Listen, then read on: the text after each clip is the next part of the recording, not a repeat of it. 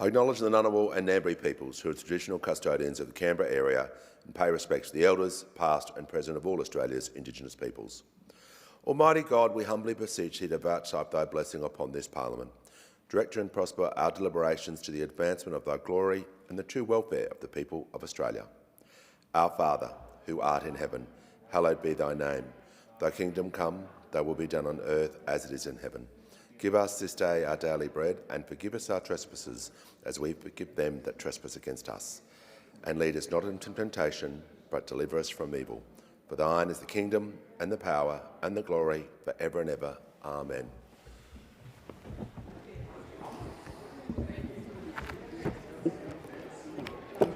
You know what flamingos are a symbol of?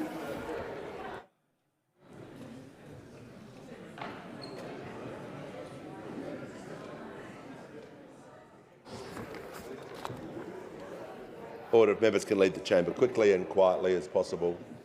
Give a call to the honourable member for Dunkley. Good morning, Mr Speaker. I present the 12th report of the Petitions Committee for the 48th Parliament, together with 6 ministerial responses to petitions presented previously. There are currently 107 petitions open for signatures on the House e-Petitions website. Petitions continue to cover a range of topics, including tax reform, veterans' affairs, private health insurance, bullying in schools and food waste. These topics are an indicator of the varied interests of those who engage with the petitions process. To the beginning of June this year, 1,157 petitions have so far been presented to the House, with a combined total of 713,852 signatures. More certifications will follow at the committee's next meeting. Petitions have long held a unique and enduring place in the Australian parliamentary tradition. They are one of the oldest democratic tools available to citizens, stretching back to the 13th century, and they remain to this day one of the few direct ways Australians can communicate their concerns to their national parliament. At their core, petitions exist for a simple but powerful reason: to give voice to the people. They allow individuals and communities to formally raise grievances, propose change, and request action from Parliament. In doing so, they reinforce the principle that our democracy is not only representative but participatory. In Australia, the right to petition Parliament has existed since Federation and is recognised as a fundamental democratic right. It is quite literally the only formal process through which an individual can directly place a grievance before the Parliament itself. Over the last decade, the introduction of the House of Representatives e-petition system in 2016 has transformed participation. We have moved from fewer than 300 petitions per Parliament in a paper-based system to more than 1,700 petitions in a single Parliament and more than 1,250 petitions already submitted in the current 48th Parliament. This represents a significant shift in civic engagement, more accessible, more immediate and more visible than ever before. Petitions now span a wide range of issues: cost of living, housing, healthcare, the environment, education and national security. They often provide an early signal of emerging concerns in the community, issues that may not yet be on the legislative agenda, but are clearly resonating with many Australians. But with this growth comes challenge. A system designed for hundreds of paper petitions is now managing thousands of digital submissions. As a result, there is a growing concern that the current process is no longer fit for purpose. Another key issue emerging through the House Standing Committee's work on petitions is the lack of clarity around what matters fall within the jurisdiction of the federal Parliament. A significant number of petitions we receive are quite simply directed to the wrong level of government. Matters such as local planning decisions, state-based services and community infrastructure, issues that properly sit with state, territory or local governments, are regularly submitted through the federal petitions system. In practical terms, this means that a substantial proportion of petitions, each reporting, are ruled out of order at the point of certification. Not because the concern is invalid, but because it sits outside Commonwealth responsibility. Each reporting period, a significant share of petitions are ruled out of order, not because Australians are wrong to raise the issue, but because they are raising it in the wrong forum. This has real consequences. It creates frustration for petitioners who believe they are engaging meaningfully with the Parliament. It places additional administrative burden on the committee, and it reduces the overall effectiveness of the petitions process. But most importantly, it highlights a gap in public understanding about how our federation operates and the three levels of government and their respective roles in governing our country. One of the most practical and high-impact reforms available to us is that we must create clarity around jurisdiction earlier in the petitions process. And as we undertake our inquiry, this may include embedding clear guidance at the point of petition creation about what falls within Commonwealth responsibility, providing simple, real-world examples of federal, state and local issues, introducing prompts or filters in the e-petition system that guide petitioners toward the appropriate level of government, and where appropriate, directing petitioners to alternative pathways when their issue sits outside the federal jurisdiction. I need to be clear, this is not about rejecting voices. It is about helping Australians be heard in the right place at the right time, where their concerns can lead to action. If we get this right, we will reduce out-of-scope petitions, improve efficiency, and ensure that petitions reaching the Parliament are more likely to result in meaningful engagement and response for petitioners. The committee has also identified challenges around the use of language in petitions. As participation has increased, more petitions are testing the boundaries of what constitutes appropriate parliamentary language. There is a clear need to ensure petitions maintain a standard of moderate and respectful language. However, there is currently no consistently understood definition of what moderate language means in practice. Without clarity, there can be inconsistency in decision-making and confusion for petitioners.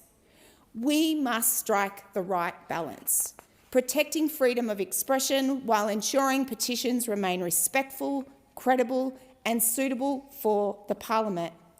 This is not about limiting voices. It is about ensuring those voices strengthen rather than undermine our democratic process.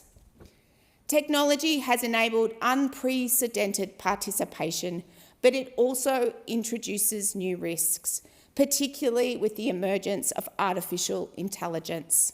Questions of authenticity, duplication and integrity must be considered as part of the process of modernising the petitions process.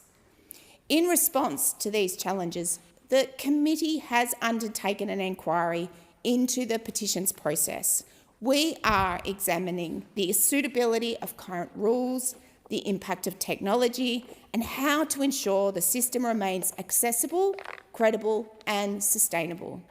We have heard from individuals, experts and organisations.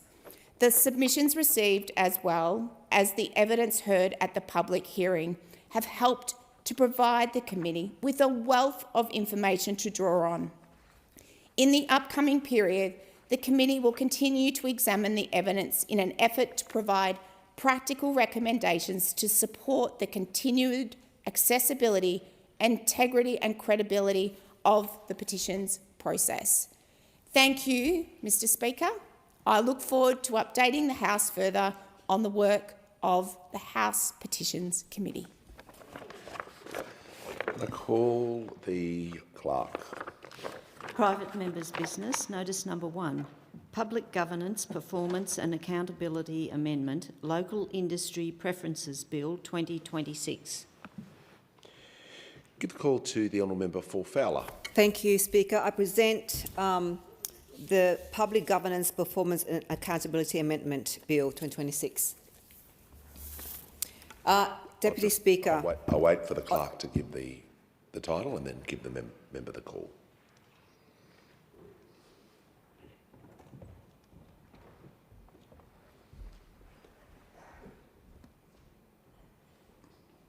Give the call to the clerk.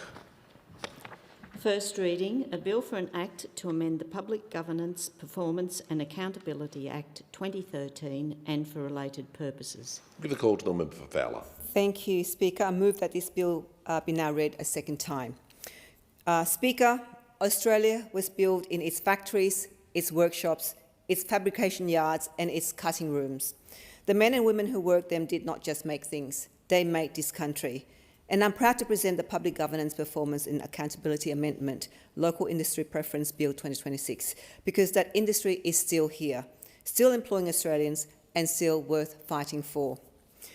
Speaker, many of these businesses were built on the shoulders of migrants and refugees, people who arrived with very little, who could not always speak the language, but who could work, who learned a trade, employed their neighbours and stitched themselves into the fabric of this nation, one world, one garment, one small business at a time. I know that story well. It is the story of my community in Fowler, and in many ways it is my own. Let me begin with a number, $22.7 billion. That is what this government committed in the 2024-25 budget over a decade to its Future Made in Australia agenda. It is in the budget papers.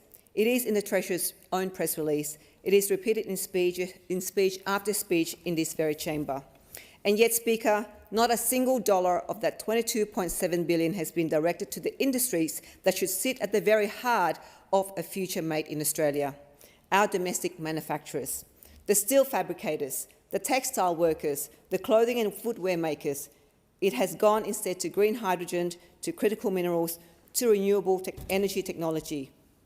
Those may well be the industries of tomorrow, but I rise for today for the industries that built yesterday, and that still have a future, if only we choose to give them one. This government loves the phrase, a future made in Australia. We hear it often in media releases and in being advertised.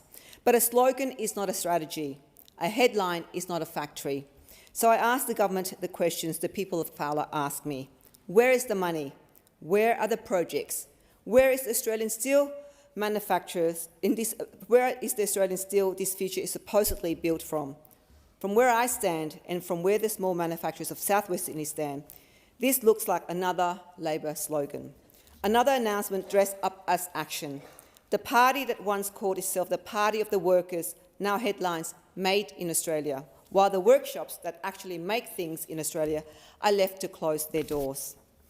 I have spoken before about Mario and Sons Steel fabrication in my electorate of Fowler, a family business, local workers, meeting every Australian standard we ask of them.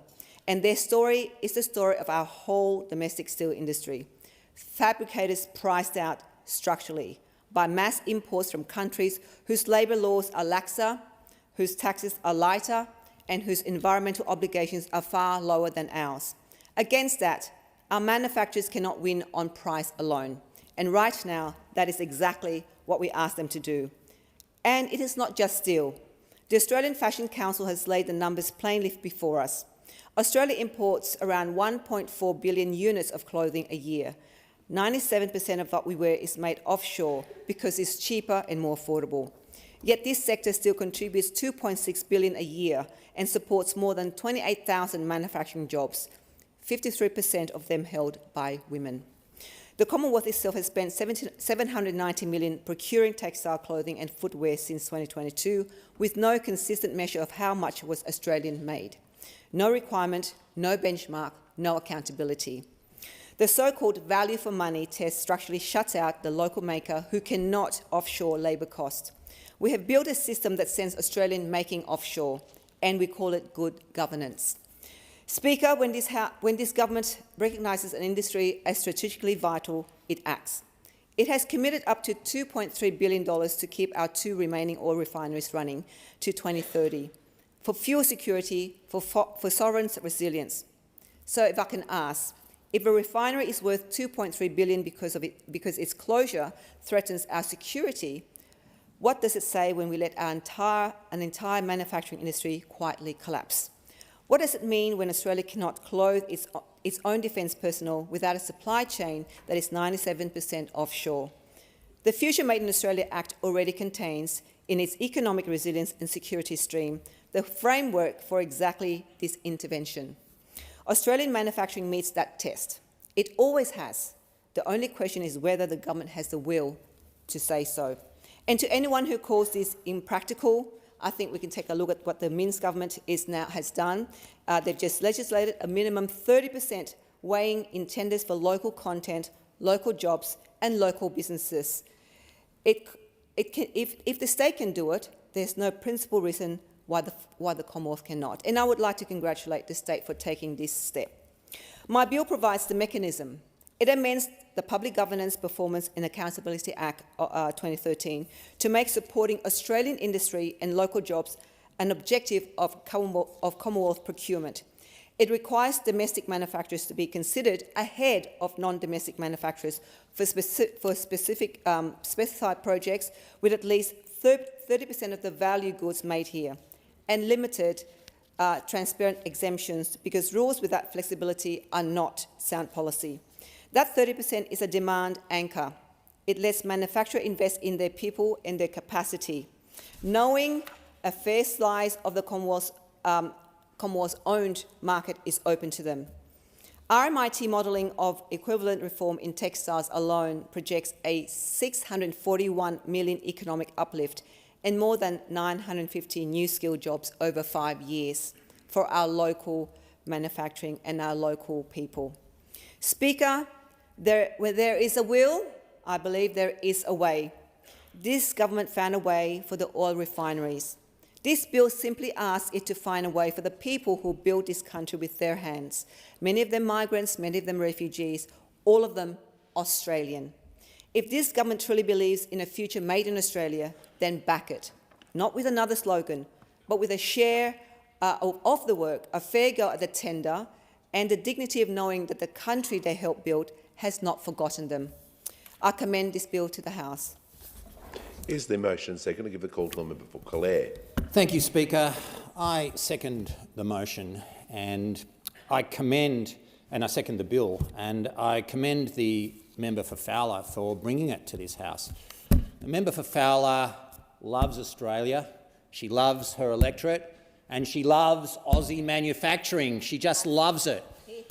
And we've got to be supporting Australian manufacturing, and this bill is about shoring up important Australian industry and backing in Aussie jobs and creating a more resilient and sovereign domestic manufacturing industry. And you know what?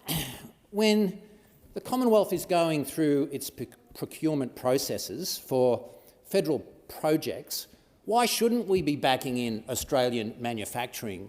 Why should we be just outsourcing not only services but also the manufacture of key materials like steel and fabrication? Why would that go overseas when we should be backing in Australian manufacturing? And out where we are in the central west of New South Wales, Mr Speaker, our strength is we've got agriculture, we've got a lot of food processing, but we also have hardcore manufacturing as well. And I wanted to mention one firm that is really leading the way on this, and that is ICR Engineering in Blaney. It's been around for 45 years, and it's a family-run business.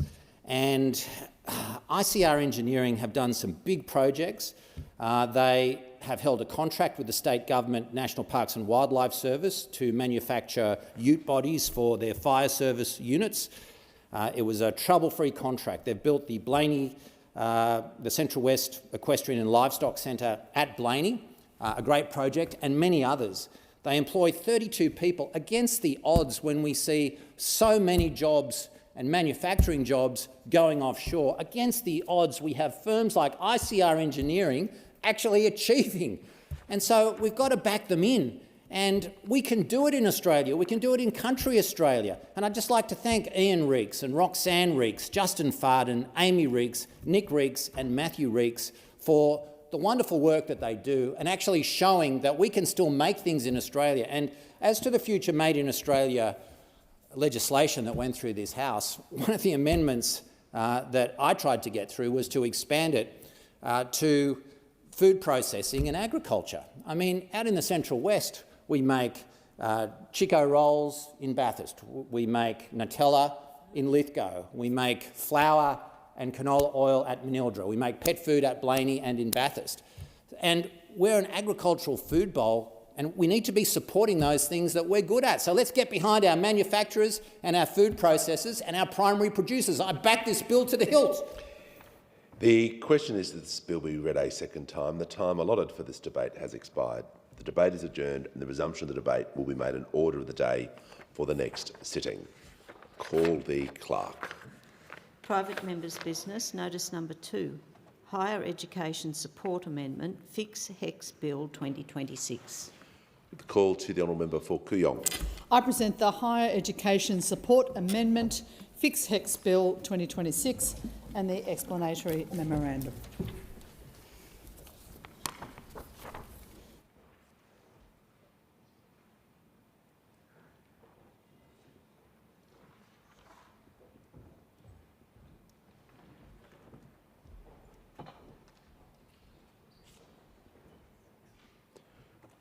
Give the call to the clerk. First reading, a bill for an act to amend the Higher Education Support Act 2003 and for related purposes. Give the call to the honourable member for Kooyong. I move that this bill be now read a second time. Speaker, we need to fix HEX. Millions of Australians have done the right thing. They've studied hard at school and at university. They've got a degree. They're working. They're paying taxes. And yet they have HEX debts that they still can't pay off. And now they're struggling to fulfil their dreams, to buy a home, to live comfortably, to start a family of their own. And why is that? Because the government has created a cost of learning crisis. Here's how. HEX debts and other student loans are indexed on the 1st of June every year. If your salary is more than $67,000, over the last 12 months, your employer has withheld money from your salary to repay your HEX debts and student loans. But those repayments weren't deducted from your HEX balance before indexation was applied on the 1st of this month. So, this month, you are indexed on HEX that you have already repaid. You're being charged interest on a debt that you have already paid off. It's no wonder that Australians can't get ahead. No wonder that graduates are watching their balances barely move despite years of repayments. The system isn't broken by accident. It's working exactly as it was designed. It is imposing an unfair stealth tax on our graduates, one which will cost them over $3 billion in the next 10 years if we don't fix this inequity. This is structural unfairness, which was deliberately baked into the legislation in the 1980s, at a time when HEX fees were modest, when house prices were a fraction of what they are today, and at a time that the cost of living wasn't eroding the dreams of young Australians. Times have changed, but the law has not. If a mortgage or credit card debt was structured in the same way as HEX debts, that would be illegal. But when governments take advantage of a generation which is already locked out of home ownership, already crushed by rent, already stretched by the cost of groceries, fuel and electricity, well, apparently that's just fine. It doesn't need to be this way. This bill moves the annual indexation date of HEX from the 1st of June to the 1st of November. That 5-month shift would mean that both voluntary and compulsory repayments made during the financial year were credited to a person's HEX and student loan balance before indexation was applied. Graduates would pay indexation only on what they actually owe, not what they've already repaid. It's that simple, and it is that fair. The Parliamentary Budget Office has costed this change. The verdict: it would save graduates $3 billion in HECS debts and other student loans. $3 billion in a stealth tax that the government has been quietly collecting from people who are already struggling to save a deposit, already paying record rents, already choosing between their ambitions and their bank balance. And here's the part I want the government to hear: it would cost the budget only $374 million in its net headline cash impact over the forward estimates. Because when graduates aren't being indexed on money that they've already repaid, they can pay down their principal faster. Under this legislation, the Commonwealth would receive an additional $819 million in principal repayments over the forward estimates. So we would achieve $3 billion in savings for graduates at a fraction of that cost to the budget. It's an extraordinarily good deal for young Australians. Speaker, Australians have taken on HECS debts because they've been told that education is an investment in their future. They've held up their end of the bargain. They've studied, they've graduated, they've got jobs, they've started repaying their debt. But they're watching their debt regrow faster than their ability to clear it, because the system is designed to extract more from them than it should. A degree should be a pathway to opportunity. It shouldn't be an anchor around your neck when you're already treading water. The National Union of Students, the universities, the higher education institutes, they're all clear. HECS is one of the single biggest financial pressures on Australians, and the system as it is broken. HECS was introduced to help more Australians access tertiary education. But over time, it's become a massive net negative for this country. This bill fixes an important aspect of the intrinsic unfairness of the system as it now stands. It fixes it practically, it fixes it immediately, and it fixes it at a cost that the budget can easily absorb. Speaker, this is not a radical proposal. It's fair, it's costed, it's simple, and it's long overdue. And so I commend this bill to the House. Is the motion second? I give the call to the honourable member for Warringah. I second the bill. Imagine you're a new graduate with a $30,000 help debt. Over the year, about $3,000 has taken from your wages to repay it.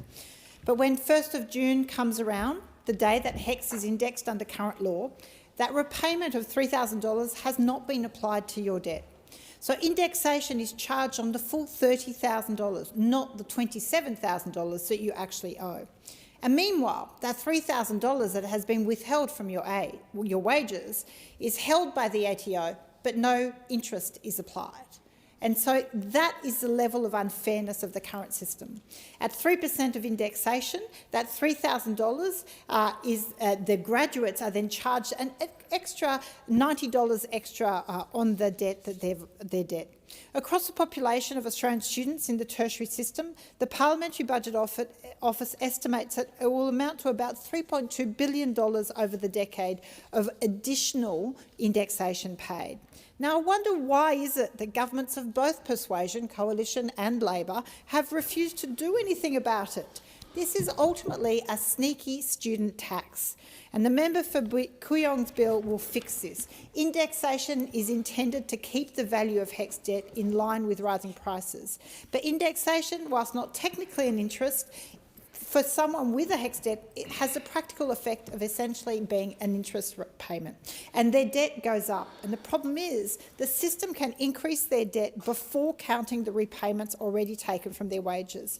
I regularly hear from students and young graduates across Warringah who are worried about their financial security and the amount of debt they are taking on. They are managing high rents, grocery bills, transport costs and insecure work. They are training and getting those qualifications to build the kind of Australia we want and we need for the future. But how are we saying thank you to them? We're just socking them with a sneaky student debt. tax, additional tax. Now they're asking how are they going to save for a home or build financial security while they begin their working lives with tens of thousands of dollars in student debt. They understand that they must repay what they have borrowed, but they rightly expect that the system to recognise the repayments they have already made. Why is it okay for the ATO to sit on repayments made without even applying any interest to that or applying it to the debt? Imagine if every mortgage holder in Australia, if a bank charged interest on money you had already repaid, there would be outrage. Yet that is effectively what the government is doing under the current help indexation system. Now, this bill will move the indexation date from 1 June to 1 November. This gives the tax system time to count for the repayments already made from people's wages and for people to lodge their tax returns. Then, with repayments deducted first from the debt, indexation would then be applied only to the debt that remains. This bill does not wipe student debts. It does not remove indexation, but it simply moves the date so that indexation is calculated fairly. Without this change, graduates will continue to be charged indexations on amounts that they have already paid, that have already been withheld from their pay. Young Australians should only be charged indexation on the debt they actually still owe. That is fair, that is logical, and how the system should already work. It is staggering that the government can seriously still be here refusing to make this change. This should be multi-partisan. No one should be debating that this is a change that should be done out of fairness. So I commend the member for Kooyong for bringing forward this sensible reform. I urge the Parliament and the Albanese government to support it. You cannot, with any credibility, talk about intergenerational inequity, a system that is fair, where you're encouraging Australians to build a better future, and not change this aspect of indexation and the timing. None of us in this place would accept it on any kind of debt repayment, if it was from mortgages or anything else, and it is unacceptable that it continue to be the case for student debts and help HECS. So I commend this bill to the House, and I urge everybody to be fair to graduates and change this date.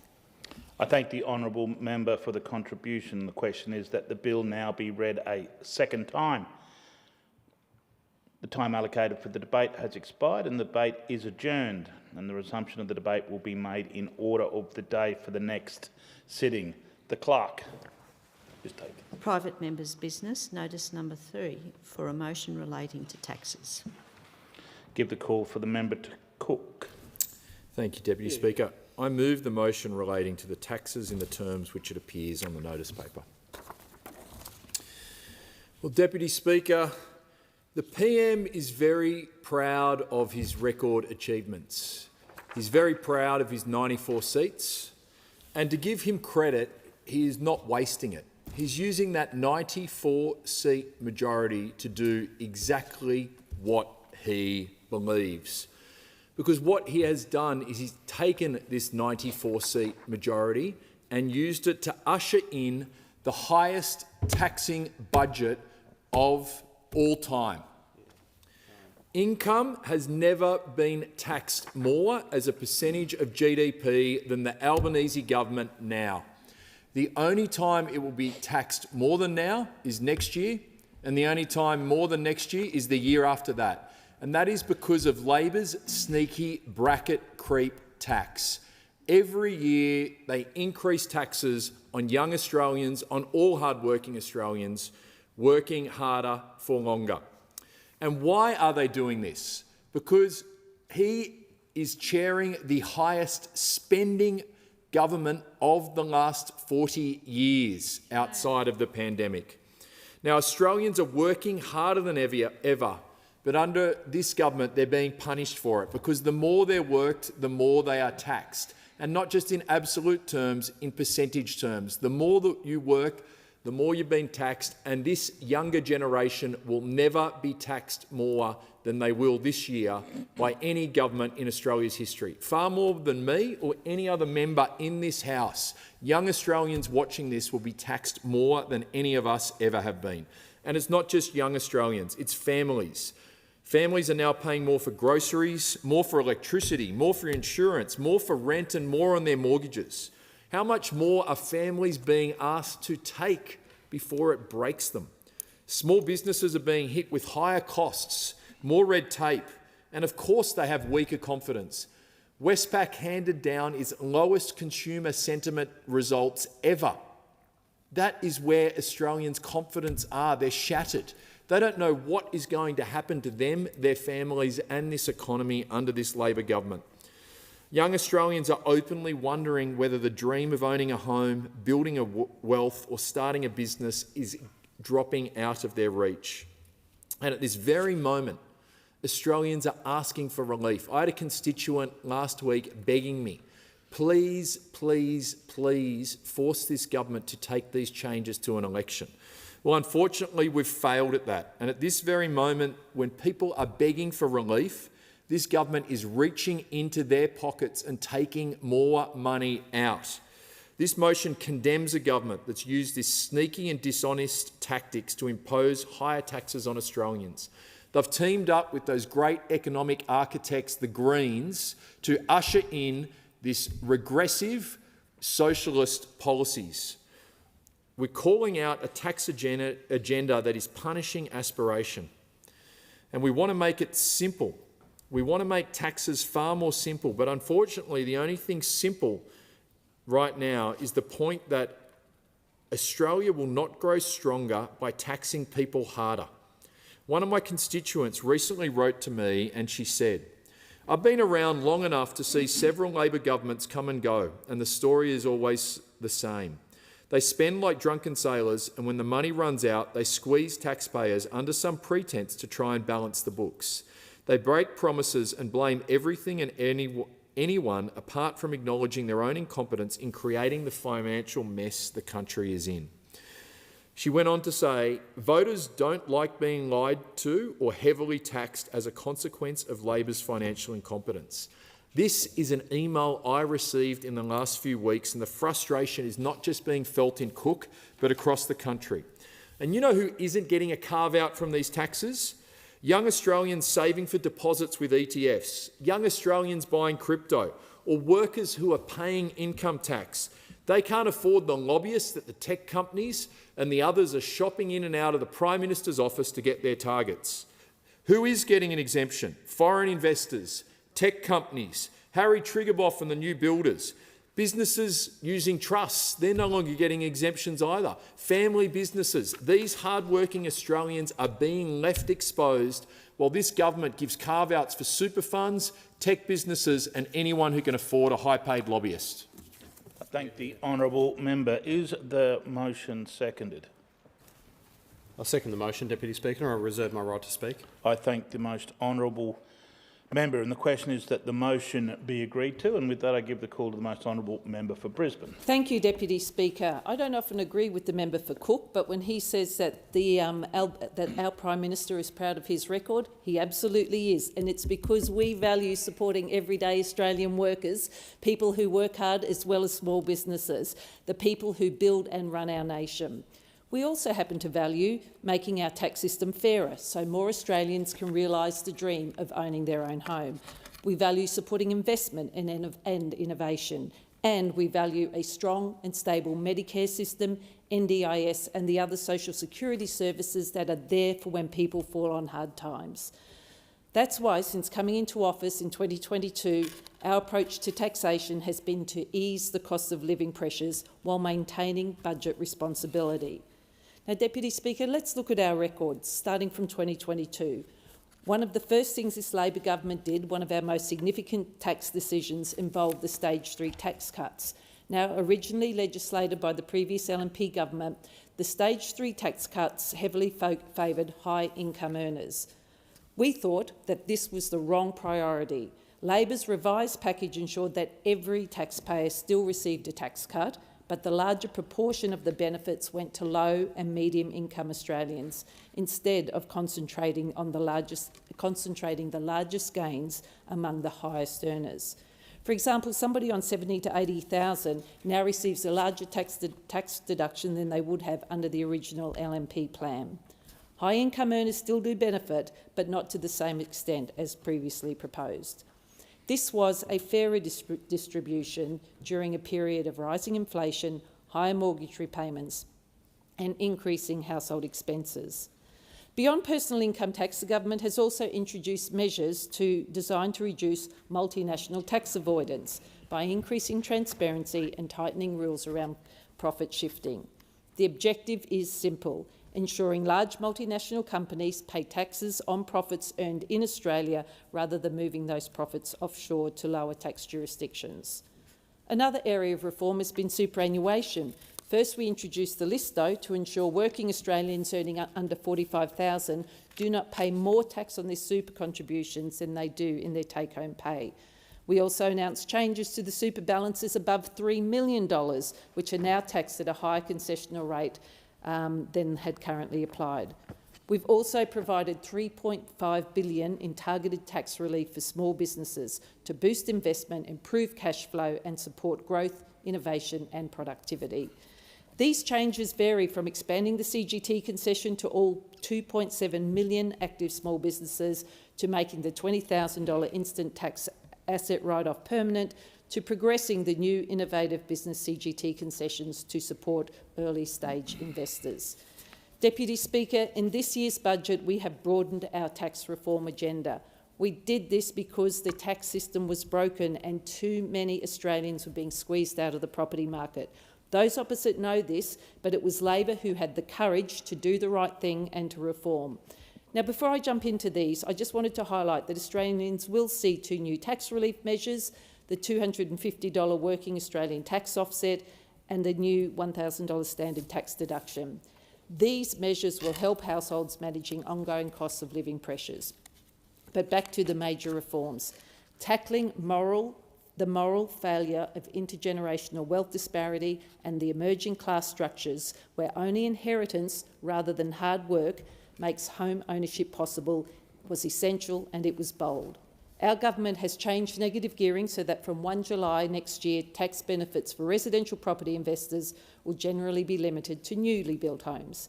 Existing investment properties purchased before 12 May this year are fully grandfathered, meaning current owners can continue using the existing rules. These changes will encourage investment. There have been changes to our capital gains tax, replacing the 50% CGT with an inflation index system, and that'll be for most future gains from 1 July 2027. Now, all of these changes are designed to improve housing affordability, reduce tax concessions that disproportionately benefit wealthier investors, and redirect investment towards increasing Australia's home ownership and home supply. Speaker, we know those opposite want to keep Australians down. They came into this House to talk about aspiration, but aspiration for who? Under their policy, it's aspiration of few, not for all, and it's this government whose tax policies are reflecting our collective values as much as our economic priorities. I thank the honourable member for the contribution. The question is now that the motion be agreed to, and with that I give the call to the most honourable member for Fadden. Thank you, Deputy Speaker, and I thank my friend the member for Cook for bringing forward this motion. And in the opening sentence, I don't think you could have summed it up better. Sneaky and dishonest tactics to impose higher taxes on Australians. Really, that's the summary right there. And the member for Brisbane talks about the Prime Minister's record and talks about the record of this government. I don't think they should be as proud of it as what they're making out, because this is a government that in the end will be judged by its record of having high taxes, high debt and high inflation. And I'll broaden out on some of those things. All these people up in the gallery here, did you know that there is more than $77 billion worth of new taxes in the recent budget? Did you know that national debt is going to hit well over $1.2 trillion shortly? And did you know that the inflationary pressures that this government is putting on the economy with their spending and their out-of-control taxation means that on average the inflation under this government has been 4.1% since it came to office. Now, just 48 days ago, the Treasurer handed down a broken budget. And last week in this place, we saw the Labor government team up with the Greens in a quite dirty and dishonest and, quite frankly, dangerous way in order to ram through its high taxing agenda. Now, what that has showed us is that their preparedness to rush through this budget and rush through these high taxes has left all sorts of defects in the road. Now, last week we heard talk about carve-outs and exemptions. Well, quite frankly, you really shouldn't have to start budget repair within weeks of having delivered the budget. True. Now what we're seeing is that Labor's flip-flopping on whether they're going to fix the widow tax that's now been embedded within these new changes. They knew the bill was defective. They didn't fix it when it was could have been fixed. They rammed it through instead. Now, are they going to fix the widow tax this week or not? Now, we suspect that they probably won't, based on what the Treasurer was saying on TV yesterday. Now, I just want to go back to the inflation point, because this is a really important point for Australians to understand when they're sitting at home and they're wondering why they feel poorer. It's because our living standards have dropped dramatically. Now, the inflation is a measure basically of how fast things get more expensive. What we saw is that during the coalition government from 2013 to 2022, the average of inflation was about 2.2%.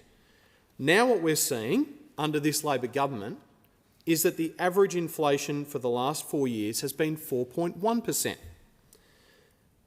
Now, that is a significant difference.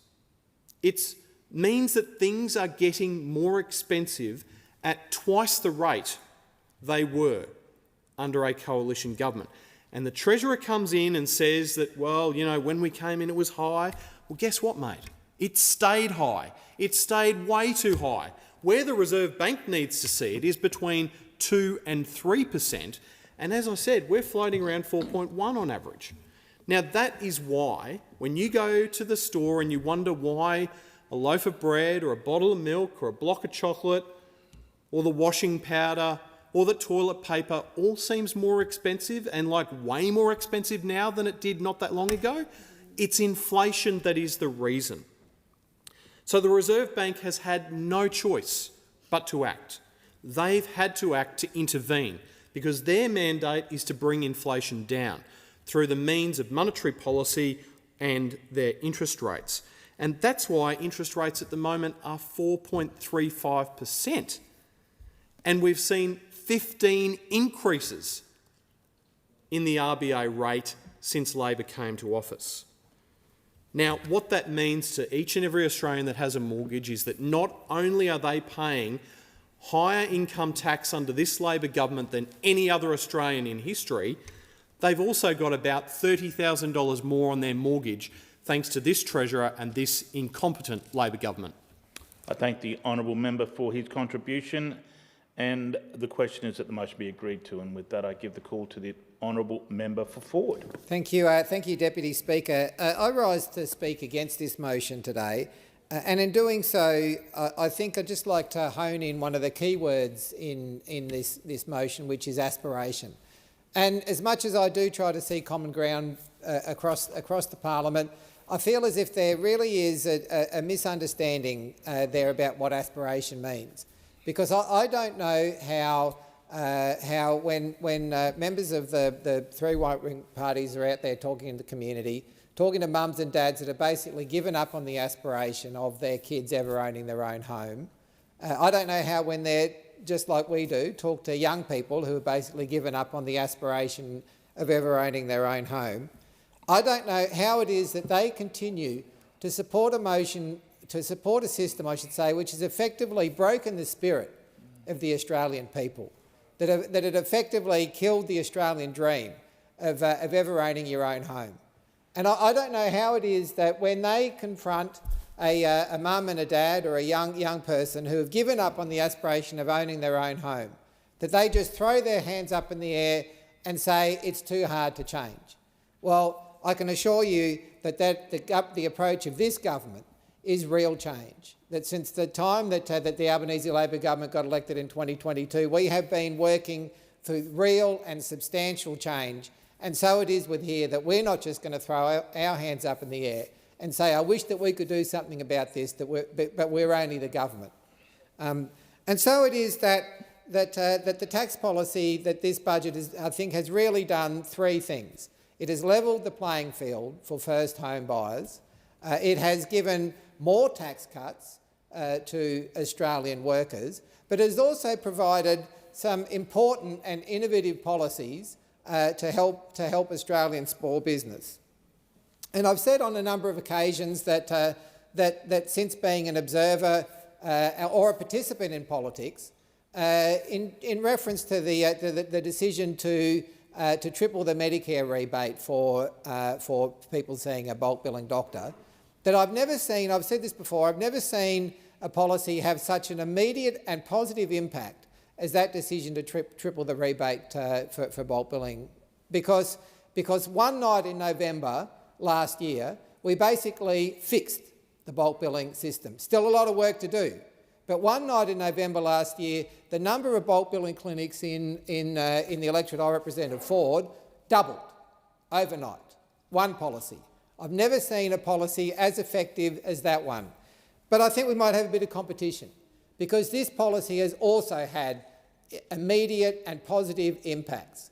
From reports from across the country, reports from talking to constituents, we now have a system. We now have basically auctions where first home buyers are buying homes again. We now have sales where it is first home buyers that are able to compete again, and aren't competing against investors who are basically subsidising their bids with taxpayer money in their pocket. And we, I think, have seen.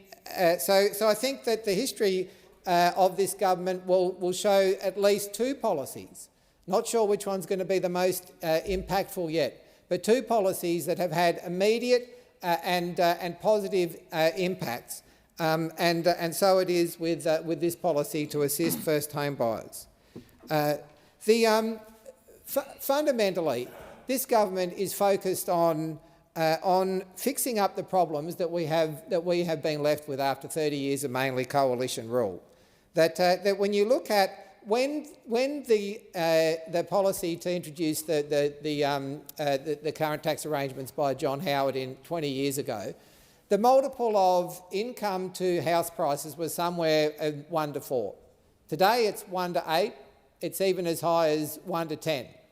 That is why people have given up on buying a home, because wages have not kept up with house prices. And so while this policy attempts to repurpose the tax system to incentivise, encourage the family home to be just that, a family home and not an investment vehicle, on the other hand, we are also focused on the other part of the equation, which is what workers earn and which is what they keep. And so that's why we have seen basically a minimum wage worker earning $12,000 more than when we came into government. That's why we have increased our... for his contribution. The question is now that the motion be agreed to. And with that, I give the call to the most honourable member for Barker. Thank you, Mr Deputy Speaker. Well, Mr Deputy Speaker, Australians know their money isn't going as far as it used to. Groceries cost more, power costs more, insurance costs more, mortgages cost more, and so do rents. It seems the Albanese Labor government doesn't register this as a problem, proposing to reach further into the pockets of everyday Australians with the highest tax increases in history through last month's budget, breaking promises along the way. Labor lied before the election, they betrayed Australians on budget night, and now they've rammed through toxic taxes on Australians trying to get ahead. Because Labor can't manage its money, they're coming after yours, and you may not even be told it's coming.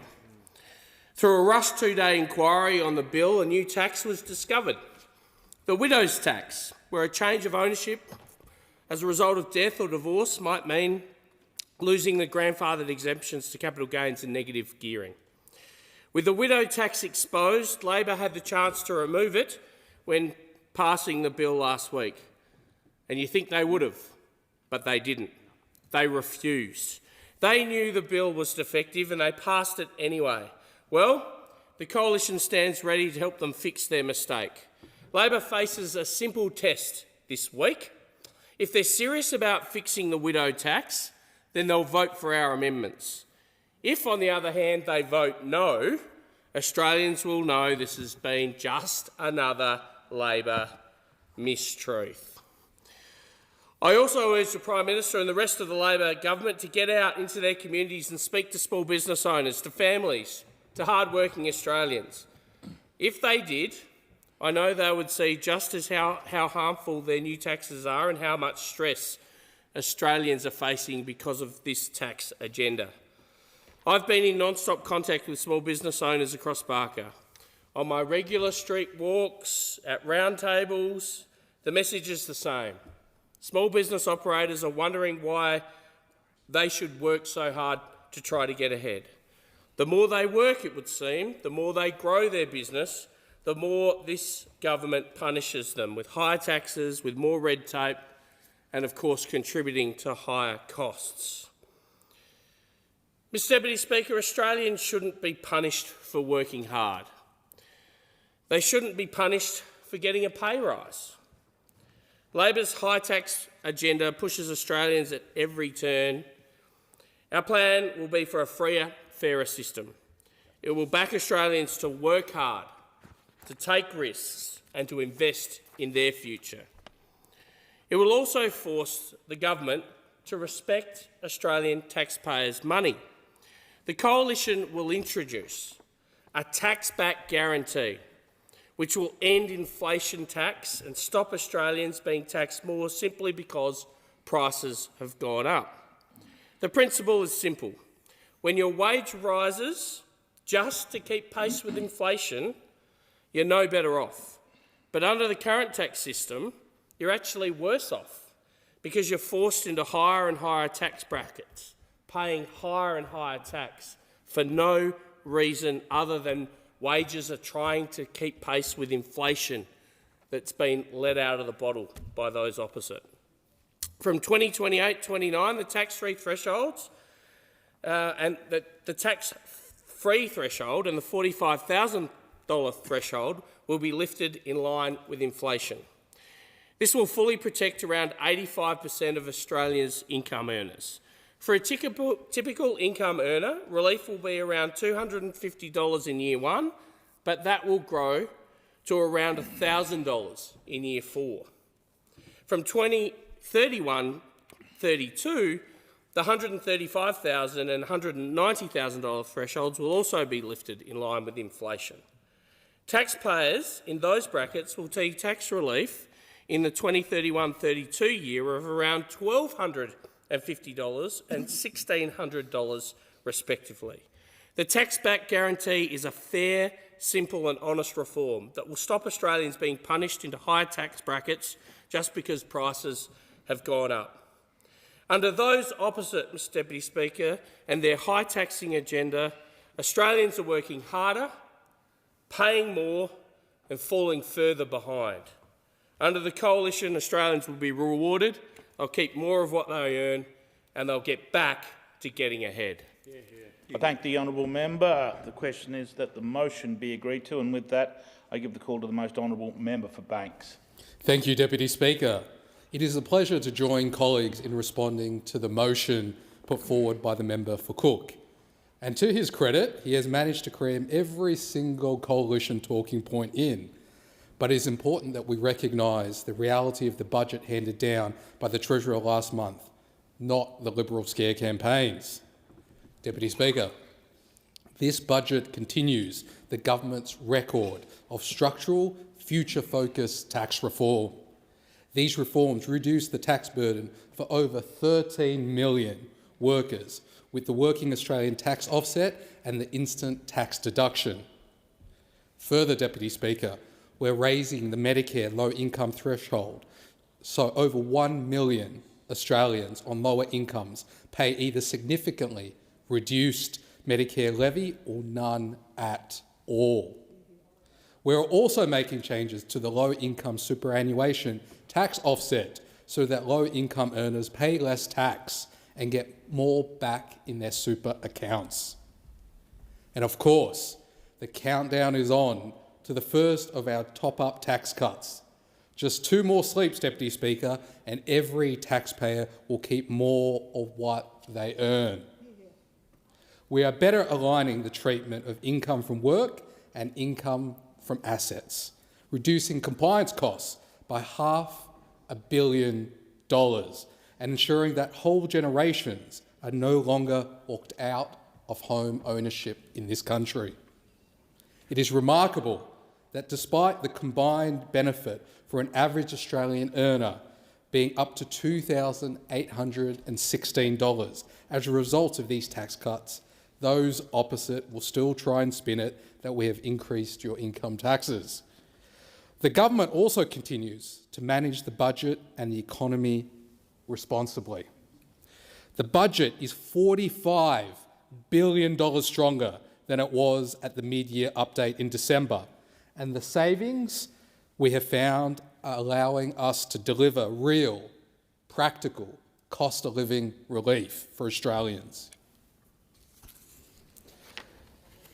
The member for Cook's motion makes claims about buying a home, but he left out of his remarks that overall the budget papers reflect that this government's new policy initiatives will lead to more housing being built in net terms. This is in addition to the massive Homes for Australia plan, which was already in effect. The motion, Deputy Speaker, also makes claims about building a business, but conveniently leaves out that after the adjustments that have been announced to the tax changes, every single small business will be unaffected. Additionally, we are making the $20,000 instant asset write-off permanent and reducing regulatory costs by over $10 billion with our productivity measures. And of course, the motion makes claims about making it harder to save for retirement, when in fact we are cutting taxes to put more money back into superannuation balances of low-income Australians. Deputy Speaker, it must be said that there is a level of irony in the Liberal Party bringing a motion like this regarding budget matters. Neither I nor the member for Cook were members of this place during the last Liberal government, but I certainly remember that the Liberal Party made a whole slew of promises about budget management and debt levels before going to break all of them. And that's before we get to secret ministries, sports rorts, car park rorts, the Building Better Regions Fund or the Leppington Triangle. Deputy Speaker, this government will not take lectures from those opposite about honesty. This government is going to get on with the job of delivering for hard-working Australians, and it is not going to be distracted by coalition scare campaigns. I'll paraphrase my good friend and neighbour here, the member for Bass, who put it best a few short weeks ago. Australians deserve better than being props in another coalition scare campaign. But unfortunately for all of us, that this is all that this motion is. Thank you, Deputy Speaker. I thank the honourable member. So the question is now that the motion be agreed to. There being no further speakers, the debate is adjourned and the resumption of the debate will be made in order of the day for a later hour. The clerk. Private members' business, notice number 4, Medicare urgent care clinics. And I'll give the call to the honourable member for Solomon. Thanks, Deputy Speaker. I move the motion relating to Medicare urgent care clinics in the terms in which it appears on the notice paper. The member for Solomon has the call. Thank you, Deputy Speaker. The Albanese Labor government's Medicare urgent care clinics are an absolute game changer for our nation. When we came to government in 2022, it had never been harder or more expensive to find a doctor. That's why strengthening Medicare was a key focus of our election platform. The Albanese Labor government has made the single largest investment in Medicare since its creation over 40 years ago.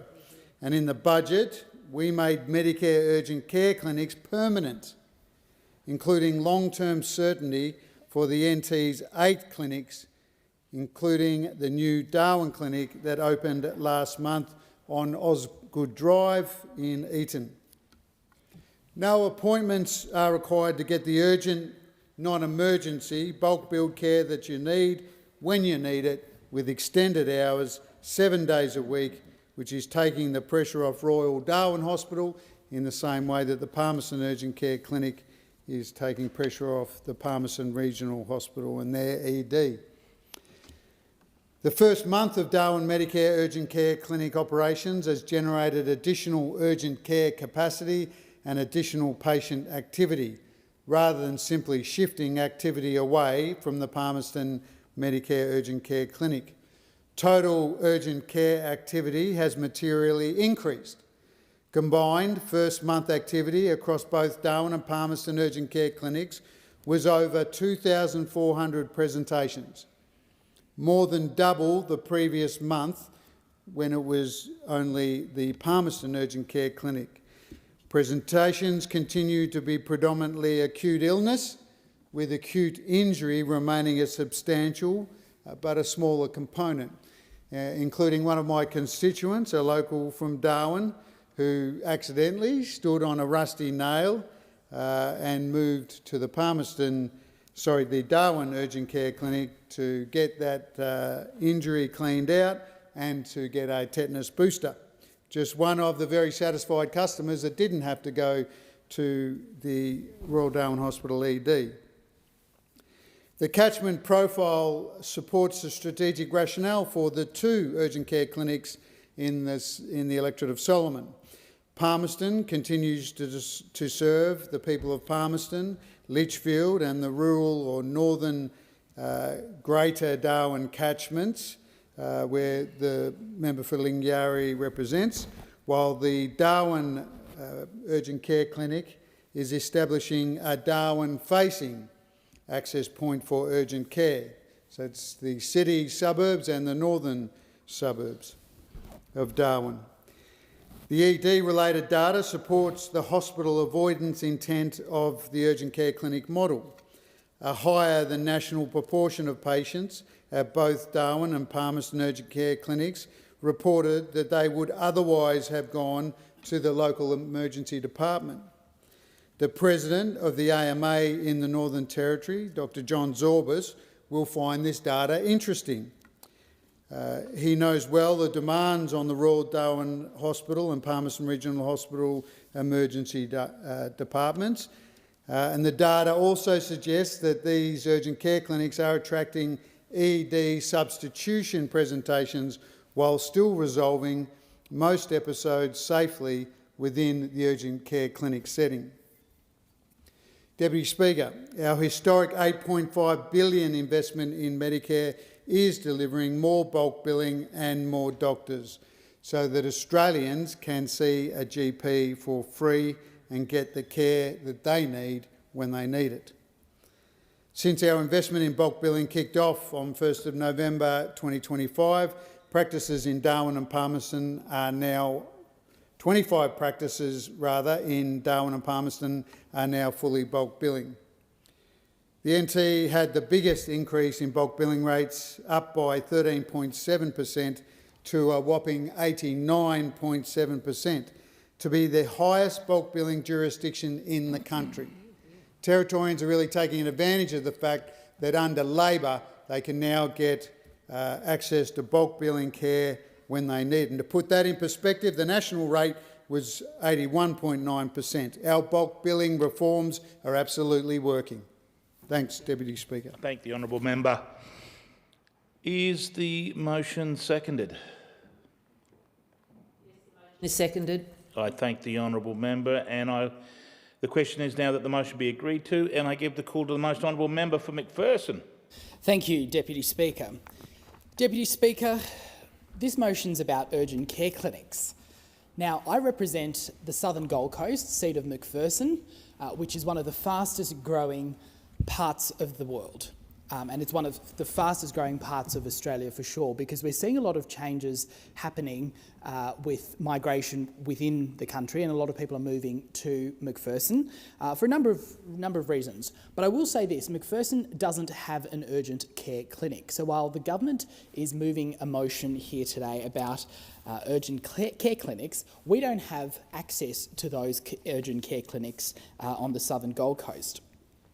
It's a point that I've raised in this parliament a number of times, that if you actually look at the distribution of urgent care clinics, Labor electorates are about 3.5 times more likely to have 2 or more clinics. So perhaps, Deputy Speaker, that's why the people on the southern Gold Coast are missing out, because they don't vote for the Labor Party. Now, I find that to be quite remarkable, because coalition electorates are generally speaking larger and they're more regional, because the median coalition-held electorate's 39.5 times larger than the median Labor-held electorate. And the fact that we don't have a Medicare urgent care clinic is something that, that is both unfair but also disappointing. While the Gold Coast has clinics at Oxenford and Southport, there isn't one in Burleigh, in Palm Beach, in Currumbin, in Coolangatta, Tugun or Robina. So what it actually looks like is a health rollout that is not a health rollout. It looks like it's taxpayer-funded clinic confetti that's sprinkled across friendly seats, because ultimately that's what it is. And there's a more basic problem here. It's not clear that these clinics are even achieving what they were set up to do, and that is reduce pressure on other parts of our health system. And the government's own evaluation says that there's no clear evidence that urgent care clinics have improved emergency department waiting times or the proportion of urgent care equivalent emergency department patients seen on time. And I say in this place, Deputy Speaker, there's another point that we need to raise, because urgent care clinics were not supposed to replace GPs. They weren't supposed to they were supposed to supplement the work of GPs and also the public health system. But what we're seeing is a government that hasn't invested adequately in supporting GPs. I look at McPherson, and on the southern Gold Coast we have a situation where bulk billing has gone down. It's gone down ever since this Labor Party came into office, and it's gone down by around 12%. So if we're looking at our health system more broadly, while this government's focused this motion on speaking about urgent care clinics, which, by the way, we don't have in McPherson, as I've said, we don't even have an investment that is meaningfully addressing the shortage of, or the issues with accessing healthcare in my seat. And while the Prime Minister comes into Parliament and speaks to the media and says that all you need is your Medicare card, I think the experience of people on the southern Gold Coast and also around the country is that the reality is very different. The reality is they are struggling to see a doctor. They're finding it hard to get access to a doctor and to a GP. And what the government is doing today is putting the cart ahead of the horse. We're seeing the government doing a victory lap without seeing the results. So I would like to see this government coming in here and telling us what their plan is for how they're going to actually address the situation that Australians are facing, which is the fact that they can't get the healthcare they need when they need it. And while there may be a role for urgent care clinics, although, as I've said, I don't have one in my electorate, they cannot be used to substitute the government's or to fill in for the government's failures in other parts of our healthcare system. Now, the Coalition has always said we support Medicare and we support bulk billed care as well. But what we don't support is self-congratulation dressed up as health policy.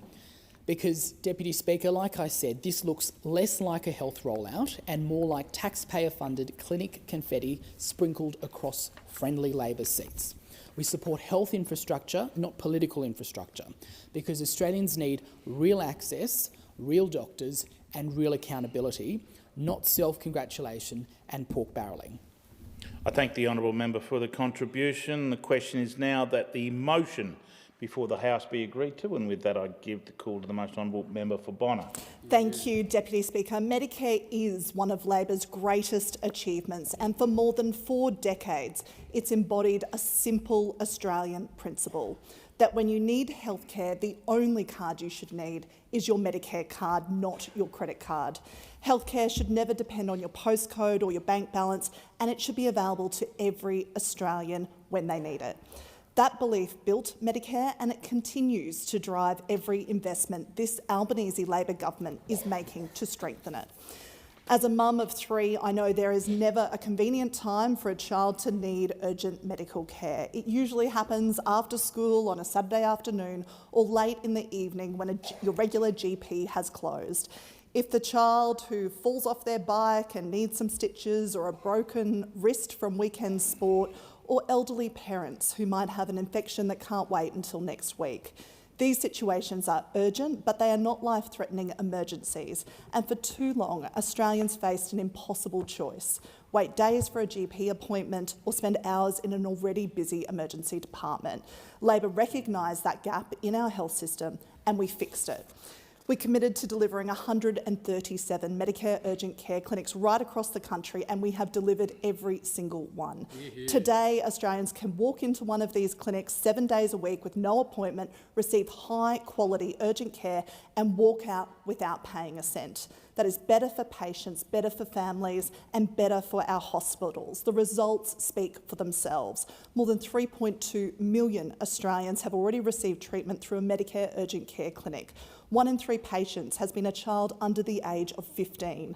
Almost 30% of visits happen on weekends, exactly when families struggle to access primary care. And during the week, 1 in 4 patients attends after 5 p.m, when many GP clinics have already closed. And perhaps the most telling statistic of all, 45% of patients said they would otherwise have gone to an emergency department or even called an ambulance.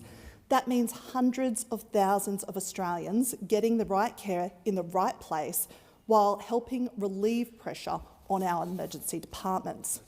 In Queensland, these clinics have already provided care to more than 660,000 Queenslanders across 26 Medicare urgent care clinics. That's more than 660,000 occasions where Queensland families have received timely, bulk-billed care. In my own electorate of Bonner, we have seen exactly how valuable these services have become. My electorate is serviced by 2 Medicare urgent care clinics, the Carina Carindale and Capalaba clinics. More than 13,000 patients have been through those doors since they opened in December. They're not just statistics, they are parents who didn't have to choose between seeking medical care and paying the weekly grocery bill. And they're children who receive treatment quickly instead of waiting hours in an emergency. And of course, they're older Australians as well who get the care they need close to home. Deputy Speaker, I recently welcomed the Minister for Health, Mark Butler, to the Carina Carindale Medicare Urgent Care Clinic, and we spoke with doctors, nurses and healthcare professionals who told us loud and clear these clinics are no longer just filling a gap. They have become an essential part of our local healthcare system. And Deputy Speaker, all 137 Medicare urgent care clinics become a permanent part of Medicare from 1 July. That means families can have the confidence that these services are here to stay. 4 out of every 5 Australians now live within a 20-minute drive of a Medicare urgent care clinic. Around 2 million Australians every year are expected to use these clinics into the future. This is all part of Labor's $8.5 billion record investment to strengthen Medicare. We've delivered the biggest investment in bulk billing so more Australians can see a GP for free. In my local community, bulk billing practices have doubled. We've of course delivered also record funding for our public hospitals, and we've made medicines cheaper, just $25 for a PBS script or $7.70 if you're on a concession card. And we're rolling out free Medicare mental health centres right across the country. Deputy Speaker, Medicare is one of our proudest achievements. These clinics are making a real difference in the lives of so many Australians, and I'm so pleased to say that they are here to stay. Only Labor will continue to ensure every Australian can access the quality care they deserve, regardless of their postcode or their ability to pay. That is Labor delivering for every single Australian. I thank the honourable member, and the question is now that the motion be agreed to, and with that I give the call To the most honourable member for Monash. Thank you, Mr Deputy Speaker. No one in this House disputes the importance of accessible health care.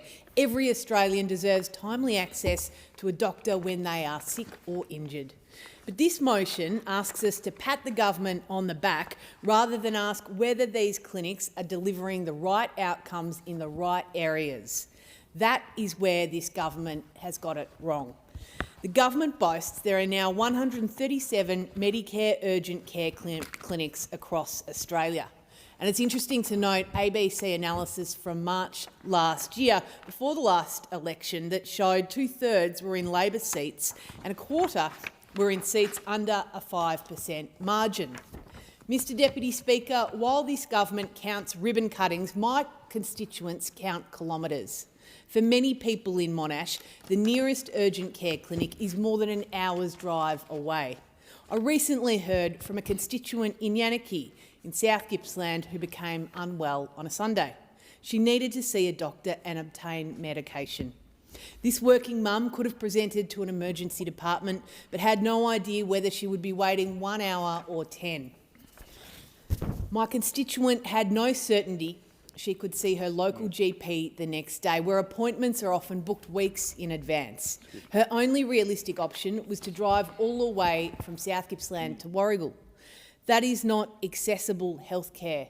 It is a system forcing regional Australians to choose between a long drive, an unknown wait in an ED, or hoping their condition won't get worse.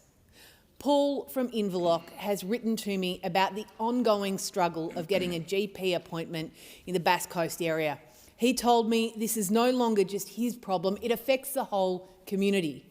People are now booking appointments weeks in advance, Mr Deputy Speaker, because they fear they won't be able to see a doctor when they actually need one. As Paul said, I understand why they do this, but it doesn't help the situation. And Paul's right. That is a clear sign our primary healthcare system is under immense strain. And while my electorate of Monash has one urgent care clinic, many of my regional colleagues have no clinics anywhere in their electorates, which in many cases are equal to the size of a European country. This government is very fond of quoting the national figure of 137 clinics. But I've got to say those numbers mean very little when entire regional electorates are left without one single clinic. And the fundamental problem with this government's approach is that it focuses on creating a parallel system instead of strengthening the one Australians already rely on every day. The rollout has also drawn experienced doctors and nurses away from GP clinics and public hospitals, putting additional pressure on workforce shortages. The government cannot create new clinics without finding new doctors. The government should not simply move healthcare workers from one waiting room to another. These clinics do not provide continuity of care. Patients are often treated by doctors who do not know their medical history, and follow-up care becomes fragmented. There is no substitute for your local GP who knows your history, your medications and your ongoing health needs. The medical profession itself has raised concerns. A study published in the Australian Journal of General Practice found doctors reporting excessive patient numbers, understaffing, long waits and, in many clinics, only one doctor on duty. The same study highlighted limited access to imaging and pathology, particularly after hours, meaning many patients still require referral to hospital. Mr Deputy Speaker, that hardly seems like the seamless healthcare system the government claims to have created. There is also the question of value for taxpayers, particularly in regional Australia. The Royal Australian College of General Practitioners has warned that the average urgent care clinic consultation costs Medicare more than 5 times as much as a standard GP consultation. The value of that funding could be invested directly into existing GP practice and would represent employing more doctors, extending opening hours and improving urgent access within local communities. That would strengthen primary care rather than compete with it. Regional Australia continues to miss out on a range of issues under this federal Labor government, and healthcare is a prime example.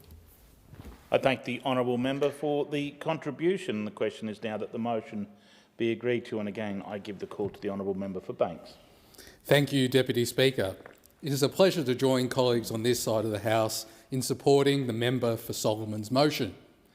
He is someone who has worked incredibly hard to secure 2 urgent care clinics at Darwin and Palmerston in his electorate, and it's a testament to how hard he works for his constituents. Deputy Speaker, no one knows when they're going to get sick or pick up an injury, and it's never guaranteed that a GP will be open when you need to see them. For too long, this meant Australians had to choose between going to the emergency department or going without care. Fully bulk billed Medicare urgent care clinics have filled the missing middle in our healthcare system, and as the data shows, they are taking the pressure off our hospital emergency departments with after-hours care for urgent but not life-threatening conditions. When Labor was first elected, we promised to open 50 clinics. Instead, in our first term, we delivered 87 clinics nationwide. Last year, we promised 50 more clinics, and now every single one is open, bringing us to 137 clinics nationwide. And these clinics aren't going anywhere, with last month's budget securing the funding to make these clinics a permanent part of our healthcare system. Deputy Speaker, the results speak for themselves. As of the 8th of June this year, there have been more than 3.2 million urgent care clinic presentations, and every single one of them was fully bulk billed. In my community, we are served by both Carlton and Bankstown urgent care clinics nearby, which both opened nearly 2 years ago to this day. At Carlton, they have seen more than 28,000 patients since that date, and at Bankstown, nearly 14,000. These are thousands of people who either would have ended up waiting in an emergency room at the St George or Bankstown Lidcombe hospitals, or even worse, gone without care at all. This is a tangible difference being made by a government who believes that the health of its people is worth investing in. Now, Deputy Speaker, everyone on this side of the House loves our urgent care clinics and know the difference they are making in our communities. But there are some members in this place who aren't fans.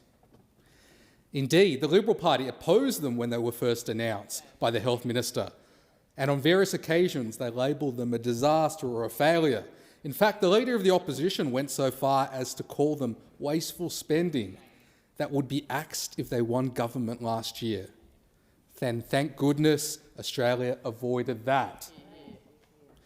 The Coalition might wish that people would believe their about-face on urgent care clinics, but Australians haven't forgotten that, or their disastrous record on Medicare. It is a record that this government has had to work incredibly hard to reverse. It has taken record investment, as the member for Solomon's motion notes, but we are making real progress and seeing real change, Deputy Speaker. We have tripled the bulk billing incentive for those who need it most and saw a turnaround in bulk billing rates. And the investment we promised last year to expand the incentive to every Australian is working as intended. Bulk billing rates are climbing in every single state and territory, and in my electorate of Banks, 88.6% of GP visits are now fully bulk billed, a big jump compared to 2023 and nearing the 90% mark that our investment was designed to achieve. We now have 22 fully bulk billed GP clinics and dozens of pharmacies dispensing PBS medications for $25 a script as part of the Cheaper Medicines program that has saved my constituents more than $12 million cumulatively. Deputy Speaker, it couldn't be much clearer. This government sees Australians' healthcare as an objective to invest in, with things like urgent care clinics, bulk billing and cheaper medicines. Those opposite see healthcare as a line item to cut and a problem, unfortunately, to ignore. I thank the honourable member. The motion before us now is that the question is that the motion be agreed to. And with that, I give the call to the honourable member for Mallee. Thank you, Deputy Speaker. Well, the subject today is around urgent care clinics. And of course, it's put up by Labor, who want to gloat about their 137 urgent care clinics, 66% of which are in red electorates. That kind of tells you everything about the Labor government. One of the reasons that the Labor government is so keen on this is because most of their seats are in cities. What they want to do is stop people having to go into emergency departments. Fair enough, fair enough.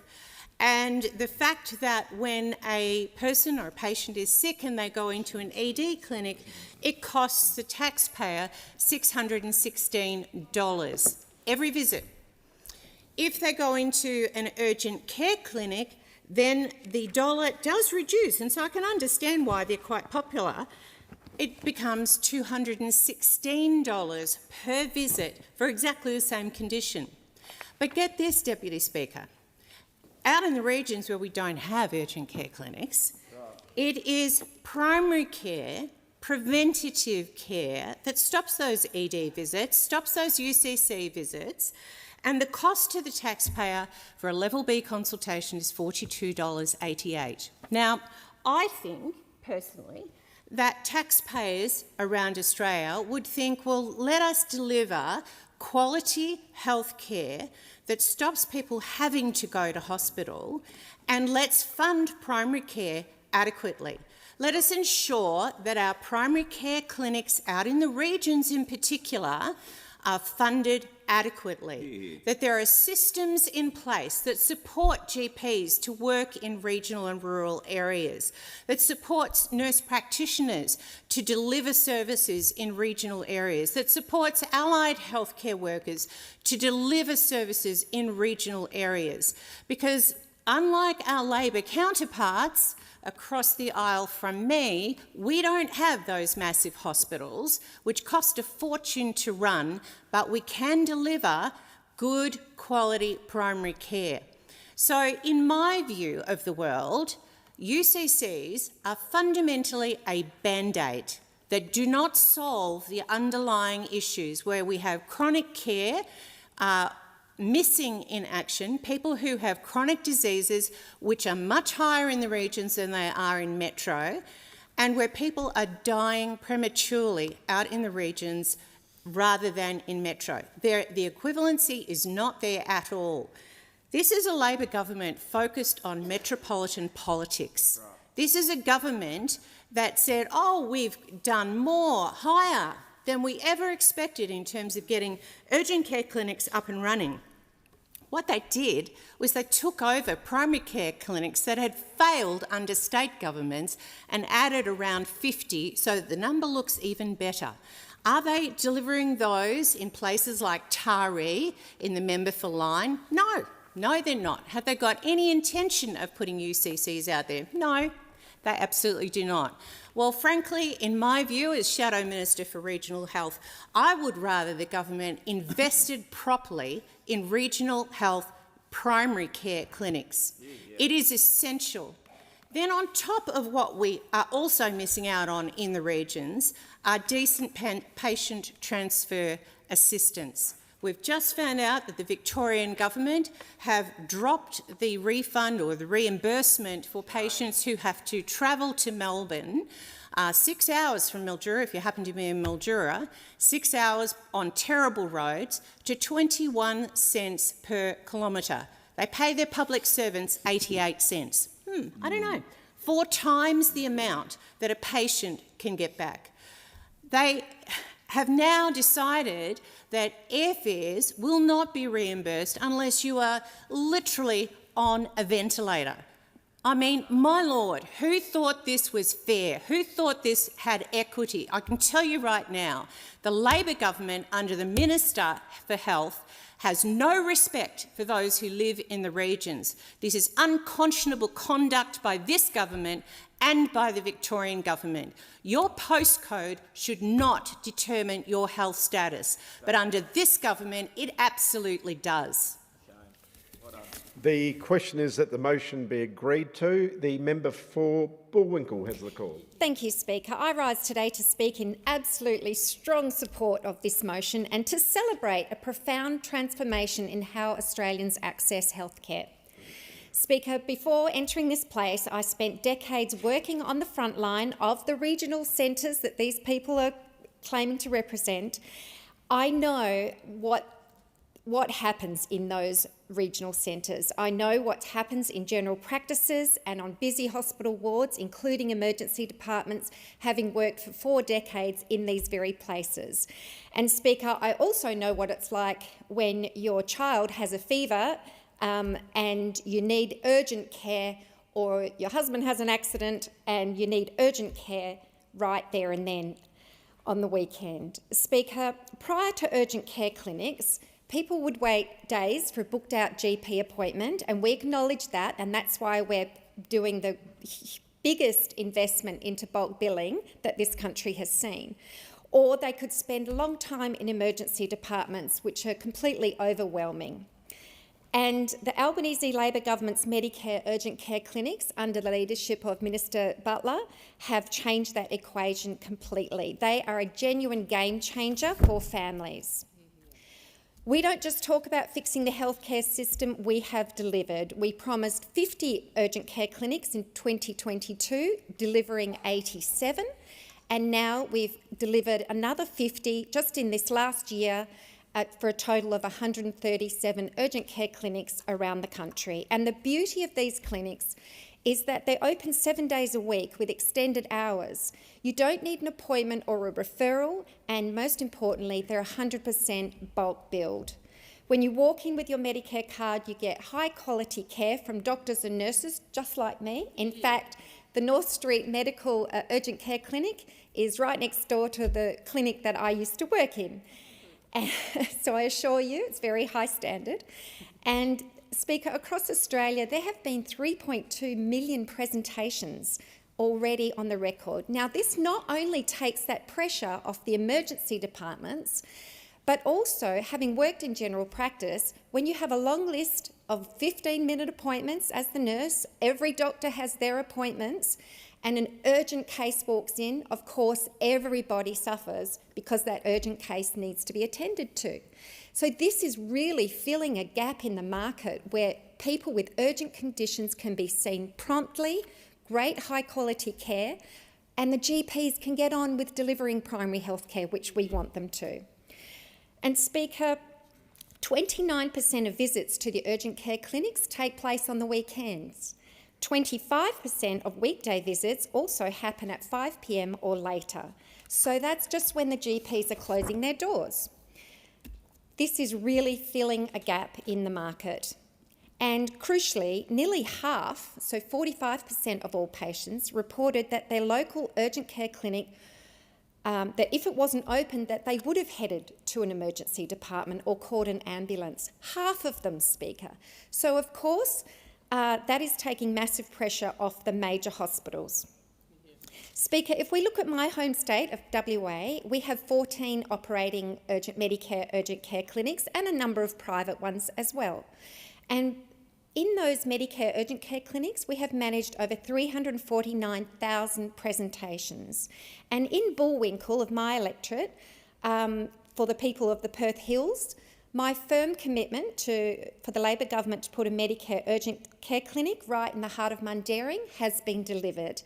And as a former Mundaring councillor and Hills resident for 20 years, I know how desperately this was needed, and it has been incredibly well utilised. There have been over 3,300 presentations in just a few short months since it's been opened.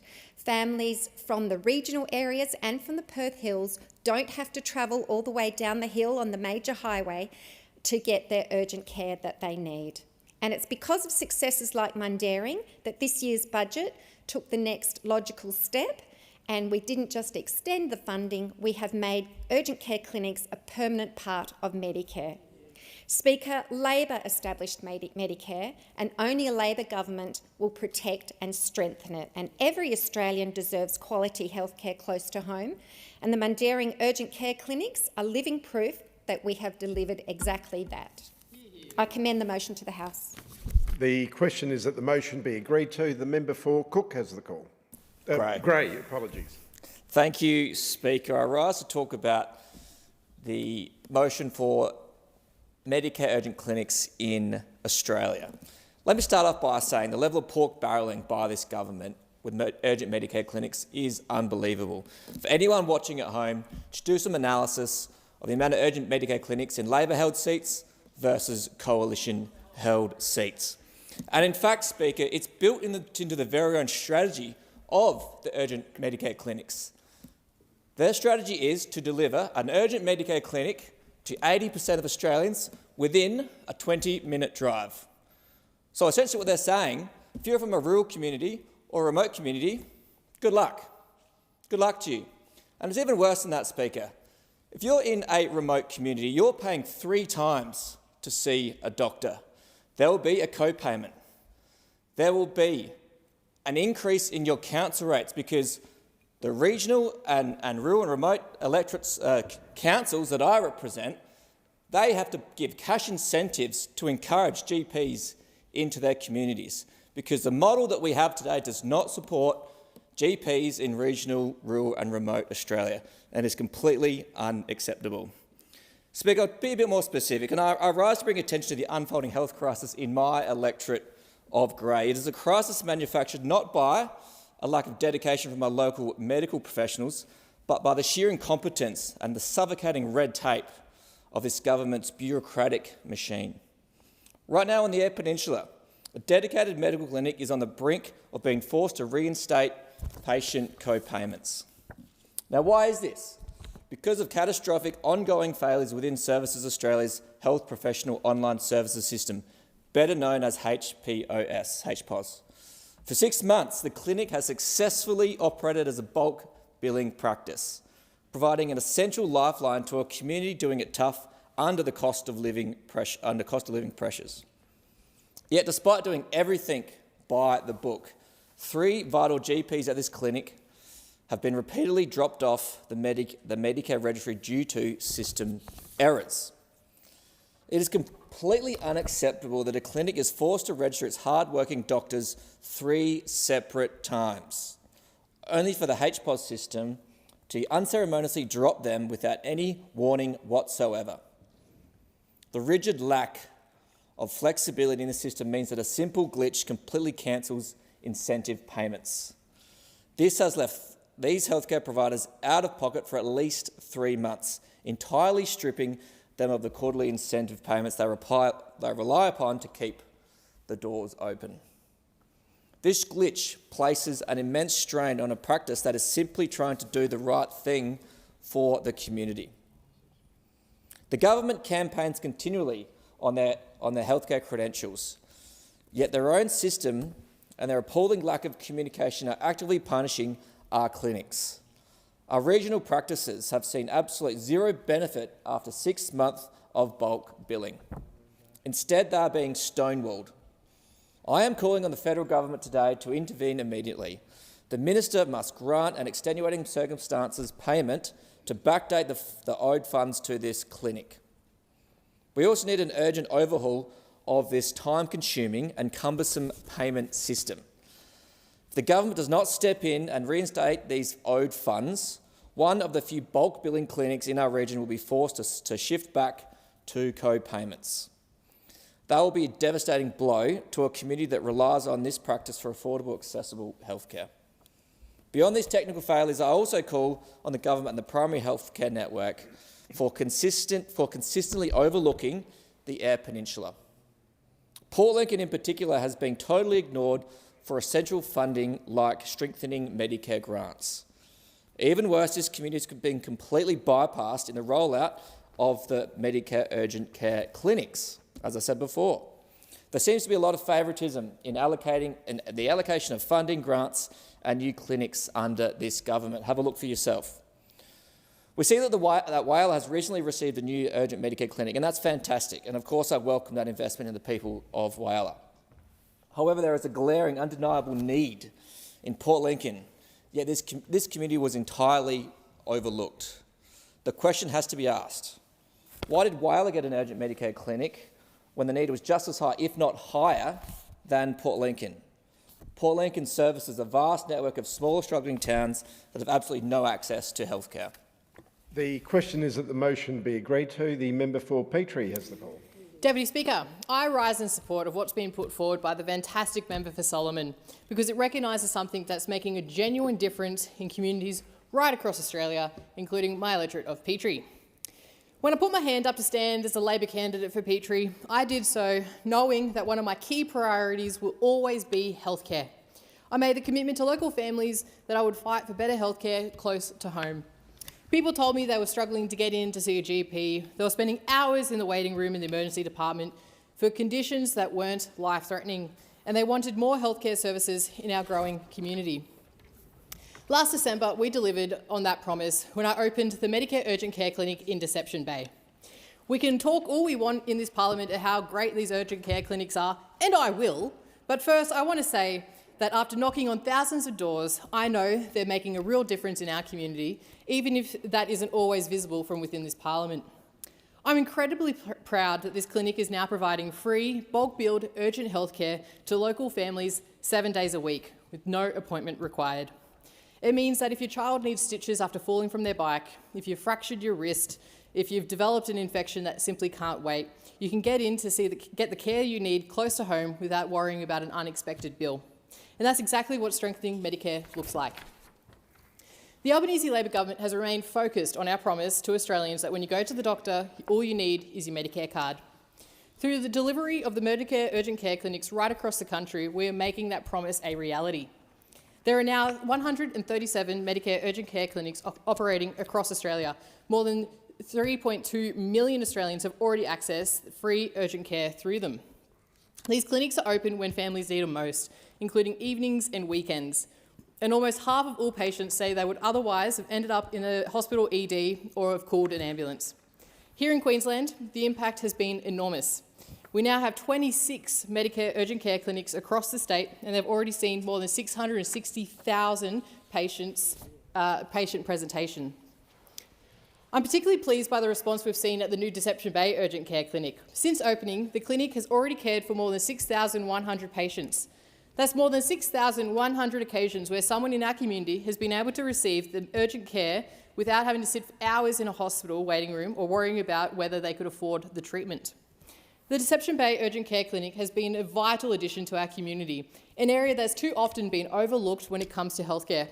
And due to popular demand, I've been able to secure extended opening hours from 8 a.m. till 10 p.m. Of course, the Deception Bay Clinic complements the fantastic Medicare Urgent Care Clinic found in Murrumba Downs, which has already been providing for this important service to local families, with over 30,000 presentations to the clinic already. Together, these clinics mean more people across Petrie can access quality healthcare close to home. Whether you live in D-Bay, Rothwell, Kippa-Ring, North Lakes, Mango Hill, Griffin, Bracken Ridge or the surrounding suburbs, you have better access to healthcare than ever before. As our community continues to grow, that matters.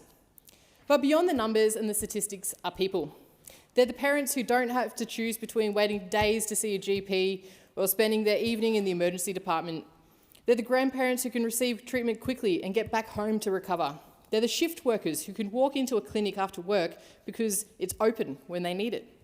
And they're for the young families who have the reassurance of knowing that quality healthcare is available close to home whenever the unexpected happens.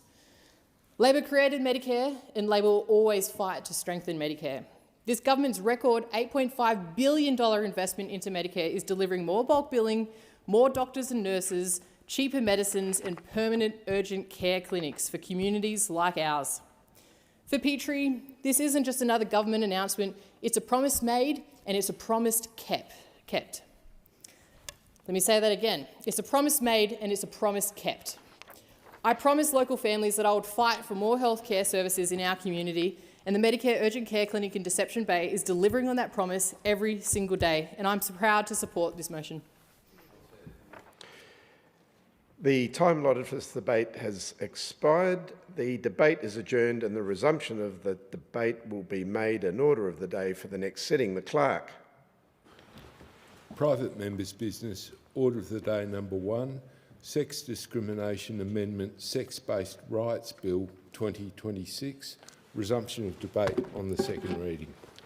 The question is that the bill be now read a second time. The member for Dawson has the call. Thank you, Deputy Speaker. And I rise today to support the Sex Discrimination Amendment Sex-Based Rights Bill 2026, introduced by my friend the member for Lyne. 13 years ago, the Gillard Labor government deleted the biological definitions of man and woman from the federal statutes. That administration replaced physical facts with subjective feelings. It was a ruling by Labor in 2013 that was a major step backwards for the women in this country. In 1902, Australia led the world as the very first nation to grant women the dual rights to vote and stand for national parliament. Women didn't march, sacrifice and break barriers just for a future Labor government to render the very definition of what a woman is legally meaningless. What a century of female pioneers built with grit and sheer determination, Labor dismantled with the stroke of a pen. Back then, people warned that dismantling biological definitions would lead to the erosion of private spaces and put the safety of women at risk. But they were dismissed and told there was absolutely no way that such unintended consequences would ever happen. Yet this year, the full federal court looked at the fatal flaws of this legislation during the landmark Giggle versus Tickle appeal and confirmed the inevitable under Australian law. Gender is now legally fluid, legally changeable and legally meaningless. Deputy Speaker Sally Grover, the founder of Giggle platform, stated plainly on the steps of the courthouse, "A law written to protect women has been used to punish a woman for creating a space for women." And that's what today's judgment means in practice. The moment the law refuses to maintain the distinction between a male body and a female body, sex-based protections cease to exist. It is that simple. If a domestic violence shelter cannot draw an ironclad line at biological sex, then the century is gone. If a communal changing room cannot draw the line on biological sex, the privacy is gone. And the political irony of this modern moment is absolutely mind-blowing. The Albanese government repeatedly boasts that it stands as Australia's first ever majority female government. Yet under this collective watch, the legal category of woman is being completely erased. The unprecedented numbers around the cabinet table has completely abandoned the women of Australia. Deputy Speaker, a society that refuses to define what a woman is will ultimately find it unable to protect one. There are those who seek to deliberately misrepresent this legislation, so let me be crystal clear. This bill is not an attack on transgender Australians. It does not reduce their safety. It does not reduce or diminish their human dignity. Protecting biological women does not require the mistreatment or exclusion of anyone else. Yeah. True fairness means recognising that different groups have different needs. This bill restores legal reality. It reinstates the clear biological definitions of man and woman that were stripped away in 2013. It replaces the vague phrase different sex with the accurate scientific term opposite sex, reflecting the binary of human biology.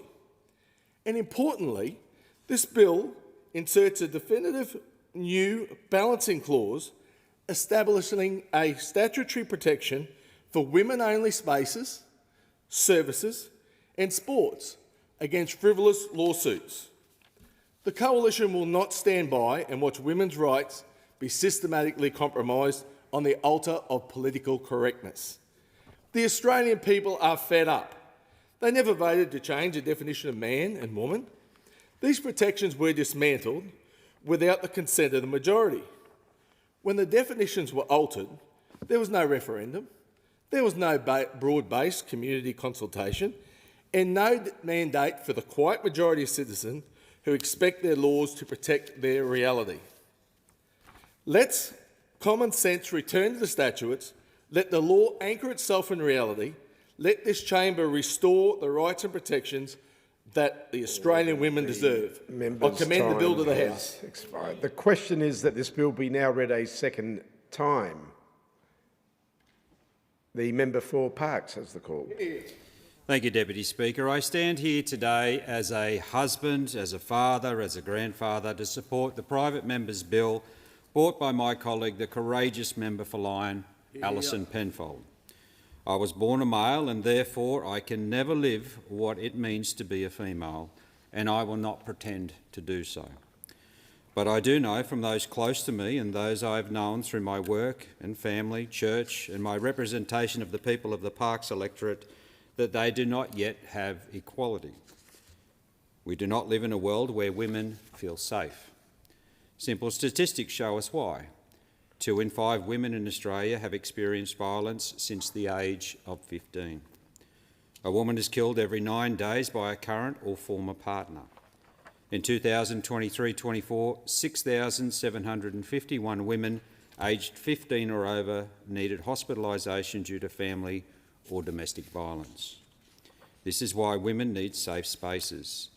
This and many other reasons that both women and the courts can attest to. We live in a time where gender is unfortunately no longer straightforward. The world is more opening and accepting. Again, pure statistics show this is a crucial need. The current Sex Discrimination Act has bowed to political correctness at great cost.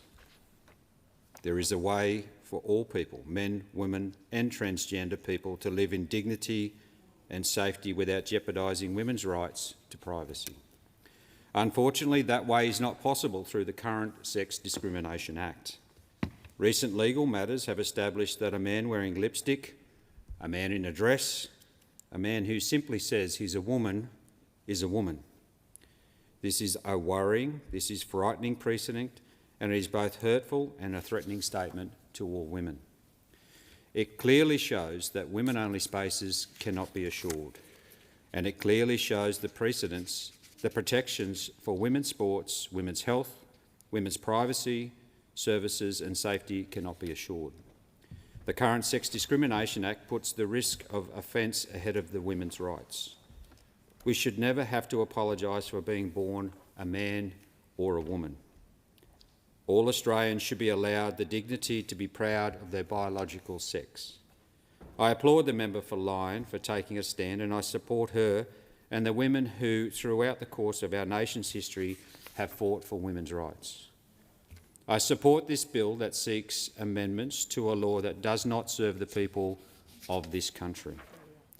I support this move that, as the member for Lyne has said, seeks to restore clarity, certainty and common sense to the law. Biological sex is a reality and it matters. It should not be phased out through the Act of Parliament. This amendment bill will reinstate the definition of what it means to be a man and a woman, and will ensure that there are explicit protections for women-only spaces, services and activities, including online activities. Deputy Speaker, I feel strongly for the future of my daughters and for my granddaughters, as I do for many of my constituents, including Samantha of Gunnedah, who is one of the many who have written to me and asked me to support this bill. Samantha says, our daughters and our granddaughters deserve fair sport, safe change rooms and women-only spaces. Recent court rulings have made it clear that without legal definition, these protections collapse. I'm urging you as my representative to do this for all women and girls in your electorate and across the country. Well, Samantha, I also want them to feel safe and secure and to be proud of who they were born to be.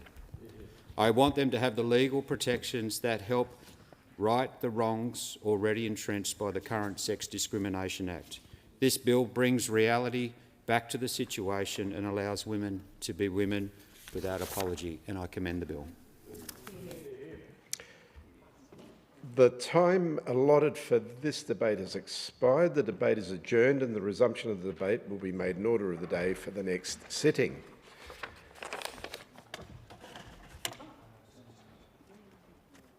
I've received a message from Her Excellency the Governor-General notifying assent to the following bills: Treasury Law Amendment Tax Reform No. 1, Bill 2026, Income Tax Rates Amendment Tax Reform No. 1, Bill 2026, Appropriations Bill No. 5, 2025-2026 and Appropriations Bill No. 6, 2025-2026. The member for Gellibrand has the call. Thank you, Deputy Speaker. On behalf of the Standing Committee on Education, I present the committee's report incorporating dissenting reports entitled Security and Prosperity in Asia, Building Asia Capability in Australia through the Education System and Beyond, together with the minutes of proceedings. And I ask the leave of the House to make a short statement in connection with the report. Is leave granted? Member for Nichols? Leave is granted. The member for Gellibrand has the call. Thank you, Deputy Speaker, and thank you to my Deputy Chair, the member for Nichols. It might surprise members to know that Malay Indonesian was the first foreign language spoken on Australian soil. For centuries before European settlement, Makassar traders from what is now Indonesia worked our northern coasts, speaking Malay with the Yolngu people. Their words live on in Yolngu languages still. Jalan for path, rupiah for money, Balanda, the word they used to describe the Dutch, and the word that the Yolngu use today to describe white people. And yet, while this language lives on in the daily conversations of the Yolngu, across the rest of Australia, the teaching of Bahasa Indonesia is dying. Year 12 Indonesian enrolments have fallen from over 1,100 in 2010 to just 486 across the country today. Just 4 Year 12 students studied Indonesian in the whole state of Queensland this year. Barely 500 of our 1 million domestic Australian university students studied Bahasa Indonesia, fewer than when Robert Menzies was Prime Minister. Expert witnesses told our inquiry that on this path, Indonesian teaching will be functionally extinct by 2031, within the next term of this parliament. This should be a shock to this parliament. It's often said that there's no country more important to Australia than Indonesia. If that is true, there's no country that it's more important for Australia to understand than Indonesia. Instead, we are losing the ability to teach its language. 2 Indonesian presidents have stood in this chamber and told us explicitly the same thing, that the Australians learning Bahasa Indonesia are a strategic asset in our relationship. When the next Indonesian president addresses this parliament, what will they say about our commitment to this vital relationship? That is up to all of us in this parliament to answer. It's also the challenge at the heart of the report that I tabled today: security and prosperity in Asia, building Australia's Asia capability. Asia has become more complex and consequential for Australia than ever before. For Australia to find our security in Asia, to find our prosperity in Asia, we are being asked more of our leaders and institutions than ever before. Asia capability, the language skills, the cultural knowledge, the networks and experiences that come with time spent in the region is now a vital sovereign capability. We need the sovereign capability to understand Asia and to engage with the region on our own terms. It's a prerequisite for an independent Australian foreign policy in the region. When we invest in Asian language learning at home, we invest in Australia's voice in the region. The Albanese government's statecraft in Asia is more active and more effective than ever before. But it's built on a foundation of Asia capability that is the product of investments made generations ago. Take 3 outstanding examples. Stephen Fitzgerald, our first ambassador to China, studied Asian history at the University of Tasmania. He then learnt Chinese Mandarin full-time at the RAAF School of Languages at Point Cook in my electorate in Melbourne's West.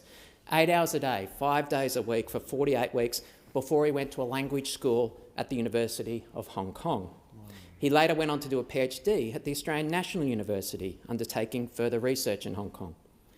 Penny Williams, our first Australian ambassador to Indonesia to speak the language fluently, began as a high school exchange student living with an Indonesian family. She then went on to a Bachelor of Asian Studies at ANU. 4 decades later, she described returning to Indonesia as ambassador as like pulang kampung, a homecoming. Rod Brazier, our ambassador to Indonesia today, can trace his career back to an exchange semester in Makassar, where those sea traders came from, and an Asian Studies degree at Griffith University. Look at the steps they took in their careers before they presented their credentials. These steps led them to be at the forefront of our engagement with the region and to make an enormous contribution to our nation's security and prosperity in Asia. School and university language programs, in-country exchange and immersion programs, Asian Studies courses at our universities. All of these stages in Australia's Asia capability pipeline are now facing an existential crisis. Australia still has the people and the knowledge to make our own way in Asia today. But the school language programs and university courses that produce them are closing, one by one. To ensure Australian self-reliance in Asia in challenging and contested times, we need to act to preserve the institutions that build our Asia capability. This report offers a path forward that learns from the failures of the past. Instead of pursuing a broad but shallow approach to the teaching of Asia in our education systems, it seeks to build a deeper, more sustainable pipeline of Asia capability built on the cultivation of intrinsic student interest. A national strategy to coordinate between levels of government, Asia leader schools to act as best practice hubs for teaching priority languages, a consortium to enable in-country immersive experiences for school students, an Asia capability compact with our universities to preserve and coordinate Asian language teaching and research about our region. More than any individual recommendation, though, this report emphasises that building Australia's Asia capability starts with a choice. A choice for our nation to prioritise building the capabilities we need to shape our own security and prosperity in Asia, or to allow our future in the region to be shaped for us by others. I want to thank the members of the committee for signing on to this unanimous report with some additional comments. I see the member for Reid in the chamber, the member for Nichols, the deputy chair in the chamber as well. As always, I thank the outstanding staff in the committee secretariat, Joel Bateman and Lisa Deans, whose expertise turned hundreds of contributions on complex areas of policy from passionate Australians who have made this issue the cause of their careers into the report that I table today. Thank you. To the House, and I move that the House take note of the report. The debate is adjourned and the resumption of the debate will be made an order of the day for the next sitting. The member for Gellibrand. I move that the order of the day be referred to the Federation Chamber for debate. I'll now put that question. All those that opinion say aye. To the contrary, no. The ayes have it. The member for Chifley has the call. Thanks, Deputy Speaker. On behalf of the Standing Committee on Economics, I present the committee's report entitled A Level Playing Field, report on the inquiry into schemes, digital wallets and innovation in the payments sector, together with the minutes of the proceedings, and I ask leave of the House to make a short statement in connection with the report. Is leave granted? Member for Bowman. Leave is granted. Leave is granted. The member for Chifley has Thank the you. call. Tap, pay, go. There have never been more ways to pay for things Australians want. Moving from cash to card has seen a massive shift within our payments system. On average, Australians use a credit or debit card 540 times a year. Non-cash payments worth nearly $300 billion are made every business day. That equals an 11% slice of our annual GDP. It's a big deal, generating a lot of revenue. Every tap of a card, every payment of a phone, every online purchase passes through a maze of companies, platforms and payment schemes. Most Australians don't know how all this works, but they know they pay for it. The inquiry into schemes, digital wallets and innovation in the payments sector asks, are we all benefiting from the extraordinary transformation of our payments system? Evidence showed a payment system that is very clever, very complex, very concentrated and very closed off to new challenges. Companies that invest in new ways of doing things should be rewarded for that investment, but as is often the case, the firms that throw huge investment dollars to master the technology end up mastering markets. And they use that clout to set the terms of service and what we pay for them. The sheer multiplicity and complexity of scheme fees is a case in point. The committee heard that net scheme fees reached $2 billion in value in a single year, growing by 11% in just 12 months. And the MasterCard and Visa duopoly, the companies that don't think they're sitting in a duopoly, by the way, find it hard to explain why in some cases they might charge up to 400 different scheme fees. Imagine opening up your electricity bill, finding 400 different line items, each with a different name, different purpose, spanning 800 pages. Most Australians wouldn't know where to start, let alone have the time to filter through all that information to shop around for the best deal. Time and resource-poor small businesses are expected to somehow make sense of the cost of accepting a card payment through MasterCard or Visa, and the reality is they often have to wear this cost because they have no other choice. Customers want to pay in the easiest way, a way that's dominated by massive global firms. Surprisingly, even large players such as our banks struggle to understand this maze of scheme fees. If the banks representing some of the biggest companies in the nation can't negotiate their way through this, what chance does a local cafe, butcher or retailer have? If it's good to call out the effect of government red tape on business, then let's do the same when corporate red tape, like scheme fees, punish small businesses and consumers. And it's important we empower and encourage the RBA to drive unnecessary cost out of our payment system. Lower costs, lower prices, lower inflationary pressure is good for the economy. Australia needs a simpler, more transparent payment system that is more open to competition and that delivers a fairer deal for smaller businesses and consumers. This report deliberately asked uncomfortable questions of very powerful players in the payment system. We made over a dozen recommendations, including, if MasterCard and Visa reckon they're not a duopoly, let's test that. Just like they did recently with the supermarkets, the ACCC should begin an inquiry into card payments in Australia to understand how the dominance of global players affects our economy. A burning spotlight should be fixed on the complexity and number of card scheme fees. Card schemes should explain the reasons for these fees and prove that they're not just there as a clever way to pad profits. Speaking of market dominance, a $1 multi-trillion company increasingly controls how millions of Australians tap and pay on their phones. The ACCC has a role here to see whether Apple's digital wallet stranglehold limits competition and whether we're all paying more for that. We should look to see how Apple could open up access to its near-field communications technology, and our banks should prove that getting access to Apple's NFC can meaningfully deliver for customers. If it can be done in the EU, it can be done here. There's a lot of talk by card schemes of special small business rebates, but there's a big question as to whether these savings actually reach small businesses. We want the Reserve Bank to make sure that greater transparency and lower costs are genuinely flowing to small businesses and ultimately customers.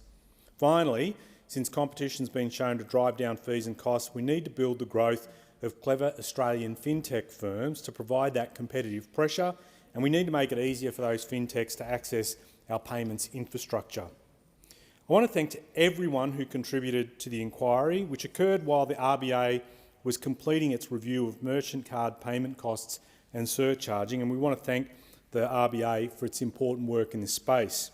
I also want to thank the Deputy Chair and all the committee members for their commitment to this inquiry, which was held in a very bipartisan spirit, where everyone, I hope, felt that they could make a contribution. And I also just want to thank the Secretariat for their mammoth amount of work in helping support the inquiry, and my own team as well. The benefits of innovation should be shared by many, not hoarded by a few. If Australians are going to keep embracing new ways to pay, then they deserve confidence that the system behind every tap, every click, every transfer is open, competitive and fair, a genuinely level playing field.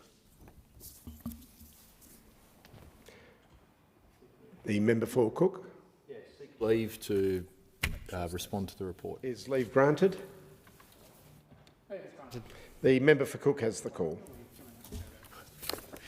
Deputy Speaker, firstly I'd like to acknowledge the Chair and the whole committee with how this inquiry was conducted. It was good to see bipartisanship is alive and well in this parliament. And on such an important issue as the payments sector, I think it's been great leadership the Chair's shown, as well as the whole committee, in getting to an aligned report, and I fully support all the recommendations in the report, as does the rest of the committee.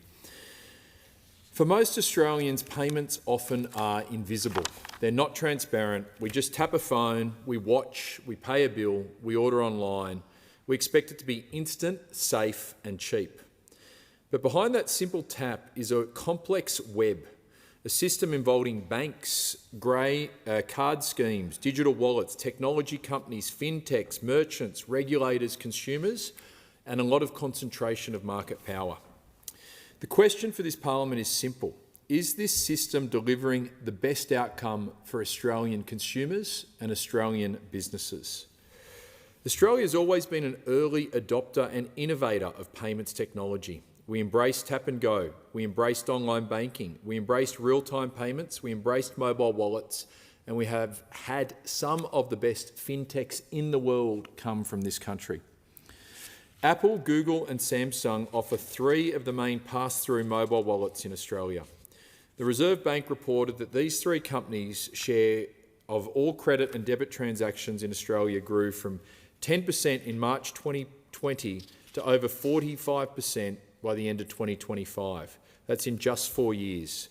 It's an extraordinary shift in growth. When almost half of card transactions are flowing through mobile wallets controlled by 3 global technology companies, we're no longer talking about a niche product. We're talking about essential economic infrastructure. And of that, Apple is by far and away the strongest player. When infrastructure becomes essential, access matters, competition matters, and costs matter. For small businesses all around the country and in my electorate of Cook, Sans Souci, Caringbah, Miranda, Kirrawee and Sutherland, these payment costs are not theoretical. A local cafe, a local retailer, one of the thousands of tradies in my electorate, the many health providers around Caringbah or Miranda, well, these family businesses, they don't have unlimited margins and they are getting squeezed. Every cost and every fee matters. Every instance of lack of competition matters. Every restriction on routing or access that eventually lands in the cost of doing business. Consumers across this country and across my electorate also deserve choice. They deserve security, privacy and convenience and should be able to use the payment method that works best for them, not simply the one favoured by the device maker or the credit card scheme partner. That's why recommendation is one of our most important in the report. It says the Australian government should consider whether to require, through regulatory intervention, similar to that undertaken by the EU, that Apple permit access to its near-field communication and secure element technology without requiring developers to enter into commercial arrangements. Now, Apple has built an excellent product. Millions of Australians use Apple products because of its product excellence, and they use Apple Pay. It's easy, secure and convenient. But this isn't about punishing Apple for its success. This is not about undermining innovation. The question is whether Apple should be able to control the core technology that allows competitors to offer alternative wallet products on equal terms. On an iPhone, the tap-and-go experience is heavily controlled by Apple. It gives Apple enormous power over the mobile payments ecosystem. In a bank, fintech or with payments providers can build a better wallet, a cheaper wallet, a more merchant-friendly wallet, a more consumer-friendly wallet. It should have a fair opportunity to compete.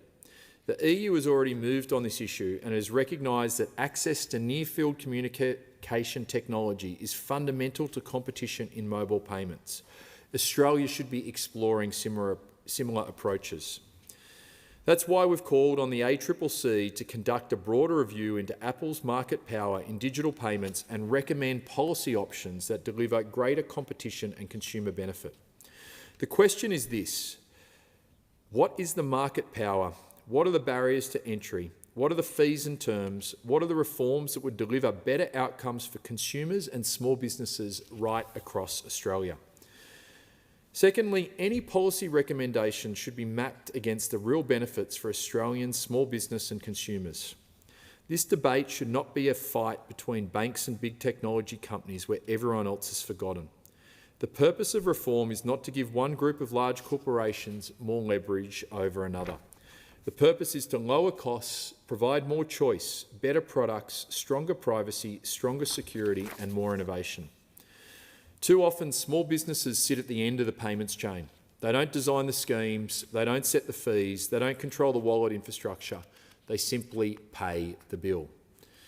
Third, we need to improve the usability of the Pay2 and the New Payments Platform. New Payments Platform is one of Australia's most important pieces of payment infrastructure.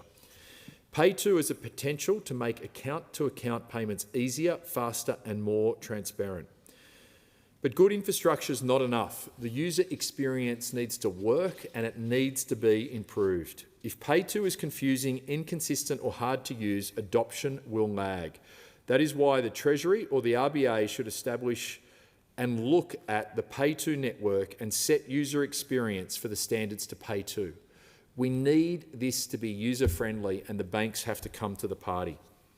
The consumer should not need to understand the payments architecture to make a good choice. A small business should not need a consultant to access lower-cost payment rails. Fourth, Australia must move faster on stablecoins. Stablecoins are developing extremely rapidly in other jurisdictions. Australia doesn't need reckless adoption, but we do need a clear framework and we need it now. Treasury should establish a framework within 6 months for enabling stablecoins as an alternative payment rail in Australia. If we wait until these systems are fully developed overseas, we will have missed the boat, missed the economic opportunity, and will be forgoing Australia's leadership in fintech and payments. We'll be rule takers, not rule makers. Australian innovators will be forced to build around standards designed somewhere else, and even worse, will be using foreign companies. We need to encourage Australian stablecoin providers and have them lead the world, not watch them go overseas and send jobs overseas. So we're looking for Treasury, the RBA and everybody to take a lead role in this, with ASIC as well. Finally, the updated strategic plan for Australia's payment system should expressly include agentic commerce. AI agents will increasingly be used to search, compare and negotiate and transact on behalf of consumers and businesses. It's already happening. So this raises serious questions about consent, authentication, liability, privacy and dispute resolution. This payment system needs to be ready for the future and Australia must lead and not be left behind. The central point is this: payments regulation cannot be backward-looking. It cannot only regulate yesterday's payment system. It must anticipate where technology is going and enable Australian businesses to innovate.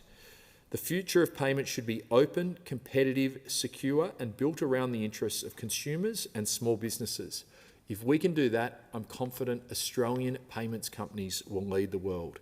This is the test of this reform, and I commend the report to the House. The member for Chifley. Thanks, Deputy Speaker, and thanks to the Deputy Chair. And with that, I move that the House take note of the report. The debate is adjourned and the resumption of the debate will be made in order of the day for the next sitting. The member for Chifley. I'd like to move that the order of the day be referred to the Federation Chamber for debate. I'll now put that question. All those that opinion say aye. To the contrary, no. The ayes have it. The member for Macon. Thank you, Deputy Speaker. On behalf of the Parliamentary Standing Committee on Public Works, I present the committee's report for 2026, referral made in March 2026, and I ask leave of the House to make a short statement in connection with the report. Is leave granted? Leave is granted. The member for Macon has the call. Thank you, Mr Deputy Speaker. On behalf of the Parliamentary Standing Committee on Public Works, I present the committee's fourth report for 2026 and the sixth report for the 48th Parliament.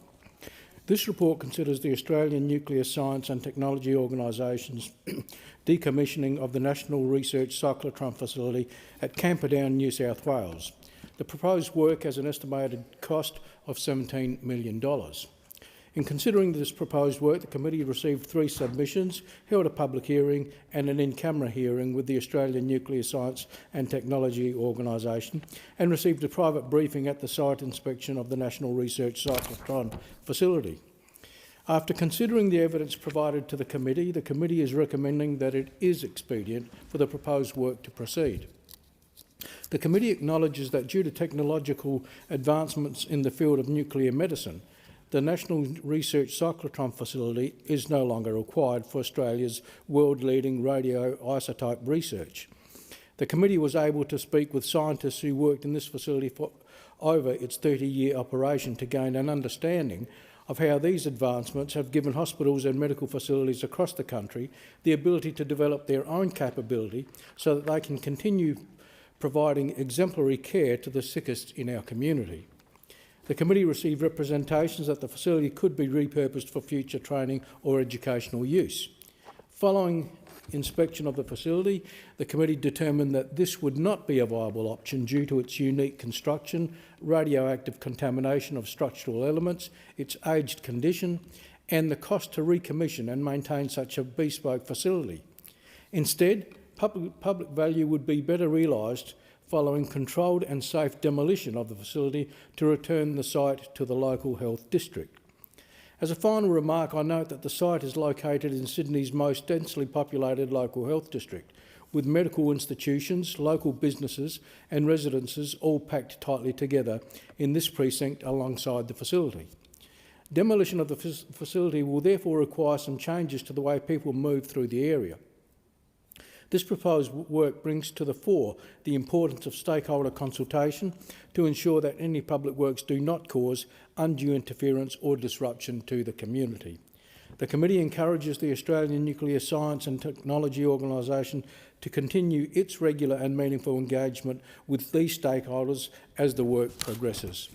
Mr Deputy Speaker, in closing, I thank all members of the Public Works Committee, particularly the member for Dawson, the Deputy Chair, and the member for Barton, for both attending the site visit and the hearings, and all of the committee members that then took part in the following approval process. And I also thank the committee secretariat for their input into the inquiry, and I commend the report to the House. I've received a message from the Senate returning the Secrecy Provisions Amendment, Sunsetting Provisions Bill 2026 without amendment. Clerk. Government business. Order of the day number 1. Aviation Consumer Protection Bill 2026. Resumption of debate on the second reading and on the amendment moved by the member for Kooyong to the amendment moved by the member for Riverina. Before the debate is resumed on this bill, remind the House that it has been agreed that a general debate be allowed covering this bill and the 3 related aviation bills. The original question was that this bill be now read a second time. To this, the honourable member for Riverina moved as an amendment that all words after that be omitted with a view to substituting other words.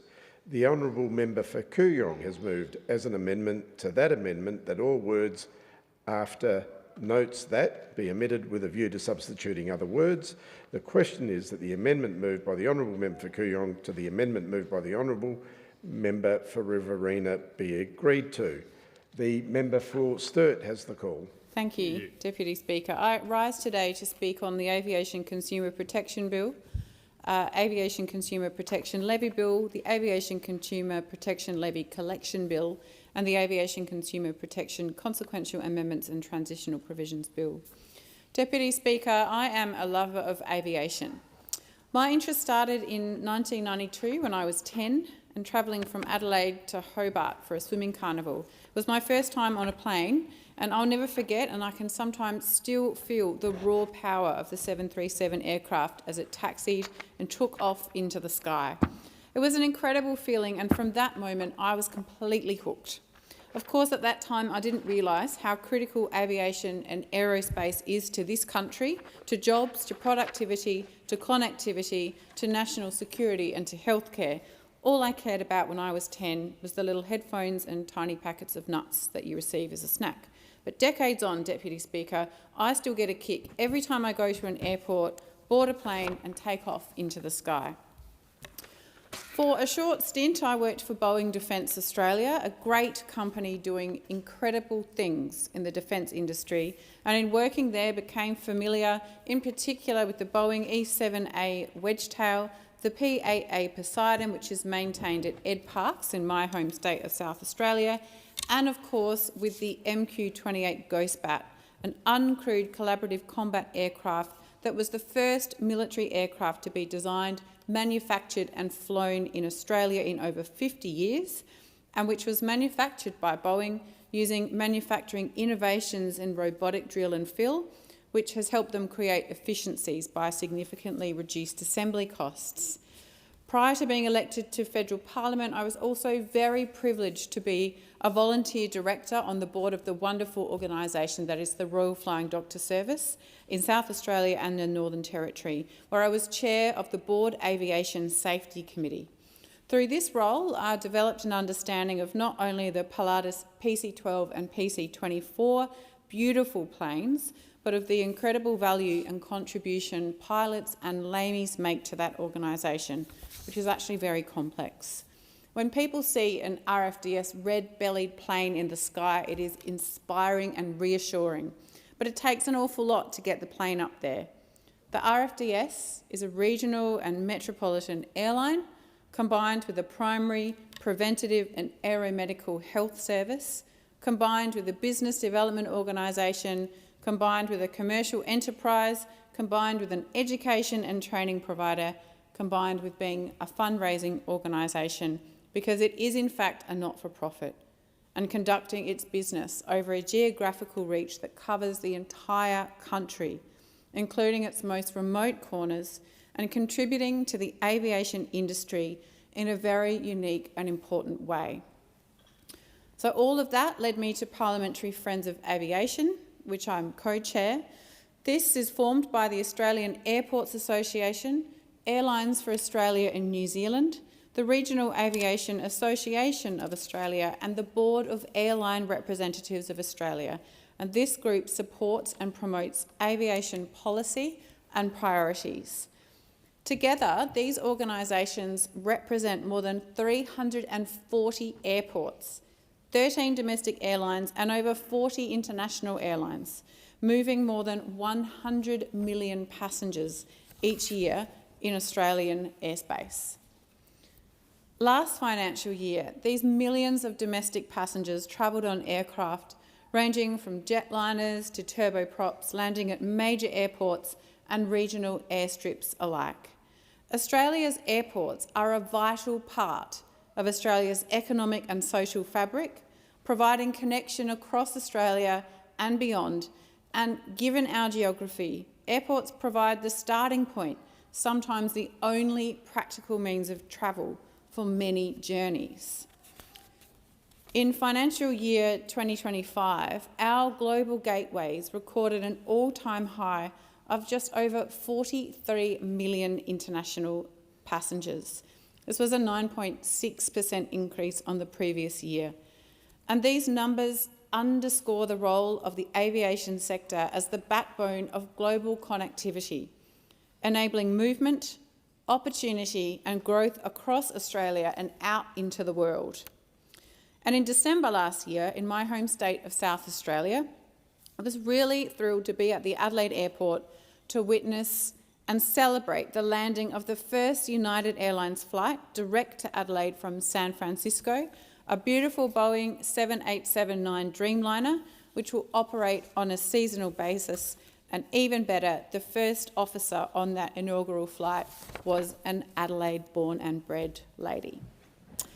I also had the opportunity earlier this year to have a tour of the Qantas Integrated Operations Centre at Mascot in Sydney, which is pretty much the team of people who keep that airline running smoothly.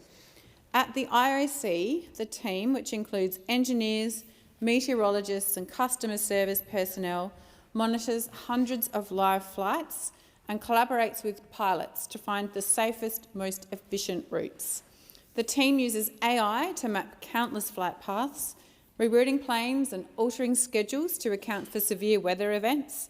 the closure of airspace and other unexpected challenges.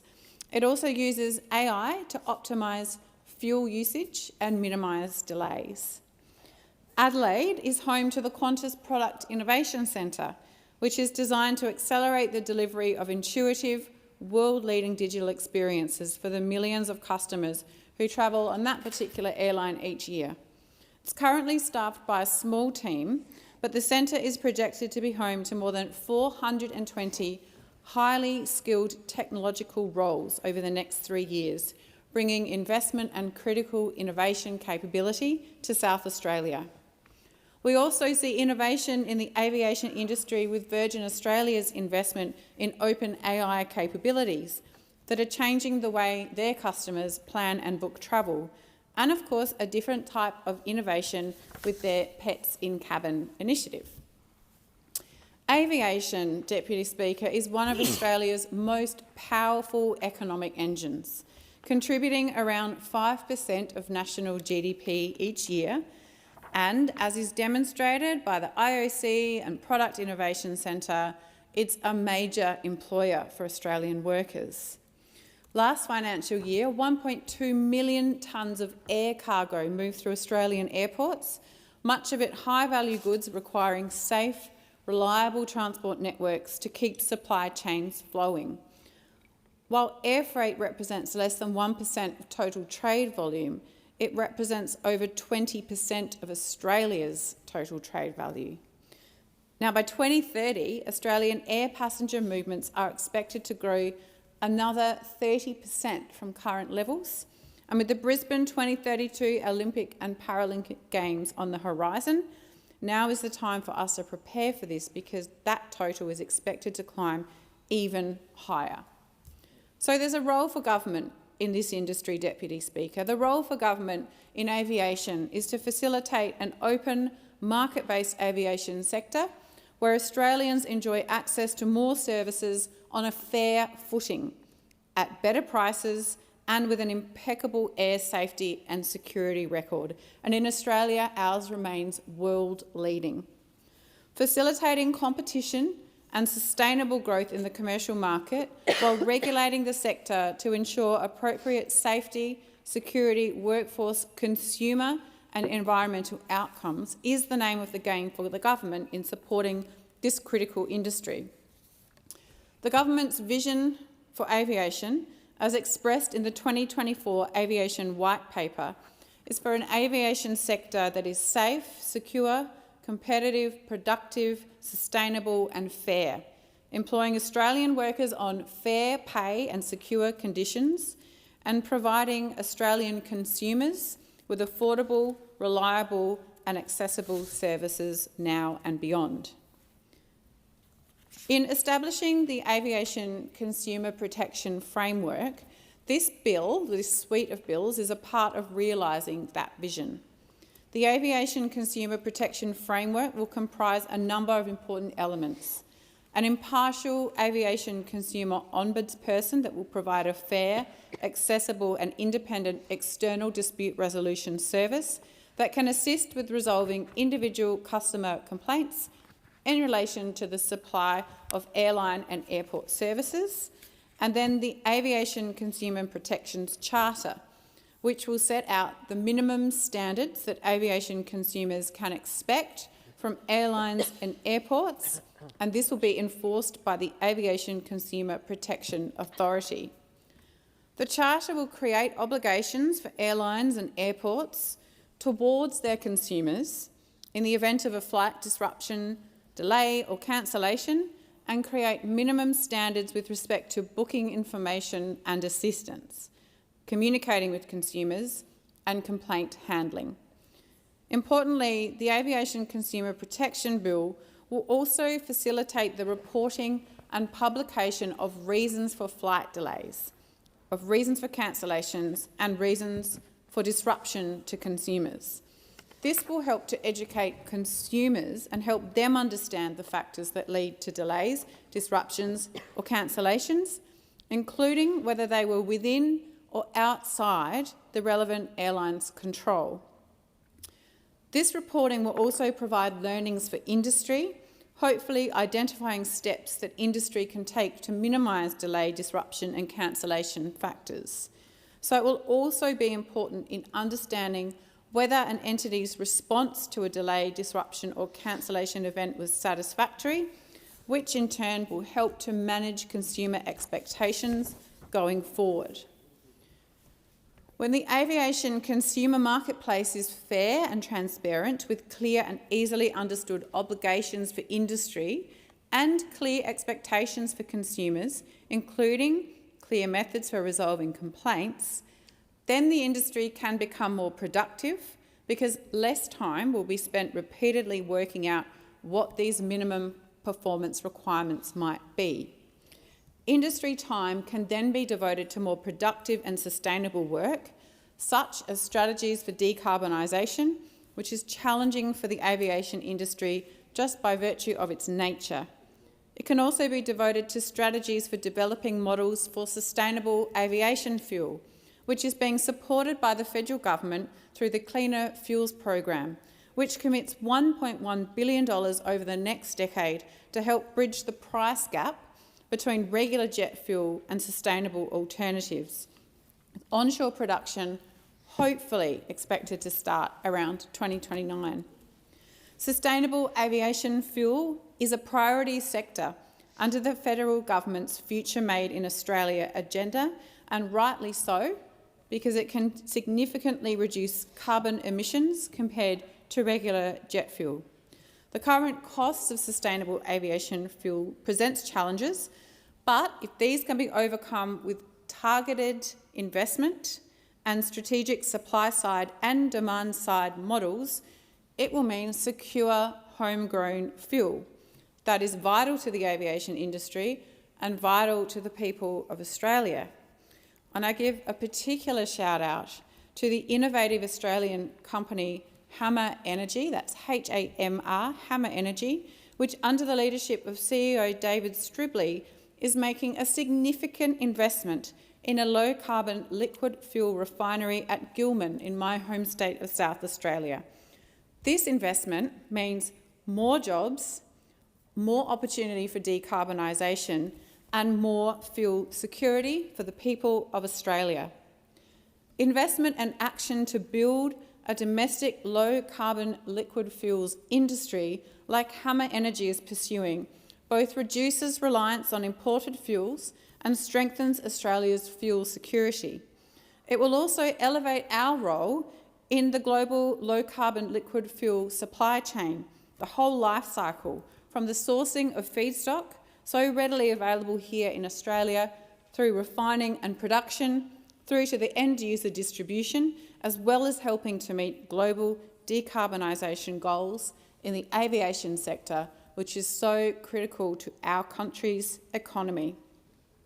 It is an exciting time for the aviation industry, Deputy Speaker, and for those who work within it, who use it and who benefit from it. And I commend the bills to the House. The question is the amendment moved by the honourable member for Kooyong to the amendment moved by the honourable member for Riverina be agreed to, and I give the call to the member for Mallee. Thank you, Deputy Speaker. I rise to speak on the Aviation Consumer Protection Bill 2026. The Coalition supports stronger consumer protections for Australian aviation passengers. Of course we do. However, Australians deserve better from the major domestic airlines under this government. Regional Australians deserve a reliable transport service. That means on time and not cancelled. They deserve clear communication when things go wrong. They deserve fair treatment when delays and cancellations impose real costs on their families, their businesses, and, I absolutely underline, their health care. But this bill does not deliver what Australians were promised. It creates yet more bureaucracy, surprise, surprise, and arguably less accountability. It is unclear how the bill will reduce delays and cancellations, especially for regional Australians, for many of whom the protections in this bill actually won't apply. We are required to trust government it will apply, But after the shock recent $77 billion tax grab in the budget, how many Australians are actually having trust issues with the Albanese Labor government? For many regional Australians, aviation is not a luxury. It is an essential service. Regional communities rely on aviation for healthcare, education, business, family connections and economic opportunity. That is certainly true in Mildura, my hometown, and the largest and most remote city in my electorate of Mallee. Mildura is Victoria's largest regional airport. It serves a large, productive and geographically isolated regional city and the wider Sunraysia and Mallee region. Yet too often, Mildura feels invisible to the rest of the state and the nation and the country. Invisible to airlines, invisible to bureaucrats, and certainly invisible to the Labor government that talks about fairness and equity all too often, while regional communities are left with fewer services, higher fares, and poorer reliability. Mildura residents, Deputy Speaker, have expressed frustration at a lack of alternative transport options. They've noted there is no train alternative and that the bus trip is long, difficult and unreliable, with the bus to Adelaide taking more than 11 hours. And can you believe 14 hours, 15 minutes from Mildura to Melbourne? Honestly, who would put themselves through that? Can you imagine that to see your doctor, you need to take more than a day on a very uncomfortable bus? Mildura residents noted return airfares to Melbourne can cost more than $1,300. In a recent Productivity Commission consultation, Mildura people spoke of the cost of needing to factor in cancellations, including extra accommodation and time away from home. Most confronting of all, they spoke about medical travel. I am both a local member but also Shadow Minister for Regional Health. So this is why I'm doubly distressed about the inequities Mildura residents face, in fact the entire Sunraysia region, including across the river in New South Wales. The Commission reported that travel to Melbourne for medical reasons is a major issue, particularly for Mildura residents reliant on the age pension. Patients may need to pay up front and then wait up to 8 weeks for reimbursement through the Victorian Patient Transport Assistance Scheme. People spoke of having to choose between accessing cancer treatment and paying rent. Paying rent. Further to this Productivity Commission, the Victorian Government has reduced VIPTAS, the Patient Assistant Transfer Scheme, imposing strict new criteria that makes it even harder for Sunraysia residents to catch a plane from Mildura to Melbourne. I mean, now the Victorian Government has basically stated that you need to be on a ventilator before you can jump on a Qantas or a Rex plane from Mildura to Melbourne in order to access specialist treatment.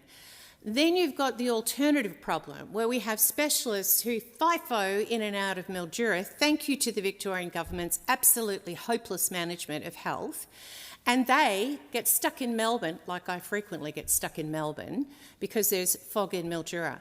So it happened again on Friday. I got on a plane from Canberra at 6 a.m. in the morning, a nice bright early start after the end of the Parliamentary week, and ended up in Melbourne at about 7:30, and the next plane, 8 o'clock, to Mildura. Twice this has happened in a few weeks. Get on the plane, head up to Mildura, an hour and a half in the air, then begin doing the holding pattern and the holding pattern and the holding pattern till they are going to run out of fuel, so they've got an obligation, of course, to take us back to Melbourne, and that's what happened. And on Friday, when that happened, eventually we got a second plane. That was great. Went out to the runway, disaster light on, something wrong with the engine, plane's broken, back to the terminal. I mean, most of us here have experienced, I'm sure, I would hope that I'm not just doing this alone, that happened again. It took me 13 hours to get home on Friday. Now, you put that into the context of people who are having healthcare issues, who have to go down to specialists, or the specialists going to Mildura, as I said. On the first flight, we had the plane full, many specialists on board to see people in Mildura who are dealing with serious chronic health issues, urgent health issues. Those specialists got back off the plane at about 11 a.m. in Melbourne and thought there's no point trying to get on another plane to go up to Mildura. So what happens to the people in Mildura? They miss out again and again and again. I tell you what, I am sick and tired of it. Representing the people of the Sunraysia region, in fact the whole of my electorate, whether it's Swan Hill, Horsham, Maryborough and all the towns in between, for them not to be able to get health care is the most unjust thing that I know occurs in this nation, and it has got a whole bunch worse under this government. So when we're talking about aviation and having reliable aviation, I tell you what, this government needs to hold these airlines to account to deliver better services to the regions. As I said, Mildura is the most remote large city, regional city in Victoria, 6 hours from Melbourne. The hospital needs a lot of help. I'm not going to go there right now. What I am going to say is how important our aviation is, how incredibly supportive I am of the Mildura Airport, who do an astonishing job in having flights in and out of Mildura all day when they can land. Under the Coalition, we committed $2 million for an ILS, Instrument Landing System. That was back in 2019, eventually got finished. It gives planes the ability to land, theoretically, in fog. Theoretically. But no, we have rules in Australia, don't apply in other countries around the world, mind you. Might be something for CASA to rethink, that can't land in fog even though we have an instrument landing system. That was $4 million to place and become operationalised in Mildura. That is an amazing investment by the coalition government. What has Labor done? Let me come back to you on that. I can tell you nothing, absolutely nothing. It is shameful that our regions are being left behind. I do want to give a shout out to both Rex and Qantas. They have a very difficult job to do. I get that, QantasLink. We're grateful for the services, we're grateful for Rex. They have gone through a very difficult time, all kinds of reasons behind that. It is up to this government to ensure that our aviation sector works fairly and equally for everyone. For people who travel from Mildura to Melbourne, it can cost you $1,300 return airfare. I talked about aged pensioners before. They can't afford that. Newsflash to the Victorian government. So now there's no reimbursement. And if you drive in a car from Mildura to Melbourne on our horrible roads, you get 21 cents per kilometre for your troubles. If you're a public servant, you get 88 cents. Tell me what's fair about that. There is nothing fair. People in the regions are sick to death of being treated as second-class citizens. I will continue to fight for my community for a fair go, and every regional MP in this place, including those opposite, has a responsibility to do exactly the same. We should not be accepting second best because we live in the regions. I might remind the Prime Minister that 30% of Australians live in the regions.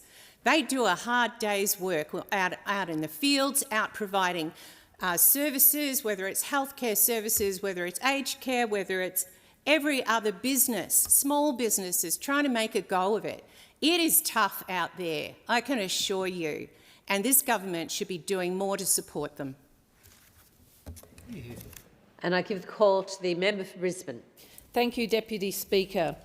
One of my favourite movies is Love Actually. You know, the opening scene shows people arriving at airports, they're hugging and they're smiling and there's lots of happiness to go around. But sadly, as we all know, that's not always the case. There can be frustration, there can be tears if you miss that 80th birthday party because you have a late flight, or you arrived only with the bag you carried on board. And that's why I rise to speak in support of the Aviation Consumer Protection Bill package. We know that air passengers in Brisbane and across Australia deserve better.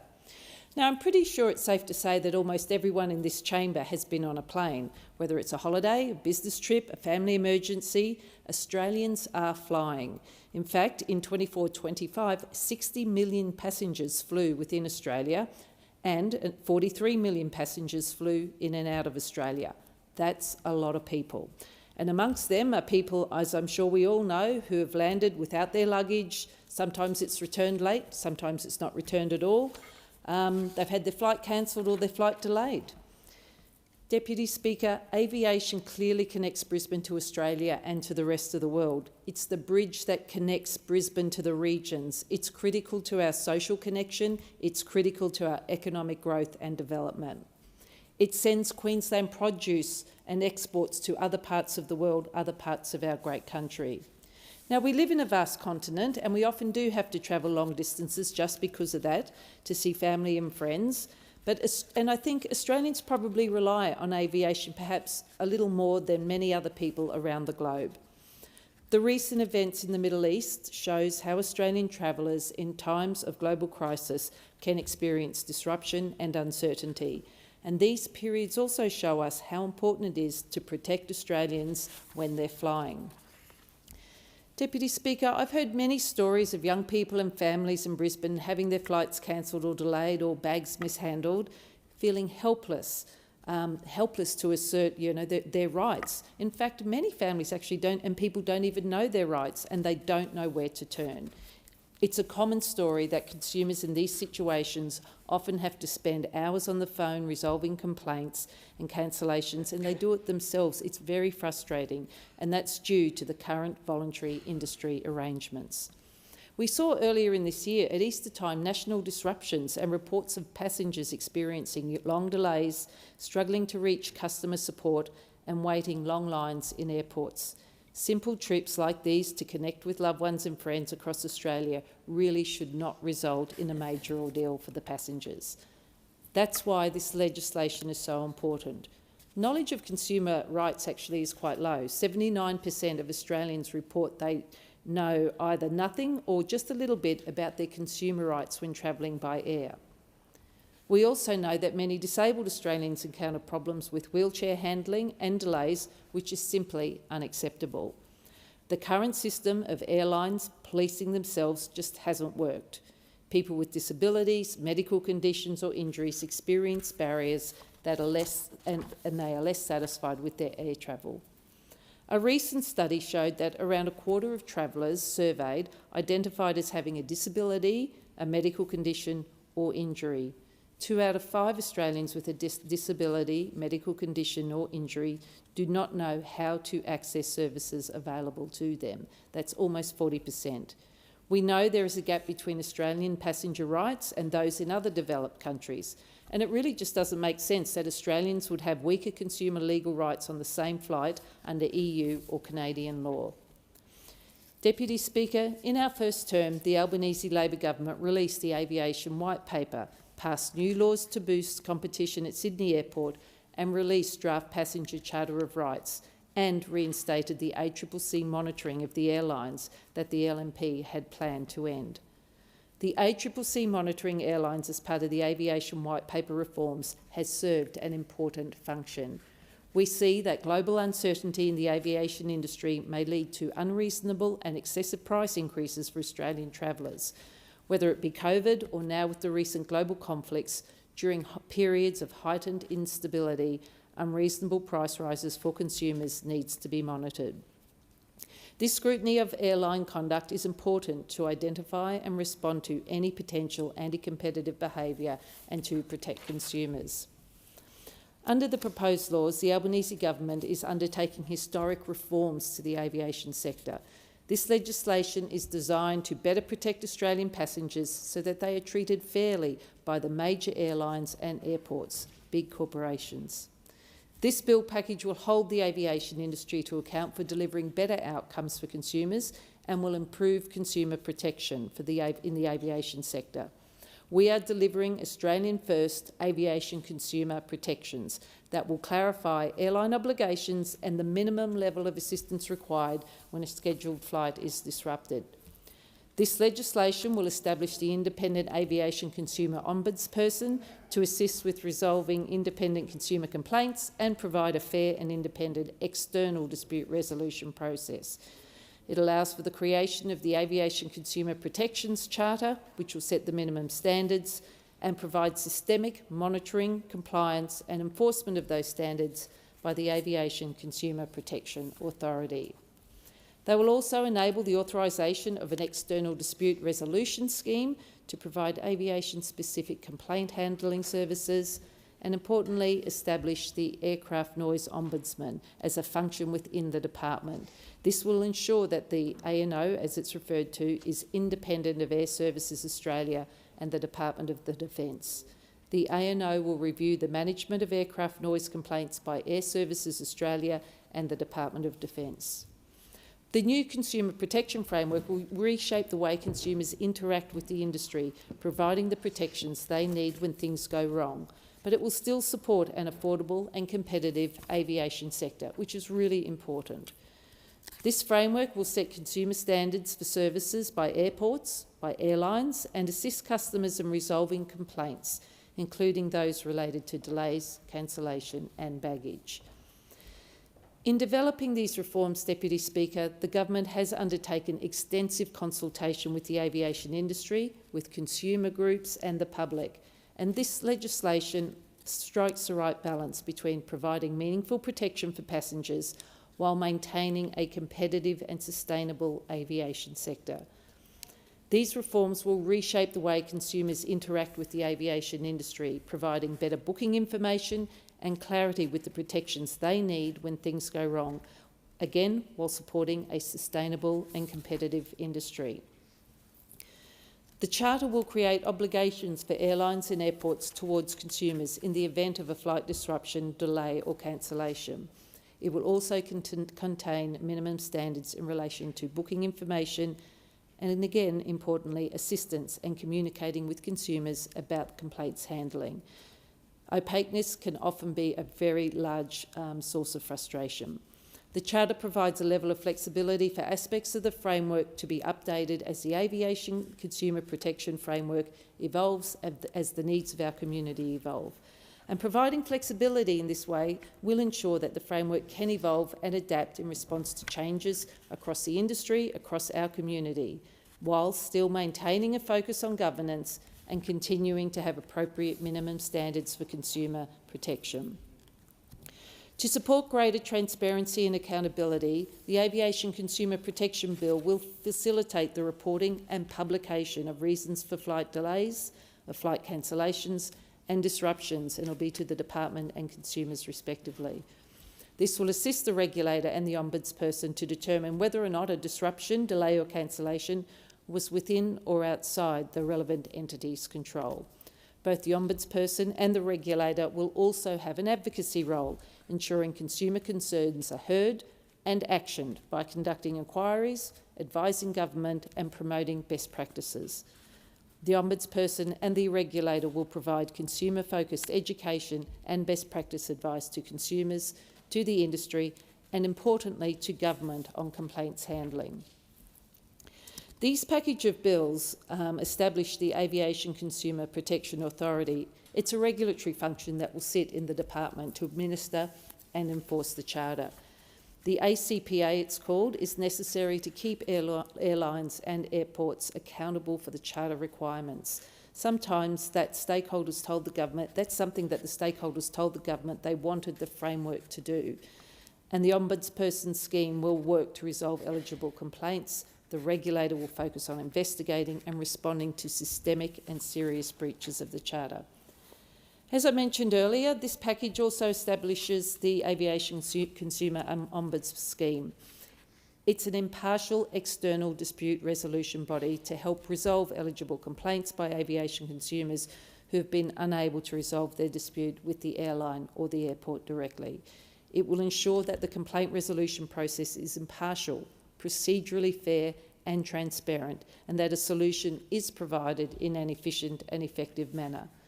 The current system of self-regulation has not delivered effective complaint resolution services, which is why the government is introducing this framework. I've heard this quite regularly in my community.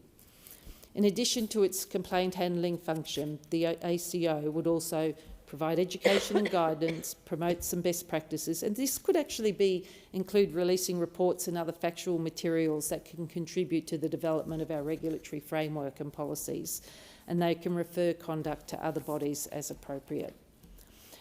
Deputy Speaker, as a candidate, I heard often how aircraft noise was an issue for some people living in Brisbane. They were frustrated by the process, they felt no one was listening to them, and this had been an ongoing issue for years, including under those opposite. As a candidate, I listened, and in fact I joined with them calling for an independent ombudsman to handle the noise complaints.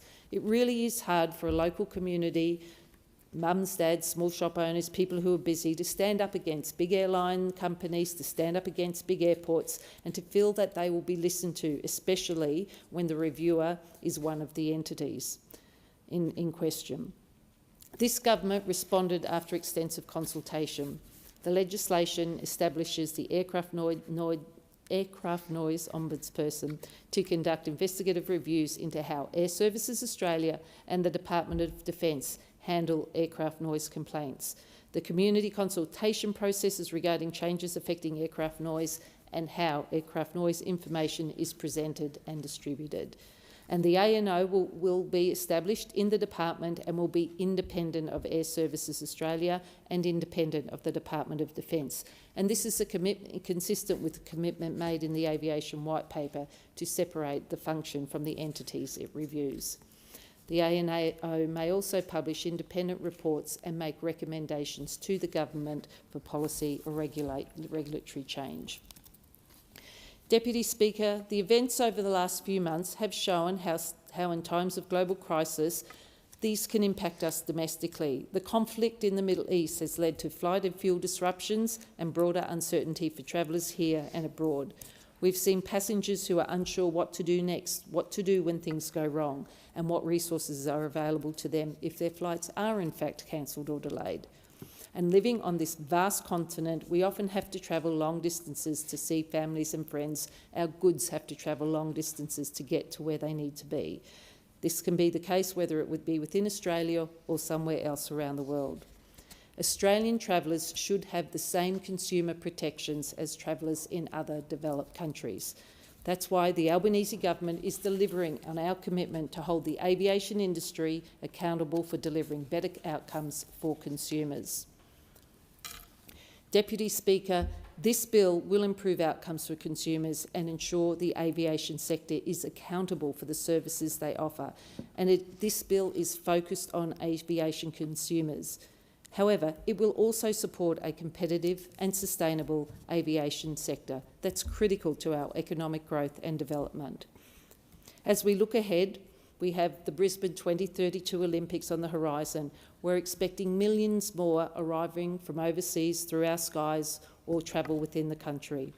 Our aviation sector, our airlines, our airports need to be world-class, and they need to provide world-class services. This will help support that. This package of bills will help ensure we see more of those smiling faces and the happiness of people arriving at airports around the country, what we see in the closing scene of Love Actually. I commend these bills to the House. The question is that the amendment moved by the Honourable Member for Kooyong to the amendment moved by the Honourable Member for Riverina be agreed to. I give the call to the Member for Ryan. Thank you, Deputy Speaker. I'm speaking today to the aviation consumer protection bills. The Greens will be supporting these bills as a small step in the right direction. However, there are lots of missed opportunities here. The central concern around this bill is that the actual consumer protections will be contained in regulation, that is the Charter, which was made public only a few days ago, well after it was introduced.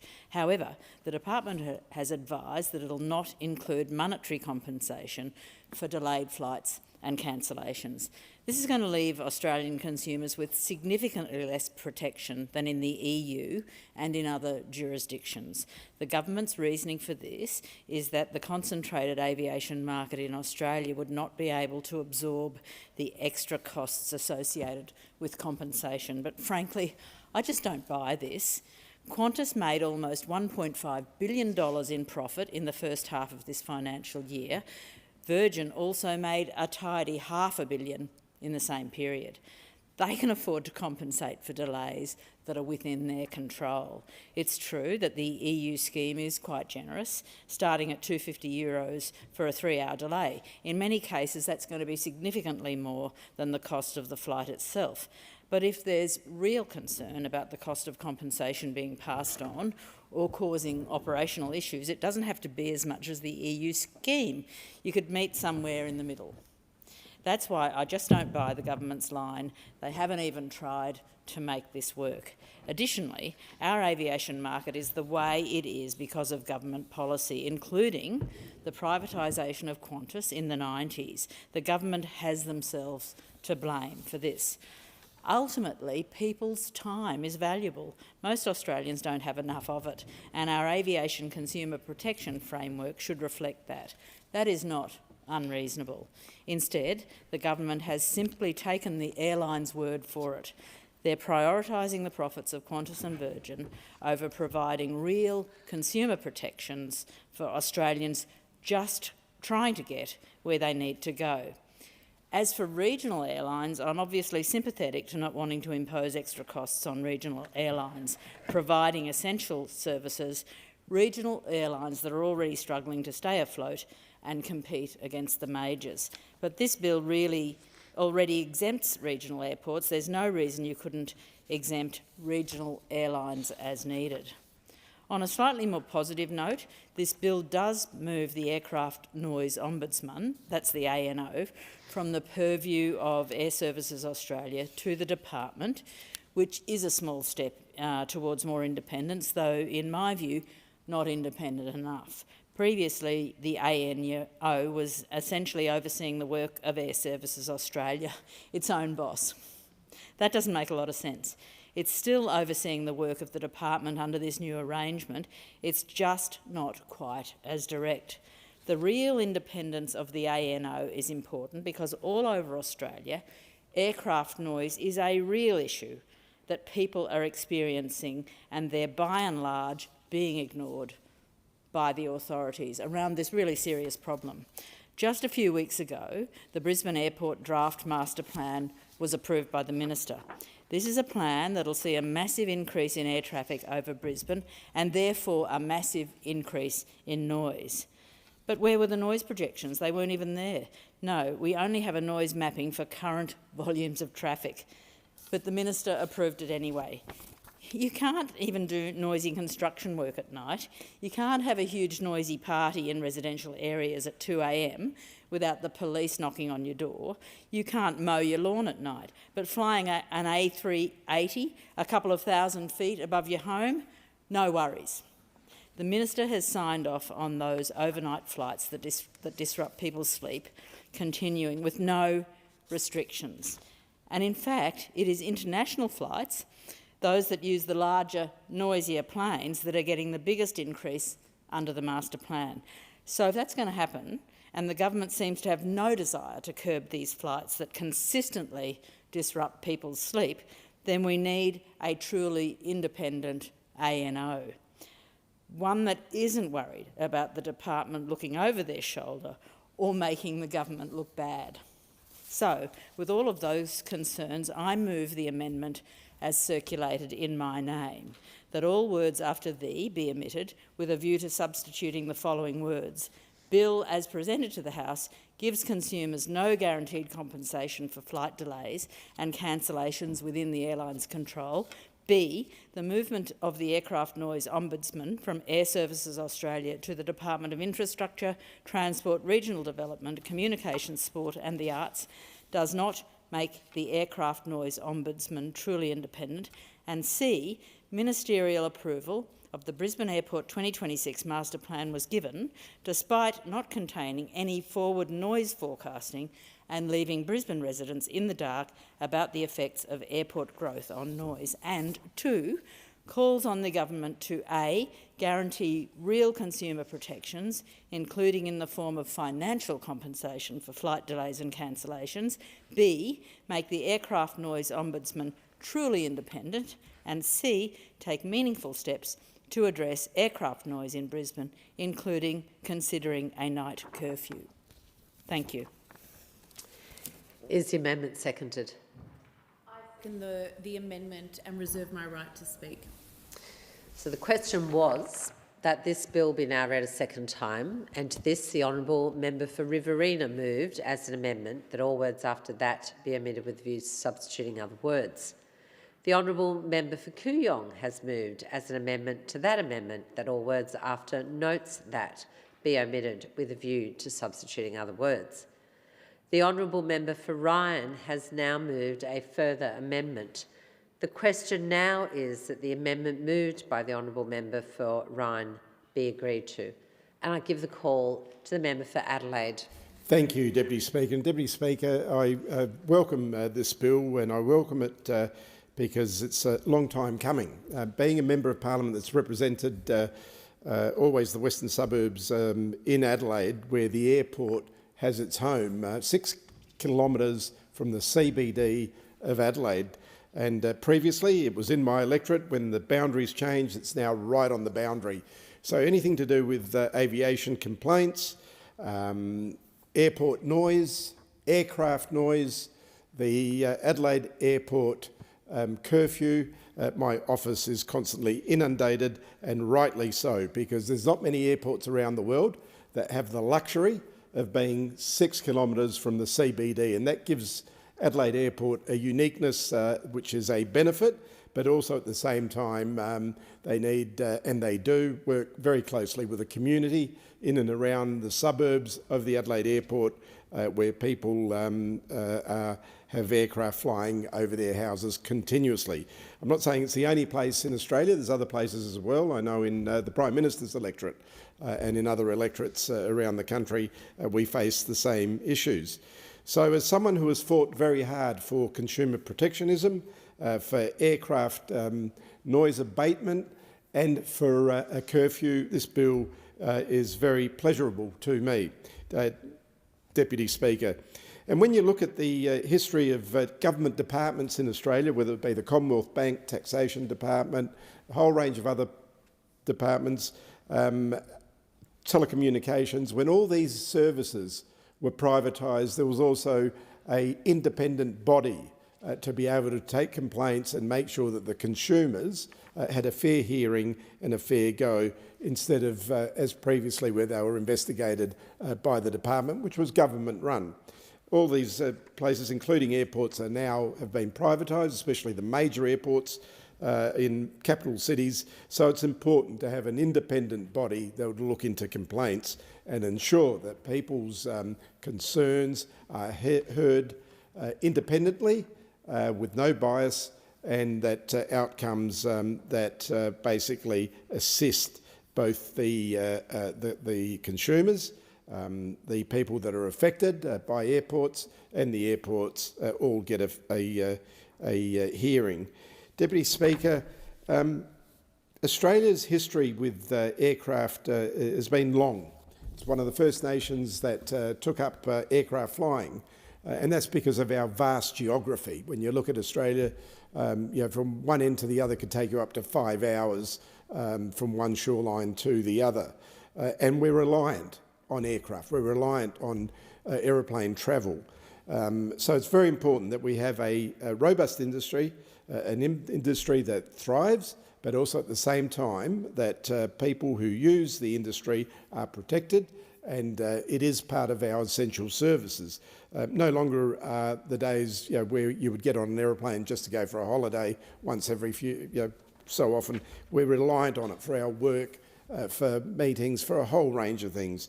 And you don't have to look far, just this place here. Prior to the 60s, the majority of members that travelled to Parliament for the sessions would come here and stay here for 3 months. They'd travel by train, stay in Canberra for 3 months and then go back to their electorates, sometimes after 3 to 6 months of being over here in Canberra. So aircraft and airports and the aviation industry have changed the way that we commute, how we communicate and how we work and how we do business in Australia. So therefore, it is an essential service, a service that touches all of us. Many times for too long, passengers have been left navigating delays, cancellations, disruptions without clear answers, without proper support in place and legislation in place, so there's a real understanding of their rights. And when things go wrong, and occasionally they do go wrong, Deputy Speaker, and we see this in the airline industry regularly, it is ordinary Australians who are left carrying the burden. You can imagine going to a relative's wedding, a brother's wedding, a sister's wedding, a child's wedding, and being told at the gates that your flight has been cancelled and without any reason, without any knowledge of it prior to that being cancelled. Now, certainly there are times when, of course, safety is of the utmost importance, and we all understand that.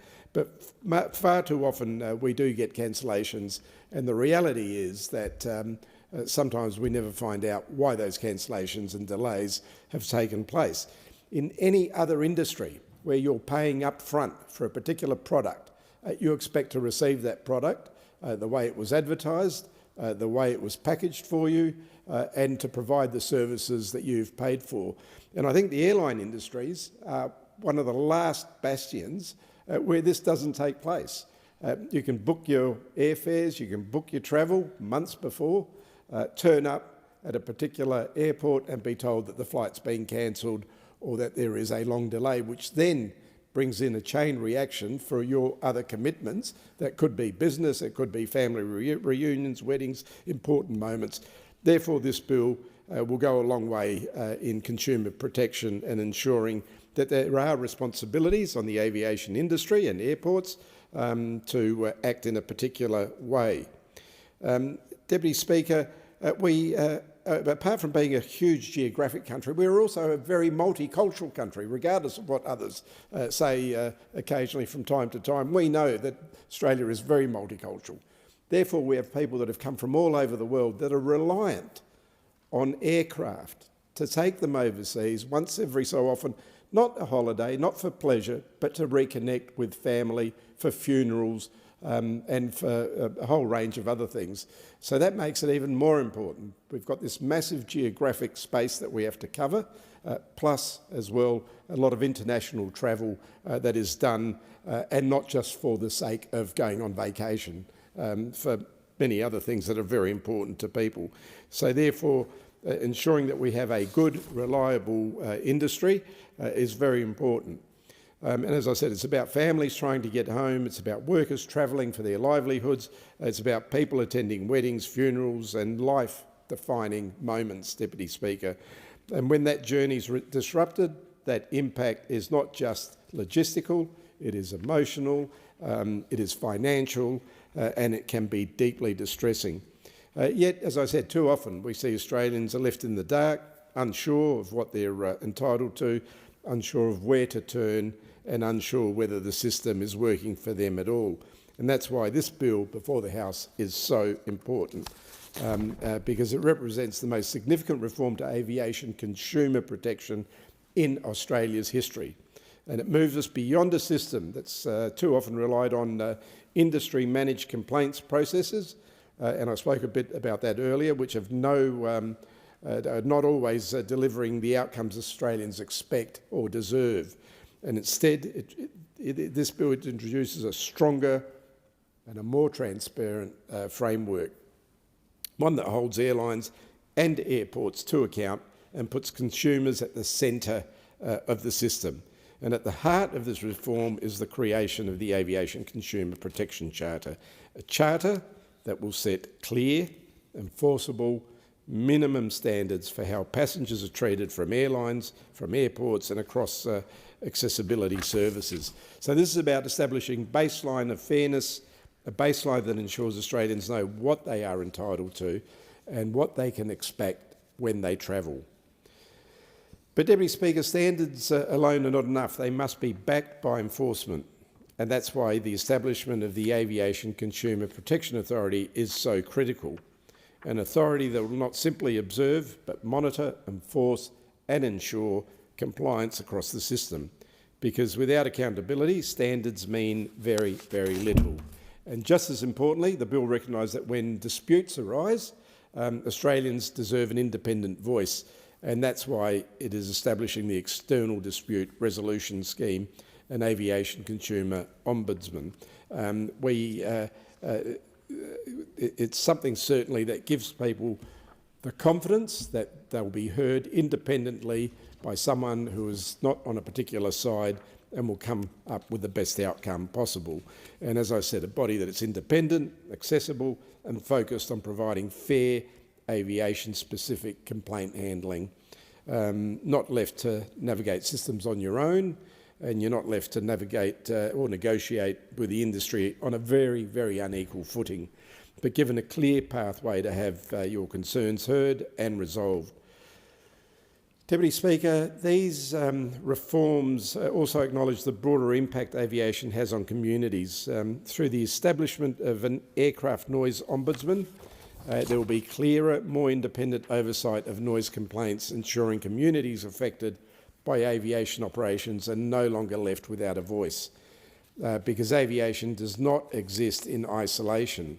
It impacts communities, neighbourhoods and everyday life. And Deputy Speaker, when you look at some of the suburbs in my electorate, Mile End, Richmond, Cowndilla, Thebarton, just incredible. You could jump on the roof of your house and tickle the belly of the aeroplane as it's flying over. That's how low they fly. And that's fine. For me, having lived there all my life, I'm used to it. But of course, we need some measures in place to protect those residents. And as I said, there's not many airports that are smack bang in the middle of the metropolitan area, 6 kilometres from the CBD like Adelaide. And that offers a lot of positives for business, for transport, for exports, imports. It's a great thing. But also at the same time, they, as Adelaide Airport Limited in South Australia, who do a great job, balance it up really well with the residents and community groups around in the neighbourhood. And it's wonderful that the Adelaide Airport and the community around Adelaide Airport were one of the first airports in Australia that actually introduced the Adelaide Airport Consultative Group, which meets every quarter with interests from airlines, transport departments and a whole range of anyone and anything to do with the airport, the local government, community groups, neighbourhood groups, and we meet every quarter, we nut the issues out, and normally 9 out of 10 times we have a great outcome. And in fact, the system works so well at Adelaide Airport that it's been rolled around Australia wherever there's airports close by to metropolitan areas. I am sad to say, though, that our Adelaide curfew dispensation report, which comes in regularly every quarter from the department, with members of the Transport Department being present at these meetings and giving us a report, have taken a decision to no longer attend. We're hoping that we can get them to send us the reports, because it's very important for all of us in that area to know exactly why dispensations are being given for the Adelaide Airport curfew, why decisions are being made. And as I said, rightly so, there are the mechanisms in place to give a dispensation for an aircraft coming in after 11 p.m. in Adelaide on emergency matters, and no one argues that. No one argues that one little bit. But what we do argue as a community is if one of the airlines just decides for whatever reason to bring in an aircraft after 11 o'clock because it just makes their life simple, that's something that we will not agree to, and nor will the residents in and around Adelaide Airport will either. But as I said, a great relationship with our Adelaide Airport. In fact, they are a beacon around the country where they work with the community, have issues solved, and this bill will even go further to ensuring that that relationship is strengthened around the country, just as it is in Adelaide. Deputy Speaker, These reforms, as I said, don't stand alone. They build on a clear, consistent record of action to reshape Australia's aviation sector, to ensure that there's confidence for passengers, to ensure that we know as consumers exactly what we're paying for and what we're entitled to. And the government has already delivered the most significant reforms to aviation in more than a decade. These are reforms that are designed and delivered, Deputy Speaker, with one clear purpose. And that one clear purpose is to ensure that the system works for the people who rely on it. Because for too long, the balance hasn't quite been right. And you see it regularly. You know, all of us travel in this place where we go to airports to come to this place from our electorates, far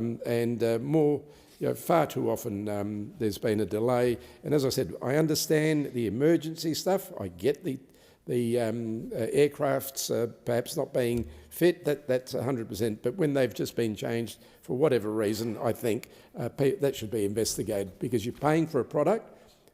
In that pay, you're paying for a particular time to get to a certain place in a particular time. We understand that it could be delays, but sometimes it's just unacceptable. Deputy Speaker, we know all this has been, through the first term of this government, the important steps for the foundation of this bill were taken through the white paper, which I followed very carefully. That set out a long-term vision for stronger, more competitive and more accountable aviation sector. And we also passed new laws, Deputy Speaker, to boost the competition at Sydney Airport, for example, recognise that competition drives better outcomes for consumers. And we released a draft passenger charter of rights, making it clear what Australians should expect. The debate is interrupted in accordance with Standing Order 43. The debate may be resumed at a later hour. The member will have leave to continue speaking when the debate is resumed if he requires. Are there any statements by honourable members? I give the call to the member for Kennedy. I once had a dream of my country so grand, where rivers out back irrigated the land, with dams and canals in that wasteland out there, and big inland cities with work everywhere. Then I woke from dreaming to reality. Australia's wealth, it goes over the sea. Stan Costa, Slim Dusty described him as the greatest wordsmith in the English language, and I would agree with that. Charters Tower was once a bigger city than Brisbane. It had wealth, it had people, it had opportunity, and it rewarded those that lived there and worked there. It was that way because the visionaries, the great risk takers, saw opportunity where others saw wilderness. The town was built by prospectors, miners, blokes seeking work, blokes out to make a quid for themselves and their families. They wouldn't wait for government grants, environmental impact statements. They backed themselves and got the job done.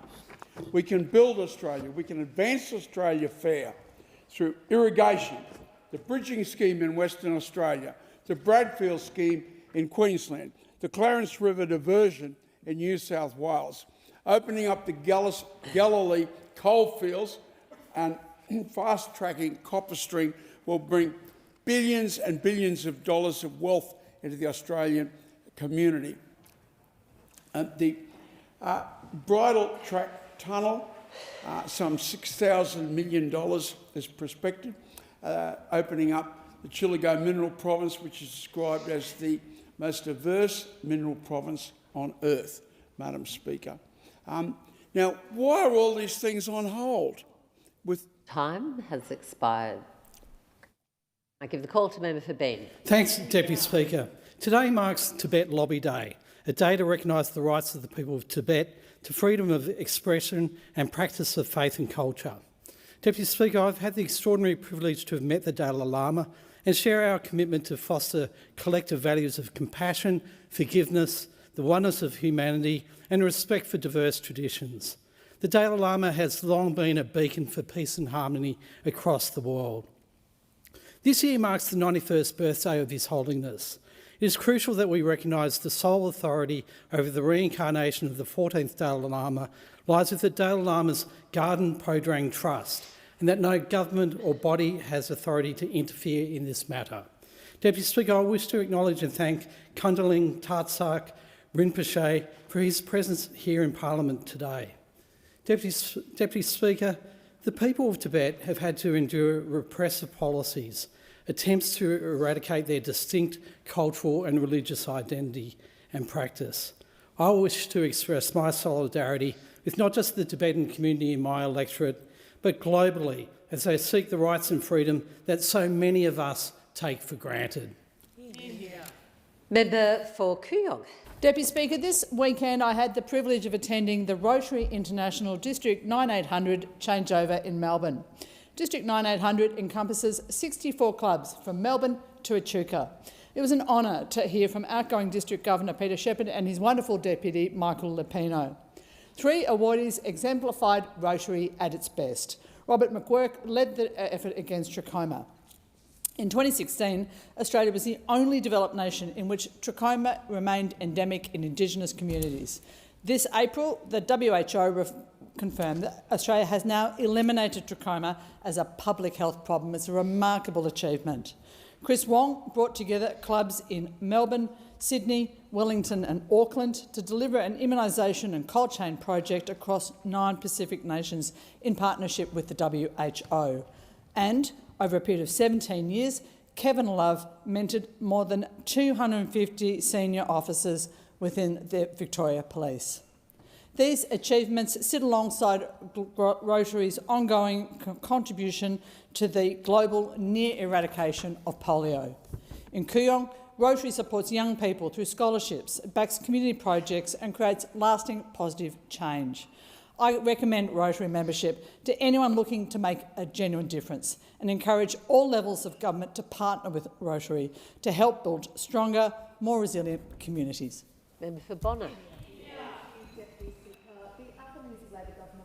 No one should miss out on the benefits of cheaper, cleaner energy simply because they rent, live in an apartment or cannot afford to install rooftop solar. That's exactly what the Solar Sharer offer is designed to deliver. From 1 July, eligible households in South East Queensland will be able to opt in, where they have a smart meter installed to access 3 hours of free electricity each day in the middle of the day when solar generation is at its peak.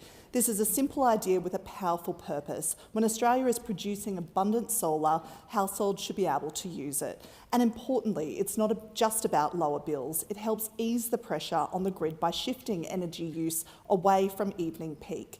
In Bonner, we have more than 3,500 home batteries already helping households make the most of clean energy. This is another practical step forward. For families, it can mean running the dishwasher, doing a load of washing, heating or cooling the home. Australia has embraced solar like nowhere else in the world, with more than 4.2 million systems installed. That's more households with solar than swimming pools. The Solar Sharer offer makes sure the benefits of that success are shared more fairly. I look forward to households in Bonner taking up this offer from 1 July. This is practical cost of living relief built around how people actually live and use energy, and I commend it to the Chamber. Member for Indi. Regional Australians are tired of hearing promises that things will get better while essential services continue to fall behind.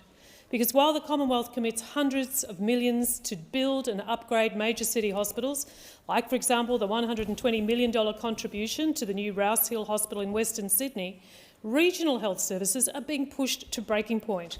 My budget submission included the priorities of Indi's health services. Their requests weren't extravagant, they were the basics. Alexandra needs a new X-ray machine because the current one is 23 years old.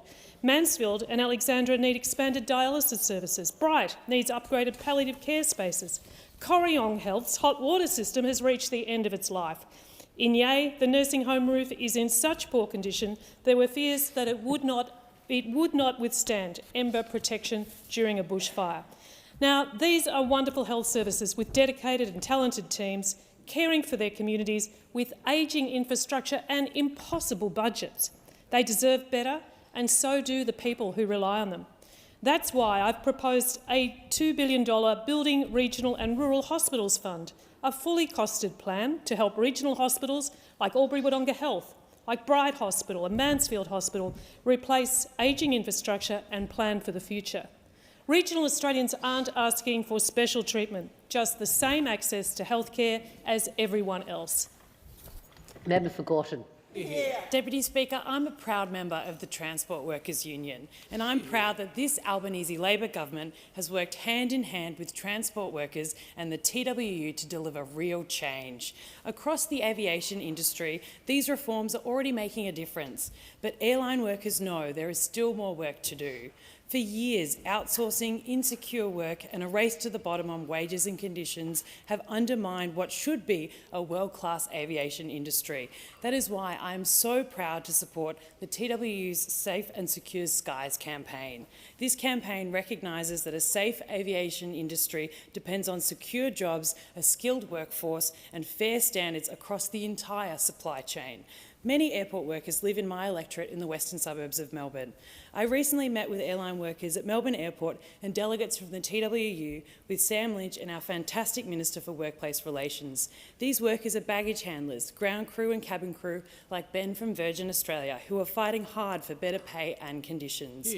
Labor understands that good jobs, safe workplaces and reliable services go hand in hand. It's why we fought for same job, same pay, closed loopholes that undermined wages and conditions, and welcomed the Fair Work Commission's decision to deliver a 4.75% increase to award wages. We'll always fight for workers' rights, and we'll continue to listen to transport workers and their representatives when new challenges emerge. Member for Durack. Thank you, Madam Deputy Speaker. As Labor rammed their toxic taxes through Parliament last week, we learnt of their secret widow tax. Not only has Labor attacked young people, senior Australians, small business owners, farmers and investors in their budget, but now they have gone after the widows. Is there anyone Labor does not see as a tax opportunity? I ask you again, is there anyone that Labor does not see as a tax opportunity? It was only after this widow tax was identified that the government admitted that they had a problem and they would fix it later. Well, why later? Why not now? Why not now? We have seen this movie before, sadly, a promise from a Labor government that cannot be trusted, just for that promise to be broken and for more Australians to be worse off. Labor wants to fix the widows' tax later in the year, but that is not the right thing to do. The right thing to do is to fix it now, which is why the Coalition is putting forward amendments to end Labor's cynical tax. But this provides a great challenge for the government, for those sitting opposite. If they vote against these amendments, their promise would be exposed for what it is, yet another Labor mistruth. So what should we do? Let's help the widows urgently. I don't mind telling you, Madam Deputy Speaker, I've been in this exact position myself. And the last thing widows in Australia need is for their lives to be more complicated when they are at their most vulnerable. So Labor, do better, act now. Member for Solomon. Deputy Speaker, the budget delivered record investments in Northern Territory healthcare, an additional $741 million for NT public hospitals over the next 5 years, bringing total Commonwealth hospital funding to $3.5 billion over 5 years, which is a lot for the Northern Territory. This funding will improve hospital waiting times, reduce emergency department crowding and free up hospital beds. This builds on the unprecedented 30% increase in NT hospital funding that we delivered in this financial year. No Commonwealth government in history has invested at this level into Northern Territory health. This budget also delivers $95.5 million for remote primary healthcare services in the Territory and a $66 million one-time untied fixed funding amount to address some of the challenges in delivering health services in the Northern Territory. Now, Parliament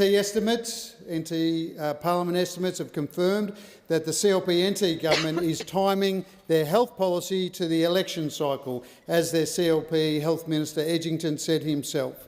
Well, a new Royal Darwin Hospital is going to be needed, and Territory Labor is committed to it. Of course, they'll need significant funding from the Commonwealth, and I am committed to that. The CLP is not interested, but Labor will get it done. Member for Lyne. Deputy Speaker, I can tell you this. People in Lyne are fed up with this Albanese Labor government. They're fed up with being told one thing before an election and getting something completely different afterwards. The Albanese government promised no changes to negative gearing, no changes to capital gains tax, yet here we are watching Labor make policy on the run, scrambling to fix problems of its own making and expecting Australians to simply accept it. And nowhere is that clearer than with the so-called widow tax. When Labor pushed through its property tax changes, Australians were told existing investment properties would be protected. But buried in the legislation was a drafting flaw that meant a surviving spouse could lose those protections simply because their husband or wife had died. The same issue could arise following a divorce settlement. In line, people are asking a simple question: who on earth thought that was fair? Many families in regional Australia have spent decades building a nest egg, often through a modest investment property. They're teachers, tradies, nurses, small business owners and retirees trying to provide security for their family. Labor faces a simple test this week. If they're serious about fixing the widow tax, they'll vote for the Coalition's amendments. If they vote no, Australians will know it was just Labor again being loose with the truth. The Albanese government increasingly resembles the captain of the Titanic after spotting the iceberg. Rather than change course, Labor keeps streaming straight ahead, convinced it knows best. Speaker, I recently completed the Australian Defence Force Parliamentary program by spending a week living on HMAS Stirling Base in Western Australia. The theme of the week was excellence, in the sense that the men and women I met and who wear the uniform of the Australian Defence Force are intelligent, dedicated, good human beings who are doing excellent things for our country. A shout-out must go to Captain Ken Burley, who oversees the base and who is a fair and courageous leader. My escorts, Sub-Lieutenant Dave Courts and AB Gagandeep Singh, were gracious, hospitable, funny and patient, as they showed me everything from the logistics facilities to the submarine simulator. I also met Senior Submariners Captain Byron Williamson, Commander Justin Cloney and Commander John Lee, whose knowledge, confidence and commitment to the Royal Australian Navy and the Collins-class submarines assured me that our maritime capability is in good hands.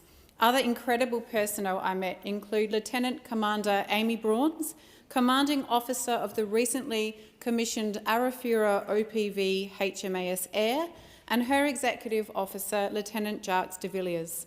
They are sharp and knowledgeable, and I am glad that they are on my side, on Australia's side. Everyone on HMAS Stirling, not only those I've mentioned, is doing excellent work in service of our country, and we should all be very proud of and grateful to them. Member for McPherson. This week, Australians are being asked to believe Labor on tax. Again. Deputy Speaker, yesterday on my way to Canberra, I saw the headline: Treasurer Jim Chalmers promises to fix property tax oversight to protect widows and divorcees. This is the same man that stood by the promise of no new taxes before an election and no changes to negative gearing more than 50 times, only to break that promise and now come after your home, your savings, your investment and your small business. And now, Deputy Speaker, he's coming after widows. People who've lost their spouse and now lose the right to grandfather negatively geared properties that they rely on. But never mind, the Treasurer is saying we should trust him to fix it. This just shows that Labor didn't even understand the consequences of their own budget. Well, Deputy Speaker, Australians aren't stupid. We all know you can't trust Labor when it comes to taxes. Labor said they'd help Australians get ahead, but every time Australians try to get ahead, Labor beats them down. That's not reform. That's a government that can't manage money, so is coming after yours. But Labor's answer is always the same: more spending, more excuses and more taxes. And now they say, trust us, we'll fix it, I promise. Deputy Speaker, trust has to be earned, but the bigger question is this: after every broken promise, every new tax and every backflip, why would Australians believe the next promise? But when the Treasurer says, trust me, Australians know it's time to check their wallet. Yes. Member for Dixon. Thank you, Deputy Speaker. The weeks and months after my Henry was born are still clear in my mind. First smile, tiny toes, sleepless nights, continuous feeding, first cold, first injections. Joy, stress, love, fear. That was nearly 22 years ago. I struggled for a few months, as most parents do. I did it, however, with the security of 6 months paid maternity leave, because in the UK, all the way back in 2004, that was the law. I got 6 weeks at 90% pay, and the rest at a fixed rate. Paid maternity or parental leave was unheard of in Australia at that time, let alone 6 months. Labor changed that. Labor introduced the very first ever paid parental leave scheme in 2011 of 18 weeks. And this week we finally catch up to the UK and move to 6 months paid leave, 22 whole years later. This Wednesday, families get 6 months paid parental leave and will receive almost $30,000 over that time. Those opposite did nothing to increase the days and weeks parents have with their baby during their 9 years in government. In fact, they tried to cut entitlements for new mothers. We've added 6 additional weeks since coming to government, as well as superannuation on parental leave. Labor is the party for working families. Member for Bowman. Thank you, Deputy Speaker. Spare some thought for the Treasurer. It's been nearly 50 days since he stood here at this dispatch box and handed down one of the most poorly received budgets in the history of our Commonwealth.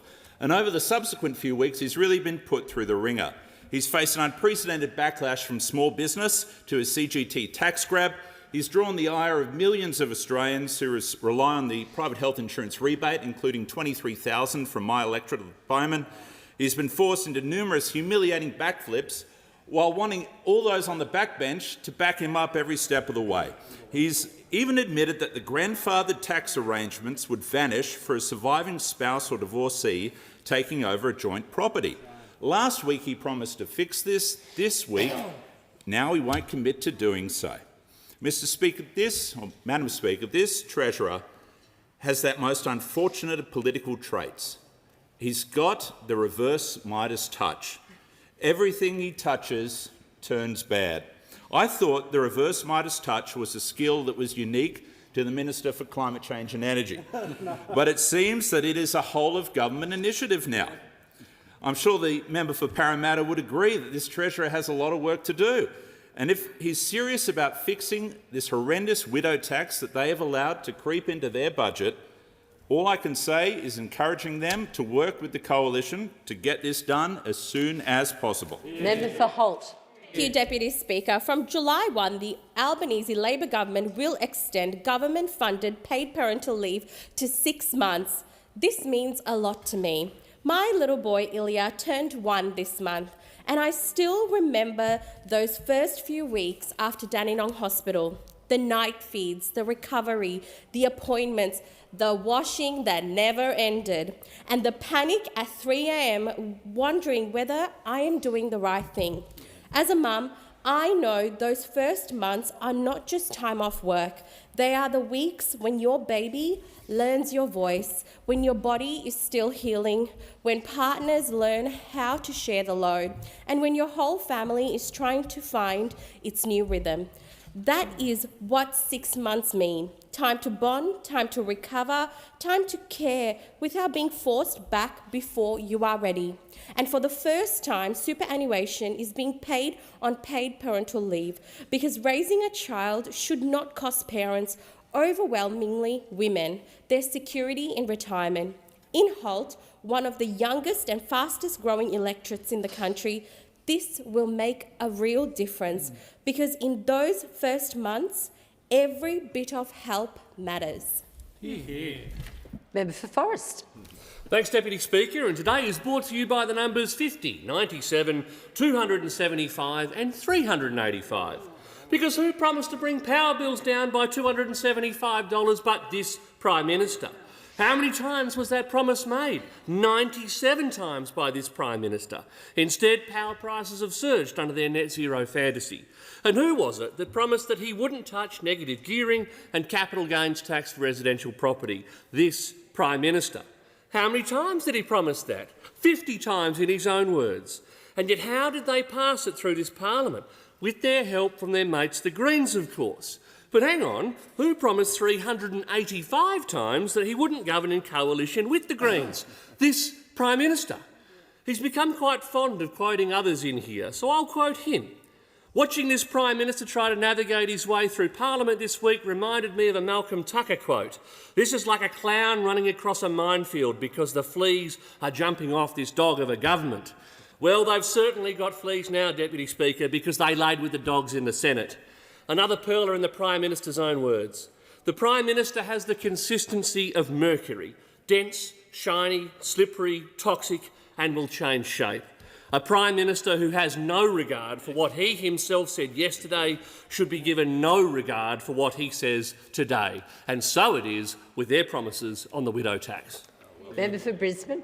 Deputy Speaker, well, it was like yesterday when I heard the news that I was about to become a parent. I'll never forget looking at my husband sitting opposite me as we saw 2 hearts beat. We were both thrilled and, if I'm honest, a little scared at the prospect. I was particularly worried as I hadn't long been with my employer at the time, and by my calculations I was going to be short of qualifying for paid parental leave. Well, that turned out to be the case. It was a huge financial blow to us, given almost the double of the cost: 2 cots, 2 strollers, 2 prams, 2 sets of nappies, etc. But the good news is this should never happen again, as we now have government paid parental leave. And even better, from this Wednesday, Labor is making paid parental leave longer and the payments bigger.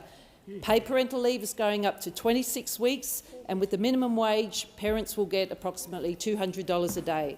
It was the Gillard government, the Labor government, that brought in 20 weeks of paid parental leave. Then it stalled. Under nearly a decade, it went nowhere with those opposite. But since Albanese Labor government's been in power, it's gone up 20 weeks, 22 weeks, 24 weeks, and now 26 weeks. Deputy Speaker, paid parental leave provides critical financial security. It improves maternal and infant health, and it fosters gender equality. It allows parents to be with their newborn and to grow together. It also removes that immediate stress of lost income, while allowing mum and dad to remain with a secure attachment to their employer. This is a family policy, Deputy Speaker, and I'm proud to be part of a Labor government that will always back. Thank you. The Victorian Labor government's blind eye to corruption on the big build has been detailed time and time again. Through the work of the 9 newspapers, the Queensland Commission of Inquiry into the CFMEU, and once again last night on 60 Minutes, where the practice of criminal infiltration on state infrastructure projects was set out blow by blow. It seems the only person to have missed the memo on CFMEU corruption in big build projects is the Prime Minister himself, Anthony Albanese, who keeps pouring taxpayer dollars into big build projects. Last night's revelations included pressure applied on major and minor contractors to use the CFMEU's hand-picked contractors at extra cost, pressure applied by the Allen Labor government itself. At last count, it is estimated that $15 billion has been siphoned off to the CFMEU and their gangland, bikie, criminal mates. And federal Labor now wants to implement the exact same system of preferential deals at the federal level. Last week in this place, we debated laws that would allow the Commonwealth to discriminate against businesses that don't make deals with unions when awarding taxpayer-funded contracts. Can they not see this will entrench the very culture that has driven corruption, crime and cost blowouts in Victoria? Governments should never create a system where political connections or union preferences matter more than merit and value for money. But Labor keeps giving the CFMEU free pass. Why? Because Labor is the political... Thank you, Speaker. In a recent speech, the opposition's leader said, and I quote, "Labor's claim that Australia can be a renewable energy superpower is a utopian fantasy divorced from reality, but Australia can be an energy superpower if we dig and drill." Speaker, at a time when we are facing more frequent and intense natural disasters, when our farmers are dealing with harsher droughts and floods, the opposition has no credible alternate policy. They think we should simply dig and drill. Given the challenges posed by climate change, that is unconscionable, and it's also infuriating. It denies the reality of a warming world and ignores the responsibility we hold to act. Labor is backing the industries and jobs of tomorrow, lowering emissions while strengthening our energy security and taking seriously our responsibility to future generations. Speaker, my 15-year-old daughter and one of her close friends are in the gallery today. As a mother, a driving motivation is the importance of taking action on climate change. It's our children, it's our children's children who will carry the burden of our failure to act. Our country has everything we need to be a world-leading renewable energy superpower. Our government is embracing that opportunity and we're making a difference. Our government will not fail in our responsibility to take urgent action on the most pressing moral and practical challenge of our time. Thank you, Speaker. Member for Barker. Australians all know Labor can't manage money. That's why they're coming after theirs. Through a rushed 2-day inquiry on the bill, a new tax was discovered. The widow's tax, where a change of ownership as a result of death would mean losing the grandfathered exemptions to capital gains and negative gearing. Once the widow's tax was exposed, those opposite had the chance to remove it when passing the bill, but for some reason they refused. They knew the bill was defective and they passed it anyway. Maybe Labor is going full post-truth. Maybe Labor thinks these widows, most likely boomers, a class of individuals that those opposite have sought to demonise, deserve to be punished. And what better time than when they've lost a loved one? Luckily, the Coalition is ready to help fix Labor's mistake. If it was one, by drafting amendments to remove the tax, Labor faces a simple test this week. If they're serious about fixing the widow's tax, they'll vote for the amendments. If they vote no, then you really do have to ask yourself, Madam Deputy Speaker, has Australia ever had a more rotten, a more mean, a more nasty government, punishing widows at their time of grief? What other taxes will small business and families be saddled with that they don't know about? Perhaps a tax on the family home, perhaps a tax on unrealised gains. How much money will be enough for those opposite? To the Prime Minister, Australians deserve to know how you plan to punish them. Member for Swan. Thank you, Deputy Speaker. The Liberal Party says that it needs a refresh or a rebrand. But this isn't a branding problem, it's a listening problem. They've had their own review after review. They've changed their position on net zero, they've changed leaders, they've changed presidents, but they keep on ignoring the same lessons. Those opposites opposed quotas to get more Liberal women into Parliament. Look at the crossbench. Now look at who the alternative opposition leader is. They don't reflect modern multicultural Australia, and one of their headline policies during the election was telling women that they could not work from home. If they can't modernise themselves, how can they modernise the country? Meanwhile, the Albanese government is getting on with the job. The member's time has concluded. Order. In accordance with Standing Order 43, the time for members' statements has concluded. Order. If members can take their seats quickly and quietly.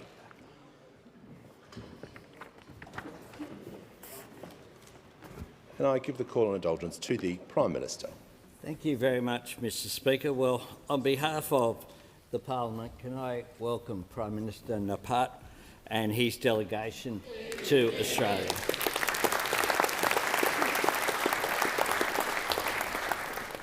You are most welcome here.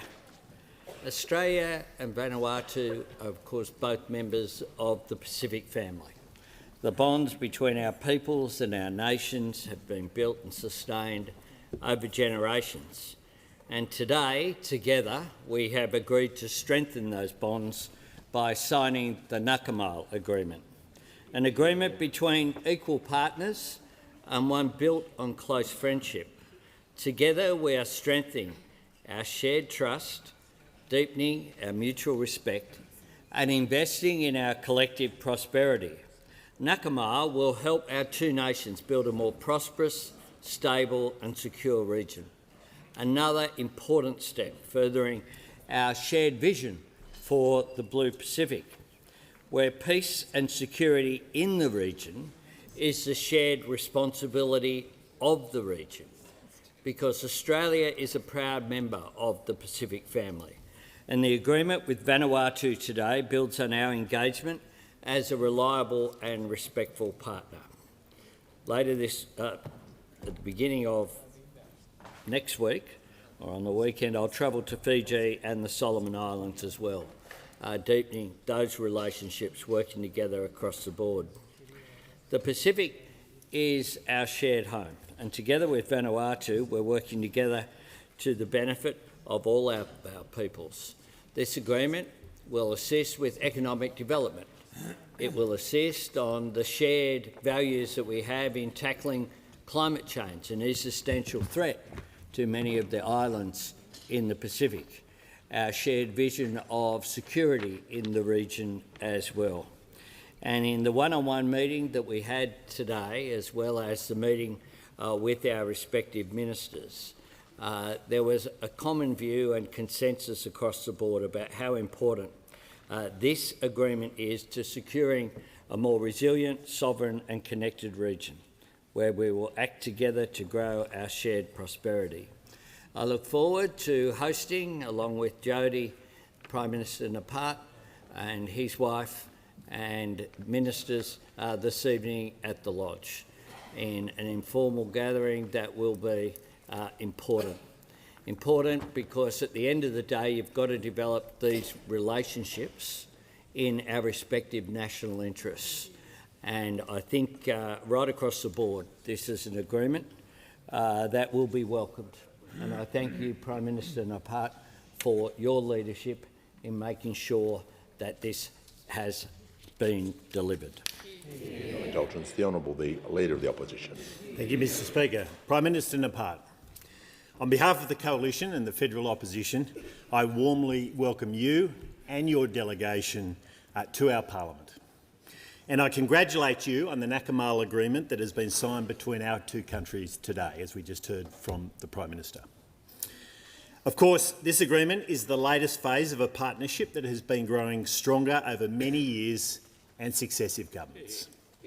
The former coalition government was proud to enhance Australia's relationship with our Pacific family under our Pacific Step-Up agenda. Under the coalition, Australia made vital and historic investments in the telecommunications and digital infrastructure of our region. Such steps to practically improve and protect the self-determination of our Pacific family will always be the focus of our coalition. And in this world of geopolitical and other disruptions, the Pacific family must stand together, as we heard a moment ago from the Prime Minister. This is why my colleague, the Member for Fairfax and Shadow Minister for Foreign Affairs, Ted O'Brien, last week announced the Coalition's support for a regional security pact for the Pacific, designed by the Pacific. Prime Minister Naphat, we do live in dangerous times where authoritarian powers seek to coerce and control using both carrots and sticks. And for countries like ours, enhancing our partnership sends a strong message about the importance we place on sovereignty, collective security and the solidarity of our fellow democracies. You and your delegation are most welcome guests in our country. Thank you for visiting us. We shall move to questions without notice. Are there any questions? I give the call to the Honourable the Leader of the Opposition. My question is to the Prime Minister. Labor's toxic taxes have been rushed through the Parliament. As a result, thousands of Australian women, including widows, divorcees and victims of family and domestic violence, will pay more tax. Can the Prime Minister give Australians a straight answer? How much more tax will widows, divorcees and victims of family and domestic violence pay because of the Treasurer's bungled budget? Call to the Prime Minister. Thanks, Mr Speaker. The answer is they won't. And we've made that very clear, Mr Speaker. No wonder they're struggling over there, Mr Speaker. We had a Shadow Minister earlier today speak about abandoning the Liberal Party name. She said this: I think it's time for the Liberal Party to rebrand itself.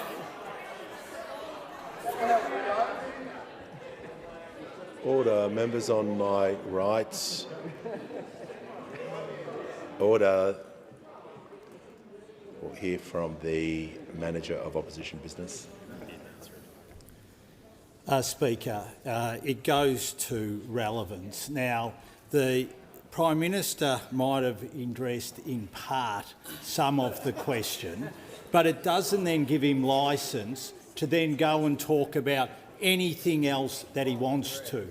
He has to stay on the policy subject matter and relevance. And what he was talking about has nothing to do with his failure. Order. It's not the way to raise the point of order with extra commentary along the line. the Prime Minister was reading a quote about the opposition. He wasn't asked about the opposition. He did answer the question that he was asked very early in his answer. He was asked how much, and he's answered that part, right? I think we can all agree on that. We just need to make sure if he's reading any quotes out, he makes it directly relevant to what he was asked about. He wasn't asked about opposition policy, he was asked about government policy.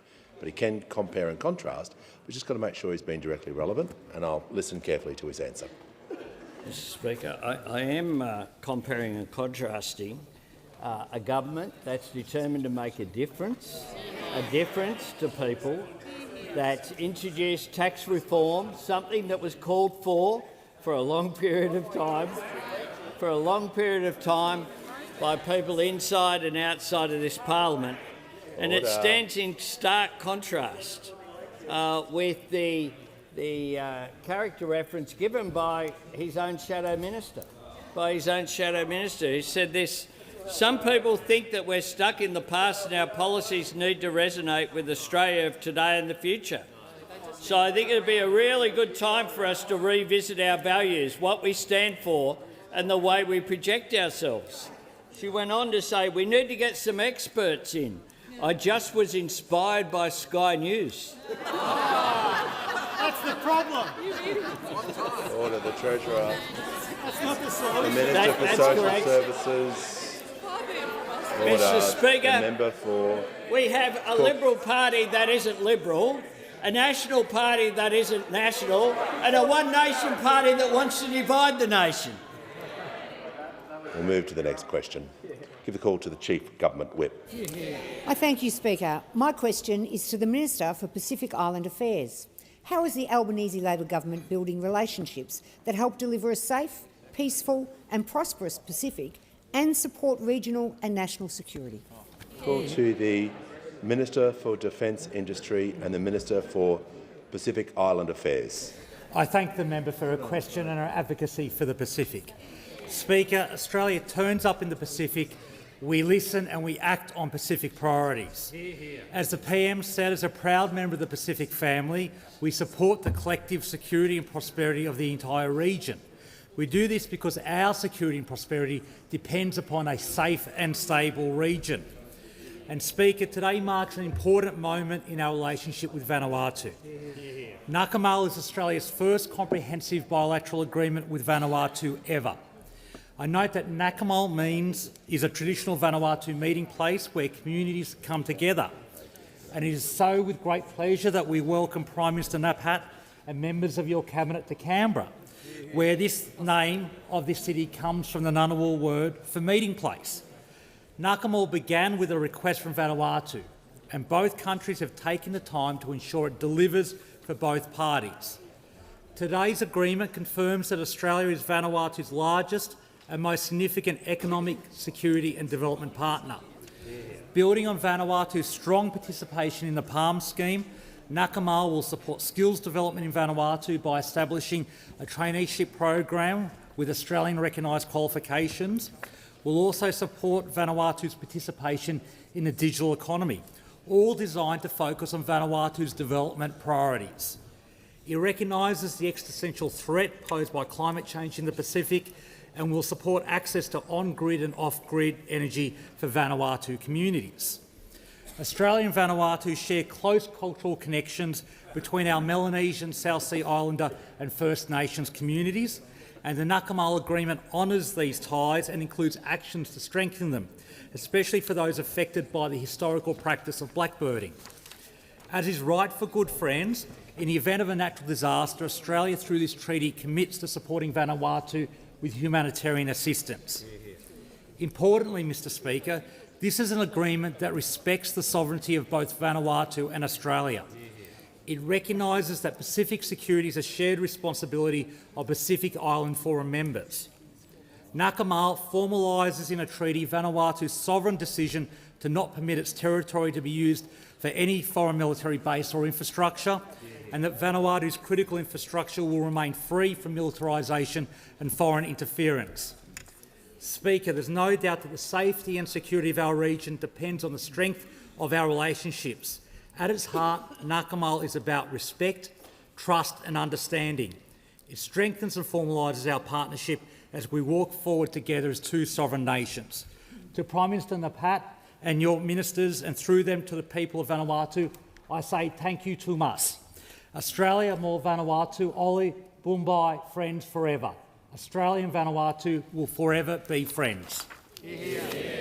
Call to the Honourable the Leader of the Opposition. My question is to the Prime Minister. The Treasurer has promised to fix Labor's new tax on widows, divorcees and victims of family and domestic violence, but he can't say how and he can't say when. When will the Prime Minister step in and clean up the Treasurer's mess? Order. The member for Adelaide will leave the chamber under 94A.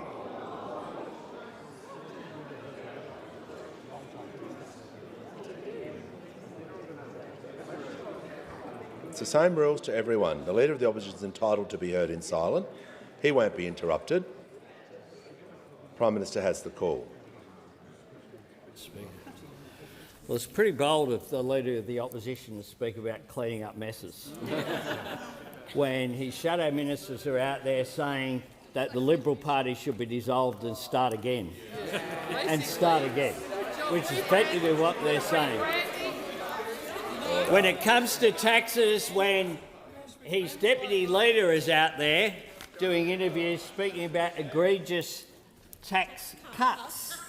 Egregious tax cuts is what Senator Hume, the Deputy Leader of the Opposition, she's not the Leader in the Senate, she's the Deputy Leader of the Liberal Party, but someone else's Leader in the Senate, someone else's Deputy Leader in the Senate. Order.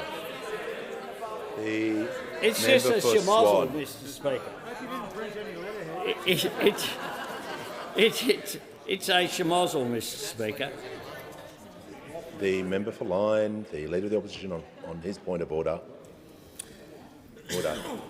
Relevance, Mr Speaker. There's widows, divorcees and victims of family and domestic violence who want to know an answer to this question. Prime Minister.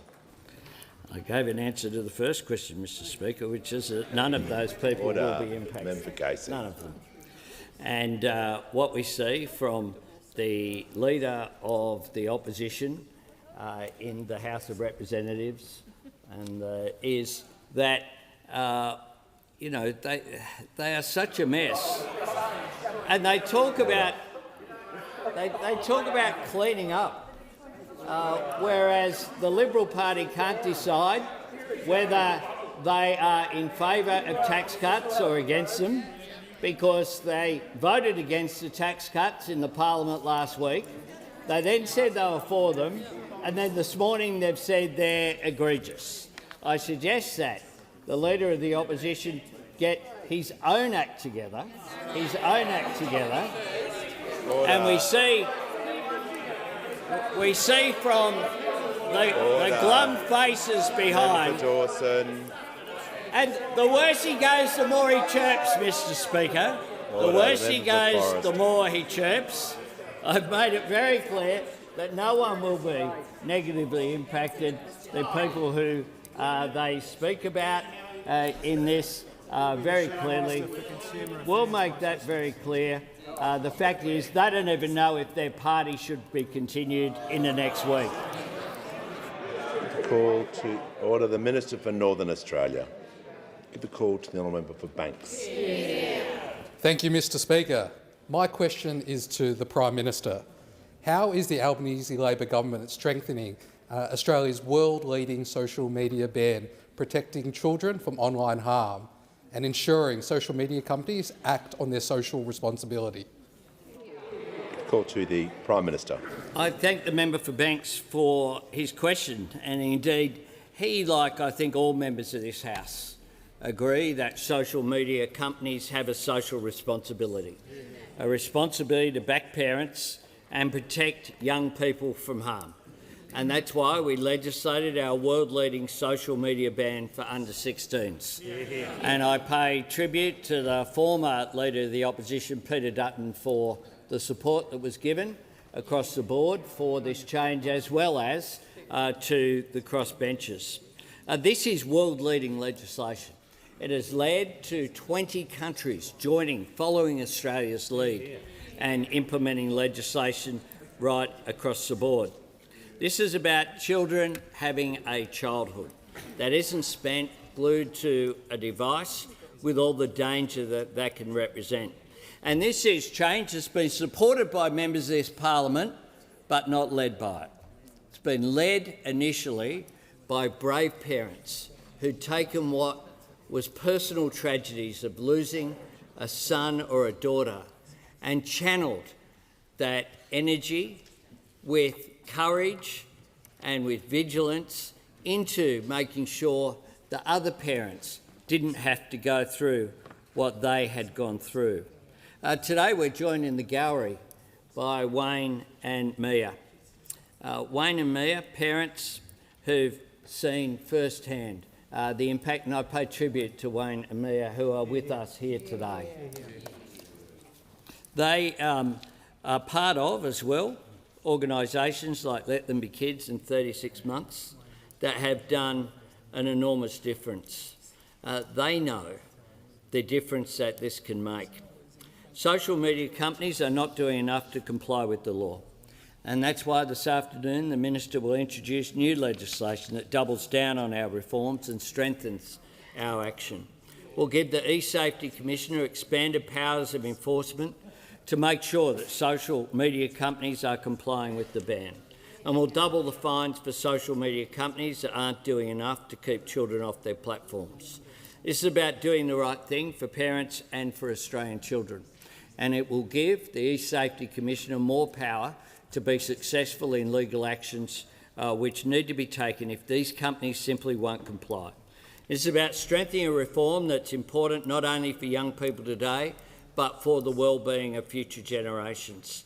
We will have to, as technology changes, continue to respond as a parliament, as will parliaments right around the world, in order to make sure that we hold these companies to account, because they simply shouldn't be able to get away with making these massive profits with consequences for our youngest and most vulnerable people in society.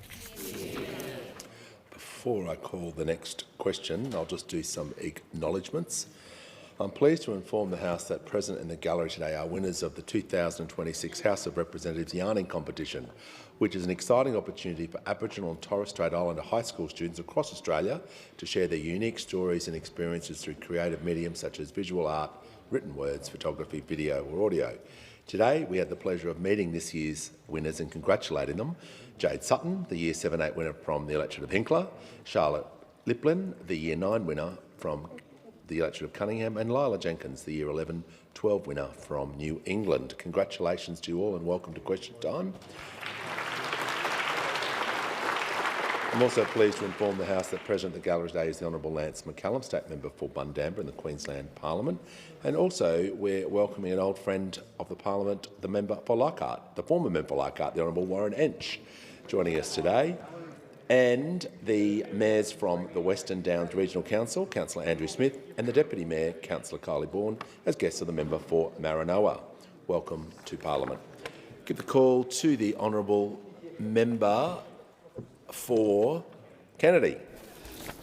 To the Minister representing the Minister for the Environment, Minister, the EPBC Act effectively dispossesses the people who have lived and loved their land for generations, some 40,000 years. Is your government to continue lauding itself about prioritising the double-degreed ideological know-alls, save the planet agenda, or are they going to give precedent for the people who created the ALP, the people who did hard yakka for a big quid? Good call to the Leader of the House representing the Minister for the Environment, the Minister for Water. Thanks, Mr Speaker. Thanks to the member for Kennedy for the question. With respect to the EPBC Act, I'll say two things relevant to the question. The first is in terms of approval times. The approval times that we're dealing with under the new legislation are significantly improved and meeting timelines has been a very significant shift since this government came to power. The second thing that I would point to is the legislation itself does and has always dealt with heritage listings, both national heritage listings and world heritage listings, where it's not often appreciated, do not simply deal with natural values, they deal with cultural values as well. And a large number of listings, quite specifically, include cultural values, and it has been the legal way to make sure that the principles that he has referred to in the question find their way into Australian law. Give a call to the honourable member for Macarthur. Thank you, Mr Speaker. My question is to the Minister for Communications. How is the Albanese Labor government strengthening Australia's world-leading social media laws to hold big tech to account? Call to the Minister for Communications and the Minister for Sport. I thank the member for Macarthur for his question and for his lifelong and sincere commitment to the health and well-being of Australian children, both in this place and outside this place. It's been just over 6 months since Australia's world-leading law creating a minimum age for social media began. So far, more than 5 million underage accounts have been deactivated or removed. According to a recent YouGov survey, 30% of young Australians aged between 13 to 15 are spending more time playing sport. 27% report better sleep. Online bullying is down 9%, and exposure to inappropriate and violent content has fallen by 18%. Australia has started to create cultural change that we can all be proud of. Despite our immense progress, I am not satisfied that tech companies are doing everything they can to keep under-16s off their platforms. The E-Safety Commissioner is actively investigating non-compliance by 5 major platforms: Facebook, Instagram, Snapchat, TikTok and YouTube.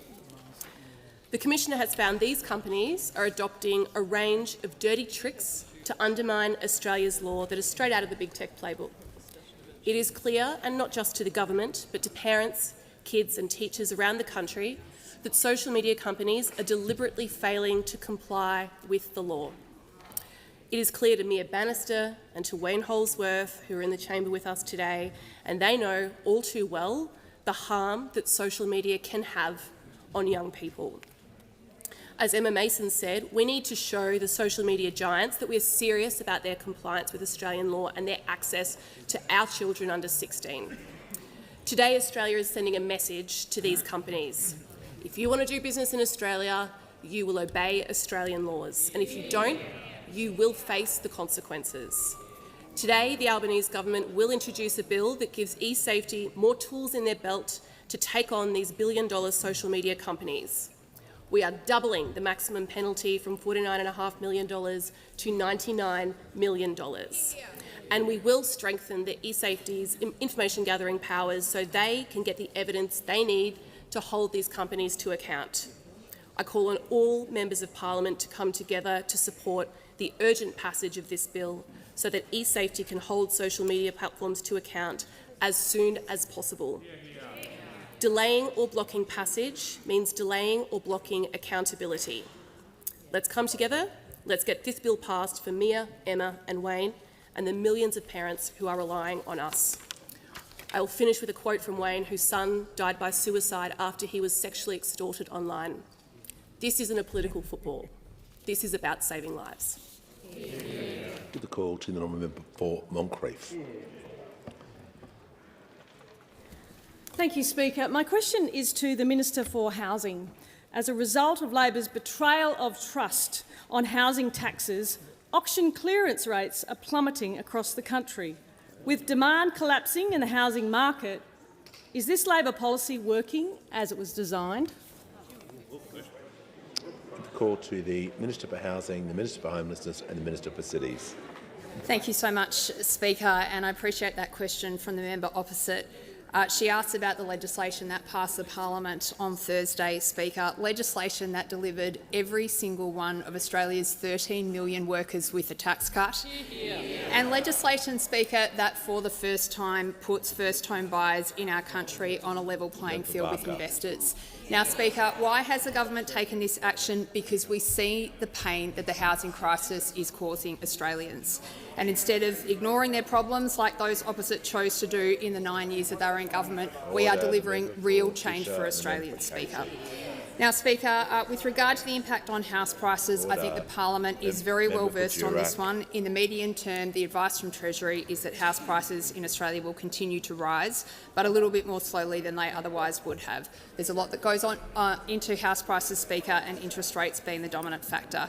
Speaker, I hope and I expect that those opposite understand that the Treasury modelling showed a slightly slower growth rate of about 2 percentage points slower than otherwise would have been the case, Speaker. Now, what do we get for that, Speaker? We get something incredibly special, and that is 75,000 Australians who go from renting into home ownership.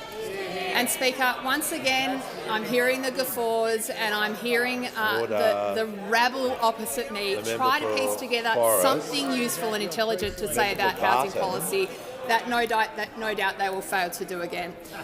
Now, Speaker, we had one of the front benchers give a notable interview today saying that her party needs a rebrand. And let me be really clear, Speaker. I think she's making some good points, Dan. Order. The Minister can just cease making her points for a moment so I can hear from the manager. Speaker, and I wouldn't be worried about good points when you've got a housing Resume market. your seat. Yeah. I'm not going to slide into bad habits with just comments. You make the point on relevance. The Leader of the Opposition and the manager have done so, but you're not going to take advantage of the standing orders. So we'll just rein that in a little bit. The Minister wasn't asked about alternative policies. She was asked about the policy she's responsible for. She can do some compare and contrast, but she just can't start randomly talking about the opposition because she wasn't asked about the opposition and their name or anything to do with that. She was asked about responsibility she's for. So the manager is correct. I'm upholding his point of order, and I just want to make sure you return back to the question. Absolutely, Speaker. Very happy to do so. And I'm simply making the point, Speaker, that we've got front benchers openly saying that they need to rethink the existence of their political party. On this side of the parliament, we're living a very different experience, Speaker. We don't need any experts to tell us what the great Australian Labor Party stands for, Speaker. We stand for equality, we stand for aspiration, and we stand for first home buyers of our country getting the fair go that they deserve. Give a call to the honourable member for Swan. Thank you, Mr Speaker. My question is to the Treasurer. How is the Albanese Labor government helping with cost of living and helping Australians get ahead? And how does that compare to other approaches? Give a call to the Treasurer. Thanks, Speaker. The member for Swan's a really valued member of our team, and I thank her for her question. This government and this Prime Minister is delivering cost of living help, and we are delivering real change at the same time. You can see that in our tax reforms. You can see that in the cost of living help, which kicks in from this Wednesday, the 1st of July. Our tax reforms are all about cutting taxes for workers, helping first home buyers and making the tax system fairer. Our help with the cost of living has been a priority for this government every one of our almost 1,500 days in office, but this Wednesday is an especially important day, Mr Speaker. And that's because from this Wednesday, every worker gets another tax cut. Workers on the national minimum wage get a 6% pay rise. Workers on modern award wages get a 4 3/4% pay rise. Workers will start getting their super paid with their wages. Motorists will get another month of fuel excise relief. Parents will be entitled to 26 weeks of paid parental leave, up from 24. A number of payments will be indexed, and our ban on excessive pricing of groceries comes into effect. Now, Mr Speaker, through our tax cuts, our tax reforms and our cost of living relief, we are supporting workers and first home buyers, we're supporting parents and motorists at the same time. And the tax cuts which kick in on Wednesday are happening despite those opposite, not because of them. If they had their way, there'd be no tax cuts, no cost of living relief, no reforms to the broken housing market which has locked too many young people out for too long. Now, Mr Speaker, the three right-wing parties, they all seek to capitalise on the real pressures that people are facing at the same time as their anti-worker, anti-housing agenda would make things worse. Now, Senator Hume was at it again this morning on multiple occasions describing our tax cuts as egregious, Mr Speaker.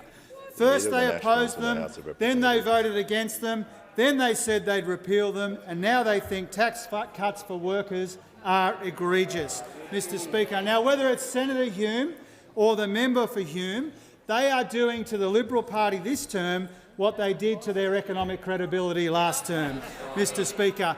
On his watch, the Liberal Party is circling the drain, Mr Speaker, and for good reason. They oppose tax cuts. This government is delivering cost of living help.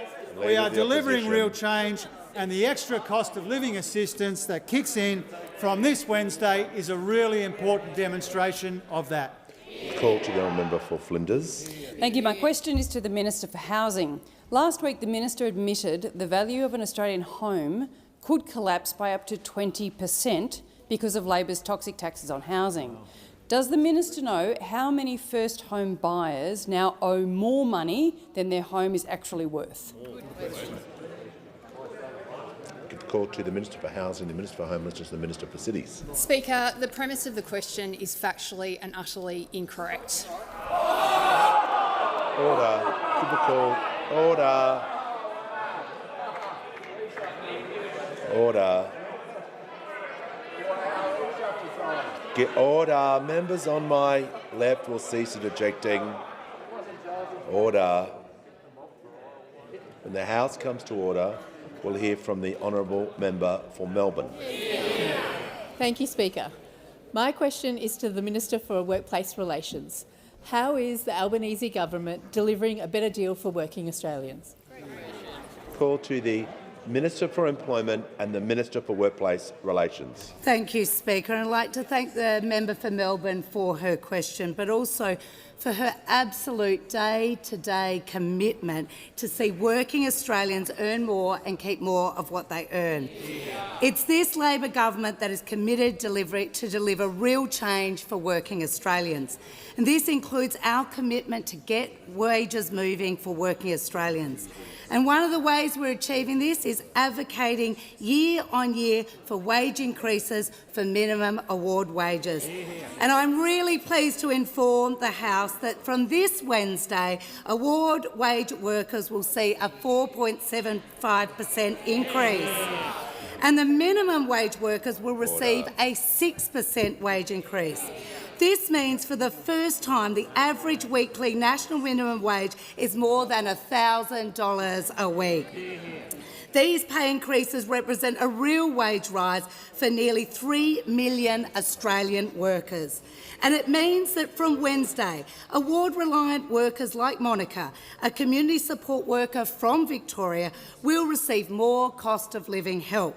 Monica says that this pay rise is incredibly important because her industry is low paid and made largely of women workers who, as she describes it, work hard, slog hard and attend shifts because we are committed to our work. And of course this increase will also help workers like Noah. Noah is a school cleaner who has welcomed the pay rise, saying that this is a great thing and that he now, and I quote, is able to save for a car I need to get further. Now, our government believes workers like Monica and Noah deserve a pay rise and we are backing them to get one. Not only will workers receive a pay rise from Wednesday, but of course 14 million Australians will get another tax cut from this government, a tax cut of up to $268. Of course, workers will also benefit from this Labor government's payday super laws coming into effect also on Wednesday. Of course, these laws build on our existing reforms which have made superannuation a workplace right in the Fair Work Act and, of course, the increase to compulsory contributions. Our payday super changes will ensure that super is paid earlier and more regularly into super accounts, giving people more oversight and a bigger balance at retirement. whether it is getting wages moving again, whether it's more super into workers' accounts or whether it's tax cuts, it is only the Albanese Labor government that is delivering real change for Australian workers. Call to the Manager of Opposition Business. Thanks, Speaker. My question is to the Minister for Housing. Last week the Minister said we see periods of significant house price growth and then we see the market make a correction, and that's what we are seeing at the moment. Does the Minister know how many first home buyers now owe more money than their home is worth? Give a call to the Minister for Housing, the Minister for Homelessness and the Minister for Cities. Speaker, again, I'm asked about the legislation that passed the Parliament on Thursday. And Speaker, that legislation was about three really simple things. It was about giving every single worker in our country a tax cut. It was about levelling the playing field so first home buyers have the opportunity that they deserve. And it was about building a fairer tax system for the country. Now, Speaker, I've spoken to the Parliament before about the Treasury modelling that supported these changes. The Chief Government Whip will cease interjecting. The Minister will pause. The Manager on a point of order. Get to the point of order. Goes to relevance, Speaker, and this question was very specific. There was a quote from the Minister and then the question was asking about first home buyers and negative equity, and I would ask the Minister to directly answer the question as she should.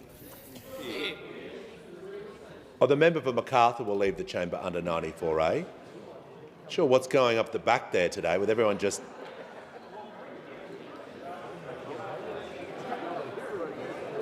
You won't get away with anything in this chamber, no matter where you're sitting. Order. The Minister was asked about her quote and about the policy. You asked to be answering the question directly. I can make it be directly relevant. So make sure with the Minister, I'm just giving her some guidance here to make sure she's not talking about the opposition policy, she's talking about her policy, which she was doing regarding the legislation and the modelling. So well, that's where she's at too with her answer. So you've interrupted perhaps at the wrong time, but she's being directly relevant at this time.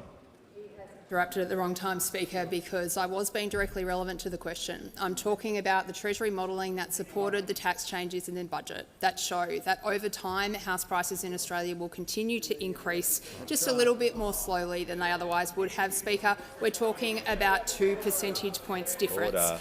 Now, Speaker, those opposite I can see place no particular weight on the changes that our government is making to address a broken housing market for our country.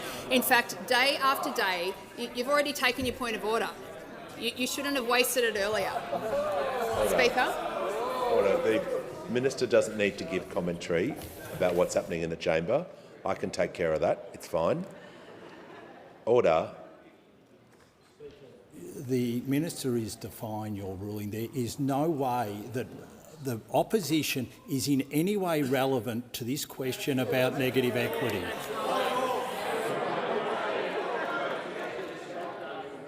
Order.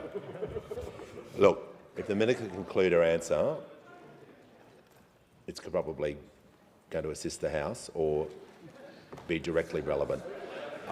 I don't want to sit her down, but if she has got nothing else to say, she should think about winding up her answer. Otherwise, we can't be here all day taking these points of order from the opposition, and we'll move to the next question. I understand completely, Speaker. Speaker, the tax changes that I was asked about are going to help 75,000 rental households into first home ownership. Those opposite may place no particular weight on that, Speaker, but we are proud of that change and it's an important one for our country. Order. Give the call to the honourable member for Newcastle. Thank you. My question's to the Minister for Social Services. How is the Albanese Labor government's delivering on our commitment to strengthen paid parental leave? And why is this so important? And what are the risks to this? Call to the Minister for Social Services. Thanks so much, Mr Speaker, and I want to thank the member for Newcastle for her question. She has a lifetime of standing up for Australia's working women and for Australia's working families. In just 2 sleeps, the Albanese Labor government's next major expansion of paid parental leave will take effect. We know that families need flexibility. They shouldn't have to choose between having a baby and having a career. That's why Labor started paid parental leave, and that's why Labor is expanding it. From the 1st of July this week, on Wednesday this week, families will get more time, the full 6 months of paid parental leave. They'll get more money, over $1,000 a week. In fact, we've more than doubled paid parental leave since coming back to government. It's about $30,000 now, and of course more people will be eligible. Those changes have been so important for Australia's working families, but those opposite have been absolutely all over the shop on this. From the bad old days when the former Treasurer, Joe Hockey, said that mums were double dippers, he said that on Mother's Day. Order. Former Prime Minister Scott Morrison called them rorters. The member for Goldstein has said it's not my choice that women have children, it's genetic. Where's he gone? Where's he gone?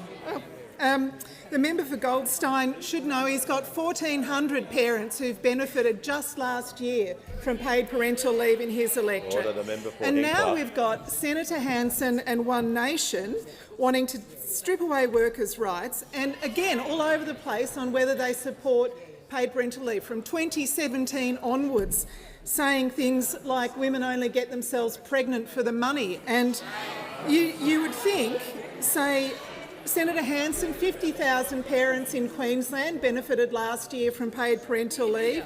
The member for New England, well, he's not here either. 1,500 parents in his electorate. The new member for Farrer, 1,700 parents in his electorate got paid parental leave last year.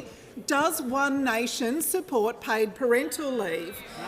Australian families have made it absolutely clear that they support it and they need it and they want it. And if the 3 coalition parties over there don't support it, they should be frank about that. The call to the member for Curtin. My question's for the Minister for Communications. I commend the government for committing to a digital duty of care. 15 years ago, we had no idea about the harms that social media would do, from radicalisation to exacerbating eating disorders. With AI, there are early signs of new types of harm, like attachment hacking and cognitive decline. Will you commit to a digital duty of care that includes an overarching duty, so it's future-proof for emerging harms, rather than limiting accountability to the harms we can identify now? Call to the Minister for Communications and the Minister for Sport. Thank you very much to the member for Curtin for her question and for her continuing to work with me and like-minded parliamentary colleagues on such an important space. I truly believe we're at the coalface of one of the most compelling policy questions of our time, and this is what that looks like. Thoughtful questions, thoughtful answers. The digital duty of care, in its intent, is meant to do 2 things. One, to prevent or to make big tech prevent harm to their users and to prevent psychosocial harm to their users. So I believe that defining it as psychosocial harm captures what you're talking about by way of emerging harms as we get more research that comes into the field. The second element of the digital duty of care is safety by design. So that is switching the onus from, at the moment, them being able to do basically whatever they like in an unregulated space, the harm occurring, and then avenues to people who have been harmed through things like e-safety, to big tech needing to do safety by design. And I think I'll call here something that Wayne Holsworth said in our meeting and then the press conference with the Prime Minister earlier today about the social media laws, which is the first tranche ahead of what's coming with digital duty of care. He said that when seatbelts became mandatory, it's something I say all the time, people did not immediately comply with them. It took a while for that cultural change to seep through to now where you're at a point where if you don't have your seatbelt on in the car, your kid will tell you that cops are going to stop you. You haven't got your seatbelt on. Those seatbelts, when they first came into place in Australia, were pretty they weren't retractable. You know, they were a much earlier form of the kind of seatbelts that we see now. In fact, now we have different car manufacturing companies compete to be the safest car on the roads. Volvo's 5-point safety harness for your children. I truly believe that what we're doing here is moving from that early model non-retractable seatbelt to a point where online tech competes to be the safest company in the space. That means we have to hold them to account. That means we have to continue to work together in a bipartisan measure. So in short, I think we do address that, but I look forward to continuing to work with you on digital duty of care in the second half of this year. Call to the honourable member for Aston. Thank you, Speaker. My question is to the Assistant Treasurer and Minister for Financial Services. What steps are being taken by the Albanese Labor government to deliver real change and protect Australians from price gouging at the supermarket checkout? And what opposition has there been? Great question. Call to the Assistant Treasurer and the Minister for Financial Services. Thank you, Speaker. I thank the member for Aston for her question, and I acknowledge that she has, throughout her time in this place, been such a strong advocate for measures that will help Australians with cost of living measures. We know that too many Australians feel like the economy hasn't been working for them and that pressure has been building for a long time. Australians only have to look at their supermarket receipts to know just how tough things have been. And they've been getting tough for so many people. That's why we're delivering real reform that will make a difference at the supermarket checkout. And can I acknowledge the hard work of the Assistant Minister for Productivity and Competition, who has been responsible for leading so many of the measures that I'm going to outline in this answer. From 1 July 2026, it will be illegal for very large supermarkets such as Coles and Woolworths to charge prices that are excessive when compared to the cost of supply plus a reasonable margin. Our new laws are intended to ensure that prices more closely reflect what would occur in a competitive market, protecting Australian consumers. The Australian Competition and Consumer Commission will enforce these laws. Any retailers found to be in breach will face a fine the greater of $10 million, 3 times the value of the benefit derived, or 10% of annual turnover during the preceding 12 months. Speaker, these are new regulatory powers with real teeth. These are tough laws which are in the best interests of consumers and the best interests of the broader community.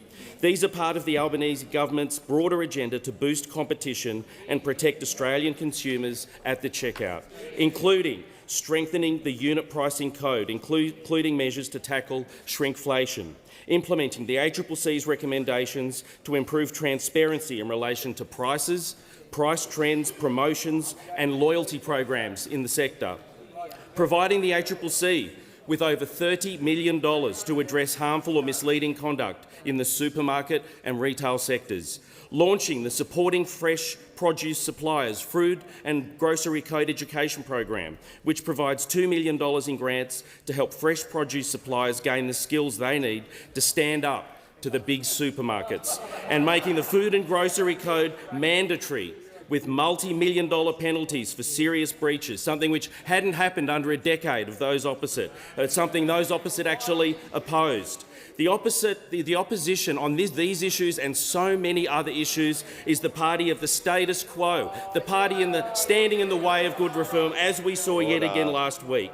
This government is delivering reforms that will result in concrete improvements in people's everyday lives. We're delivering real change and protecting Australians from price gouging at the supermarket checkout.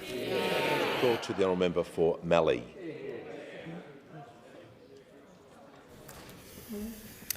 Thank you, Speaker. My question is to the Minister for Housing. Does the Minister know how many first home buyers now owe more money than their home is worth? Give a call to the Minister for Housing, Homelessness and the Minister for Cities. Speaker, this is a variation on a question that I've now been asked multiple times, and I'm not changing my answer. Speaker, the question is about house prices and the effect of the government's legislation that passed the Parliament on Thursday, a piece of legislation where our side of the chamber was proud to stand up for first home buyers in our country, Speaker. And it's not the only way that we're doing it, Speaker. Of course, this is part of a massive housing agenda that our government is implementing to try to fix a broken system, Speaker. And let me be really clear about this. We've got yet another question time where those opposite come into question time again and again, uselessly defending a status quo that every other person in our country can see is broken. And I say to those opposite, Speaker, as I said to them last week, we have got a home ownership rate in this country falling through the floor. Minister will pause. Member for McNamara and the member for Spence. Oh, it's the member for Spence. I apologise, member for McNamara. Is now warned. The member for Mallee.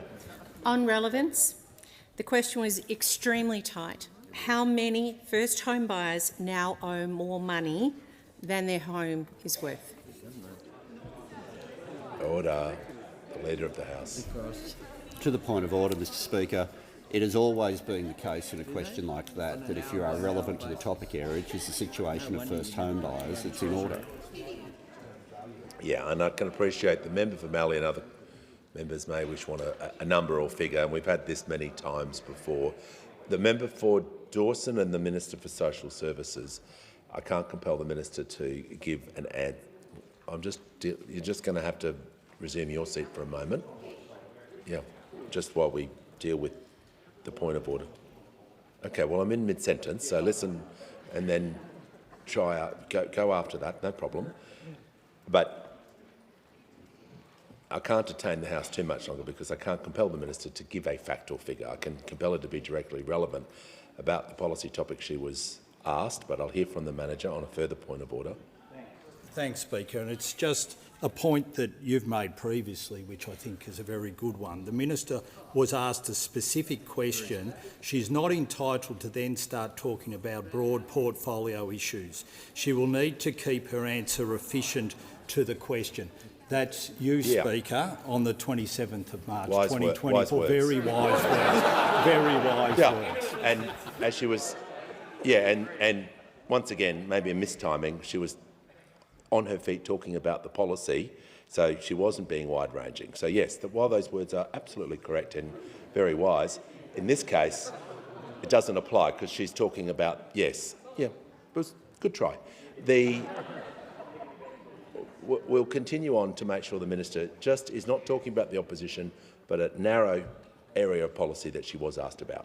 Thank you so much, Speaker. I'm talking, Speaker, to the parliament about the essential topic of first home buyers and home ownership rates in this country. And, Speaker, I just want to remind the parliament and those in the public gallery who are with us today, we have got home ownership rates in our country falling through the floor. A low-income young couple in our country is half as likely to own their own home than they were in the year that I was born. And I would really like to understand how home ownership rates have to fall in this country for those opposite to see that we have a broken housing system in Australia. What has happened to housing in the last roughly 40 years in our country has radically changed what it means to be aspirational in Australia today.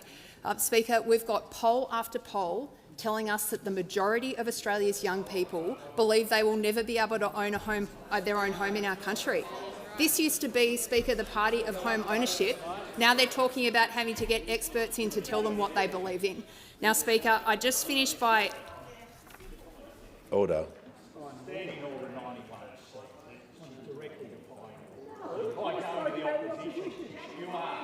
All right, resume your seat.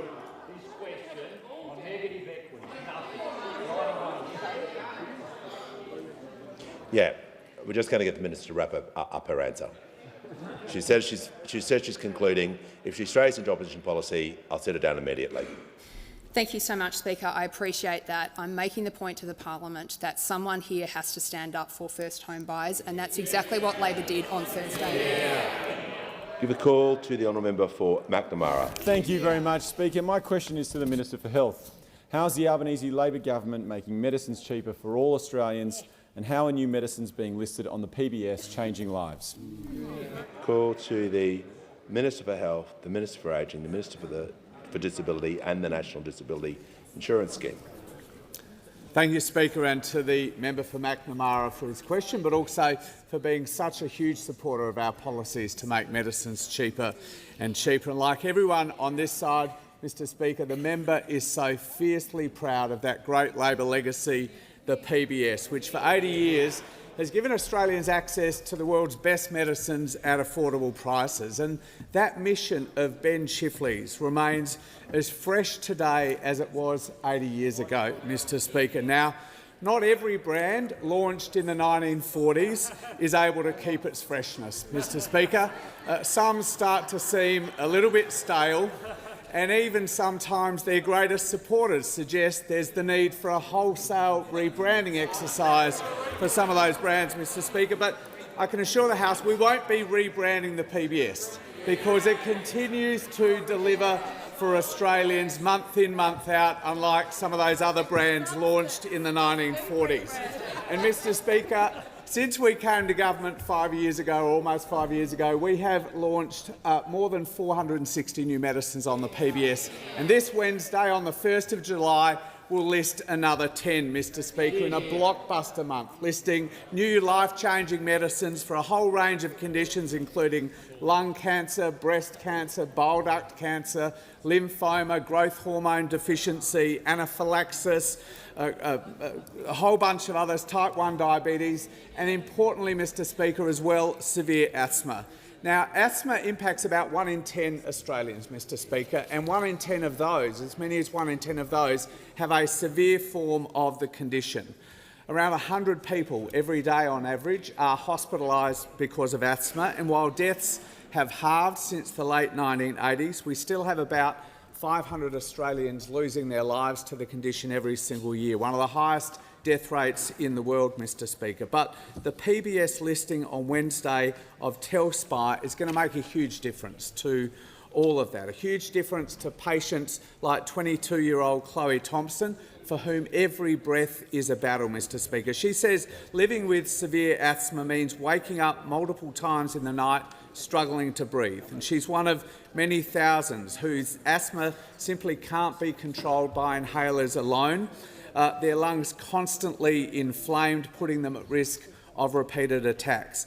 But from Wednesday, these patients will have access to potentially life-saving relief with this treatment Telspi, a breakthrough injection that is administered once every 4 weeks.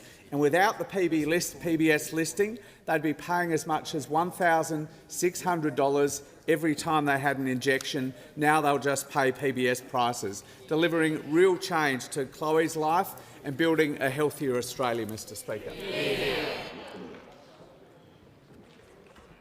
Give a call to the honourable member for Farrer. Thank you, Mr Speaker. My question is to the Minister representing the Minister for Environment and Water.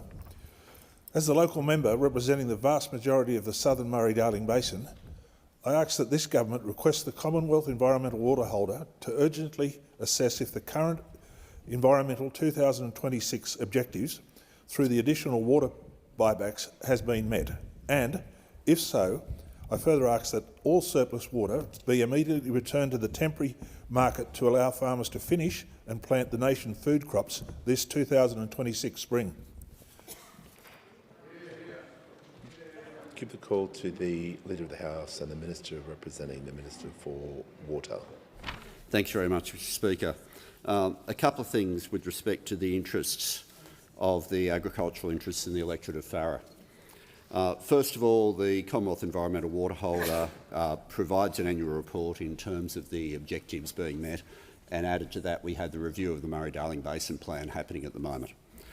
The concept of surplus water not being used to keep the basin healthy is not something that the government does.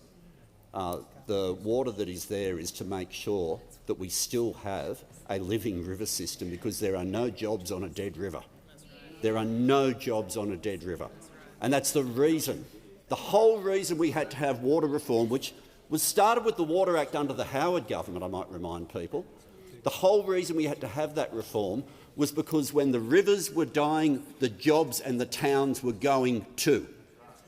And so you need to have a system to make sure that with systems that have been very much allocated and allocated and allocated to the extent that the rivers were living as though they were in drought before the drought came, which meant that then when drought hit, it was harder and more difficult than ever. That's the reason we had to have water reform. That's the reason we had to have a Murray-Darling Basin Plan. That's the reason we have a Commonwealth Environmental Water Holder. And when drought comes, the Commonwealth's water holdings, which are the same range of water holdings as irrigators have, as allocations go down for the irrigators, they go down for the Commonwealth Environmental Water Holder as well. The allocations, because we've got the water holder owns water of a full class, the full range of classes of different water licences are part of the Commonwealth holdings, just as they are the holdings that irrigators rely on. But you do not want to go back, no one should want to go back to what the system was like before we had this water reform, before the government had the chance with the Commonwealth Environmental Water Holder to make sure that there was an irrigator there who was making sure the system itself stayed healthy. Because if it doesn't happen, you then get an increase on the black water events, on all the different events that make the water unusable as well for the irrigators at the same time that it's killing the ecosystem and the natural environment. That's why we had to have water reform. Call to the honourable member for Leichhardt. Hear, hear. My question is to the Minister for Multiculturalism. What is the Albanese Labor government going to do to ensure that every Australian, no matter where they come from, has the opportunity to succeed? What could put this approach at risk? Oh, good. Call to the Minister for International Development, the Minister for Small Business and the Minister for Multicultural Affairs. Thank you very much, Mr Speaker, and I do want to thank the member for Leichhardt for his question. But if I may, I'd also like to recognise the member for Leichhardt for the way in which he stands up for all Australians, as do all members of this government every time they come in here and vote for fairness and a better way for all Australians. Yeah. Mr Speaker, aspiration is at the heart of the Australian story, the aspiration to build a better future for themselves and for their children. And our government believes that whether you were born here or whether you came here, no matter what language you speak at home, what faith you practice, or where you live, every single Australian deserves the opportunity to participate, to contribute and to succeed. Because when we say that Australia is one of the most successful multicultural nations in the world, that is what we mean. Equality of opportunity to realise aspirations and a shared sense of identity and a sense of belonging. And that's why we're delivering real change for all Australians, Mr Speaker. Paid parental leave, tax cuts for all workers, not just some, but every single worker, raising the minimum wage for low-wage workers, a fairer education system where every child gets the opportunity to realise their potential, strengthening Medicare, cheaper medicines, urgent care clinics right across the nation. We know that a strong sense of belonging is critical to people being able to participate and contribute, that aspiration can only flourish when people have that sense of belonging. Now, the three right-wing parties would have you believe that Australia is weakened by our diversity, a diversity that is etched in our landscape and in our history, diversity of our First Nations peoples and those who came across the seas, from the Cameleers to the convicts and settlers, the post-war migrants and refugees, and the generations of migrants since. Small business owners, skilled workers, families, communities, nation builders. Diversity that is quite simply who we are. And yet the Leader of the Opposition cannot even bring himself to defend our diversity or our multiculturalism. And that should tell us everything about the Leader of the Opposition and the three right-wing parties, because even as they fight among themselves about who they are or what they stand for, one thing is clear, Mr Speaker. They believe in aspiration for some, but we believe in aspiration for all Australians. Call to the Prime Minister. Thanks, Mr Speaker. I ask further questions proposed in the notice paper. On order, members on my left, on indulgence. Thanks, Mr Speaker. At about 2 o'clock on Friday, Arvo, Australia breathed again.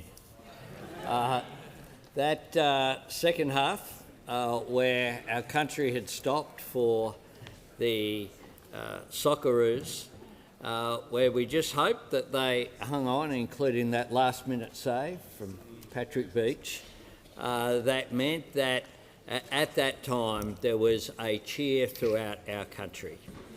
On Friday afternoon, classrooms and offices, work sites stopped for a little while. There were packed pubs, and Fed Square in Melbourne, Darling Harbour in Sydney, right around smaller places as well, right around Australia.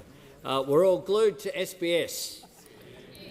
At the end of that tense 0-0 draw with Paraguay, we could celebrate knowing that for the third time in history, the Socceroos were through to the knockout stage. A goal would have been nice, but the draw got the job done. The Socceroos represent so much about what we love about our country. They reflect the strength, diversity and unity of modern Australia. I had the honour of speaking to members of the squad after their win over Turkey. They are humble, they are determined, and they are so proud to be wearing the green and gold. This is a team that can trace their heritage to every corner of the world. And they love playing together for the best country on earth. As Tony Popovich keeps saying, his team do their talking on the pitch. So when the Socceroos take on Egypt in Dallas at 4 a.m, set your clocks now, on Saturday morning, there will of course be tens of thousands of Australians in the stands barracking for them, but there will be 28 million Australians barracking for them here at home and cheering them on. So on behalf of all Australians, thank you for what you have done, not just on the field in lifting up the spirits of our nation, but off the field as well with the character that you have shown. Tony Popovich has made courageous decisions as the manager of the team, changes in all three games, changes in tactics in all three games. He's a fine Australian. I had the privilege of hosting him here in Parliament House at the end of last year, along with a number of their players before they had the Ashes game here at Manuka Oval versus New Zealand. And this is indeed the World Game. We have all four codes receive support here in Australia, but there is nothing quite like a Football World Cup. It is a big event and they are doing Australia proud. Indulgence, the Leader of the Opposition. Thank you, Mr Speaker, and I would like to associate the opposition with the words of the Prime Minister relating to the Socceroos. That extraordinary game on Friday, the achievements of a great team, defying the critics. And I tell you what, they, I know, are incredibly proud to be representing Australia, wearing the Australian jersey, and it is always a great honour to do that. But this team in particular is doing us proud. I was lucky enough to have the chance to talk to the chairman of Soccer Australia, Anto Isaac, before the first game, and he said they would. He said they would achieve above and beyond what expectations were, and good on them for doing that. I wish them luck with Egypt. Another tough game, but I know they will serve us well as such a great team. So to the Socceroos, I say, fantastic, great work, well done. Just before members go, I have a short statement to make for the information of members. One of our longest-serving senior parliamentary officers, Dr Glenn Worthington, will be retiring this week. Many of you would know Glenn, who's at the table as Deputy Clerk for his last question time today. Glenn joined the Department of the House of Representatives in 2002 and spent many of his 24 years here working in the committee office, as well as in the table office and as the Deputy Sergeant-at-Arms. Since 2021, Glenn has held the senior role of Clerk Assistant, most recently overseeing the work of the committee office. As many would be aware, Glenn has also undertaken duty as clerk at the table for many years, providing procedural advice and support to the chair and all members. As this is Glenn's last week before retirement, and luckily his last question time, I know members will join me in acknowledging his many years of dedicated support, guidance and advice to the House, its committees and members. Good luck, Glenn.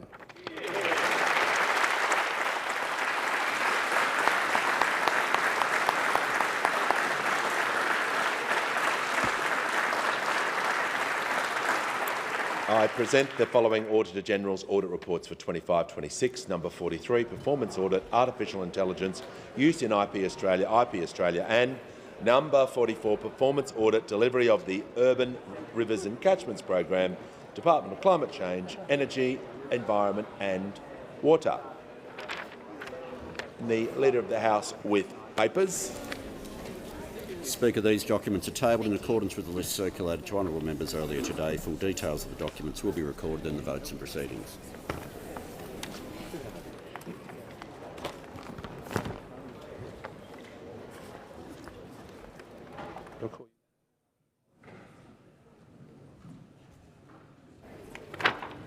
I give a call to the Minister. Mr Speaker, I ask leave of the House to present a bill for an Act to amend the Online Safety Act 2021 and for related purposes. Is leave granted? Leave is granted. The Minister may proceed. Mr Speaker, I present the Online Safety Amendments, Strengthening Enforcement for the Social Media Minimum Age Bill 2026 and the explanatory memorandum. Call the Clerk. First reading, a bill for an Act to amend the Online Safety Act 2021 and for related purposes. Thank you, Madam Deputy Speaker. It's been just over 6 months since Australia's world-leading law created a minimum age for social media began. A law that passed the Parliament with bipartisan support. In that short period of time, more than 5 million underage accounts have been deactivated, restricted or removed. And we are seeing green shoots of cultural change start to emerge.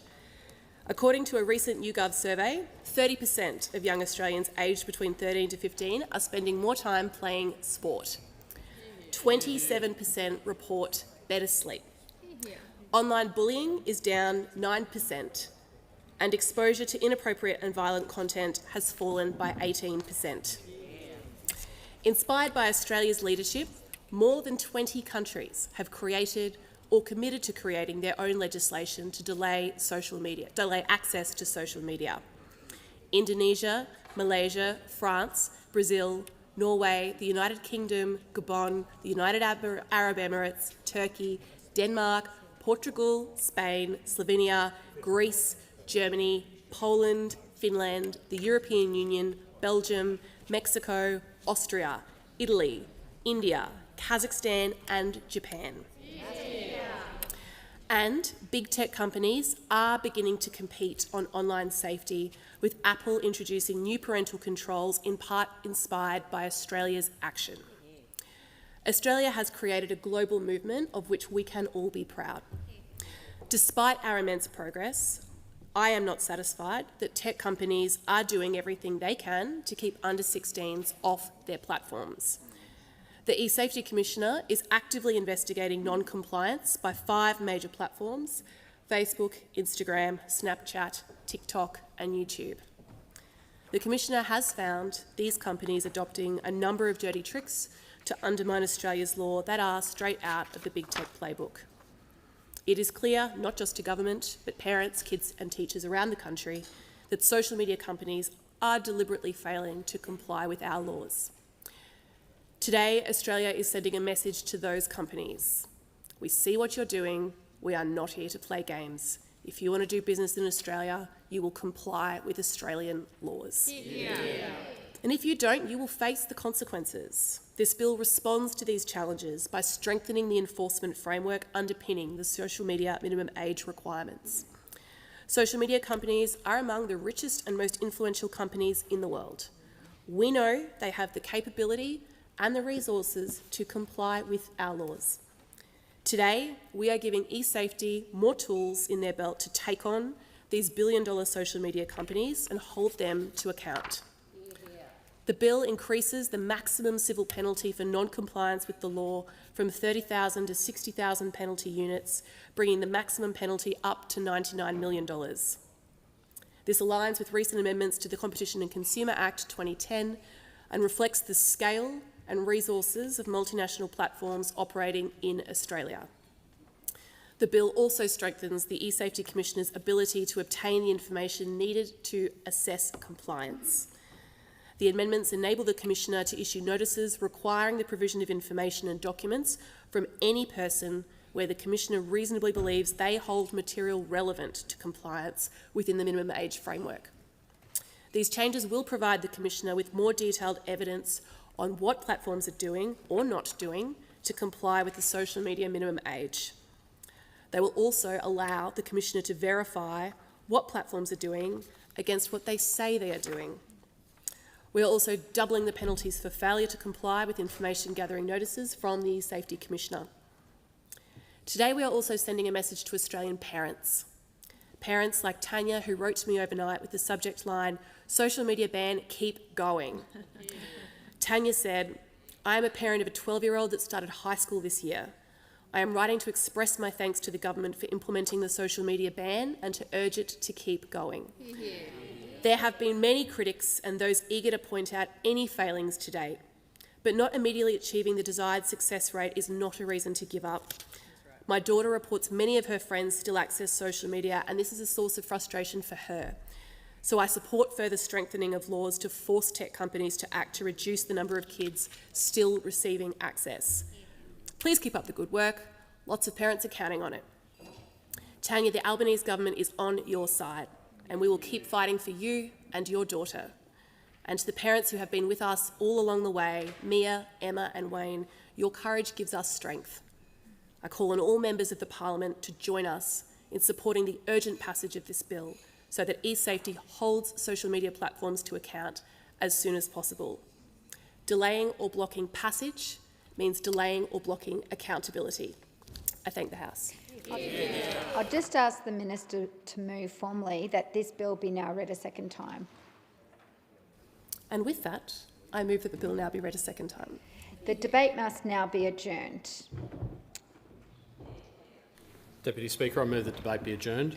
The question is that the resumption of the debate be made in order of the day for the next sitting. I'll put the question. All the opinions say aye. Aye. Contrary, no. The ayes have it. Clerk.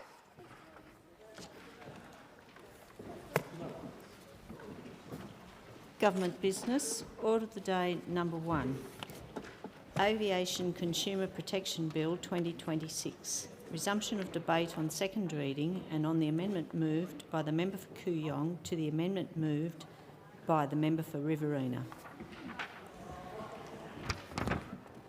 Before the debate is resumed on the bill, I remind the House that it has been agreed that there be a general debate allowed covering the bill and the 3 related aviation bills. The original question was that this bill be now read a second time. To this, the honourable member for Riverina moved as an amendment that all words after that be omitted with the view to substitute other words. The honourable member for Kooyong has moved as an amendment to the amendment that all words after notes that be omitted with the view to substitute other words. The honourable member for Ryan has now moved further amendment.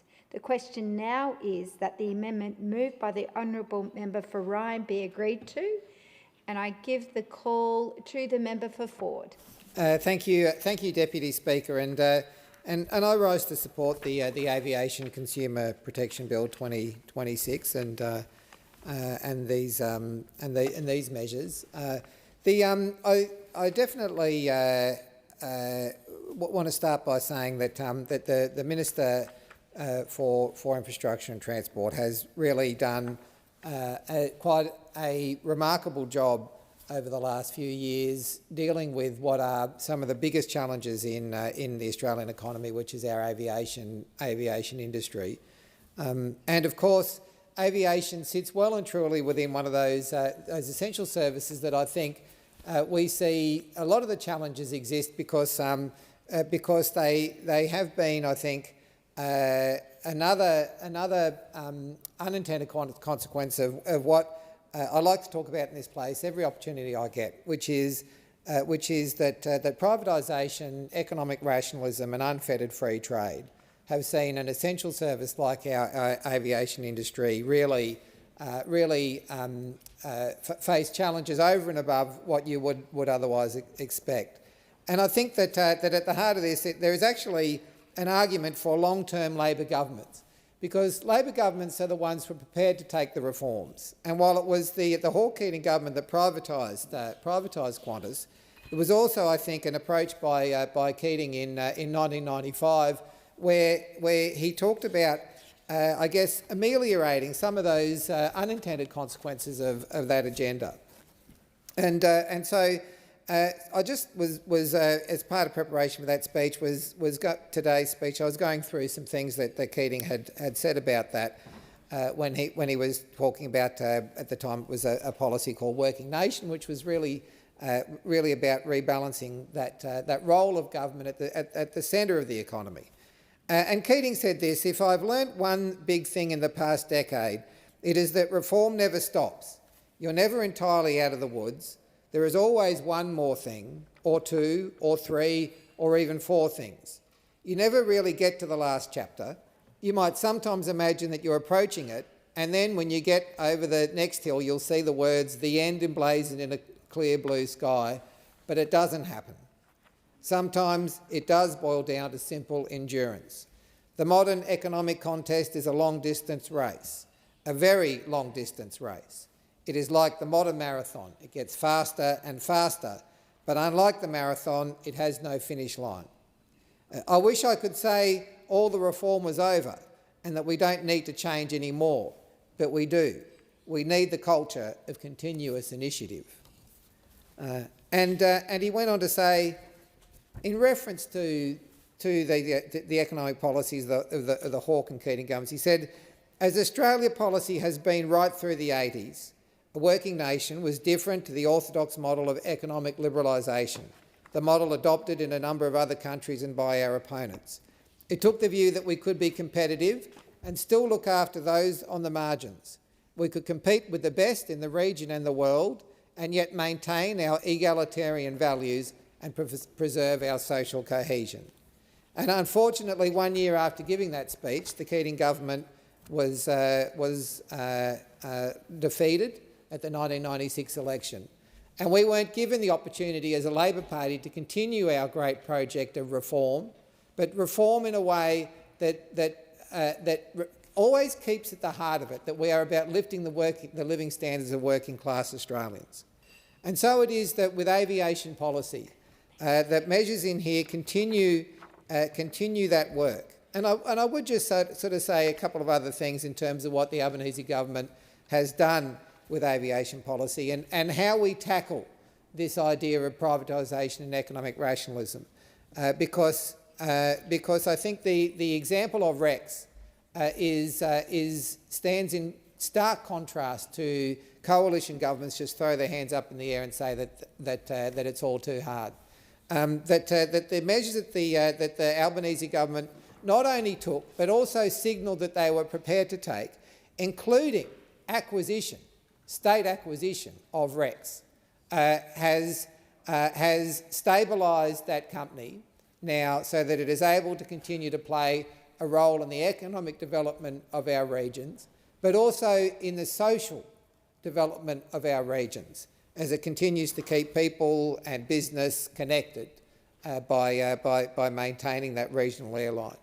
So it took an interventionist policy of the Albanese Labor government in the great Labor tradition of reform, continuing to improve, continuing to change, continuing to bring about real change. And I think the airline industry is another example of how the Albanese government has implemented that real and substantial change. And so it is that to talk specifically about one of the measures in this bill, the aviation consumer ombudsperson, I'd like to talk about what it means when you have an industry that is basically just able to get away with sort of unfettered regulation. Part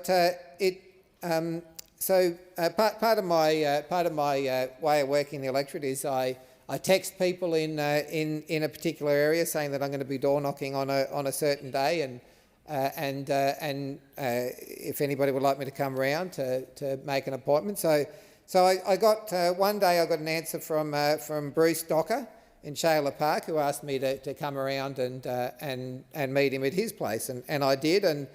And Bruce and his family are really quintessential salt of the earth Australians. When you meet them, a delightful family who invited me into their home. And Bruce had a problem with Virgin. And so I'll read out a little bit from the letter that I wrote to Virgin on his behalf. So Bruce was going to Sydney and to attend to a family event, and so he'd basically missed the flight due to a gate change, and was subsequently required to pay about $1,000 for a replacement ticket. He was seeking a refund of that charge and a review of Virgin's notification procedures. So Mr Docker told me that he'd got to the airport early for his afternoon flight due to concerns about traffic on the M1, which is a good forward planning. Worried that he was going to miss his flight, worried about the unpredictability of travel times along the M1. He got to the gate as it was originally displayed, some hours before the flight was due to leave. However, there was a gate change that wasn't brought to his attention, and he told me that he didn't receive a text message, for instance, and he missed the flight as a result. When he approached Virgin to get assistance on that day, he was told that the only option available to him was to buy a new ticket at a replacement cost of about $1,000. He said that he really felt pressured in that exchange. It was for him, it was a take it or leave it offer. He was worried that he wasn't going to be able to get to the family event. And so Mr Docker, who really couldn't just afford that $1,000, found it, paid for it, and really was shocked that it was going to cost that much. After as soon as he's made the booking, he rang up his daughter. He made the booking, paid for the ticket, rang up his daughter, who told him that she went online and told him that he could get the same ticket now for between $200 and $300. He was really shocked to see the disparity between what Virgin had told him at the counter and what his daughter could get online just some minutes later.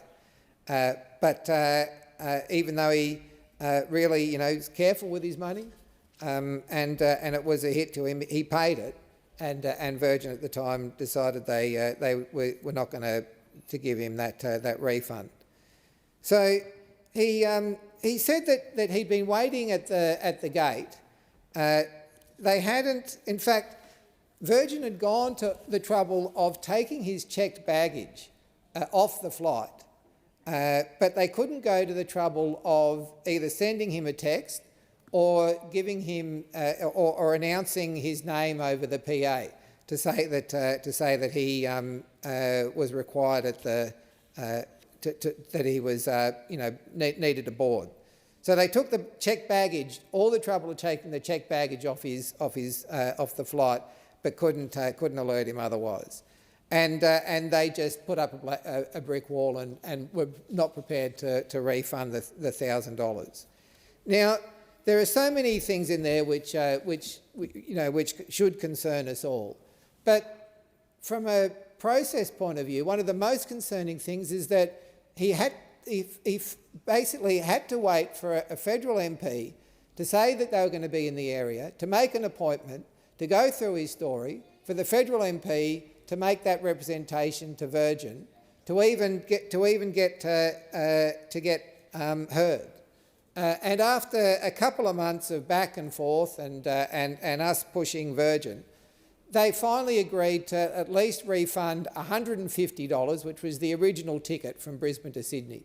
So it took all of those months. They've unfortunately upheld their decision to not refund the $1,000, but it took all of that effort to even get that $150 out of Virgin, which you'd think finally they did some of the right thing, even if they didn't do all of the right thing. And the establishment of the aviation consumer ombudsperson should hopefully deal with that sort of thing. Nobody should go to all that trouble to get a $150 refund. Nobody should have to try and navigate the political system in order to be able to uphold their consumer rights. And so I think it is central to this legislation, and one of the reasons why this legislation should be supported, so that Mr Docker and people like Mr Docker don't have to go through a convoluted process to uphold their rights. And I think that this is also, again, really quite concerning behaviour from Virgin, and I think that the Charter will hopefully deal with some of these things as well. But of course, with all policies, nothing is set and forget. You know, we'll see where we go from here. But ultimately, and I just finish up on this. Ultimately, this sits within the government's cost of living strategy. This part of which is consumer rights, and that's why we see that this government has, just like the Labor Party in the Labor Party tradition, I think some 52 years or so from when the Whitlam government introduced the Fair Trading Act, we have seen a government which is continuing that Labor tradition of actually fixing the system to protect consumers, which will not only, I think, end up meaning cheaper prices for consumers, but also confidence in businesses themselves. In many ways, we need legislation like this to protect business from themselves.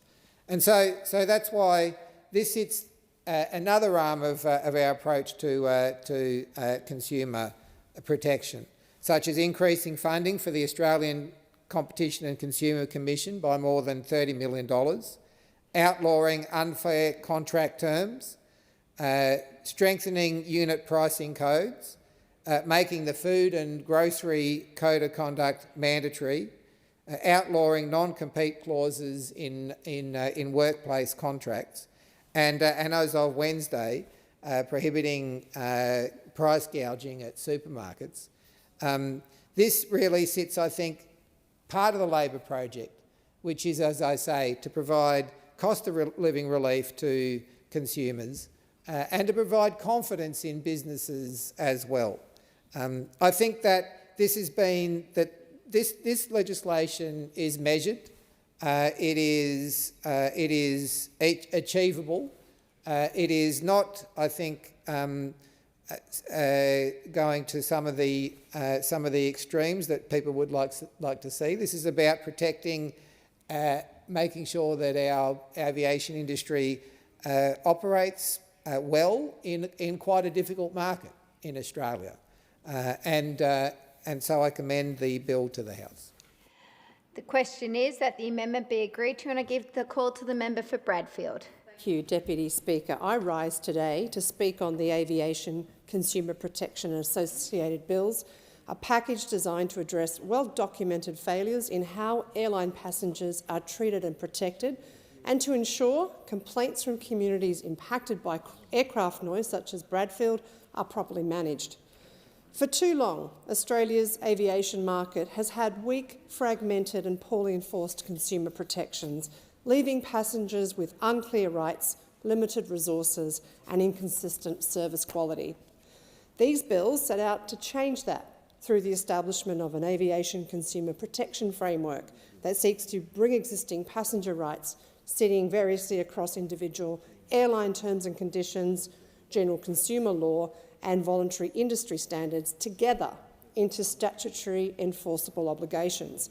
Importantly, the bill establishes the Aviation Consumer Protection Authority, which will monitor industry behaviour, investigate systemic issues, enforce obligations and hold airlines and airports accountable. At the onset, I should say that moving toward increased consumer protection is welcome. It's a good thing. The 2024 National Aviation White Paper highlighted the need for stronger consumer protections and strict oversight, alongside clearer expectations of industry. These bills make a positive start. Service quality and accountability in the aviation sector has been declining, with falling on-time performance and increasing passenger dissatisfaction. Within the context of a highly concentrated and structurally uncompetitive market, it's right for the government to step in and ensure that consumers are protected. Because, let's face it, many of us have all been at the wrong end of a cancelled flight and left with that sinking feeling that we may not even get to our destination that day. And knowing that there is clear recourse, including access to new independent aviation consumer ombudsperson, will be a comfort for many. But I also note that many reservations have been made about these bills, about the lack of detail in the legislation itself, about the complexity of the framework, and about potential for duplication and inconsistency with other regulations, and ultimately whether it will deliver meaningful redress for consumers. Important questions remain regarding how these initiatives are to be funded and the ability of airlines and airports to simply pass the cost of compliance onto consumers. And I'm not convinced that the changes to aircraft noise management under the new framework strike at the core of this important issue that affects parts of my community of Bradfield. Deputy Speaker, the history of aircraft noise management in Sydney is long and complex. And in my short time as a representative on the Sydney Airport Community Forum, I've learnt that the long-term operating plan, which dictates how Air Services Australia spread aircraft movements across various departure and arrival modes to ensure aircraft noise and emissions are shared across the Sydney Basin, has an established target of a 17% load for the north. I've also learnt that in practice, this load is more than double what it should be. And the reason for that is unclear.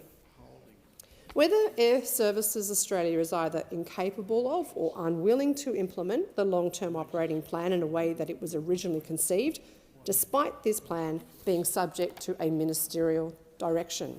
And either way, the result has been that communities to the north of Sydney Airport are continually subject to more aircraft noise than they should be. And with Air Services Australia operating its own noise complaint service, it's not surprising that the experience of my community has been that any complaints about aircraft noise have fallen, pun intended, on deaf ears. Now, so the establishment of an aircraft noise ombudsperson that is separate from Air Services Australia is therefore welcome. And this should give the community some greater confidence in both complaints handling and reporting, as well as relevant community consultation processes.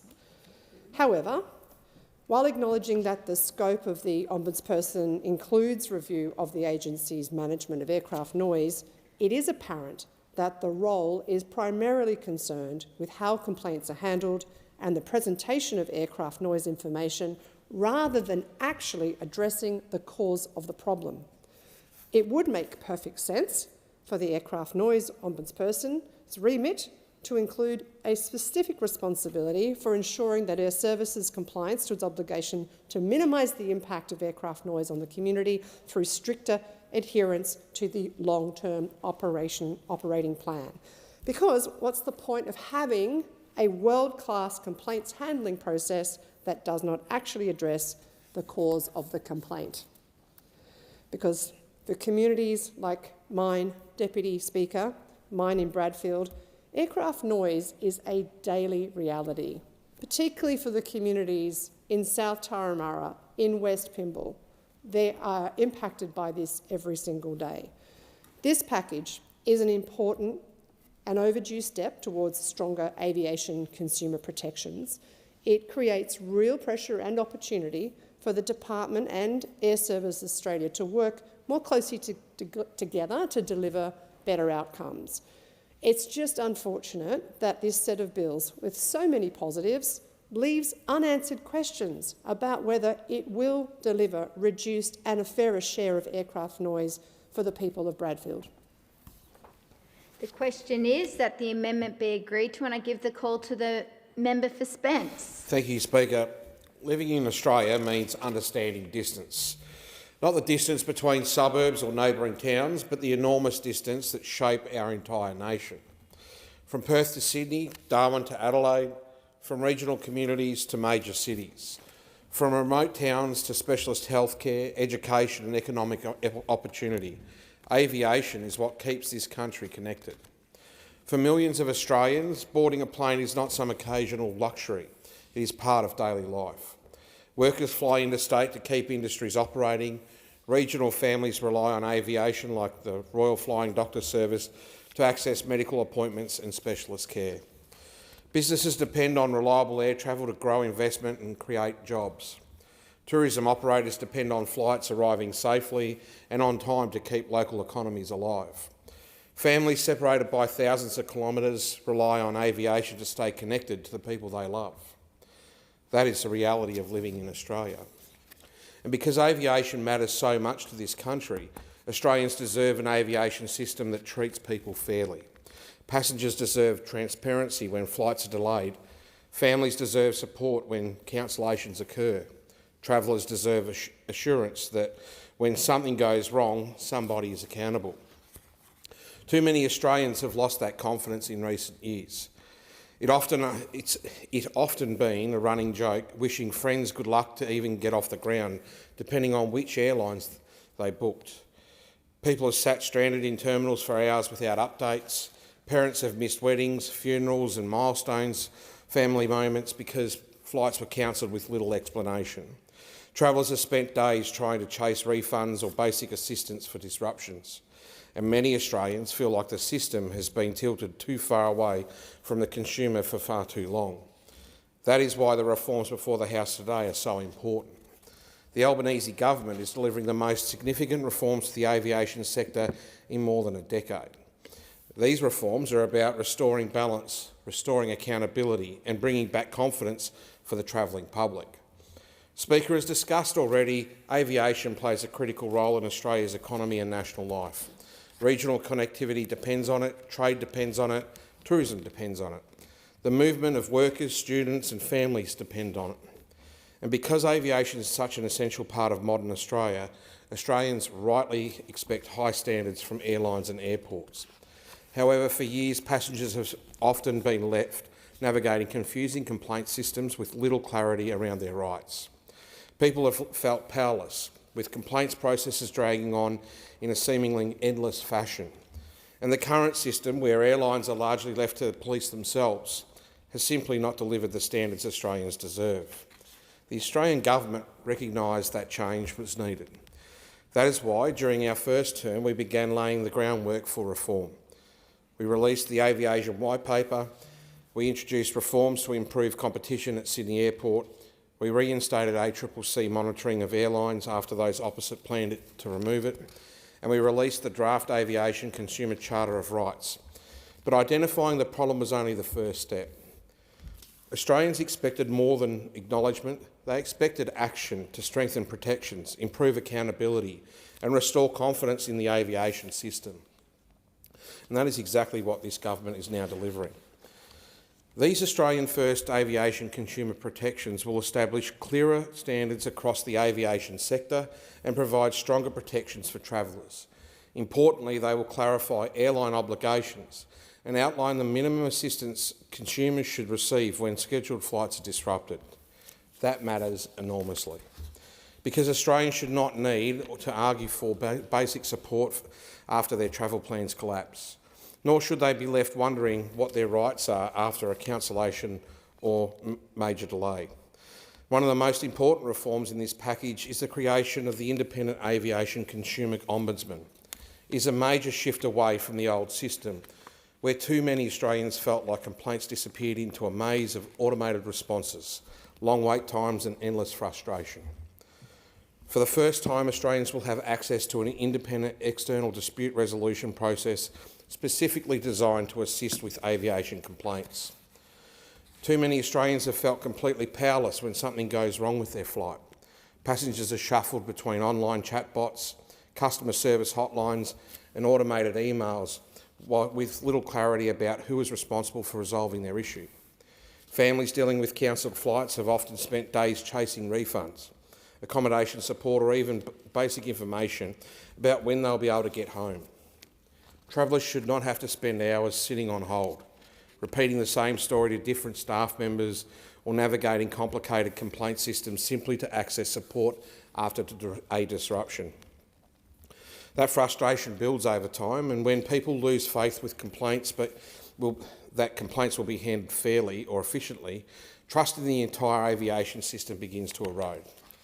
The Ombudsman will help provide fairness, transparency and accountability for customers navigating disputes with airlines and airports.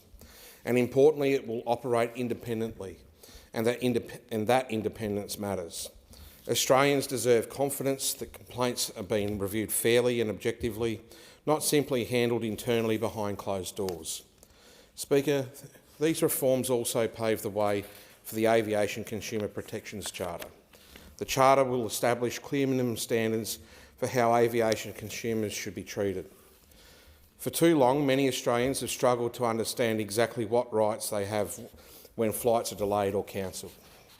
Important information is often buried deep within lengthy terms and conditions or scattered across confusing airline websites that ordinary passengers should not have to navigate during already stressful situations. These reforms are about replacing uncertainty with clarity, ensuring travellers know exactly what standards airlines and airports are expected to meet and what level of support passengers should reasonably receive when disruptions occur. A stronger aviation system relies on consumers knowing that the rules are transparent, the obligations are enforceable and the travelling public will be treated fairly when things do not go to plan. Australians deserve certainty about what support should be available when disruptions occur. Whether that involves accommodation, transport, meals or refunds, consumers should understand their rights without needing to fight through layers of bureaucracy. That is exactly what these reforms seek to improve. Supporting the Charter will be the new Aviation Consumer Protection Authority. Its role will be to enforce compliance and ensure the standards outlined in the Charter are upheld across the sector. The government has taken a practical approach in establishing this authority within the department rather than creating standalone agency. That ensures strong oversight while avoiding unnecessary duplication. Importantly, the ACCC will continue its broader role overseeing competition and consumer issues within the aviation sector, including misleading or deceptive conduct by airlines and airports. These reforms can complement the work rather than replace it. Another important measure in this legislation is the establishment of the Aircraft Noise Ombudsman. For communities living around airports, aircraft noise is not a theoretical issue, it is something people live with every day. Families deserve to know that their concerns around aircraft noise are properly heard and independently reviewed. These reforms provide another important layer of accountability and transparency for communities impacted by aviation operations. Again, this comes back to trust. Trust that concerns will be heard, trust that systems are fair, and trust that government is willing to stand up for communities and consumers alike. The evidence supporting these reforms is overwhelming. The Preparing for Takeoff study highlighted just how widespread dissatisfaction has become amongst Australian travellers. More than half of Australians experienced a flight disruption over a 12-month period, yet only 1/3 were satisfied with how those disruptions were handled. That should concern every member of this House. Even more concerning was the lack of support passengers reported receiving. 82% of travellers affected by disruptions said they received no support at all, no meaningful assistance, no proper communication, and often no clear explanation of what they were entitled to. Just a pop-up notification or an email delivering some inconvenient news. At the same time, 81% of Australians said they were not informed of their consumer rights during those disruptions. That tells us the current system is failing consumers, because protections only work if people understand them and can access them. The study also revealed widespread frustration with the complaints process. Only 39% of people who made complaints were satisfied with the outcome. Even fewer, just 17%, were satisfied with the complaints process overall. The findings from the study make it clear that too many Australians feel let down by the current aviation system. Passengers are frustrated by poor communication, disappointed by a lack of support during disruptions, and increasingly losing faith that complaints will be handled reasonably, transparently or in a reasonable timeframe. Accessibility is another critical, important part of these reforms. Australians living with disabilities, medical conditions or injuries deserve the same level of access when travelling as everybody else. Yet many continue to face unnecessary and unfair barriers. Around 1 in 4 travellers surveyed identified as having a disability, medical condition or injury. Alarmingly, 2 out of 5 Australians in that category did not know how to access available assistance services. That is not acceptable in a modern aviation system. Accessible travel should not feel complicated or uncertain. The Aviation Consumer Protections Charter will help ensure airlines and airports provide fair and reasonable treatment for all passengers, including Australians with accessibility needs. That is an important reform because aviation should connect Australians, not create additional barriers for them. The government has also carefully considered how these reforms will operate in practice. Australia's aviation sector is diverse. Major metropolitan airports operate very differently to small regional airfields. Regional aviation is incredibly important to the connectivity of communities across the communities. Many smaller airports are council-owned and operate with limited resources. That is why the framework allows sensible exemptions where appropriate.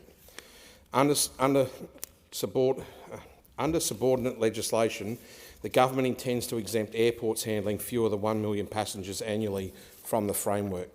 This ensures the reforms focus on Australia's major airports and the overwhelming majority of passenger movements, while recognising the practical realities facing smaller regional facilities. That is a balanced approach. Strong consumer protections where they are most needed, combined with practical flexibility for smaller operators. And the issue of compensation has also been considered carefully. The government's priority is improving standards and ensuring passengers receive meaningful support when disruption occurs. International experience demonstrates that mandatory compensation schemes can often increase ticket prices without necessarily improving airline performance. And Australians are already dealing with significant cost of living pressures. That is why the government is taking a measured and balanced approach to these issues. At this stage, airlines will not be required to provide automatic monetary compensation for cancellations or major delays. However, passengers will still be entitled to appropriate support when disruptions occur within an airline's control. That includes reasonable consequential costs such as accommodation, meals and transport. Importantly, consumers should also receive proper refunds in cash or through their original payment method when flights are cancelled, unless they actively choose a travel credit instead. That is basic fairness. Australians should not have to fight to get their own money back when a service they have paid for is not provided to them. These reforms represent something broader about the Albanese government's approach to consumer protection.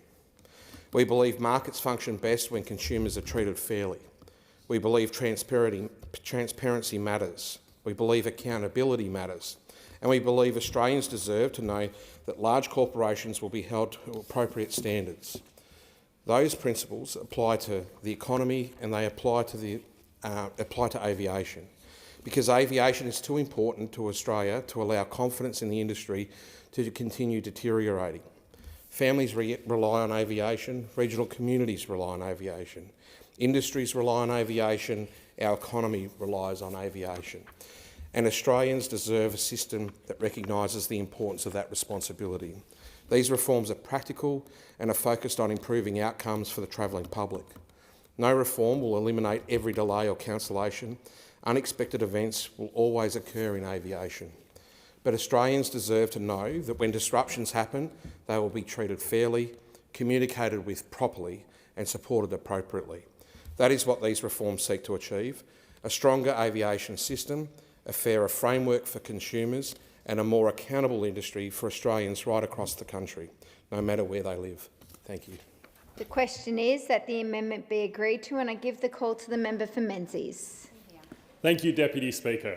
I rise to speak on the aviation consumer protection bills before the House today. The Aviation Consumer Protection Bill, the Aviation Consumer Protection Levy Bill, the Aviation Consumer Protection Levy Collection Bill and the Aviation Consumer Protection Consequential Amendments and Transitional Provisions Bill.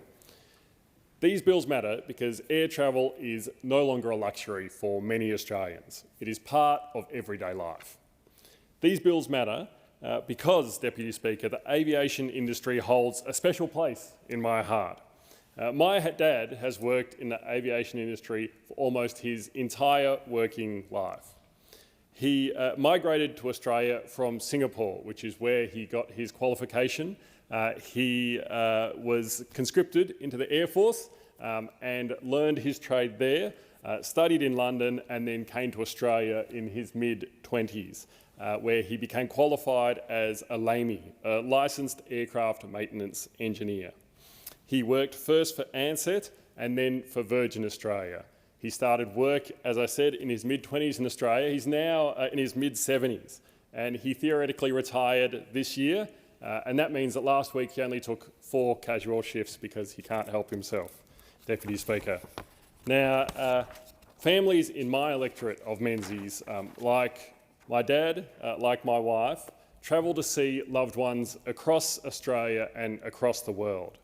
This is an electorate where almost 45% of residents were born overseas, in communities across Box Hill, and Doncaster, and Blackburn, Templestowe, Mont Albert, and Warrandyte and Park Orchards.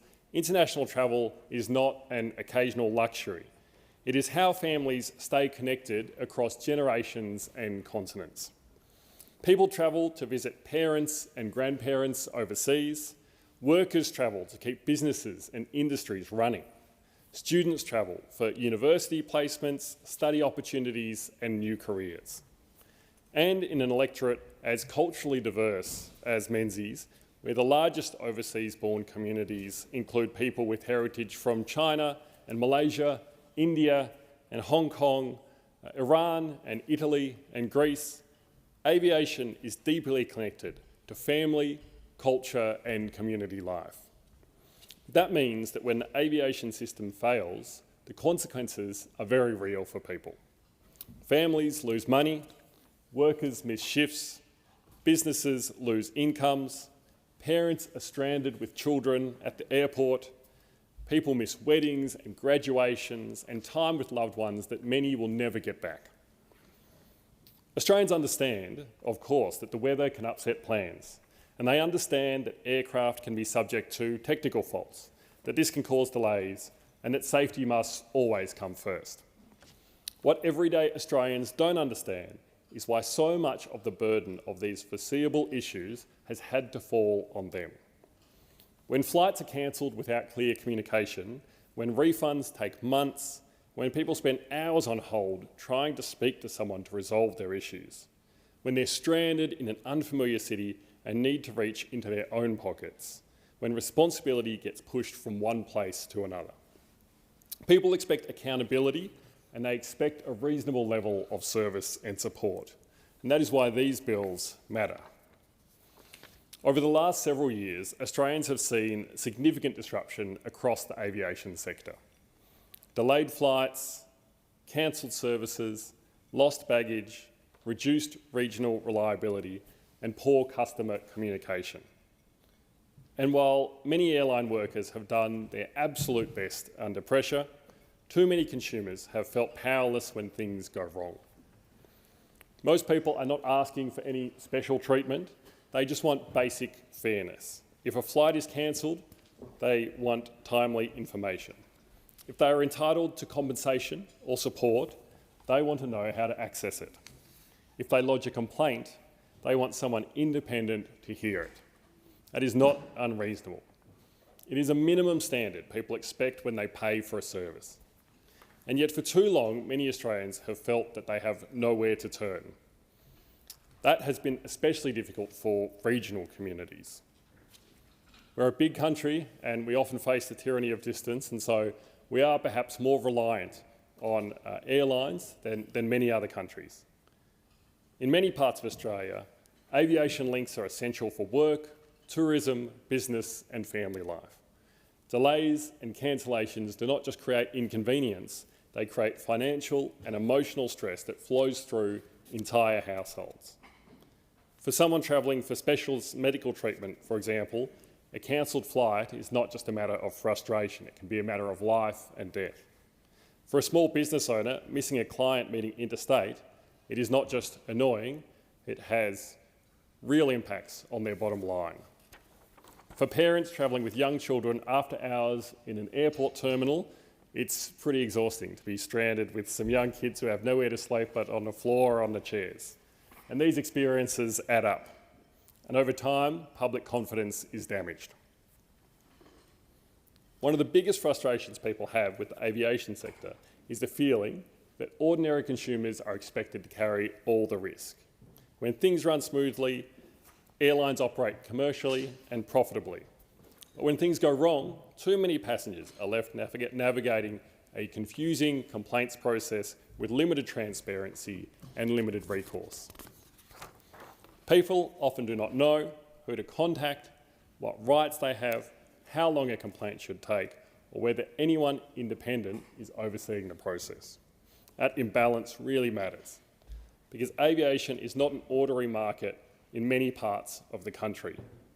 Consumers often have limited alternatives in Australia. That's just the reality of the Australian market. On some routes, there may only be 2 or even 1 viable carriers. So accountability matters even more in this space. Australians should not need to be legal experts to understand consumer rights, and they should not have to fight through layers of bureaucracy to get a response. They should not feel ignored after paying hundreds or even thousands of dollars for travel. These bills establish a stronger aviation consumer protection framework in Australia. They create clearer standards, stronger oversight, and importantly, an independent avenue for complaints and consumer protection. The legislation establishes an aviation industry ombuds scheme. That is the most important part, because independent complaints handling gives consumers confidence that somebody is listening to them as problems arise. The bill also strengthens information sharing obligations and consumer protections around airline conduct and complaints handling. This is about practical outcomes. It's about making sure Australians are treated fairly when they engage with airlines and aviation service providers, not after months of confusion or endless emails and call waiting times, but at the point where the problem occurs. The legislation is also supported through the Aviation Consumer Protection Levy arrangements, which ensure the scheme is properly funded and operational.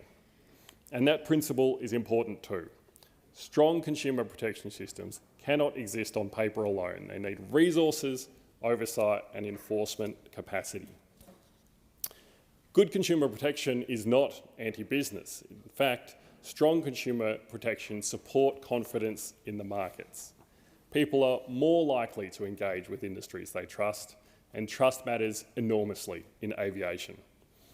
Australians hand over significant amounts of money to airlines and place enormous trust in them every single day. Trust that they'll arrive safely, trust that they'll arrive on time, and trust that if something goes wrong, they'll be treated fairly. And most aviation workers work incredibly hard every day to uphold that trust. I definitely see that with my dad. I understand the responsibility carried by people behind the scenes who keep planes operating safely and reliably. The cabin crew, the ground staff, the baggage handlers, the customer service workers, air traffic controllers, aircraft engineers and maintenance and crews. It takes a lot of people to get a plane safely in the air and safely to its destination on time. And these workers carried enormous pressure during and after the pandemic, helping keep Australians moving through one of the most difficult periods the aviation industry has faced. And so, those workers are supported by this legislation because it ensures confidence in the industry and it ensures confidence in their ongoing employment. It's about making sure the overall consumer system works better for the public and for workers. And frankly, clear standards can also help workers because too often they are left carrying the frustration of customers without having the authority or the systems needed to resolve problems properly. In communities across Australia, people rely on aviation for connection and for opportunity. Families from multicultural communities travel internationally to maintain those important relationships with loved ones. Students travel for study and work opportunities, and small businesses rely on interstate movement and tourism connections.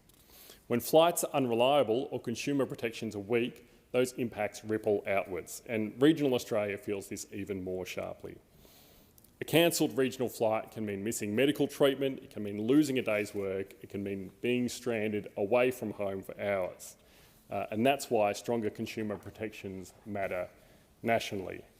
Now, Deputy Speaker, we often say that we want an economy that works for people and not the other way around. And part of that is ensuring that the benefits of a growing economy are shared with workers. We've backed pay rises, the pay rise for the minimum wage at the Fair Work Commission of 6%, award wages increases of 4.6% that we'll see come into place from the 1st of July. We back workers by protecting their penalty rates in legislation and through same job, same pay legislation. But having an economy that works for people also means that we have strong consumer protections. I've spoken in this place about the stronger protections that we have in the telecommunications industry, because that is another essential piece of modern infrastructure that we need to ensure that consumers are properly protected in and are at the heart of. We also have made the supermarket code of conduct mandatory. We've outlawed price gouging, and that's another measure that will come into place from the 1st of July. We're addressing shrinkflation, and this bill is another measure to make sure that we are having an economy that works for people, and we're having an aviation industry that works for people, that has consumers at its heart. Now, this bill also forms part of the Albanese Labor government's broader work to strengthen fairness and accountability across the aviation sector. So for years, Australians have raised concerns about transparency and complaints handling and consumer rights in aviation, and they deserve a serious response to the concerns that were raised. And this legislation responds to that. It recognises that consumer protections need to keep pace with the realities of modern aviation. And importantly, it recognises that fairness is something that must be supported. It's not something that is unfortunately always passed on to consumers. It has to be built into institutions and built into oversight and built into accountability. The establishment of an independent ombudsman framework is a practical step towards ensuring confidence that complaints will be heard fairly and independently. And that matters for consumers, it matters for public trust, because when people feel ignored long enough, confidence in institutions starts to erode. At its core, this legislation is about fairness. It's about recognising that when Australians purchase a ticket, they are not just buying a seat on a plane, they're investing in something really important. It's time with family, it's a work opportunity, a major life event, medical care, connection. And when disruptions happen, people deserve transparency, communication and fair treatment. That should not depend on how persistent someone is, how many hours they can spend on hold, or whether they can afford legal advice. It should be part of the system itself, and this bill moves us closer to that standard. A fairer and more accountable aviation system, one where consumers are treated with dignity and where they're properly heard, and where accountability means something practical in people's everyday lives. And for those reasons, I commend this bill to the House. Thank you, Deputy Speaker. The question is that the amendment be agreed to, and I give the call to the member for Griffith. Thank you, Deputy Speaker. My community is among the most affected by aircraft noise in Brisbane, with many Griffith residents experiencing significant disruption to their daily lives. While this legislation covers a range of issues, I'll focus my remarks on aircraft noise and what I have learnt since before being elected and since being elected to represent this community. Deputy Speaker, you may remember the former Prime Minister and former member for Griffith, the Honourable Kevin Rudd AC, who self-funded a campaign against the proposed parallel runway at Brisbane Airport more than 20 years ago. Kevin Rudd saw then what many in our community have seen since, that aircraft noise has had and will continue to have a lasting impact on our community. In 1996, the former member for Griffith, Kevin Rudd, said, "My position is clear. A parallel runway would be an absolute disaster for the quality of life for all residents on the south side. It would simply double the traffic volume. It would simply create for us an unmanageable problem in terms of noise minimisation." In his autobiography, Kevin Rudd reflects on his period and the lengths he went to in challenging the Howard Coalition government's decision to approve this parallel runway. Anyone who knows Kevin knows that he can be a determined person when he sets his mind to a task. And on Brisbane Airport, he set about organising the biggest community campaign our part of Brisbane has ever seen. There were hundreds of thousands of flyers, letter-writing campaigns, a public petition with 10,000 signatures, public meetings and rallies with nearly 5,000 locals coming along together to Bulimba Memorial Park to protest, all in a community not previously known for its political activism. In Canberra, he made more than 20 parliamentary statements and successfully secured a 2-year Senate inquiry into the legality of the decision, with hearings in Brisbane and Canberra and nearly 200 public submissions. He took both the Australian Government and the Brisbane Airport Corporation to court to overturn their decision to approve the runway.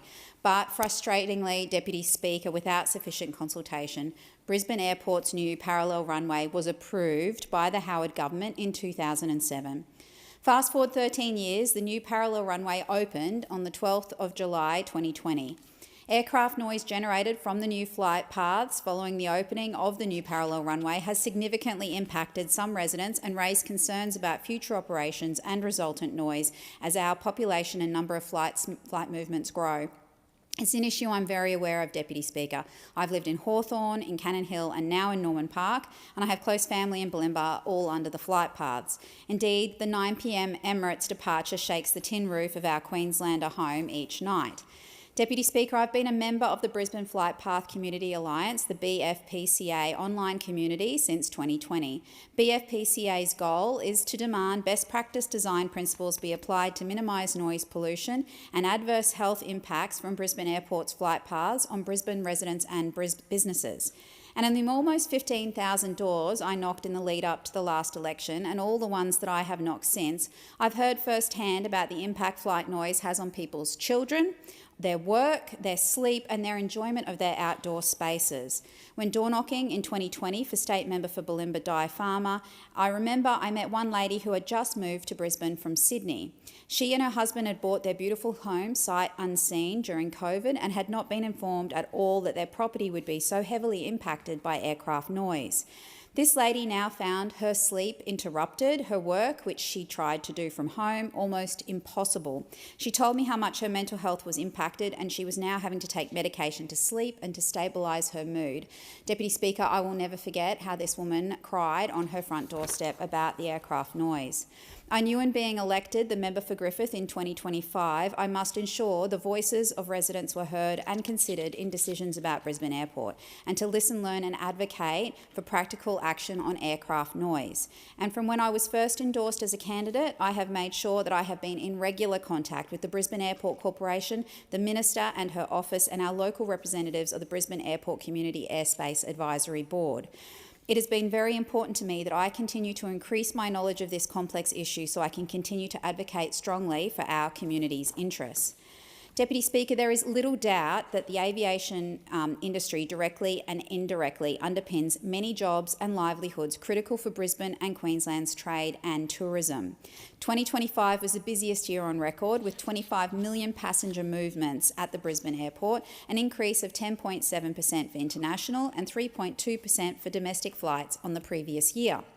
In fact, Brisbane Airport is home to some of the most connected. It is home to the most connected network in Australia, servicing over 62 domestic routes. And in terms of employment, Brisbane Airport supports over 20,000 jobs across 600 businesses, and by 2050 this number is expected to grow to over 55,000 jobs. Indeed, I have many aviation industry workers who live in my community of Griffith, many who I've had the fortune of meeting and getting their insights also.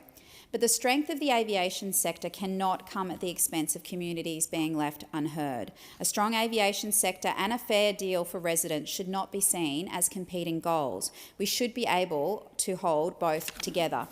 That means we can support a competitive, reliable and affordable aviation industry whilst also expecting airlines, airports, regulators and agencies to treat people fairly.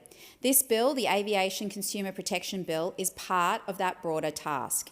It paves the way for the Aviation Consumer Protections Charter that will set minimum standards for airlines and airports. It establishes the Aviation Consumer Ombudsperson to help resolve consumer complaints. It establishes the Aviation Consumer Protection Authority to monitor and enforce compliance. And crucially for my community, it establishes the Aircraft Noise Ombudsperson, the ANO, to review the management of aircraft noise.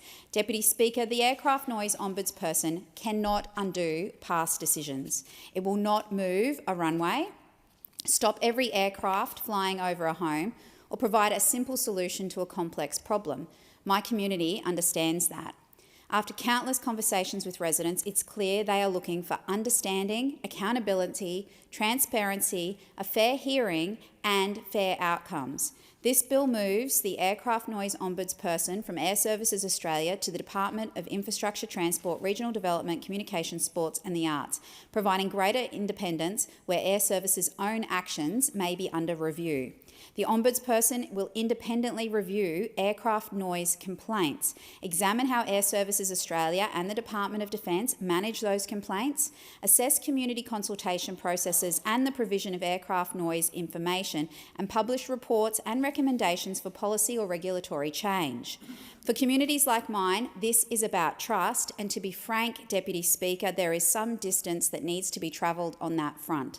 When residents take time to lodge a complaint, gather evidence, attend meetings, read technical documents, or explain the impact on their household, they deserve a system that treats their concerns seriously. I want to touch briefly on two aircraft noise mitigation measures that are especially relevant to communities living under Brisbane's flight paths. One of the contributing factors to aircraft noise for my community is that when the second runway was approved, pilots were able to take off over the bay in tailwinds up to 10 knots. However, by the time the runway was completed, this had been dropped to 5 knots, greatly limiting the number of flights that can go over the bay.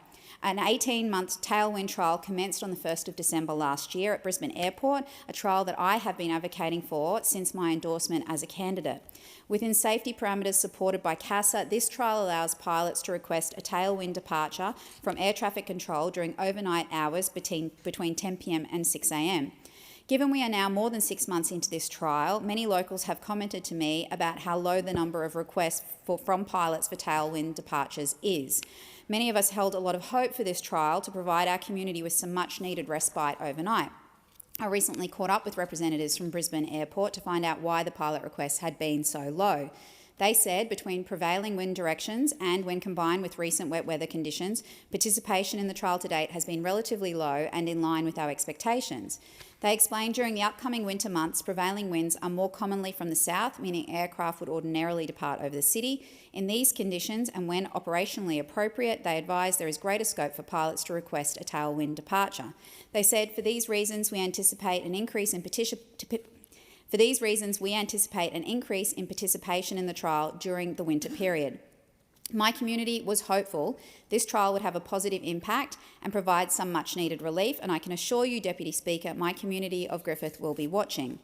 I also wanted to mention simultaneous opposite direction parallel runway operations, SOD props. SOD props allows one runway to be used for departures over Moreton Bay, while the parallel runway is used for arrivals over the bay, keeping more aircraft over water when conditions allow. On 18th of September 2024, the Minister directed Air Services Australia to maximise SOD props whenever it is safe and operationally feasible, recognising the impact of aircraft noise across more than 220 Greater Brisbane suburbs. The latest data shows its potential but also its limits. In May 2026, weather meant SOD props was unavailable for 340 of 384 priority hours. During the 43 hours it was available, it was used 53% of the time, with additional flights processed outside priority hours and during transition periods. Safety remains paramount. SOD props can only be used when weather, visibility, runway and traffic conditions allow.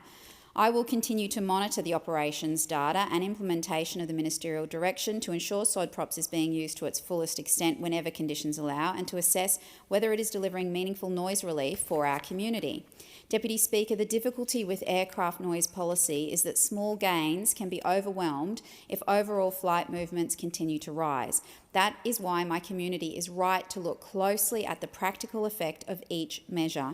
It is not enough for a policy to sound good in theory. It has to be measured against what people experience in their homes. If SODPROPS is used more often, people should be able to hear the impact from their lounge room. If overwater operations are prioritised, people should be able to hear the result on their back deck.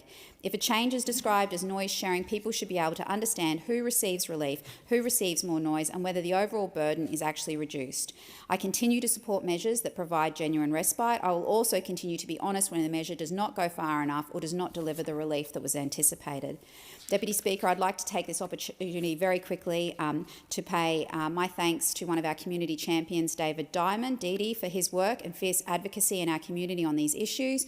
He has been a tireless advocate, an ever-persistent presence and a force for driving action, serving as the initial chair of the BFPCA. He recently shared in an article, if you live in a Queenslander with a tin roof and an open deck, it's a lot of noise from the aircraft. You have to live inside and shut the door.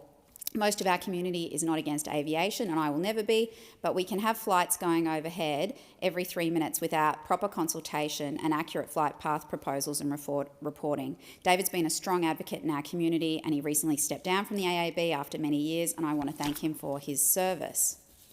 Deputy Speaker, this bill is a step forward to a fairer aviation system for my community. For passengers, it means clearer protections and stronger accountability.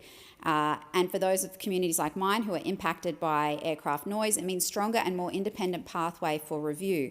But I also want to be clear about what I will be looking for as this reform is implemented. I want the aircraft noise ombudsperson to be accessible to everyday people and ensure residents know where to go, what steps to take and what information to provide. I want complaints data and systematic issues to be taken seriously. I want reports and recommendations to be written in plain language wherever possible to ensure impacts on my community aren't hidden by jargon. We've had a gutful of unreadable materials from relevant authorities. I want community consultation to be reviewed against the lived experience of residents, not only against whether a meeting was held or a document was uploaded. I want communities like Griffith to know that when they raise concerns about aircraft noise, those concerns can lead to scrutiny and action. Deputy Speaker, I would like to thank all of the community members who regularly meet with me to discuss the impacts of aircraft noise. They undertake this advocacy because they want to protect the livability of our neighbourhoods. This is always so helpful in my advocacy within government, with Air Services Australia and with the Brisbane Airport Corporation. I want to ensure my community that I am continuously working within government and with other stakeholders to clearly communicate our community's frustrations with aircraft noise and other impacts. Aviation is vital to Queensland's economy. Brisbane Airport supports thousands of local jobs, including a significant proportion in my electorate of Griffith. It connects families and businesses, underpins tourism and trade, and will only become more important as our population grows. But the success of our aviation sector should not come at the expense of the communities that live beneath its flight paths. And I see it as my job to determine where there are genuine and achievable opportunities for respite and improvements, given the disappointing placement of the runways and the growing aircraft traffic coming in and out of the airport. The Aviation Consumer Protection Bill will not solve every problem facing communities under flight paths. I won't pretend that it will, but it does recognise that aviation must work better for people. I will keep working with residents across Griffith, with community advocates, with the Minister and her department, with Brisbane Airport, with Air Services Australia, and support the work of the Independent Aircraft Noise Ombudsperson, once established, to pursue practical, genuine and achievable improvements for our community. Our community understands that aviation is an important, essential part of Brisbane's future, but that future must be planned with our communities. It must be honest about impacts, must be responsive to evidence, and it must never forget the families, workers, children and older residents whose daily lives are shaped by the decisions made in this place and by the agencies we empower to act. That is the fairer aviation system I will continue to fight for. The question is that the amendment be agreed to, and I give the call to the Assistant Minister. Thanks, Speaker. We've all received a text message prior to a flight. Your flight has been cancelled, or your flight has been delayed. On some routes, it's almost become expected that the flight will be delayed. What used to be an occasional inconvenience has, for many travellers, become a routine part of flying in Australia. It has an effect on people's lives and their businesses. It disrupts family plans, work commitments, medical appointments and important moments people simply can't afford to miss. The inconvenience is real and it's felt across the country. We all know that these disruptions can result in abuse of staff from frustrated flyers. Airline workers, the people checking bags, assisting at gates, trying to do their best to help, often bear the brunt of the anger for decisions that they're not responsible for. They deserve better. Travellers deserve better. And the system itself needs to work better. Right now, there is little sanction or downside for airlines when flights are delayed or cancelled without adequate explanation or support. The system's tilted in favour of the airline, not the passenger. For too long, consumers have been left with uncertainty, long waits for refunds and limited avenues for recourse when services fall short.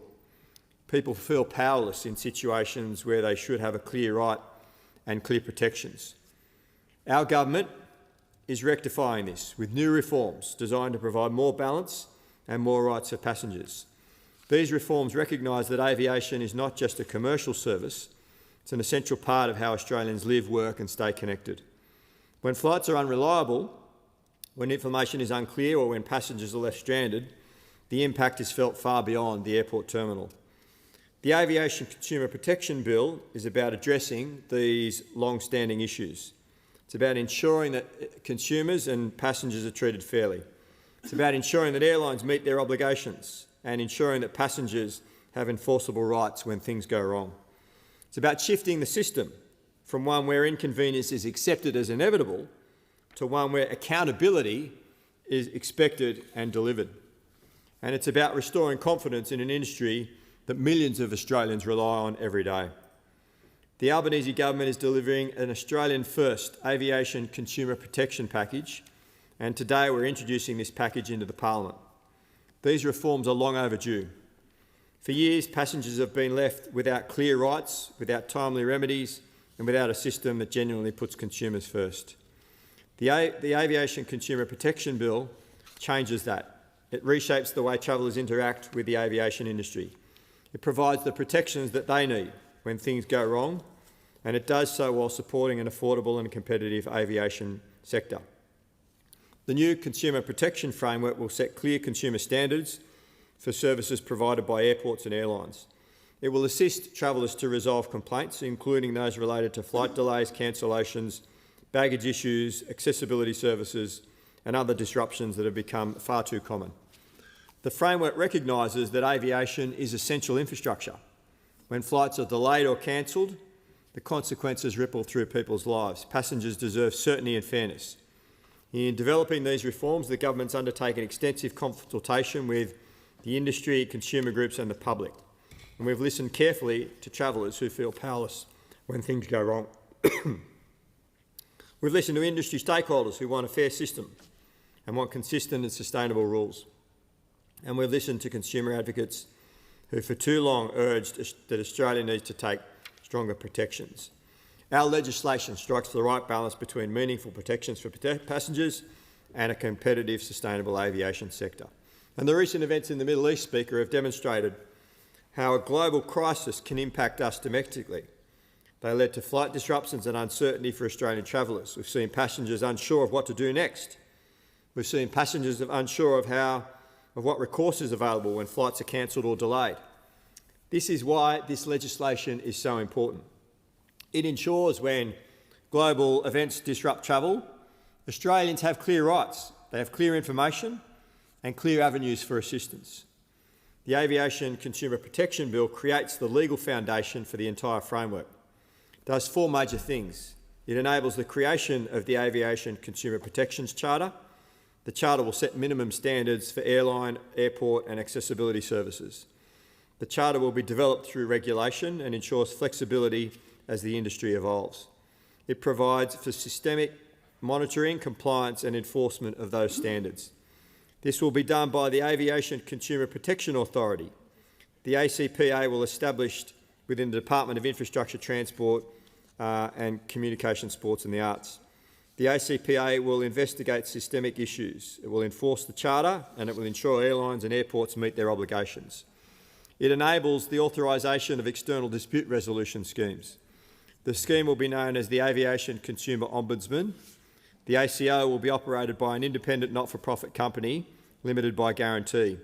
For the first time, passengers will have access to impartial, accessible and fair aviation-specific complaint handling services. The current system of self-regulation has not delivered an effective complaint resolution. The ACO will change that. It also establishes an aircraft noise ombudsman. And for the electorate that I represent, Kingsford Smith, which has Australia's busiest and largest airport in it, for local residents this is a welcome development. This ensures independence from Air Services Australia and the Department of Defence. The ANO will review how aircraft noise complaints are managed. The ANO will assess community consultation processes, and the ANO will publish independent reports and make recommendations for policy and regulatory change. In addition, the reform package includes 3 other bills: the Aviation Protection Levy Bill and the Consumer Protection Levy Bill, and that will impose and collect levies. Speaker, this bill ensures proportionality, it avoids unintended consequences, and these bills create the legal foundation for the framework. The Charter will set out the minimum standards of aviation consumers and what they can expect, and the Charter will be enforced by the ACPA. The government will work closely with stakeholders and establishment of the ACO, and the legislation provides the responsible minister with the powers to exempt entities from the framework. It also allows the government to balance consumer benefits and regulatory impacts. Under subordinate legislation, the government intends to exempt airports with fewer than 1 million passengers per year. This means the framework will apply to the largest 14 airports in Australia, and that will include the new Western Sydney International Airport. Together, those airports capture around 93% of all passenger movements. Exempting smaller airports recognises their role as critical community infrastructure. It recognises their limited financial and operational capacity. Speaker, the cost impacts on airlines and airports will be kept as low as practical. This includes, through the Charter, regulations supporting industry levies, and the government wants consumer protections to focus on fair remedies and support. This includes prompt rebookings. It includes access to food and accommodation and includes timely refunds. International experience shows that fixed compensation schemes often lead to higher airfares. They don't improve standards. However, if airlines and airports do not raise their standards, the government may consider further action. And it now has the powers, through the Ombudsman and the ACPA, to enforce those standards. However, if airlines and airports don't raise their standards, the government can consider that further action. This legislation is about fairness, about accountability, about restoring confidence in Australia's aviation industry. It's about ensuring that every traveller, no matter where they live or why or when they fly, is treated with dignity and respect. The question now is that the amendment moved by the honourable member for Ryan be agreed to. The Assistant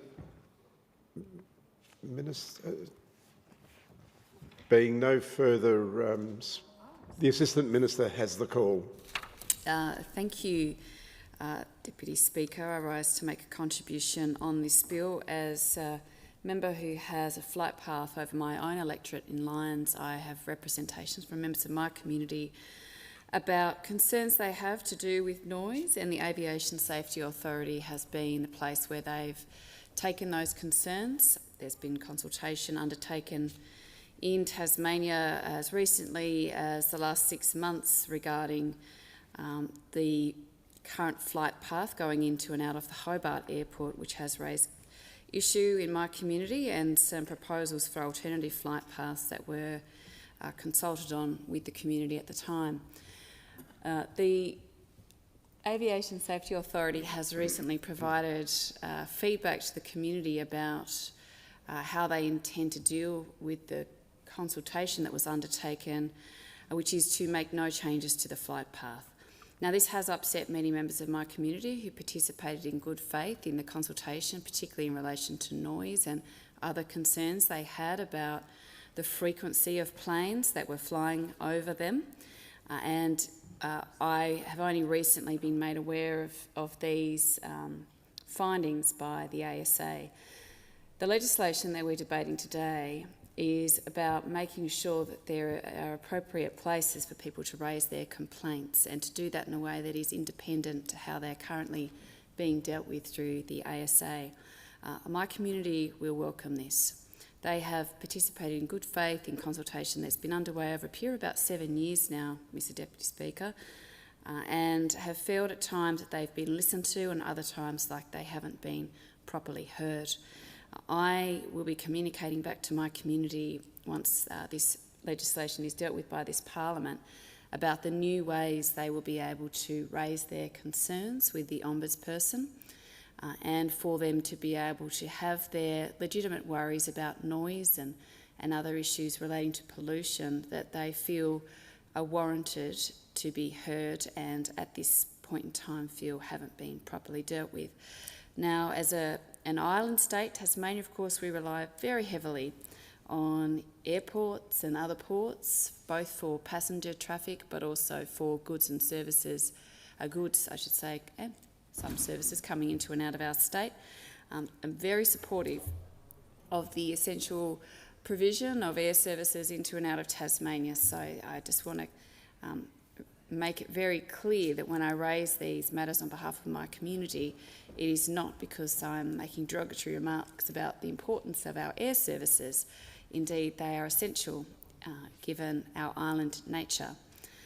We are very fortunate to have a number of airports across the state that service remote communities as well as our major centres, and it's important when they are considering particularly the flight paths that are agreed upon, that they consider community feedback and make sure that they are appropriately listening to concerns that people do have.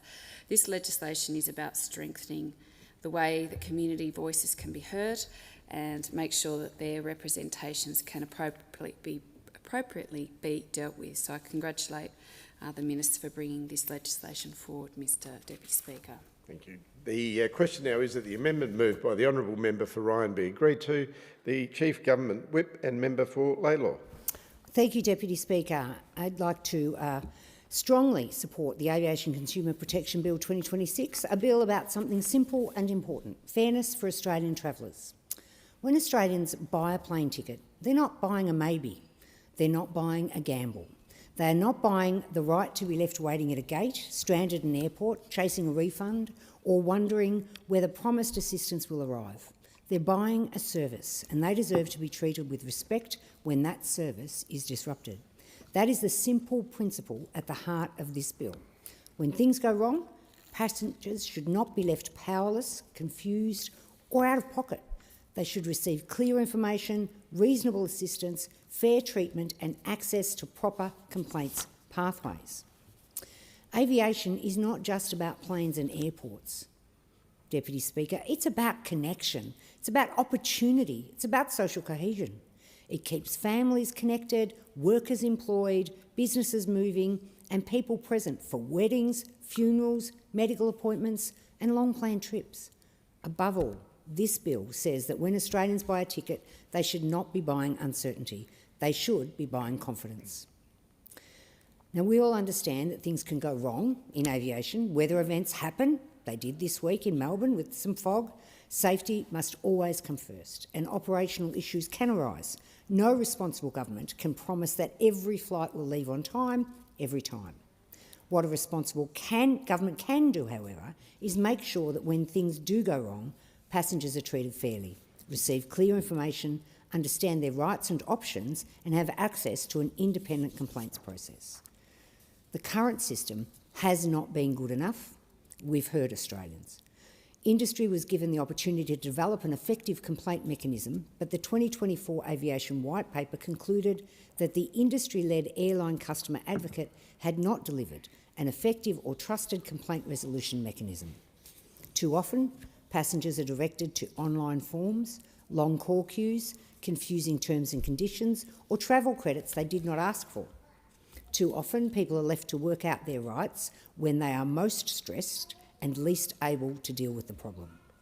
That is not fair for families travelling with children, older Australians, people with disability, workers who rely on flights, or passengers who have saved carefully for a trip and cannot afford unexpected costs. A fair system should not require passengers to be persistent, to be lucky, or to be legally trained just to receive basic assistance. This bill puts a simple standard into law. Treat passengers fairly, communicate clearly, and be accountable when things go wrong. So this bill establishes a comprehensive aviation consumer protection framework to improve the aviation travel experience for consumers, including travelling with airlines and accessing airport services. The first key part of the bill is the Aviation Consumer Protection Charter, which will set minimum standards covering matters such as information assistance, delays, cancellations, disruption, refunds, baggage accessibility services, complaint handling and dispute resolution. These standards will not just be words on paper. The Charter will be enforceable, and regulated entities that fail to comply may face civil penalties. Rights only matter when they can be enforced. The bill also protects the integrity of the complaints process by prohibiting victimisation connected with making a complaint. Passengers should be able to raise concerns without fear of being punished, threatened or disadvantaged for speaking up. The bill establishes the Aviation Consumer Ombudsperson to resolve individual consumer complaints and the Aviation Consumer Protection Authority to monitor compliance with the Charter and enforce obligations under the framework. The bill also establishes the Aircraft Noise Ombudsperson to provide independent review of aircraft noise complaint handling by Air Services Australia and the Department of Defence. Together, these reforms create a practical and balanced framework. This bill does not replace Australian consumer law. It creates an aviation-specific framework that sits alongside existing consumer protections and responds to the particular realities of air travel. That is the right approach. When a flight is cancelled, baggage is lost, a passenger with disability is not assisted, or a family is stranded overnight, the cost is immediate and it's personal. In my electorate of Lalor, this reform will make a practical difference because air travel is part of life for so many households. Families in Werribee, Hobbs Crossing, Tarneit, Truganina, Wyndham Vale, Manor Lakes and Mandarin use Melbourne and Avalon Airport to travel interstate and overseas. Lalor is a diverse mix of old and new, young, metropolitan and farmland, rivers and bays, established, growing and multicultural communities. Many families have loved ones interstate and overseas and travel to visit parents, grandparents, children and extended family. Many people also fly into Victoria to visit family and friends in Lalor. They come to stay with children and grandchildren, attend weddings, funerals and religious celebrations, support loved ones during illness, help care for family and be part of important moments in our community. People also travel to Lalor for work, conferences, accommodation, tourism and local events, including meetings, functions and visits to places such as the Werribee Park Precinct. When flights are delayed or cancelled, that can affect not only the passenger but also local businesses, venues and families waiting for them. For those families, visitors and travellers, flight disruptions are not hypothetical issues. A delayed or cancelled flight can mean missing a connecting flight. Could be a connecting flight overseas. You could miss a family funeral, miss a wedding, miss a shift at work, miss a medical appointment, or arriving too late for the moment they came for. In a community like the one I represent, aviation is not just about leaving home, it is also about people being able to come home, come back and come together. For households already managing budgets, these costs matter. People in Lalor and the visitors and loved ones who come should not need a law degree to understand what they're entitled to when a flight is cancelled. They should not have to spend weeks chasing a refund or fight to be treated with basic respect. Looking at a practical example, a family from Tarneit might book flights to Queensland during the school holidays. If that flight is cancelled, they should not be left guessing whether they are entitled to meals, when they'll be rebooked, or whether they should go home, book accommodation, or stand in another queue. A worker from Hoppers Crossing might book a flight for a work commitment interstate. If that flight is cancelled for reasons within the airline's control, that worker should not be forced to accept a travel credit. If what they need is their money back, a refund should be a real refund. An older resident from Werribee might need mobility assistance at the airport. They should not be left uncertain about how to access that assistance, forced to tell their story over and over again, or be left at a gate without the help they were promised. Accessibility is not an optional extra. It is part of a fair, modern and respectful aviation system. A person from Wyndham Vale might arrive at their destination and find that their baggage has not arrived. It might contain work clothes, medication, cultural clothing, a child's essential, items needed for a wedding or funeral. Passengers should know what support is available and how to escalate the matter. One of the strengths of this bill is that it recognises the whole passenger journey: booking assistance, rescheduling, cancellations, check-in, baggage handling, boarding, seating, onboard service, accessibility assistance, disembarking and lost property. Passengers do not see a neat separation between the airline, the airport, the contractor and the service provider. They bought a service and they expect that service to be delivered properly. Accountability cannot disappear into the cracks between the airline, the airport and the contractors. One of the most important features of this bill is the Independent Aviation Consumer Ombudsman. The previous airline customer advocate was criticised for limited powers, incomplete coverage and perceived lack of independence. A complaints process should not feel like another part of the problem. It should be part of the solution. The ombudsperson will be able to investigate complaints, request information, facilitate conciliation and, where needed, make a determination. Complainants will not be charged a fee simply to have their complaint heard. The Aviation Consumer Protection Authority will focus on systemic monitoring, compliance and enforcement because, as I say so often in this place, we measure the things we care about, and my community cares about this when they travel. Individual complaints can help reveal broader patterns, including poor communication, poor treatment of passengers with a disability, failures around refunds or repeated baggage problems. The evidence shows why these reforms are needed. More than half of the flying public experienced a flight disruption in a 12-month period. Only around a third were satisfied with how their disruption was handled. 82% said they did not receive support and 81% said they were not informed of their rights. Only 39% of people who made a complaint were satisfied with the outcome, and only 17% were satisfied with the complaint process overall. 79% of Australians reported knowing little or nothing about their consumer rights when travelling by air. For the year ending 31st of December 2025, domestic on-time performance averaged 76.9% for arrivals and 77.7% for departures, while the cancellation rate was 2.5%. This bill responds to evidence, not to theory. The government's priority here is to lift the standard of the passenger air travel experience in Australia.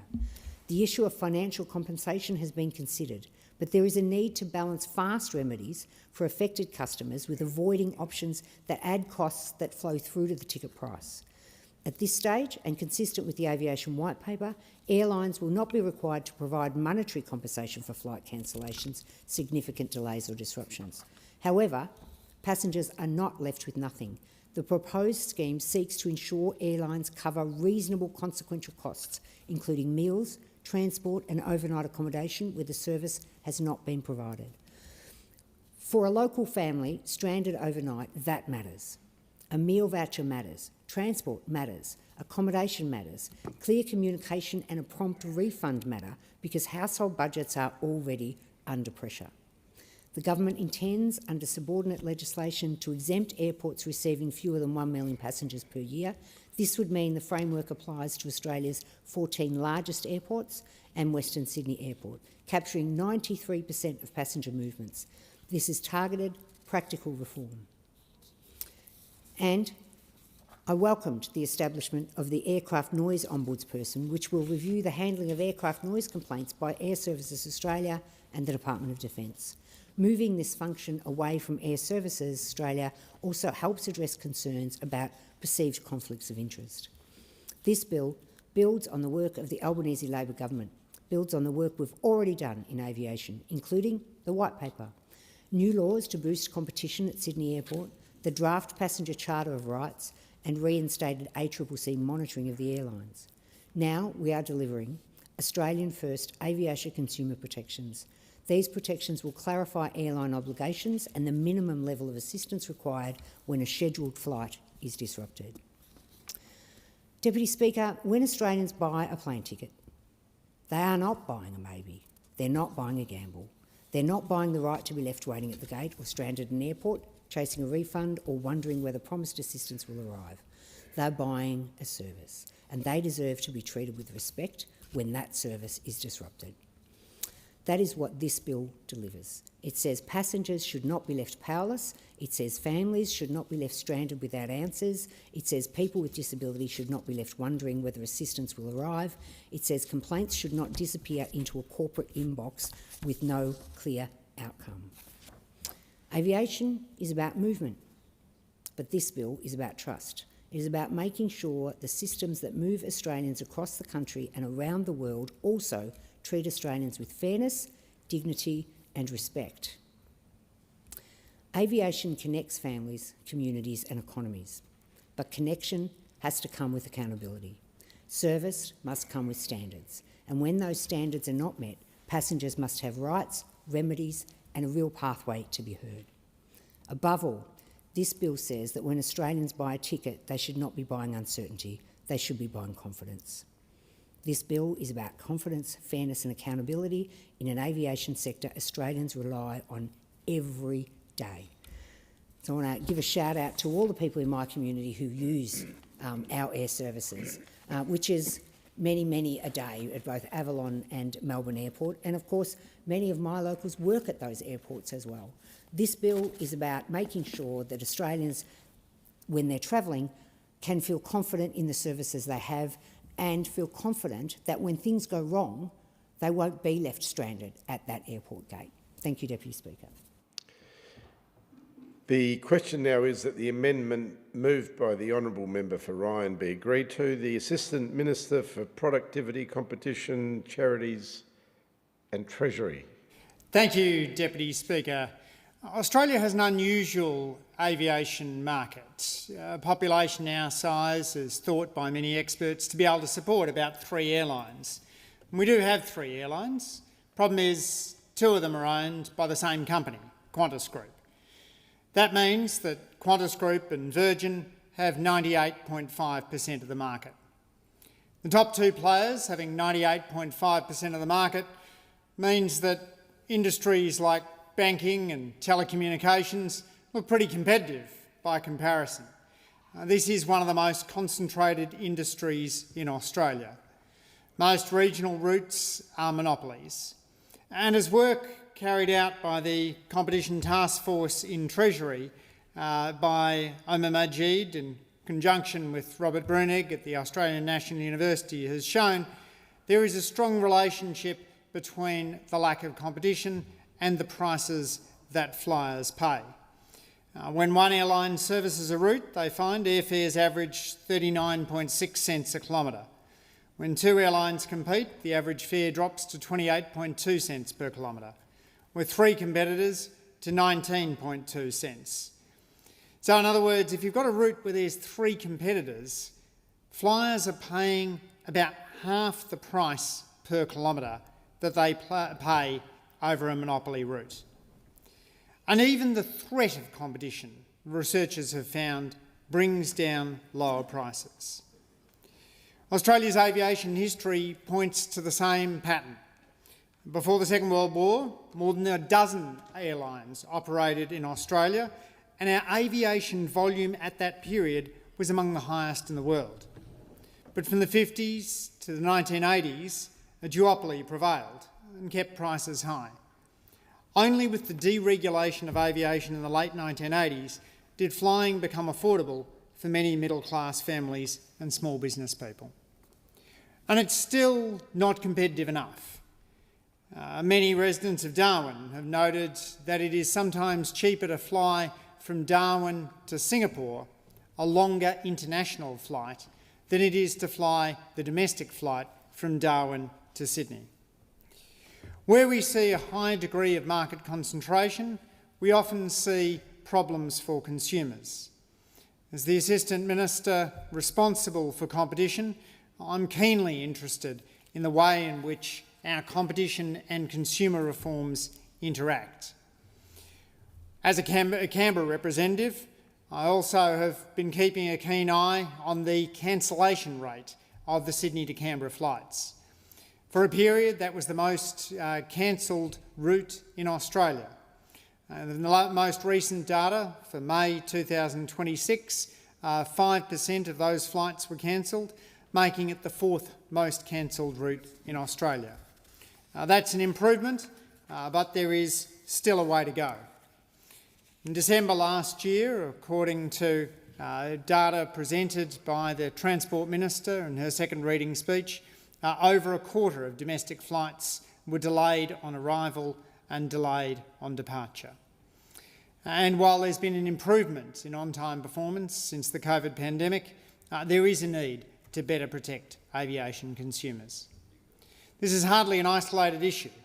Research from the behavioural economics team of the Australian Government shows that more than half of all Australians travel by air in any given year, and about half of those travellers experience a flight disruption.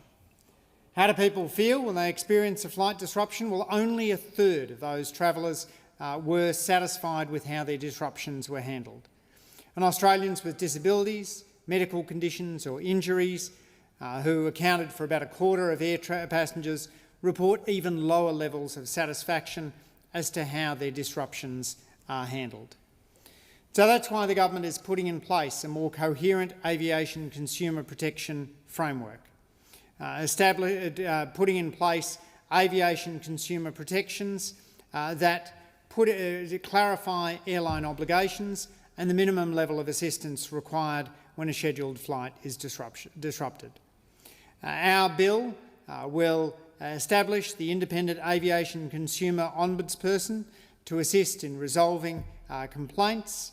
It will pave the way for an Aviation Consumer Protections Charter that sets out the minimum standards that aviation consumers can expect from airlines and airports, establish the Aviation Consumer Protection Authority, and establish an Aircraft Noise Ombudsperson. We know that the current system of airlines policing themselves has not worked, and our reforms represent an unprecedented increase in protections for Australian travellers. At the outset, I mentioned the airline industry is highly concentrated, but that's not the only part of the aviation ecosystem that is concentrated. Our airports in most cities operate as monopolies.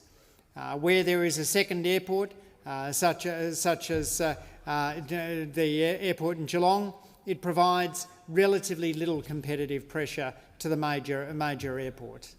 The exception to this is going to be Western Sydney International Airport, which we are proud to support and which will provide, when it opens in October, a huge improvement to the degree of competition in Australia's largest city. Labor believes in competition, Labor believes in looking after consumers, and this bill and the government's reforms do both.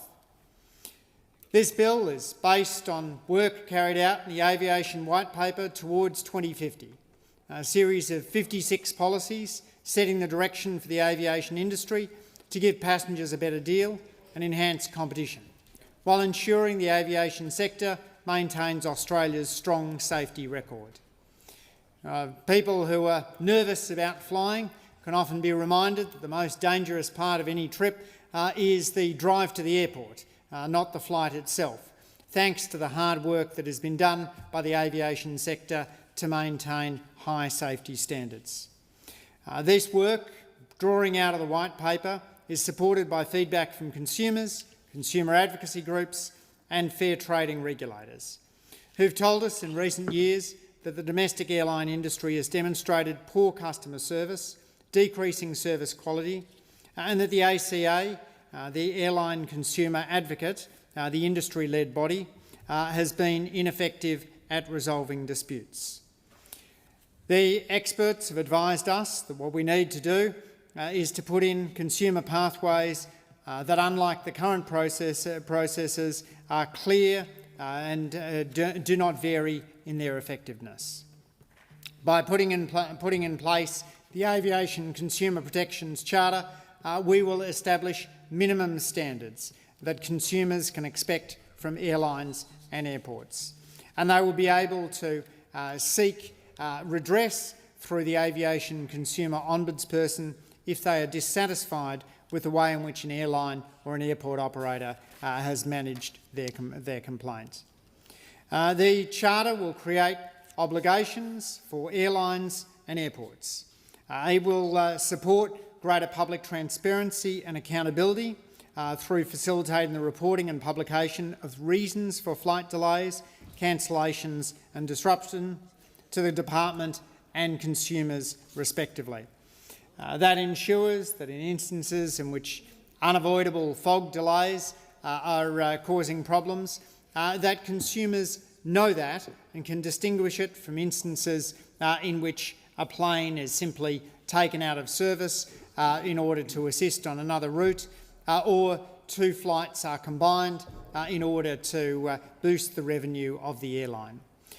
This was apparently one of the causes for the very high degree of cancellation of Sydney-Canberra flights, which hit a high of 1 in 8 flights a couple of years ago.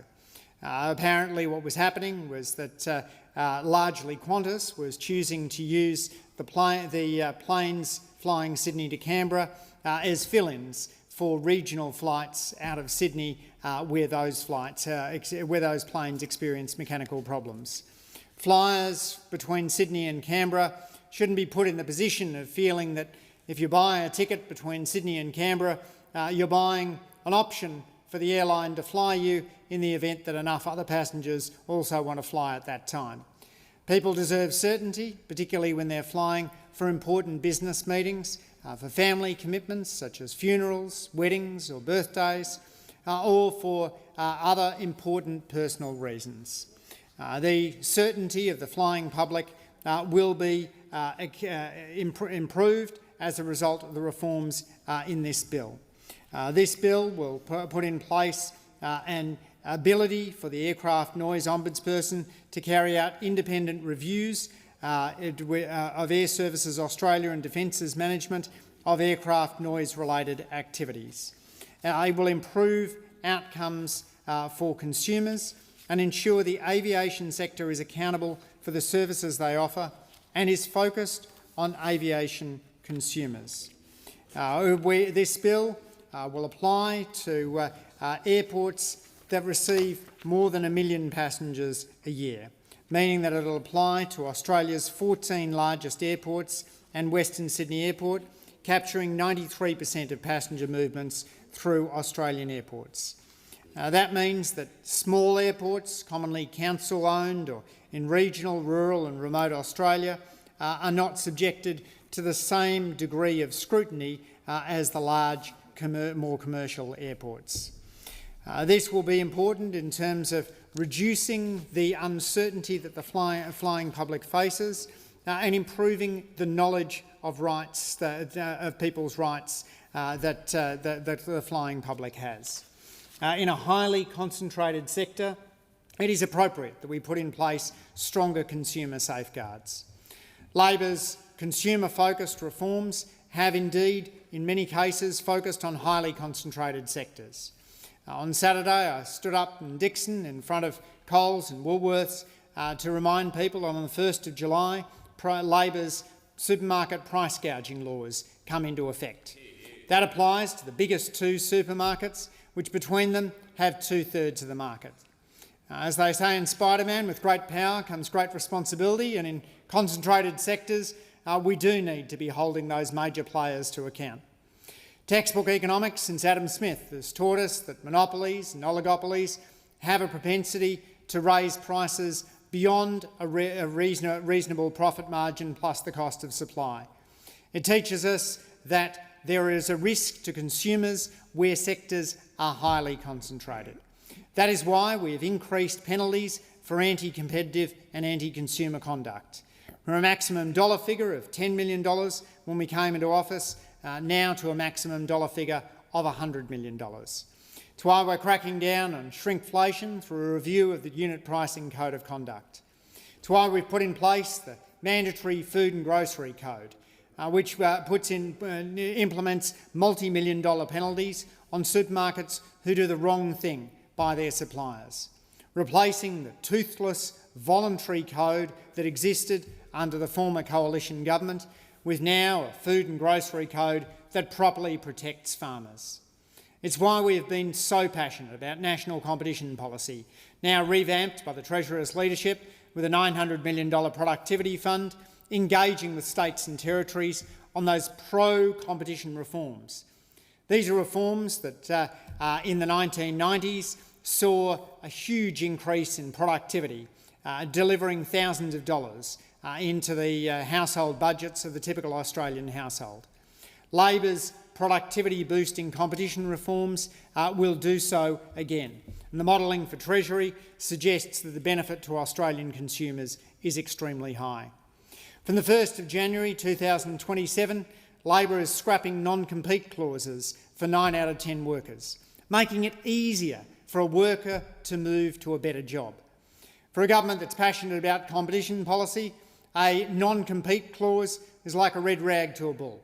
We want to get rid of these clauses because they're gumming up the Australian economy, making it harder for start-ups to get off the ground and harder for early childhood workers, security guards, disability support workers to move to a better job.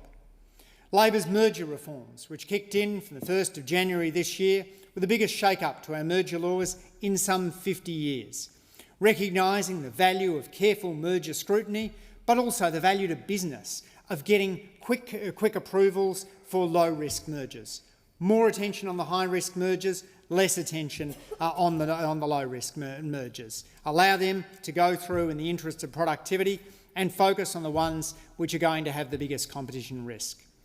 Labor's passion for consumer reform and competition reform is reflected in this bill, which looks after aviation consumers. I commend it to the House. The question now is that the amendment moved by the honourable member for Ryan be agreed to. The member for Bennelong has the call.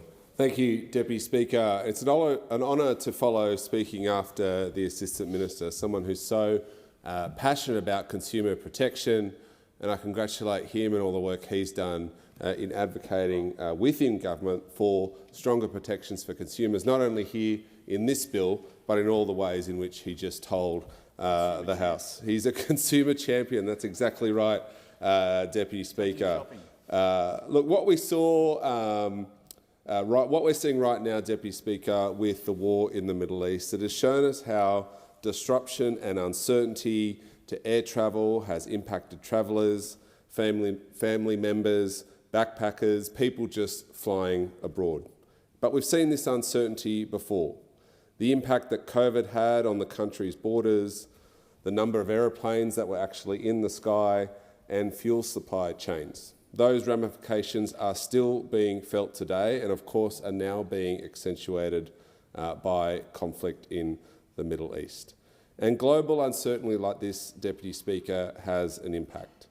We learnt during COVID that there were many questionable practices from airlines. There were changes in their conduct. There was poor communication to travellers, and there was potential anti-competitive behaviour.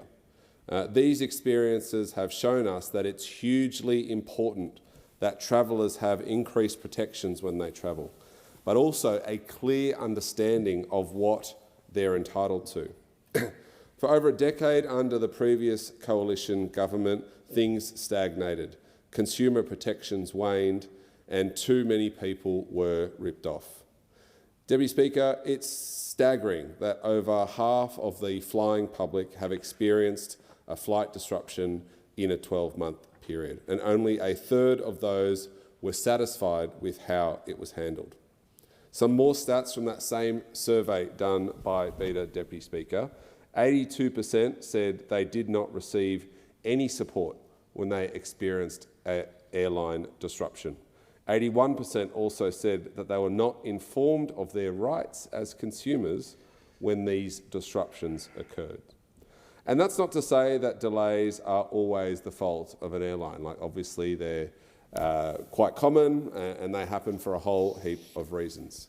Air travel is a complex industry with so many factors at play, and sometimes delays are inevitable. But what it does tell us is that consumer rights and their knowledge of them is at a low, with a whopping 79% of Australians surveyed reporting that they either know nothing or only a little bit about their rights when they're travelling by air. The point of this legislation is to change that. We need to lift the standards of the passenger air travel experience in Australia. So what we have is a big package of bills here, Deputy Speaker. We've got the Aviation Consumer Protection Bill, the Aviation Consumer Protection Levy Bill, the Aviation Consumer Protection Levy Collection Bill, the Aviation Consumer Protection Consequential Amendments and Transitional Provisions Bill.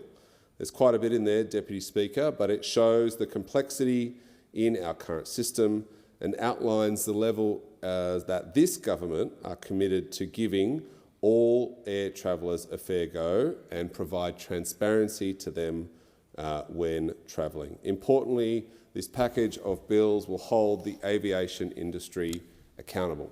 It will deliver better outcomes for consumers and will deliver on our commitment to improve aviation consumer protection. This package of bills puts the onus on airlines and airports to treat customers in a fair and reasonable manner when delays inevitably occur. Let's start from the top. The Aviation Consumer Protection Bill will enable the creation of an Aviation Consumer Protections Charter, which will set minimum standards for the provision of airline, airport and accessibility services for aviation consumers, with the charter itself to be developed through regulation following the passage of this legislation through Parliament. As well as this, the bill will provide for systemic monitoring, compliance and enforcement of those standards by the Aviation Consumer Protection Authority. This will be established within the Department of Infrastructure, Transport, Regional Development, Communication, Sport and the Arts. Next, it will enable the authorisation of external dispute resolution scheme. This will handle any and all aviation-related complaints and be operated, importantly, by an independent not-for-profit. This scheme will be known as the Aviation Consumer Ombudsperson. The bill will also establish the Aircraft Noise Ombudsperson, shortened to the ANO, within the same department. This will ensure that the ANO is independent of both Air Services Australia and the Department of Defence. This is important because it will review the management of aircraft noise complaints by Air Services Australia and the department. As mentioned, 3 additional bills are included in this package which are needed to implement these reforms. The Aviation Consumer Protection Levy Bill, together with the Consumer Protection Levy Collection Bill, will provide the necessary imposition and collection of levies to cost recover the administration associated with the ACP bill. And the consequential bill will manage the transitional provisions of the bill, such as clarifying that a breach by an airline of a standard in the Charter will not result in the cancellation of a licence under the Air Navigation Act. That's all quite a lot to cover, Deputy Speaker. So in short, we're establishing a charter to ensure airlines and airports meet the standards customers expect. On top of that, 2 separate ombudspersons to help with the aviation complaints handling and aircraft noise complaints handling, and obviously a manner to fund these reforms. Like all our legislation, this was carefully thought through. The government has undertaken extensive consultation on the development of these bills and this policy to make sure it's right. And in August 2024, one such consultation undertaken by the government was through the important aviation white paper, which received over 2,000 submissions and convening 22 roundtables across Australia. These consultation processes are incredibly important, Deputy Speaker, because they help the government form the development of this important framework. We would not have been able to design this scheme or the Charter without these initial consultations. So a level of gratitude needs to be given to those in the industry and, importantly, consumer stakeholders who have assisted in this process, including Airlines for Australia and New Zealand, the Regional Aviation Association of Australia, the Board of Airline Representatives Australia, the International Air Transport Association, Qantas and Virgin, the Australian Airports Association, Brisbane, Melbourne and Sydney Airports, the Australian Lawyers Alliance, Choice, and Justice and Equity Centre. My point is, though, Deputy Speaker, is that when we develop important reforms like this, we listen and we engage constructively. We meet with industry, we meet with consumers, and we encourage direct feedback from our local communities. And as we continue to do so, further engagement is ongoing. There have been extensive amounts of briefings, information sessions and workshops in the lead-up to this bill becoming before Parliament today.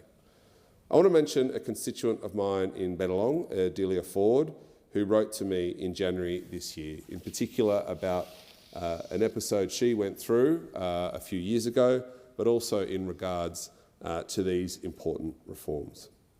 In 2020, Adelia and her husband had plans to travel internationally. Sadly, due to COVID, her trip had to be cut short. On their departure day, despite Italy declaring a lockdown, the travel company they use advised them the tour was proceeding to board the flight. And if they didn't board the flight, the only way they could avoid losing their $7,600 in payment was to board the flight. And of course, immediately upon landing in Budapest, they were told their trip was cancelled.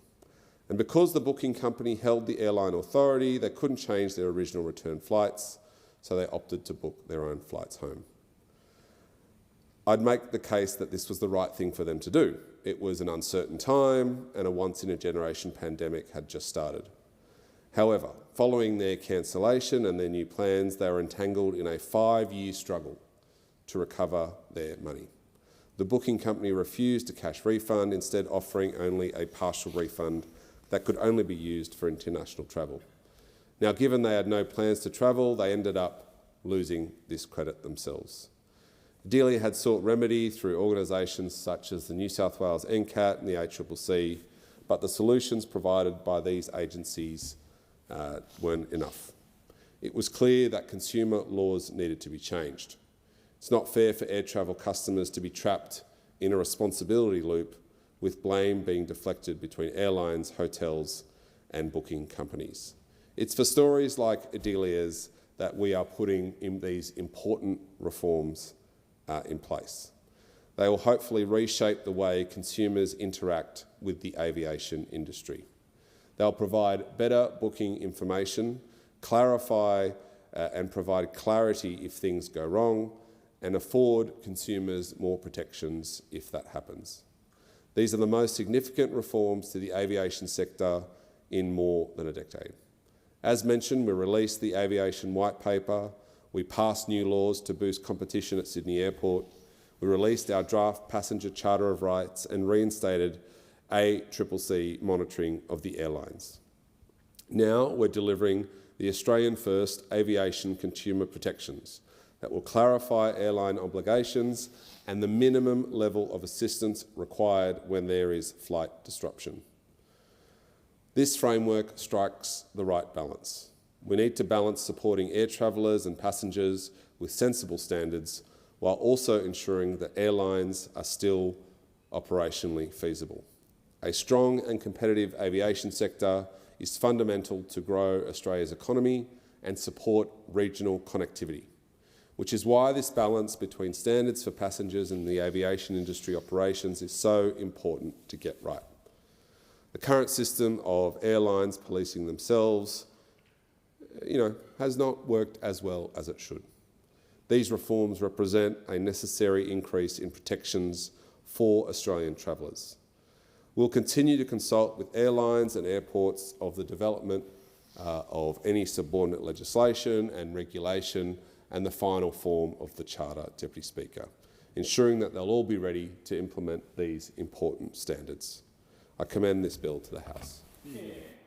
The question is that the amendments be agreed to. The member for Richmond has the call. Thank you, Deputy Speaker, and I rise also to speak in support of the aviation consumer protection bills. And this suite of legislation represents the most significant reform to aviation consumer rights in our nation's history. And Deputy Speaker, reliable air services give local businesses the confidence to grow, they attract visitors and improve access to education, healthcare and employment opportunities. Now, in my electorate of Richmond on the beautiful north coast of New South Wales, we're very fortunate to be serviced by both the Gold Coast Airport and the Ballina-Byron Gateway Airport, essential economic assets that support the prosperity of our local communities. Now, Gold Coast Airport serves as a major international and domestic gateway on our northern border, with the border with Queensland. It is the country's 6th busiest airport, welcoming more than 6.2 million passengers a year and contributing $514 million to the local economy. And I'm advised that the economic contribution of the airport is expected to reach more than $965 million by 2044. And, of course, the Ballina-Byron Gateway Airport is the 3rd largest airport in New South Wales and provides critical regional connectivity for the Northern Rivers. More than 550,000 passengers travel through the airport each year to our region. These airports' continued success supports local businesses and tourism, local jobs, and attracts investment and helps ensure our region remains a vibrant place to live, work and visit. And Deputy Speaker, together these 4 bills that we put forward provide a comprehensive framework that will fundamentally transform the relationship between Australian travellers and the airline industry. Millions of Australians rely on aviation every year for work, family, education and healthcare. We have one of the world's busiest domestic aviation markets and are amongst the world's most frequent air travellers on a per capita basis. For Australians, aviation is essential infrastructure that binds our communities together right across the continent. And whilst our aviation safety standards are amongst the best in the world, our consumer protections have failed to keep pace with community expectations or international best practice. Travellers experience flight cancellations with sometimes little explanation, prolonged delays without adequate assistance, difficulties obtaining refunds, confusing fare conditions and complaints processes that are often too slow, fragmented and ineffective. Travellers need certainty. And nowhere is this more important than in regional and remote Australia. Communities across rural Australia depend on reliable air services for healthcare, employment, tourism and economic development. When flights are disrupted or cancelled, the consequences extend far beyond inconvenience. Missed medical appointments, disrupted supply chains, lost tourism revenue and reduced economic activity all impose real costs on communities. And recent events have underscored how international conflicts can very quickly affect Australians at home. The situation in the Middle East has disrupted aviation, causing flight cancellations, delays and uncertainty for travellers. Many people have been left asking, what are their rights when the travel plans fall through? And indeed, throughout this period, Australia's airlines have been operating under extraordinarily challenging conditions and on many occasions helping Australians to travel and return home safely. Because these disruptions also reinforce the need for stronger consumer protections and clearer rights for every Australian traveller, these bills seek to restore confidence to travellers. They're the result of a very significant consultation and feedback from the aviation sector, consumers, advocacy groups and regulators. At the centre of the legislative package is the Aviation Consumer Protection Bill 2026, which enables the creation of an Aviation Consumer Protections Charter. The Charter will be developed through regulation and contain minimum standards in relation to booking information and assistance, communicating with consumers and complaint handling. Compliance and enforcement of standards in the Charter will be the responsibility of a new Aviation Consumer Protection Authority, a regulatory body that will be established within the Department of Infrastructure, Transport, Regional Development, Communities, Sports and the Arts. The bill also, very importantly, creates an external dispute resolution scheme through an independent aviation consumer ombudsperson scheme. Currently, what we have is an industry-led airline consumer advocate. But we know from the aviation white paper, through feedback from consumers and regulators, that this just has not delivered an effective complaints resolution service. And I know that too from hearing from my constituents who've had issues. Because current consumer protections rely really heavily on voluntary industry arrangements and quite fragmented complaint mechanisms. They result in inconsistent outcomes for passengers and very limited enforceability of rights. And that's why, Deputy Speaker, this bill replaces the current voluntary industry-led arrangements with the Aviation Consumer Ombudsperson Scheme, or ACO, operated by an independent company. Airlines and airports will be required to join the scheme, and the company will be governed by a board of directors with equal representation from industry, consumers and an independent chair.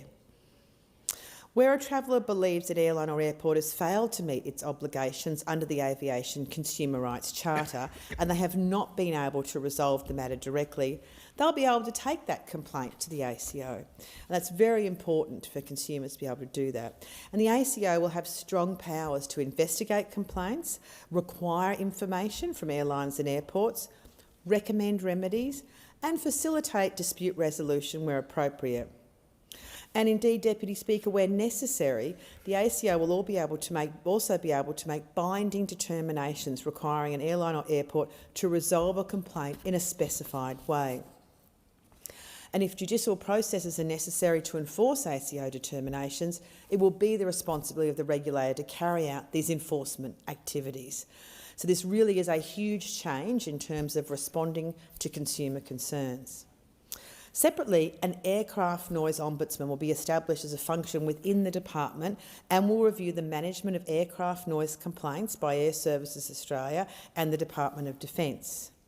The aircraft noise ombudsperson will provide a dedicated review pathway for complaints relating to aircraft noise management, ensuring independent scrutiny of how these complaints are handled by responsible agencies. And this also is a massive improvement in having that specific aircraft noise ombudsperson in place to address issues that people have in relation to noise. And I know, again, in my electorate that has been an issue over many years. This bill creates a comprehensive oversight framework with clear and complementary roles for regulation, consumer redress and community advocacy.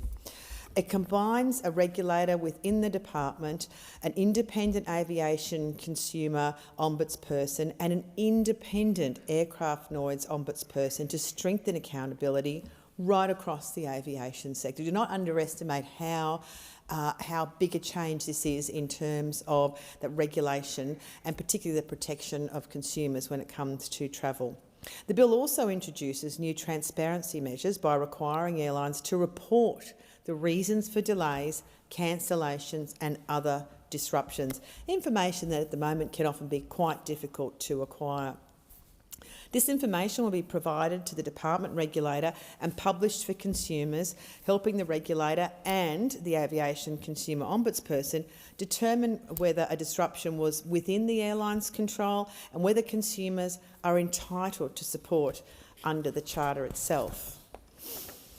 The fact is, Deputy Speaker, greater transparency benefits and assists everyone in every sector, and particularly now when it comes to airlines and airports, it'll make a huge difference. Consumers gain better information when making travel decisions, governments gain better visibility over systemic issues, industry benefits from increased public confidence.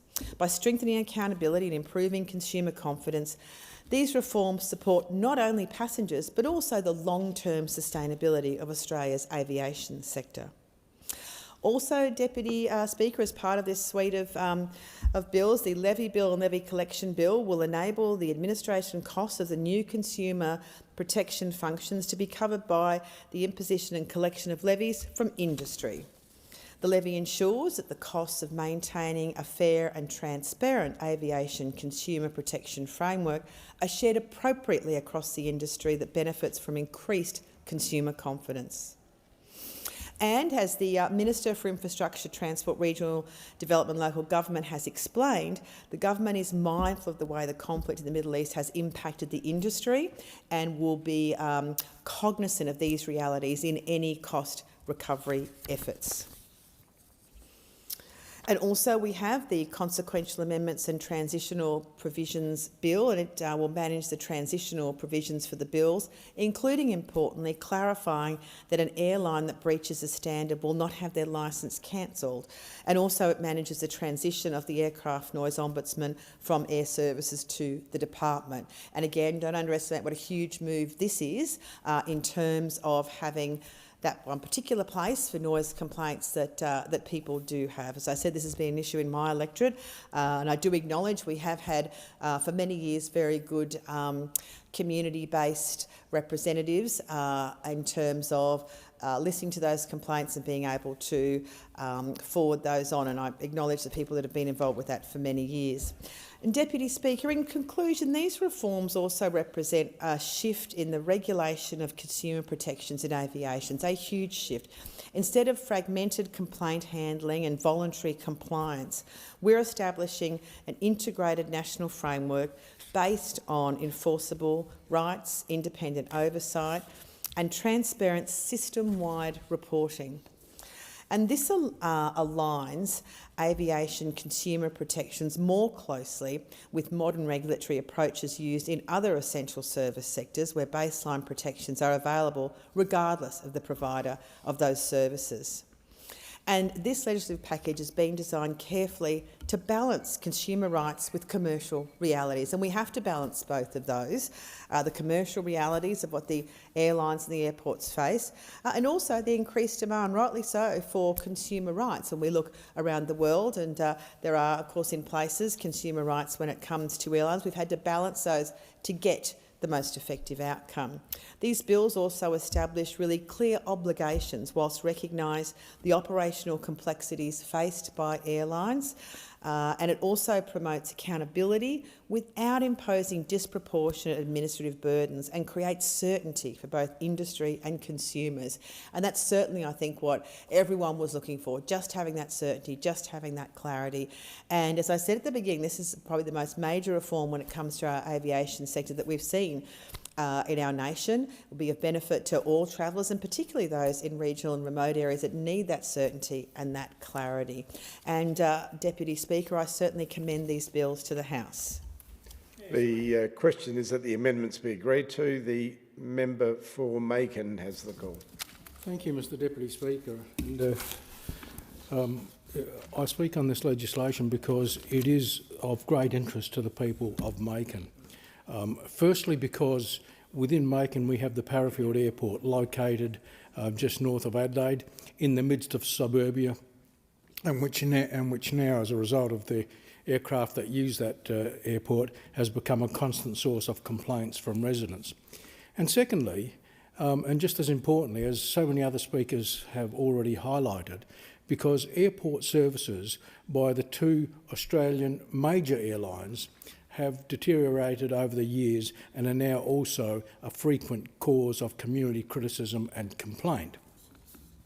Those complaints, however, in my view, are never directed towards the airline staff, who I believe provide an exceptional service, often under very difficult circumstances, but at senior management, who seem to have little regard for client inconvenience or staff pressures.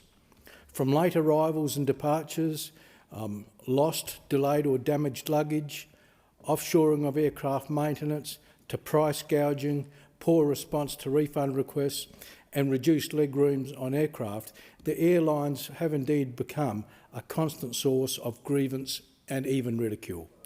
In fact, the behavioural economics team of the Australian Government, who other members in this place have referred to in their contributions, the inquiry or the report that they prepared under the term Preparing for takeoff study confirm what other speakers have highlighted, and that is the constant source and number of complaints with respect to our airlines. Australian Airlines were once a source of pride and good standards, but today they have deteriorated to just another industry sector motivated only by profit. Mr Deputy Speaker, my understanding is that over 100 billion passengers use airline flights in Australia each year. Some 60 million on domestic flights, around 45 million on international flights, and 4.3 million travellers flying via domestic charter flights around Australia, which equates to well over 600,000 flights domestically and internationally, and another 200,000 internationally each year. That is more than double the number of flights that we had about a quarter of a century ago. So it is indeed understandable that maintaining timetables and standards becomes increasingly difficult, particularly when flights are disrupted by events outside of the airline's control, such as bad weather. However, the most irritating complaints relate to matters that are within the airline's control and arise from management decisions. Adding to that, the privatisation of Australia's airports has also put profitability ahead of passenger comfort, with a prime example being excessive car parking fees. The fact is that this legislation is only before us because of airline complaints and dissatisfaction. It is reactive legislation that would not be necessary if all airlines maintained their own code of good customer service and good corporate social responsibility. But the reality is they don't. For the benefit of anyone that's following this legislation, I'm going to quote from the Parliamentary Library briefing paper because I believe it clearly articulates what this legislation is all about and summarises the issues that people tell me that they want addressed. And I'll quote, "The Aviation Consumer Protection Bill 2026 and the related bills aim to improve aviation consumer protection by strengthening oversight of aviation industry practices and providing aviation consumers with an improved process to resolve disputes. The bill creates the legal basis for the Aviation Consumer Protection Framework, with most of the details to be contained in regulations, instruments and rules. The Aviation Consumer Protections Charter will set out the minimum standards applying to regulated services and subordinate legislation. These minimum standards will be enforced by a regulator, the Aviation Consumer Protection Authority. An aviation consumer ombudsperson will oversee a dispute resolution scheme. An aircraft noise ombudsperson to provide a review process for the management of aircraft noise complaints will replace the existing aircraft noise ombudsman." It goes on. The Aviation Consumer Protection Levy Bill 2026 provides for regulation to set levy amounts imposed on regulated entities to cost recover their administrative expenses associated with the Aviation Consumer Protection Framework. The proposed framework is a significant reform that will have impacts on the aviation industry, and the government has recently announced that it intends to exempt airports with less than 1 million passengers from the framework. The last part of that paper that I'll quote is that the ACO will have a range of powers to join parties to complaints, require attendance at conciliation conferences and issue notices to require information or documents.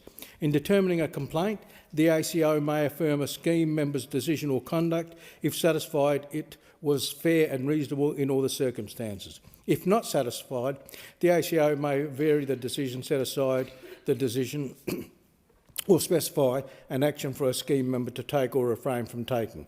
If the scheme member does not comply with the ACO determination, the Minister can seek an injunction from the Federal Court to enforce it. Parties to a complaint may also appeal determinations to the Federal Court on questions of law.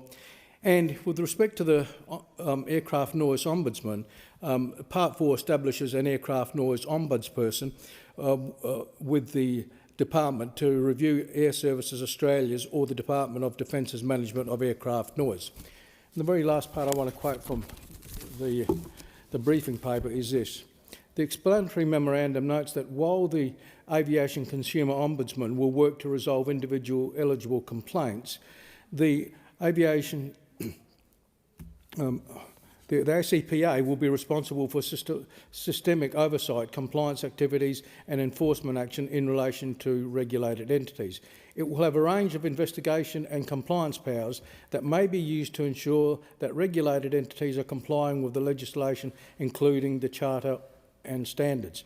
These include empowering the Minister to require persons to provide information or documents and the Secretary to require a person to answer questions or give evidence in relation to. And I think these next dot points are important. The operation of or compliance with the legislation, the performance of function or duties or exercise of powers under the legislation, an offence provision of the Criminal Code relating to the legislation, eligible complaints, including the handling of complaints by regulated entities, complaints and the handling of complaints about aircraft noise, membership of the ACO, the reasons for disruptions, cancellations or delays of airline services. Persons who fail to comply with notices may be subject to civil penalties. That's the end of what I'm going to quote. I specifically did that because I want anyone, particularly those people that I know will want a copy of my remarks in the chamber today, to know exactly what this legislation is going to do and what their rights are going to be. Deputy Speaker, on the 29th of April, a trainee pilot and his supervisor, Robert Hoyle, were both killed in a flight training accident at Parafield Airport when a Diamond DA-42 Twin-Star plane crashed into a hangar. In addition, 10 other people were working in the aircraft hangar and they were taken to hospital, one at least with very serious injuries. To the families, friends and colleagues of those killed, I offer my profound condolences. To those injured, I wish a full recovery, albeit that the terrifying experience will never leave them. To the first responders who attended the crash scene, fought the resulting fire and assisted those injured, I say thank you. Deputy Speaker, this was the second flight training accident at Parafield Airport this year. Thankfully, no one was killed or seriously injured in the first incident in January. By way of background, Parafield Airport is a general aviation airport located 18 kilometres north of the Adelaide CBT.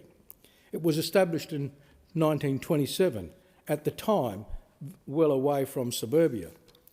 In 1998 it was privatised by the Howard government with a 50-year lease plus a further 49-year extension option to Adelaide Airport Limited.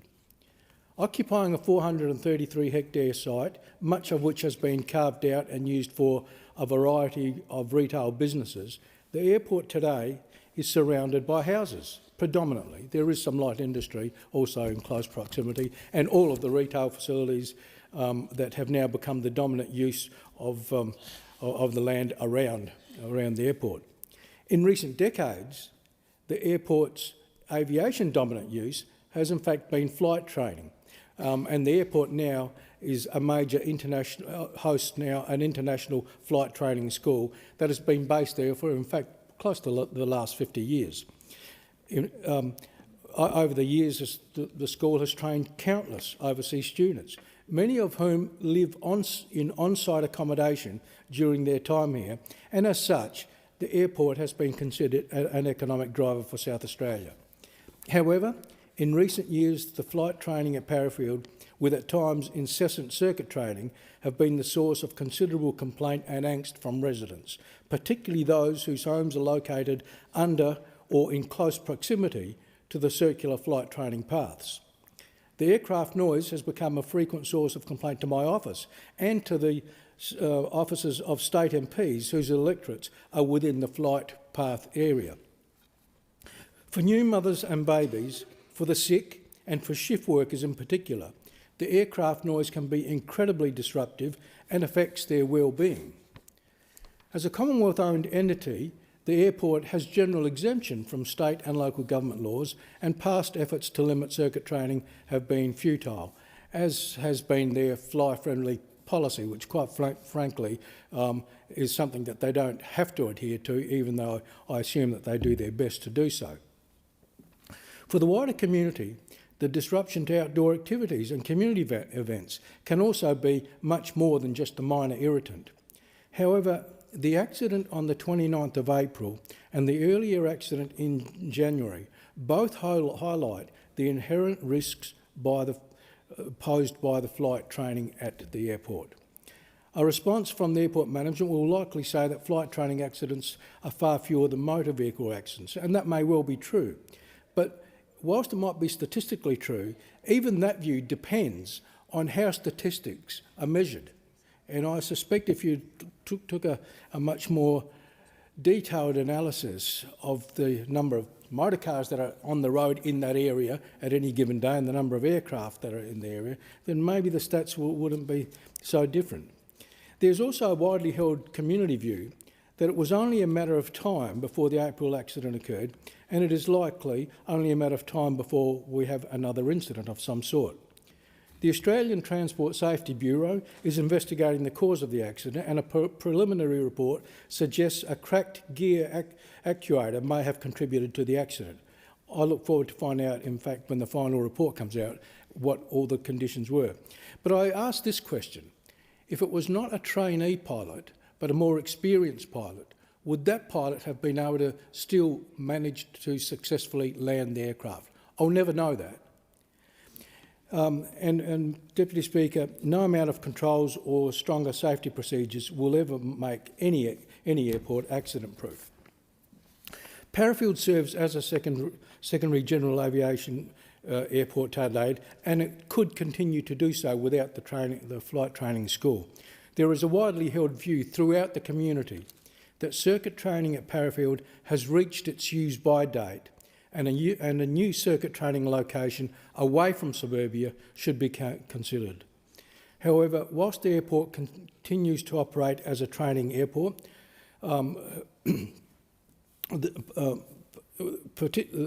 whilst it continues to operate as a training airport, this legislation, particularly the new aviation noise ombudsperson, will be able to at least assist with many of the noise complaints that we receive in the various offices, both state and federal. And I note that with respect to that, the aviation noise ombudsperson now will report to the Department of Infrastructure, Transport, Regional Development, Communications, Sport and the Arts, rather than Air Services Australia. And I think that that's a good thing, separating it from Air Services Australia. Finally, Deputy Chair, I note that this legislation only applies to the nation's 14 largest airports and to the Western Sydney International Airport, and that those smaller airports will be exempt from all the levies and other obligations that the larger airports won't be. In closing, can I say this? A number of countries around the world, including the EU, Canada, Brazil, India, have all taken steps to make the airline industry much more accountable to passengers, and I believe that this legislation will also do that here in Australia, and I commend it to the House. The question is that the amendment be agreed to, and I give the call to the member for Holt. Thank you, Deputy Speaker. We have all been there. No matter whether you fly Jetstar, Qantas or Virgin, you show up to the airport 2 hours early to catch your flight, only to find it has been delayed by hours, or in some cases cancelled until the next day. Maintenance issues, fog rolling in, crew shortages, an earlier delay in the day pushing your flight past the curfew. And while the delay itself is frustrating enough, what often makes it worse is the lack of communication, the lack of support, and the lack of accountability from airlines when things go wrong. Australian people are patient people. They understand where the delays happen. They understand safety must always come first. But what they do not understand is why. When they are stranded, they are left completely on their own. In the last 12 months, more than half of the flying public experienced a flight disruption, and 2/3 were unsatisfied with how it was handled by the airline. More than 80% of the passengers who experienced a disruption said they received little or no support. And currently in Australia, there are very few enforceable protections for aviation consumers. This is simply not good enough, because in a continent as vast as ours, aviation is not a luxury, it is a necessity. Australia is home to 27 million people spread across an area larger than Europe. People rely on aviation to visit loved ones, attend universities, seek medical treatment, run businesses, transport freight, support tourism, and keep communities connected. For regional Australians in particular, aviation is often the only practical transport option available. Aviation is essential infrastructure for modern Australia. Deputy Speaker, Australians deserve an aviation sector that is safe, reliable, transparent and fair. And right now, too many consumers feel powerless when things go wrong. Recent figures show that satisfaction with the performance of domestic airlines by Australians is almost 15% lower than flying on their international counterparts. That is why the Albanese Labor government is introducing the Aviation Consumer Protection Bill. This bill represents the most significant reform to aviation consumer protections in Australia's history. It establishes clear, legal, enforceable rights for passengers. It creates proper accountability mechanisms for airlines and airports, and it finally gives Australians an independent avenue to resolve disputes when they are treated unfairly. It is at its core, this legislation is about restoring balance. For too long, the system has been weighted entirely towards airlines. Passengers have had a little leverage, little clarity, and very few rights. This bill changes that. Deputy Speaker, the first major reform in this legislation is the establishment of an Australian Aviation Consumer Protection Charter. This charter will set minimum standards for the provisions of airlines, airports and accessibility services for aviation consumers. The government has already released a draft of the chapter in a consultation paper outlining 6 proposed rights. First, aviation customers must have the right to be treated with dignity and respect in an accessible and inclusive environment. Second, customers have the right to accurate, timely and accessible information and customer service. Third, customers have the right to prompt and fair remedies and support during and after cancellation, delays or disruptions. Fourth, customers have the right to safe, timely baggage handling and fair remedies for baggage damage or delays. Fifth, customers have the right to protect their personal information. And last, customers have the right to provide feedback or complaints and have them responded to them in a timely manner. These may sound like common sense principles, and they are, but right now, too many Australians do not receive even these basic standards of treatment. Under this bill, if a flight is delayed for more than 3 hours due to circumstances within the airline's control, airlines will be required to assist passengers to rebook flights at no additional cost. This may include rebooking on another airline if necessary. When passengers incur reasonable costs because of a delay or cancellation, airlines will be required to provide appropriate support, including meals, transport, and overnight accommodation. And importantly, if a flight is cancelled and a passenger is not rebooked, the airline must provide a refund within 14 days in the original form of payment. No airline credits, no vouchers, not complicated loopholes, a proper refund. Deputy Speaker, Australians work hard for their money. When they pay for a service and that service is not delivered, they deserve fair treatment. This bill recognises that principle. The second pillar of this legislation is the establishment of the Aviation Consumer Protection Authority within the Department of Infrastructure, Transport, Regional Development, Communications, Sports and the Arts. This regulator will oversee compliance with the Charter. It will monitor industry behaviour, it will investigate systematic issues, and it will ensure airlines and airports uphold the decisions of the Ombudsman. Importantly, airlines will also be required to provide detailed reporting on delays and cancellations, including whether disruptions were within their control. This transparency is crucial. Consumers deserve to know the truth about the airline performance, and regulators need accurate data to determine whether obligations under the Charter have been met. Deputy Speaker, the third major reform is the creation of an independent aviation consumer ombudsman. This will provide passengers with a free, accessible, independent dispute resolution mechanism. When consumers believe in an airline or airport has failed to uphold their rights under the Charter, they will be able to lodge a complaint with the Ombudsman.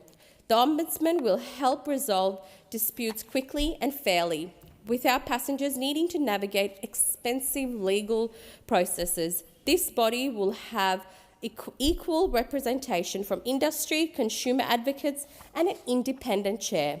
All airports with more than 1 million passengers a year, as well as all domestic and international airlines operating to Australia, will be required to participate in this scheme. Deputy Speaker, this legislation also responds directly to the findings of the government's 2024 aviation white paper. In the wake of the Qantas ghost booking scandal and a sharp loss in confidence in our aviation sector post-pandemic, the aviation white paper recognised the need for stronger consumer protection, greater transparency and more effective dispute resolution mechanism within the aviation sector. It acknowledged that the existing complaints framework operated by the airlines themselves are not transparent and are fragmented and ineffective. This bill delivers on those recommendations. It establishes a modern framework that balances a strong aviation industry with strong consumer protection. Because these two goals are not in conflict, aviation business can succeed while still treating customers fairly. In fact, stronger consumer confidence benefits the entire industry. Deputy Speaker, I want to acknowledge the many Australians who have shared their stories with me. Parents stranded overnight with young children, regional passengers missing medical appointments, workers unable to get home, families separated during emergencies, people left waiting for hours with no information, no support, and nowhere to turn. These stories matter, and this legislation responds to them, because every delay or every cancelled flight is someone stressed, exhausted, and trying to get home. This is why this reform matters. Deputy Speaker, I want to take a moment to speak directly to the Australians watching this debate at home, because this issue affects almost everyone.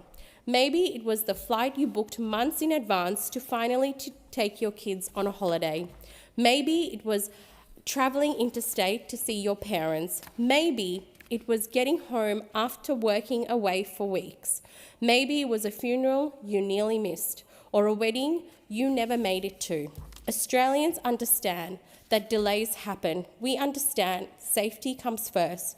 But what frustrates people is being treated like they do not matter, being stuck at the airport with no answers, watching the departure board change every hour while nobody can tell what's going on, spending hundreds of dollars on meals, taxis and hotels because your flight was cancelled, only to fight for months to get reimbursed. This is not good enough, and Australians are tired of feeling powerless. This bill says something simple but important. If you buy a ticket, you deserve fair treatment, you deserve clear communication, you deserve support when things go wrong, and you deserve someone independent to turn to if the system fails you. These reforms are about restoring trust, because flying in Australia should not feel like a rolling dice. It should feel reliable, transparent and fair. And this is exactly what Labor is delivering. This bill will not eliminate every delay. It will not stop bad weather. It will not remove the operational realities of aviation, but it will ensure Australians are treated fairly when disruptions occur. It will ensure there are consequences when standards are not met. It will ensure passengers finally have rights, and that means something. Deputy Speaker, the final part of these bills deal with the handling of aircraft noise complaints by Air Services Australia and the Department of Defence. This bill will establish an aircraft noise ombudsman within the department to be responsible for undertaking independent reviews of aircraft noise complaints. When changes are proposed, it will always be able to ensure that the community consultation has been conducted to expected standards. I want to thank the Minister who is here in the chamber, the Minister for Infrastructure, Transport, Regional Development and Local Government, Catherine King, for her hard work and dedication on this legislation, and I hope to see its implementation over the next few years, lifting the standards of the whole Australian aviation industry. I commend this bill to the House. The question is that the amendment be agreed to, and I give the call to the Minister. Thanks very much, and can I thank members for their contribution to this debate on the aviation consumer protection bills and the related bills. I'll just give the one summing up speech here. Together, they deliver on the government's commitment from the 2024 Aviation White Paper to establish for the first time a dedicated consumer protection framework for aviation passengers in Australia. I know there are a number of second reading amendments that members moved earlier in the debate, and I'll address those towards the end of my summing up. From the speeches we've heard across the entire chamber, that it is absolutely clear that members are passionate about improving the standards across the aviation sector. We are all agreed on that, and ensuring that our constituents get a better deal when they travel through our airports and on our airlines. This legislative package represents, frankly, the most significant reforms for aviation consumer protection ever introduced in this country. These reforms have been developed through close consultation with consumer advocates, with industry and the public to deliver meaningful protections for passengers while also maintaining a competitive and sustainable aviation sector. The government has taken stakeholder feedback into account to ensure the framework is effective in protecting consumers and holding the sector to account. The Australian Consumer Protection Bill, as you know, establishes the Aviation Consumer Protection Framework, which comprises of an impartial aviation consumer ombudsman that will provide a fair, accessible and independent external dispute resolution service that can assist with resolving individual consumer complaints in relation to the supply of airline and airport services, and the Aviation Consumer Protections Charter that sets out the minimum standards that aviation consumers can expect from airlines and airports, and which will be enforced by a regulator, the Aviation Consumer Protection Authority. The authority will be responsible for investigating systemic issues facing consumers in the aviation sector. The framework facilitates improved outcomes for consumers on both an individual passenger and on an industry-wide basis. The bill also facilitates the publication of reasons for flight delays, cancellations and disruptions. And finally, the Aircraft Noise Ombudsman, responsible for independent reviews of Air Services Australia and Defence's management of aircraft-related noise, will transition to the department and will continue their current work independent of Air Services Australia and Defence. The delivery of the Aviation White Paper commitment is about ensuring that the public has confidence in the Aircraft Noise Ombudsman's findings and recommendations independent of the entities that it oversees. I acknowledge the second reading amendments from the member for Kooyong, the member for Riverina and the member for Ryan. The government is not supporting these second reading amendments. In relation to the member for Riverina's second reading amendment, it's important to remember where we've come from. Frankly, under their watch, there was a collapse of Virgin, a collapse of Tiger Air, and not a lot of action in dealing with some of these systemic issues we're seeing in the aviation industry. We saw the collapse of many smaller regional carriers as well, and also outsourcing of jobs. We saw the issuing of COVID flight credits instead of refunds, and still we really didn't see enough action in terms of protecting consumers, and we're trying to deal with that now. It's exactly because of these reasons that we've had to work to deliver the Aviation White Paper in 2024 and why we introduced the Aviation Consumer Protection Bills. In relation to regional airlines and airports, we understand the limited operational and financial capacity that often comes with operating the long and thin routes throughout regional Australia. It's why we've already announced the intention to exempt airports with less than 1 million passengers from the framework. In relation to regional airlines, we believe it is important that all airlines be subject to operationally reasonable and appropriate standards. However, the bill does allow us to exempt smaller regional carriers from levies and fees if it is deemed appropriate. The importance of our regional aviation sector is also a major reason why we're not proposing to proceed with mandatory compensation at this time. The marginal nature of many of our regional routes means that a mandatory compensation scheme would carry a real risk to the viability of many of these routes and to the services regional Australians rely on. We've seen this play out in practice in places like Europe and in Canada, which have mandatory compensation schemes. Evidence provided before the Senate inquiry into this bill showed that some unintended outcomes included low-cost carriers exiting the market and the costs of airfares going up. I would note that the member for Riverina's Senate colleague, Senator Cadell, agreed that a mandatory compensation scheme may not be effective, stating in the Senate inquiry, "I see why the prescriptive model may not be fit for purpose." In developing these reforms, our focus has been on lifting the standards of passenger air travel in Australia. That means providing a set of minimum standards so that passengers get what they pay for, and when disruptions occur, are entitled to remedies that get them back on their journeys as soon as possible. We believe that in developing these reforms for the first time in Australia, it is important to focus on providing remedies for passengers in the moments where they experience disruption, rather than a fixed monetary payment some months after the fact. International experience has also shown that focusing on mandatory compensation has not led to improvements in on-time performance or in cancellation rates. In relation to the member for Kooyong's second reading amendment, we continue to consult extensively with the aviation industry and consumer stakeholders on the Charter and the minimum standards. I acknowledge the member's commitment to transparency and can confirm that the most recent draft has been circulated widely with stakeholders and is publicly available on the Australian Parliament House website. In relation to the member for Ryan's second reading amendment, the government made a commitment in the aviation white paper to establish an aircraft noise ombudsman that is independent from Air Services Australia, and that is a commitment that is delivered through this legislation.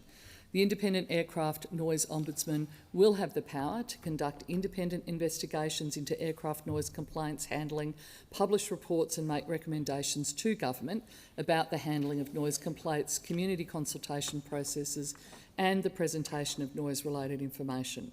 In relation to the aircraft noise in Brisbane, the government does understand the concerns of residents who live in the vicinity of the airport, and it is an issue that we have taken very seriously. As members know, the new runway at Brisbane Airport opened in 2020, following approval by the former government. We've taken the issue seriously and have implemented a significant number of measures to reduce the impacts of noise on the community. In addition to establishing the Brisbane Airport Community Airspace Advisory Board, we've changed the timing of flights and flight paths to minimise impacts on residential areas, and we continue to work on additional solutions. I've also issued a direction that requires air services to increase the use of sod props during both daytime and nighttime operations at Brisbane Airport when meteorological conditions and other operational conditions, including traffic levels, allow for it. The government is not, and I repeat, is not considering introducing a cap or curfew at Brisbane Airport. We're focused on delivering practical and responsible measures to address issues of aircraft noise and to offer greater protections to travellers. This bill will improve outcomes for consumers and ensure the aviation sector is accountable for the services that they offer and is focused on aviation consumers, and I commend the bills to the House. The original question was that this bill be now read a second time, to which the honourable member for Riverina has moved an amendment that all words after that be omitted with the view to substitute other words.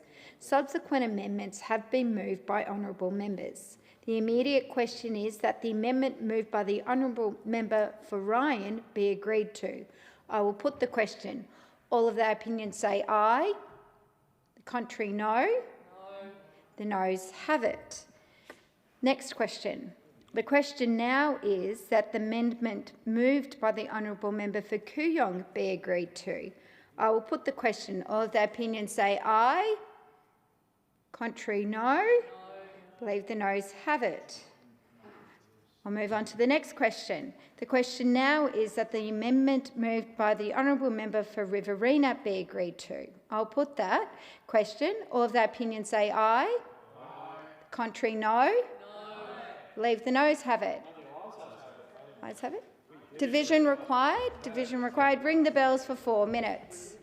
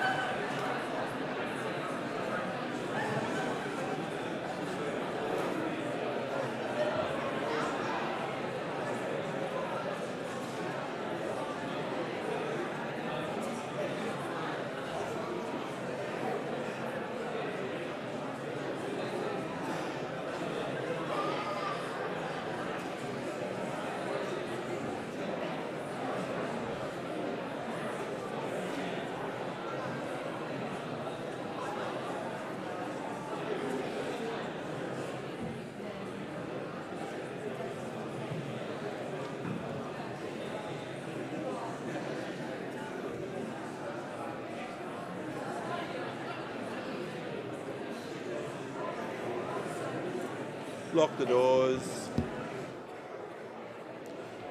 The question is the amendment moved by the honourable member for Riverina be agreed to. The ayes will pass to the right of the chair and the noes to the left.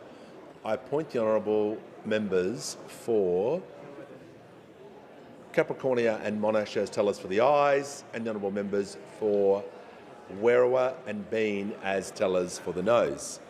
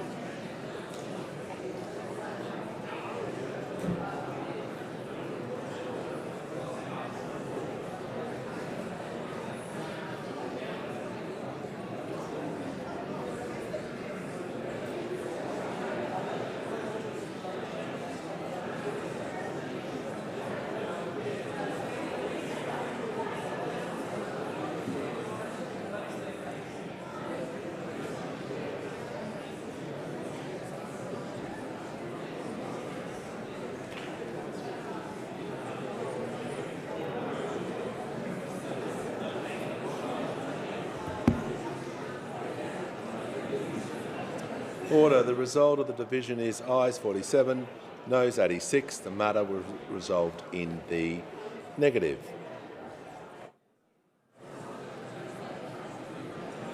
The question now is the amendment moved by the honourable member for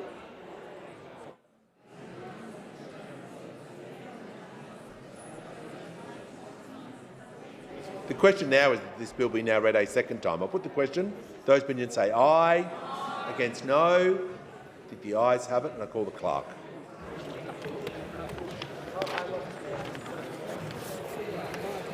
Second reading. A bill for an act to establish a framework to protect aviation consumers and to establish an independent aircraft noise ombudsperson and for related purposes.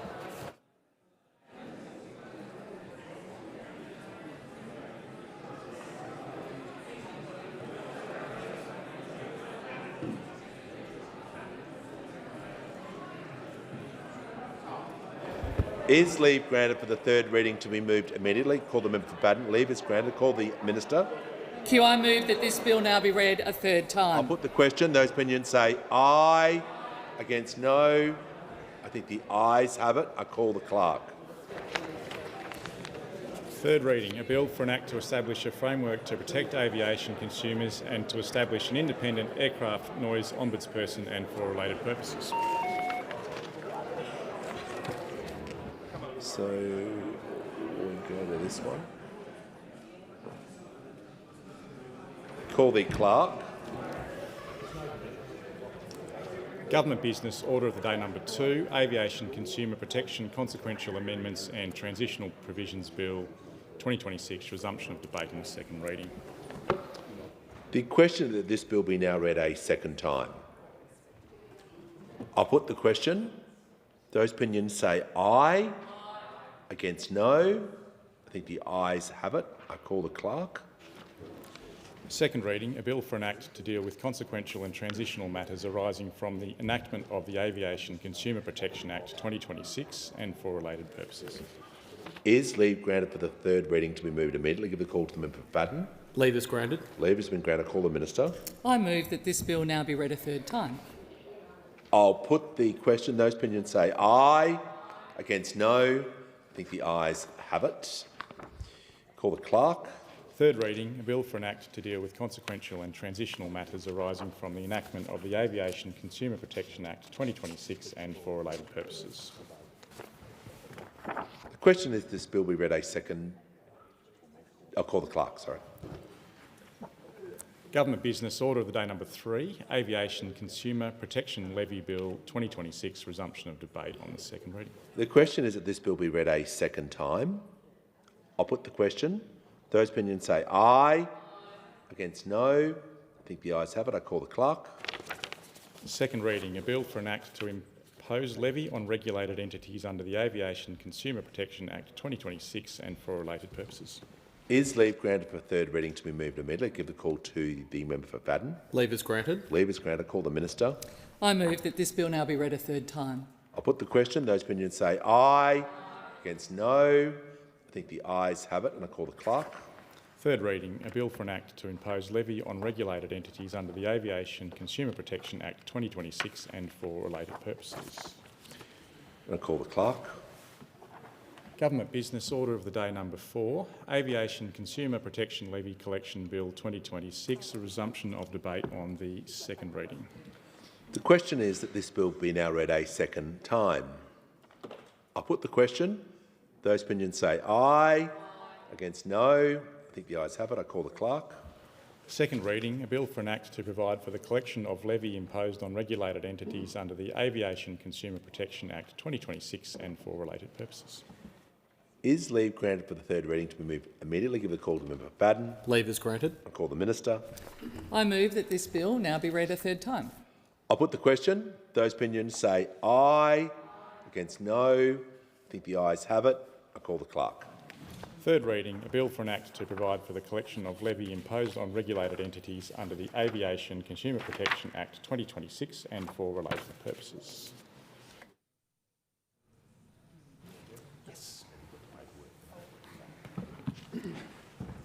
And I call the clerk. Government business, order of the day number 5, Health Insurance Amendment, Incentive Payments and Other Measures Bill 2026, resumption of debate on the second reading.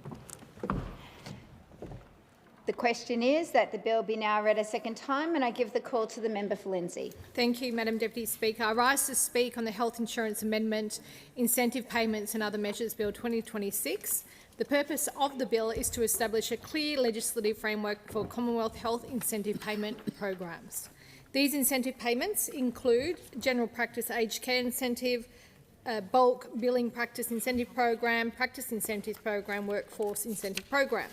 The bill has been designed to formalise the Commonwealth's long-standing use of incentive payments to support quality improvement, affordability, access, digital health uptake, rural and remote service delivery. For many years, the Commonwealth Government, has used incentive payments to support health service access and delivery. Currently, these programs are administered without a legislative framework covering their administration, compliance and oversight. The bill will create consistent processes for program approval and decision-making and will allow for the Secretary of the Department of Health, Disability and Ageing and the Chief Executive of Medicare to undertake compliance action with respect to providers participating in these programs, as well as require providers to share information for the purposes of administering the incentive payment programs. The Coalition supports Commonwealth Health Incentive Payment Programs and established several of them when in government. The Coalition will not oppose this bill in the House, but has referred the bill to the Senate Community Affairs Legislation Committee for further scrutiny. However, I move the following second reading amendment on behalf of the opposition. While not declining the bill, giving it a second reading, the House notes that 1. During the 2025 election, the Prime Minister promised on countless occasions that all Australians needed to see their GP was their Medicare card, not their credit card. 2. The latest bulk billing rate still sits well below the 88% rate reached under the Coalition. 3. The latest Medicare data shows average out-of-pocket costs have risen to a record $50.77 per visit, which is up more than 20% in 2 years. 4. The total number of GP attendances dropped by 1.8 million visits in the past year. 5. These delayed or permanently deferred GP attendances resulted in Australians getting sicker and ending up in our overcrowded emergency departments. And 6. Labor MPs have resorted to bullying and cajoling local family GPs into bulk billing, despite the Department of Health's own modelling showing nearly 1 in 3 GPs will be worse off if they switch to full bulk billing. The Prime Minister promised Australians at least 71 times, all you need is your Medicare card, not your credit card. Sounds familiar. New data confirms that promise is in tatters. Average out-of-pocket costs for GP non-referred attendances have hit a record $50.77, which is a huge increase per service nationally. It is up from $46.31 in the same period the previous year, up from $41.90 2 years ago, a 21% increase in 2 years. Australian families paid over $2 billion in combined GP out-of-pocket costs in the past financial year alone. The variation across electorates is stark. Patients in some areas are paying over $60 per visit. Tasmania leads the nation at $59.54 average. The Clark electorate is $64.20, the highest in the country. In the ACT, $56.24 is the average, and Canberra electorate is $58.91. In New South Wales, Wentworth is the highest, $61.24, and Sydney, $56.56. In Victoria, Melbourne at $60.63, and Kooyong at $56.61.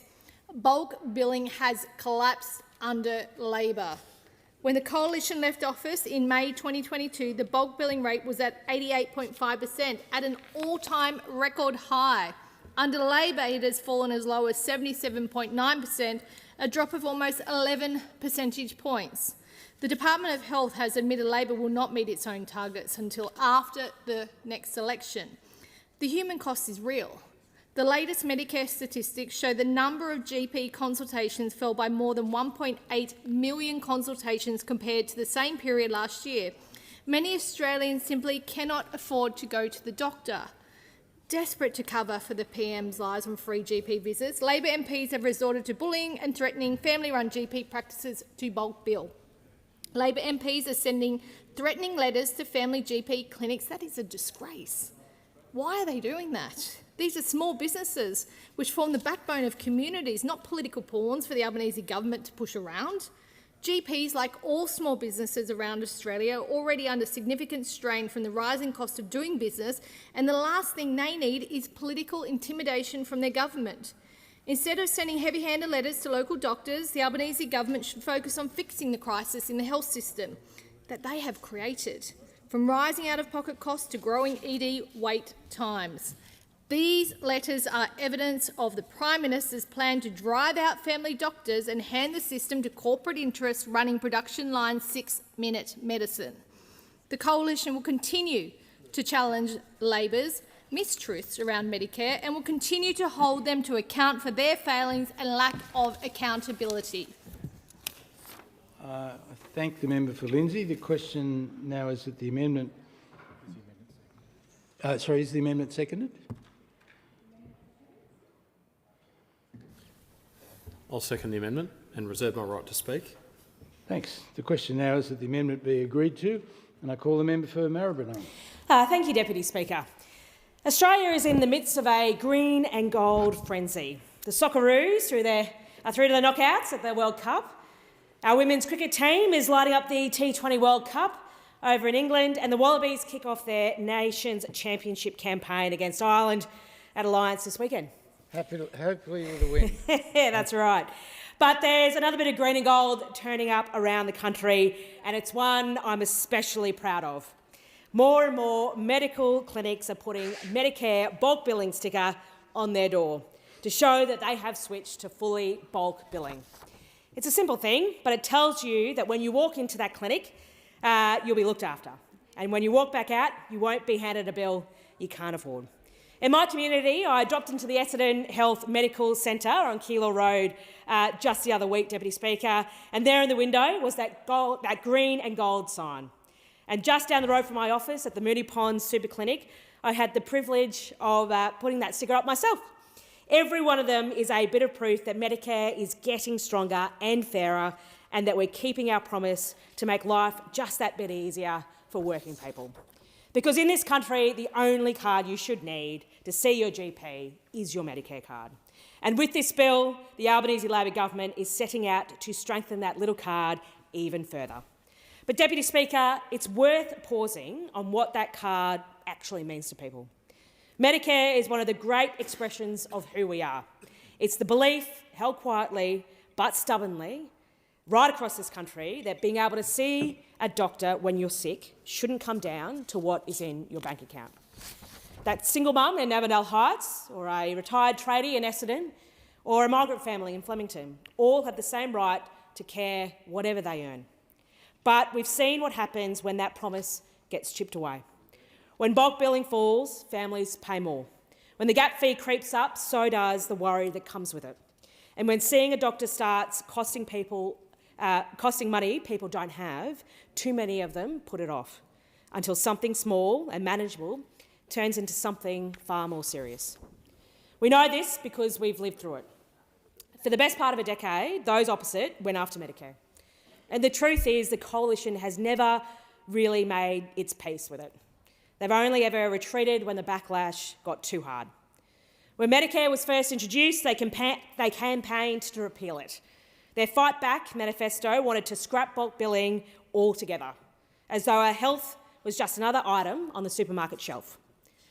And now we've got a fresh reminder of where they stand, because the Liberal Party has made former Prime Minister Tony Abbott its president.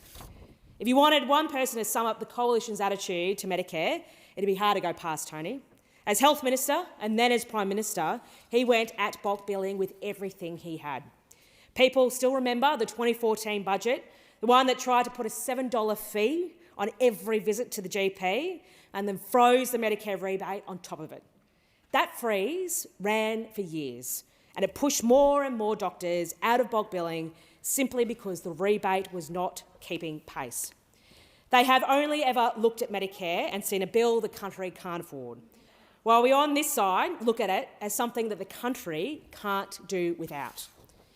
But the threat today doesn't only come from those opposite. One Nation talks a very big game about the forgotten Australia and then votes against them every time it actually counts. When it comes to things that genuinely put money back in people's pockets, the cost of living measures that this government has delivered, Senator Hanson and her party have lined up against them. They voted against our tax cuts, they voted against more affordable early education, they voted against cheaper medicines and the very measures that strengthen the Medicare system working families rely on. None of which should surprise us. Senator Hanson has hitched herself proudly to Donald Trump and his America First approach. When Australians look across the Pacific, I should say, at the American health system, that is something that genuinely frightens them. A country where getting treated depends on the size of your wallet and where one trip to hospital can bankrupt a family. Here, those same medicines don't cost hundreds of dollars. In fact, because of the actions of this government, no Australian pays more than $25 for a PBS script, the cheapest they've been since 2004. Senator Hanson votes as though she'd swap our system for the Americans at a heartbeat. Well, Deputy Speaker, our government is proud to defend the Australian way of doing things and prouder still to strengthen it for our kids. That's what this bill is all about. It sets up a clear legislative framework for the Commonwealth's primary care incentive payments, including the Medicare bulk billing practice incentive program. These are the programs that back the doctors and nurses and practices holding our health system up and that keep good care within reach of people who need it. And they don't sit on their own. For our government, health has always been a cost of living issue. We've treated it as one from day one. I mentioned earlier cheaper medicines. The biggest cut to the cost of the PBS script in the history of the scheme has already saved Australians more than $2.5 billion since 2002. Then there are our free Medicare urgent care clinics, which means a parent can have a sprained wrist or a sick kid seen the same day, fully bulk billed, instead of sitting for hours in an emergency department. And through the recent budget, we're making them permanent. There's also our record investment in public hospitals under our new National Health and Hospitals Agreement. And beneath all of this sits the biggest investment into Medicare in its 40 years. Our government's record $8.5 billion to deliver more bulk billing and to train more doctors and nurses. Every one of these measures keeps people healthier and allows working people to be able to keep more of what they earn. And the results have followed. On the 1st of November last year, we extended the bulk billing incentive to every Australian and started paying practices an extra loading of 12.5% when they bulk billed all of their patients all of the time. The latest quarterly figures put the national GP bulk billing rate at 81.9% for the January to March quarter, up 4.6 points in a single year. And it's risen in every state and territory, with the biggest jump of all in the Northern Territory, nearly 14 points, with strong gains in Victoria too. There are now more than 3,800 bulk billing practices around the country, and more than 1,400 of them used to charge a gap and have since gone fully bulk billing, which means something like 97% of Australians now live within a 20-minute drive of a fully bulk billing GP. And in my own election, Maribyrnong, Deputy Speaker, bulk billing has doubled since the last election. That's workers and young people right across my community with more opportunities to see their GP for free. Because in the end, that's what these reforms come down to. They're the difference between getting the abdominal pain looked at and putting it off, between filling that cholesterol script and skipping it to save money, between following up on that test result and letting the call go to voicemail. The people I talk to in my community are proud to live somewhere that guarantees healthcare like this. They're genuinely shocked when they see other countries fail at it. And they understand exactly what it means for the people who need it most. Take CoHealth in Kensington. I've spoken about this service here before. Thanks to the extra funding from this government, we've secured the continuation of GP services in Kensington and across their other two sites in Fitzroy and Collingwood. But the reason I raise it here today isn't about the funding. It's what my community did when the board of CoHealth first announced it would be closing its GP services. The reaction was something to see. It wasn't a handful of angry people. It was hundreds of local residents, young and old, who flat refused to accept that nothing could be done. From the outside, Kensington can look like a leafy inner city pocket, and a lot of it is, but it's also home to some of our community's most vulnerable. Public housing residents, refugees making a fresh start, Australians from every background you can think of. My community knows it. It's why they turned their frustration into action and why they stood with me to fight to keep those GP services open. As more than a few of them put it to me, this was about more than just a clinic. It was about the community they'd helped build. And that, Deputy Speaker, is what Medicare really is. It's the community, it's dignity, it's fairness. It's not the first thing that springs to mind when you picture green and gold. It doesn't run onto the field to a roaring crowd or bring the nation to its feet on Saturday night, but it belongs on the list all the same because it belongs to every single one of us. It's the one card every Australian carries, wherever you come from and whatever you earn. Those opposite have spent 50 years trying to wear it down. One Nation would trade it for the American model tomorrow. And every time it's been Labor that has stood in the way and defended it. This bill is how we defend it. Now, it locks in the programs that are driving bulk billing back up, and it puts the health of working people out of reach of those in this place who think it costs too much. Because the people in my community just ask that when they are sick, they can see their doctor. That when the script is written, they can afford to fill it. That staying well doesn't mean falling behind in rent. That's the country I believe in, one that catches you when you fall.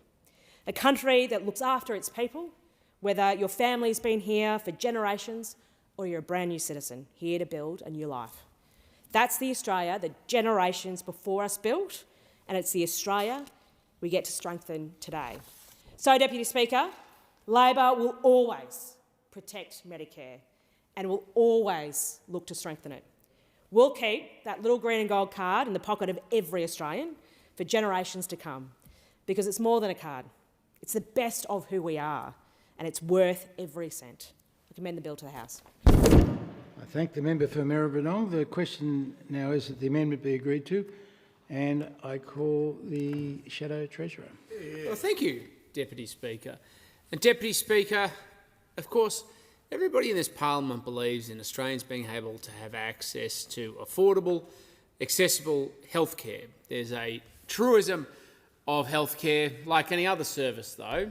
You have ways you can ration access if there's more demand than there is supply. It's a sort of pretty basic principle of economics. And there's one of two options. You can ration by price, or you can ration by queues.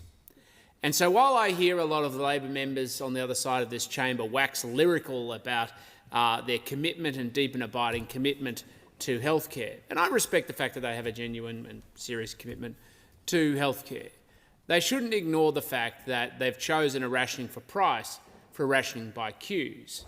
So when grandparents can't get access to what is deemed under the system different types of surgery, for instance, for hip replacement or knee replacement or those sorts of things, because they're considered essentially to be cosmetic in comparison to life-saving.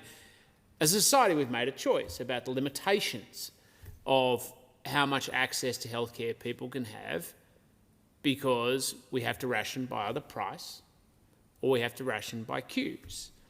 In the great state of, well, in fact, all states pretty much now, in the Commonwealth, we have an ongoing problem, whether you call it ramping or queues, with access to ambulances to be able to get into hospitals.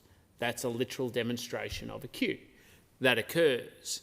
And so when we talk about healthcare, we face a choice. Do we want a one-size-fits-all system and tell people to wait in line and in some cases live with pain because we don't believe that people should be able to make choices to opt into a system to improve their welfare or to get ahead? Or do we actually believe in a system that encourages people to take responsibility for their healthcare? And we do that by preventative health, of course, but we can also do that by making sure that people choose to contribute to their healthcare so they take a sense of ownership, which actually frees up resources for those least capable of being able to afford it themselves.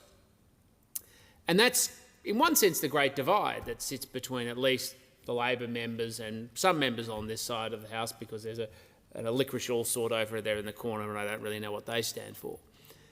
But we believe in a system that has a universal support for those who need it, but of course for those who have decided to prioritise their healthcare or of means, that they take a high degree of agency and responsibility for doing so. And that's in everyone's interest. It means you get better investment in facilities and in different types of clinical care. You have people who are able to operate between the private system and the public system.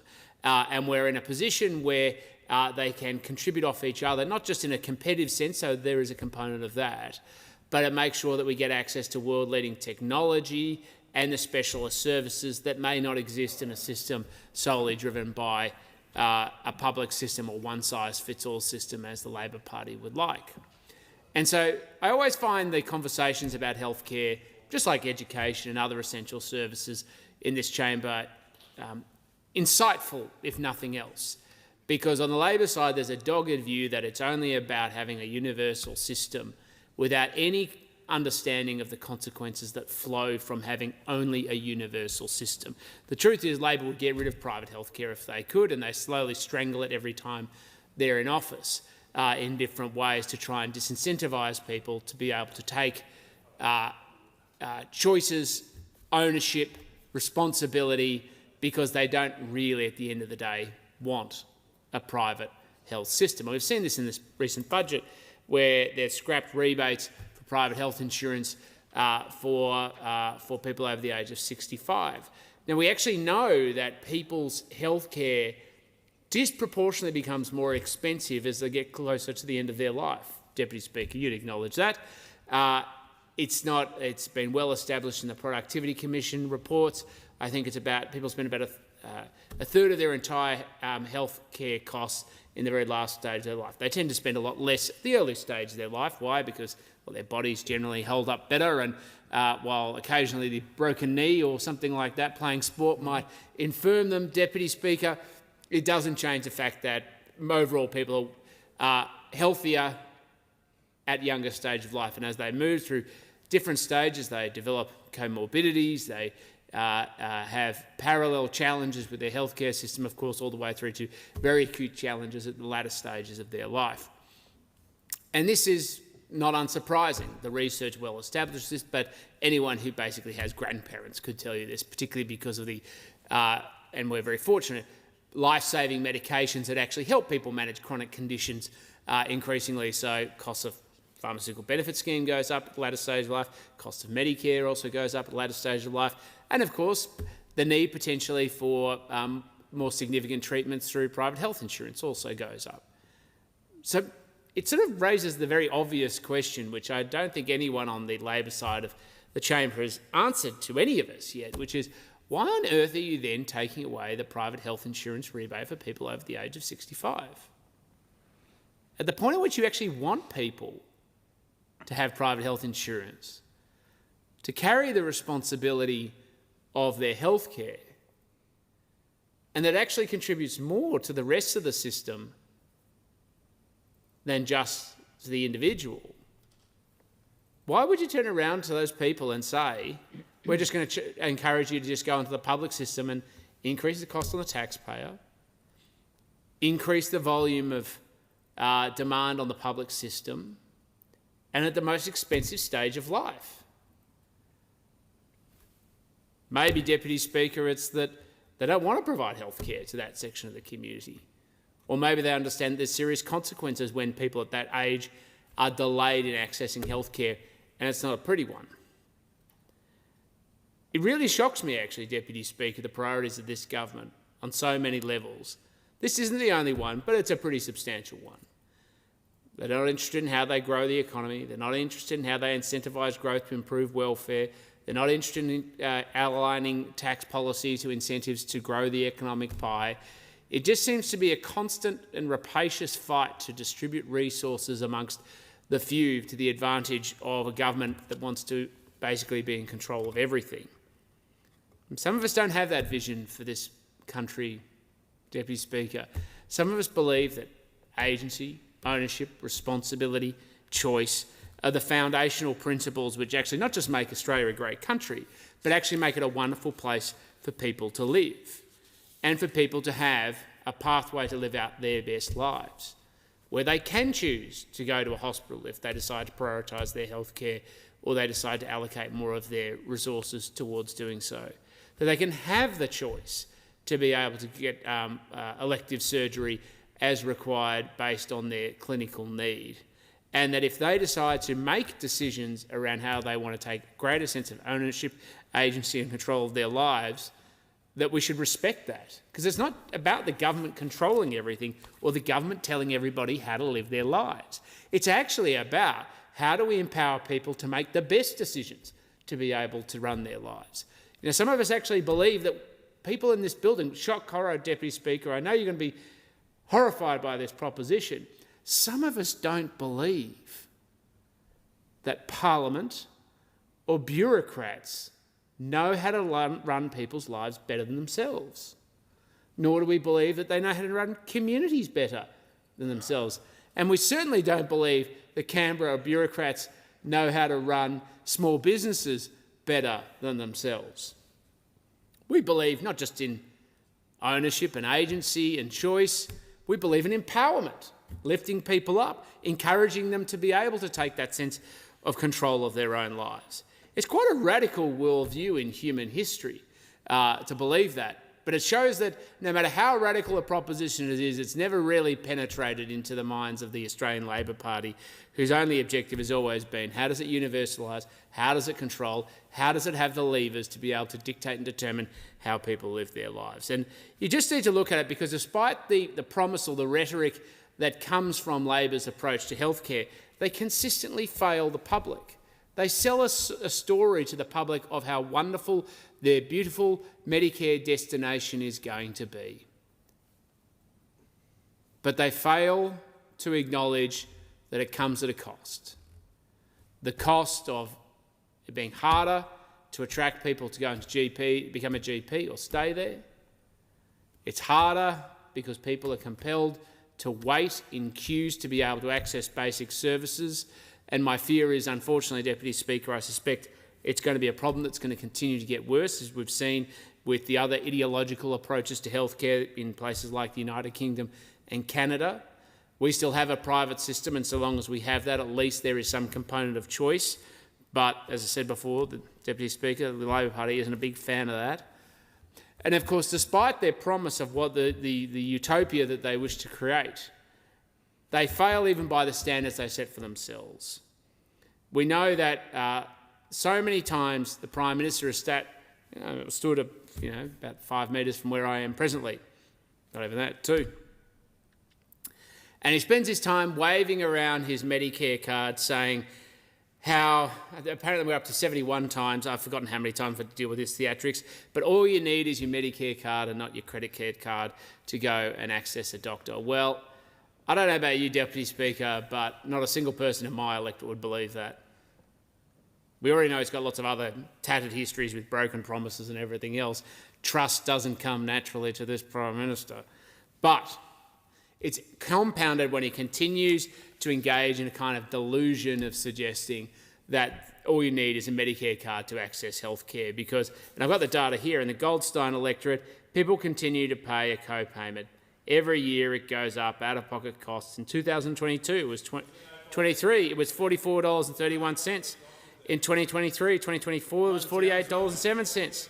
In 24-25, there was $49.91. Order. 2025. Order. The member is entitled to be heard in silence. Thank you, Deputy Speaker. 2025-2026, we ration things in Parliament by giving cues about when people can stand up and speak. So I'm sure the member would like to do that. He's welcome to be able to get up and speak in his turn. But Member for Goldstein, you know this is not a two-way conversation. So please deliver your speech. The member of the Hunter has already been spoken to, and please do not interrupt the Speaker. Thank you, Deputy Speaker. I can assure you I didn't think it was a two-way conversation. My understanding was I got to talk and they sat there in silence. But 2025-2026, we saw the increase in costs, $44.31, 2022-2023. 2023-2024 was $48.07. 2024 and 25 it was $49.91. 2025-26 it was $52.94. So despite all the rhetoric, all the palaver that goes on in the chamber about how all you need is your Medicare card, that isn't the lived experience, I can assure you, of the Goldstein electorate. In fact, most people I speak to now, they're paying somewhere between $60 and $100 to be able to access a doctor. So it just seems to me that we're at this tipping point of trust with the Albanese government, and even before the budget we were teetering, but now we've completely fallen off the cliff. And the reality now is that Australians simply do not believe what this government is saying. And even worse than that, if they go and plan their lives off the basis of the expectation, they're going to find it increasingly difficult to trust the government. And I use those data points because they're Goldstone ones, but basically they reflect what's happening across the country, where you've now hit a record $50.77 per service nationally for GP non-refunded attendance. So co-payments are now, shall we say, alive and well under the Albanese government, despite the rhetoric. And of course, there are some states that experience it worse, and of course, Goldstein is definitely at the top of that pack. But again, I come back to the simple point.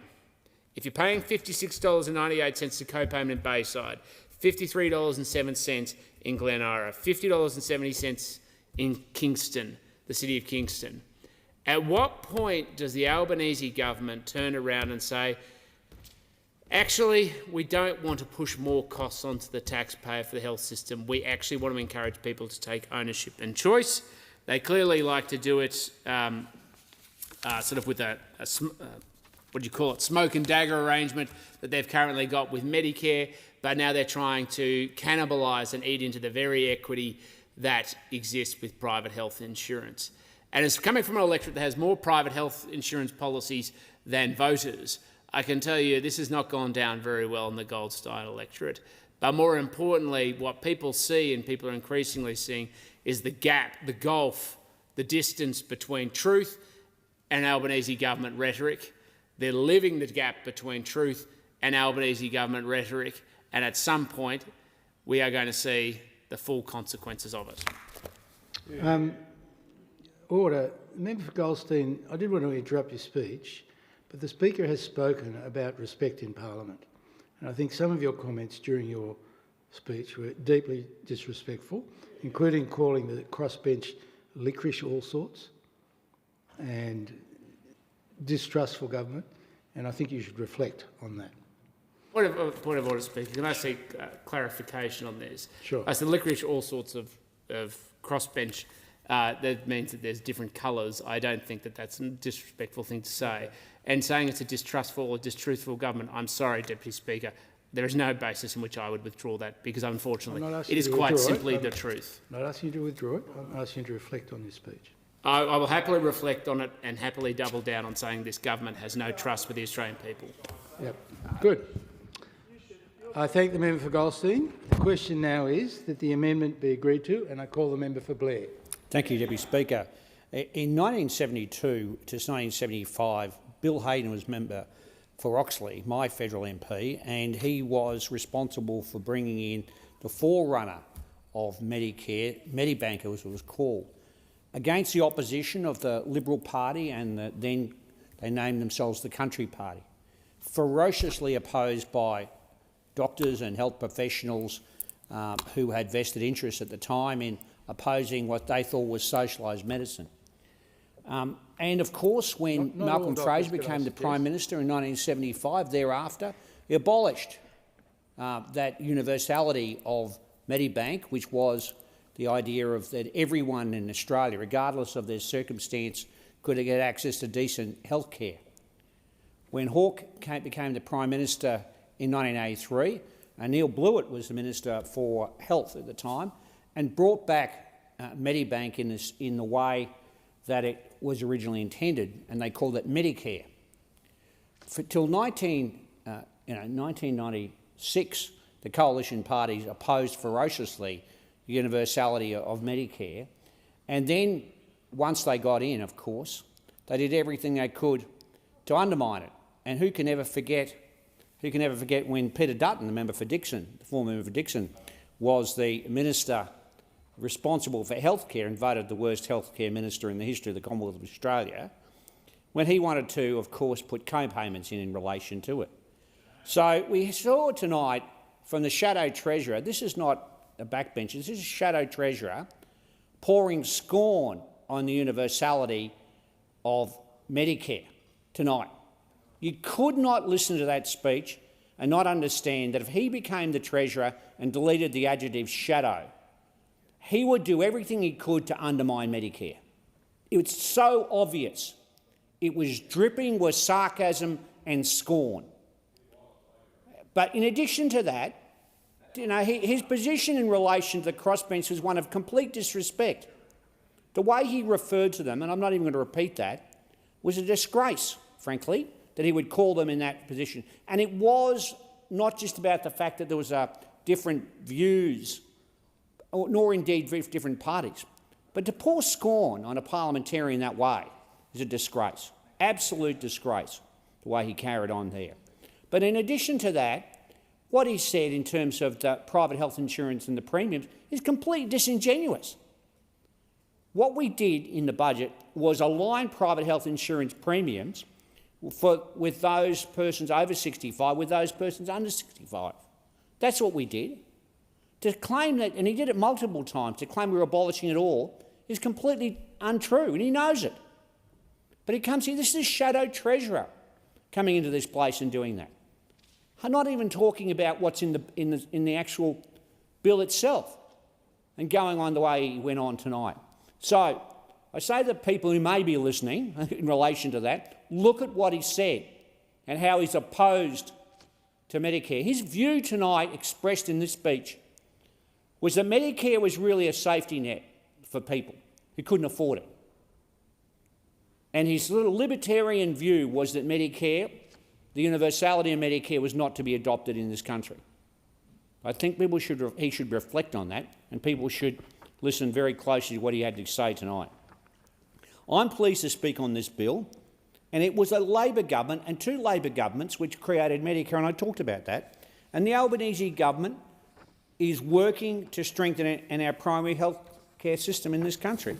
And this is an important piece of legislation because Medicare is absolutely at the heart of primary health care in Australia. The idea to make that Australians can see their GP, which is their Medicare card, not their credit card, is something that we believe in on this side of the chamber. Primary care incentive programs are essential to how this government is strengthening Medicare.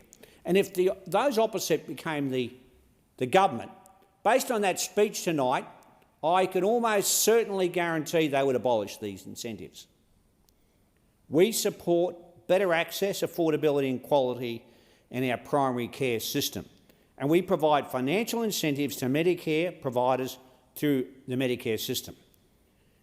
These programs are an integral part of Medicare and targeted support to healthcare providers to improve patient outcomes, about expanding access to care, particularly in rural and regional areas, and to encourage innovation in service delivery.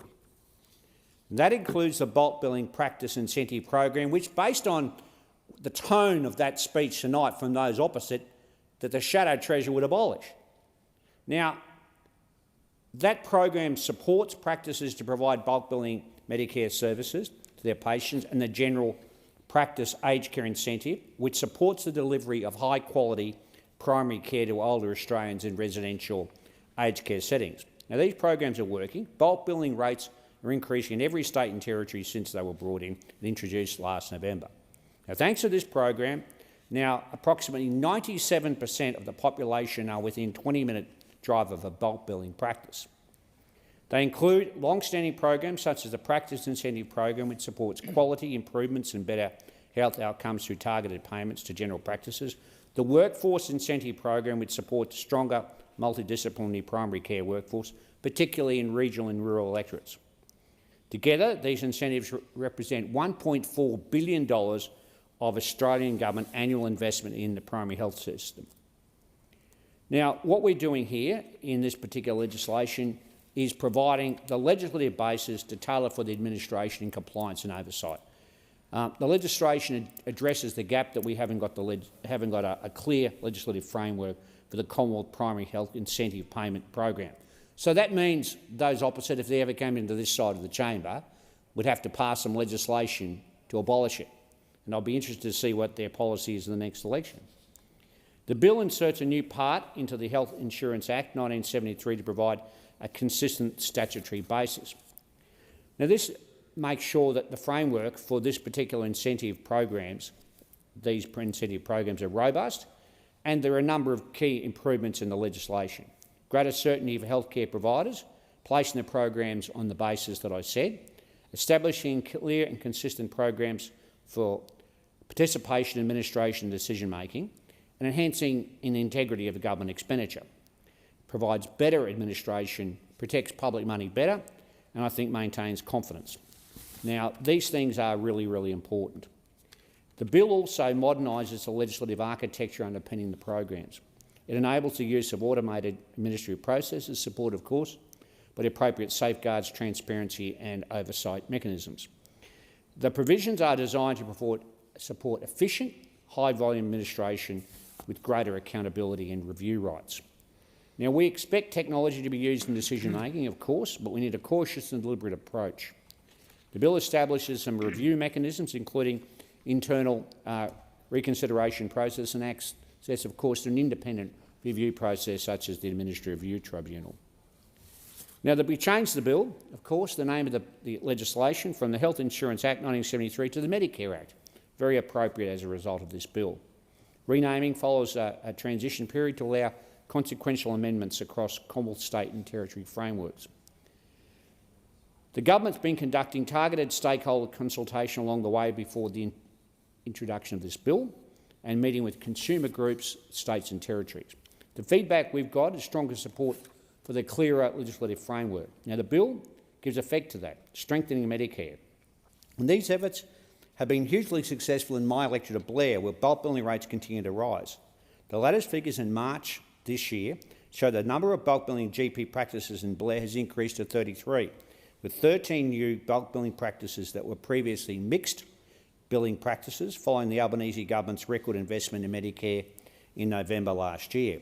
These include Riverlink Medical and Dental Centre in North Ipswich, just near my electorate office, which is operated by a health provider, For Health, which also runs the Ipswich Medicare Urgent Care Clinic. It was great to visit the centre in October last year with the State Member for Ipswich West, Wendy Bourne, to announce that from the 1st of November 2025, for the first time, bulk billing incentives would be paid to GPs for every patient they bulk bill, where previously these incentives were only available to children under 16 years of age and concession card holders. I recall taking the Minister for Health and Ageing to the clinic a couple of years ago also, and in October last year we announced additional incentive payments available from the 1st of November for practices and GPs that bulk bill every patient under the Bulk Billing Practice Incentive Program. It's part of our $8.5 billion investment, a record amount in Medicare, delivering on our 2025 federal election commitment for more bulk billing and more doctors in Australia. It was great to meet some of the very satisfied customers, patients at Riverlink Medical Centre, and thank the hard-working staff for their valuable service.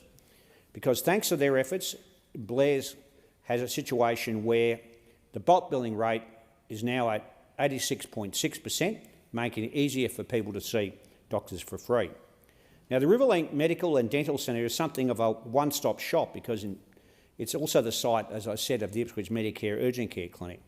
These urgent care clinics are now a permanent feature of the health system, and this one in particular, it was a core local commitment of mine ahead of the 2022 election, and one of which I'm very proud.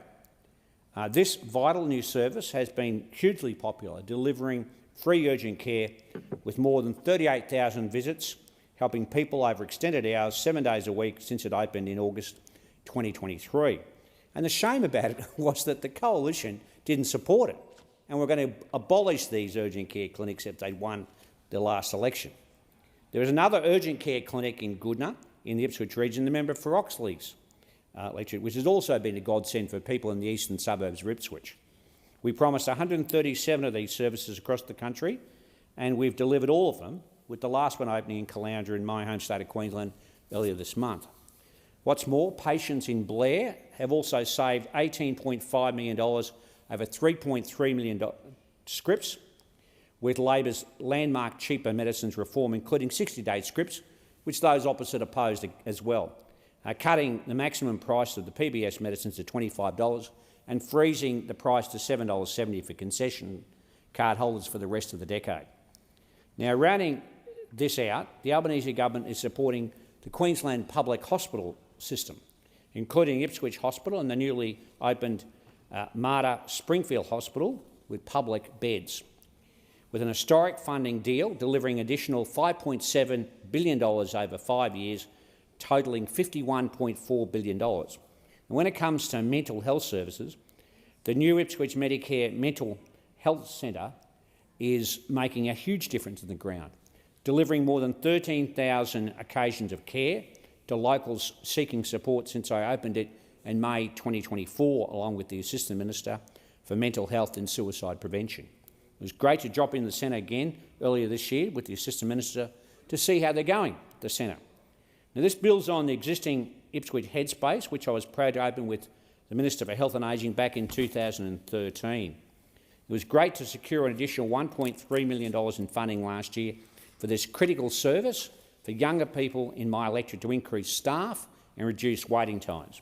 At the last election, we committed to opening a new Headspace Centre in Redbank Plains, the biggest suburb in Ipswich, to support the growing number of people aged 12 to 25 in this very fine multicultural suburb in the eastern suburbs of Ipswich. Now, they're seeking assistance, people in that community. It's a very fast-growing, culturally diverse community, lots of big primary schools and high school. And I'm looking forward to seeing this commitment delivered in this term of the government. All of these figures show unequivocally that our initiatives to strengthen Medicare are working in my community in Ipswich, Somerset and Corunna Downs. Changing the face of frontline care delivery and helping keep costs down for local patients, because this is good for their health and good for their hip pockets.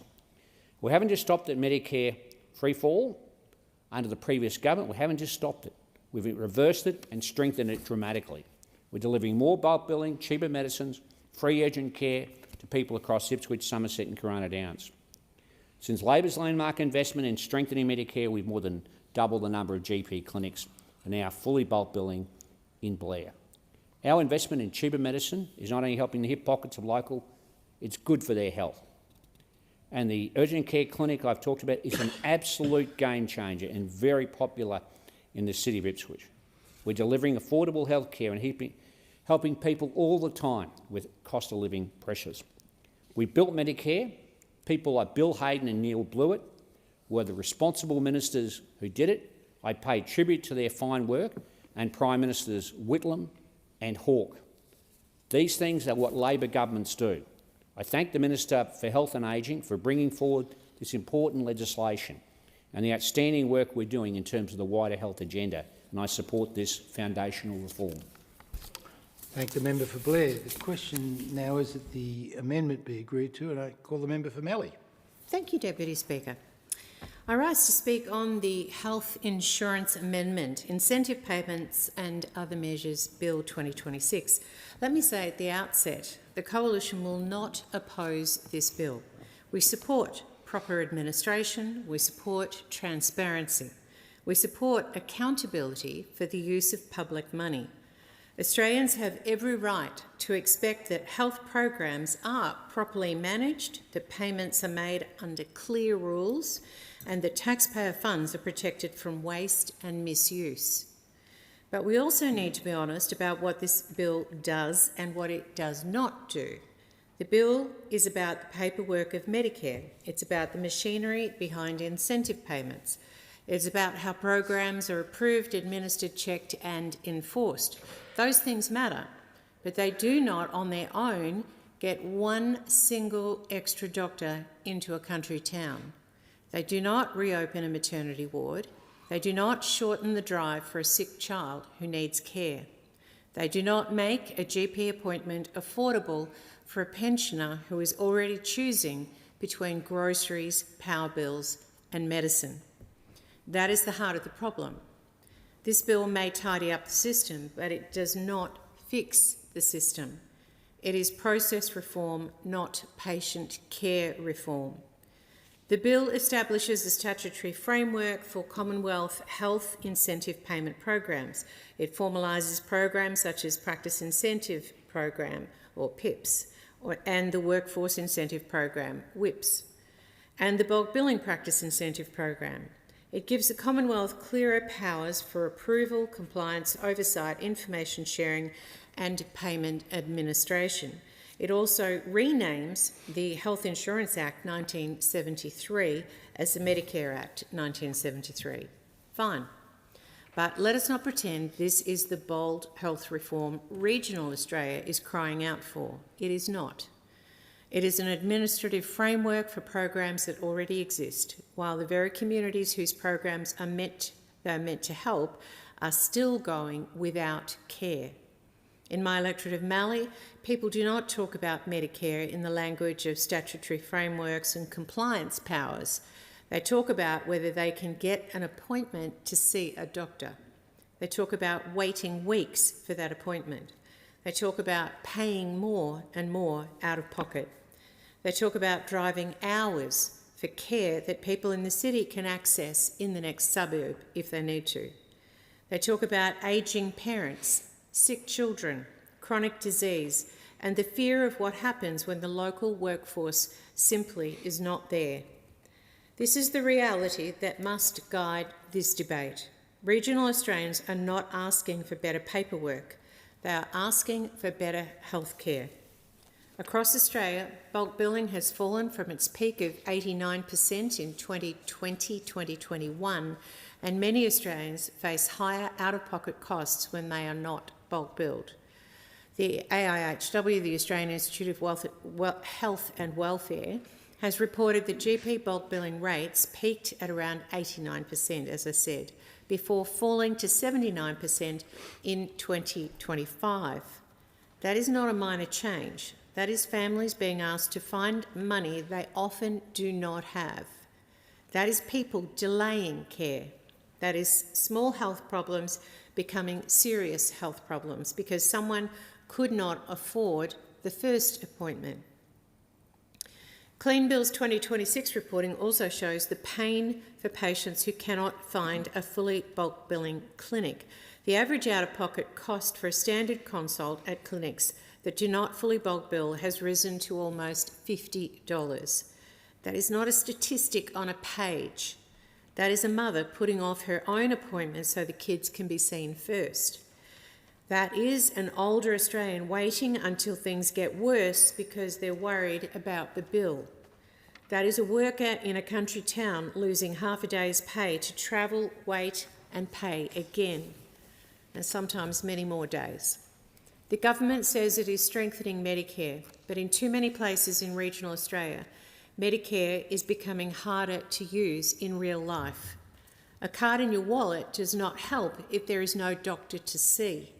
A rebate does not help if the gap fee is too high.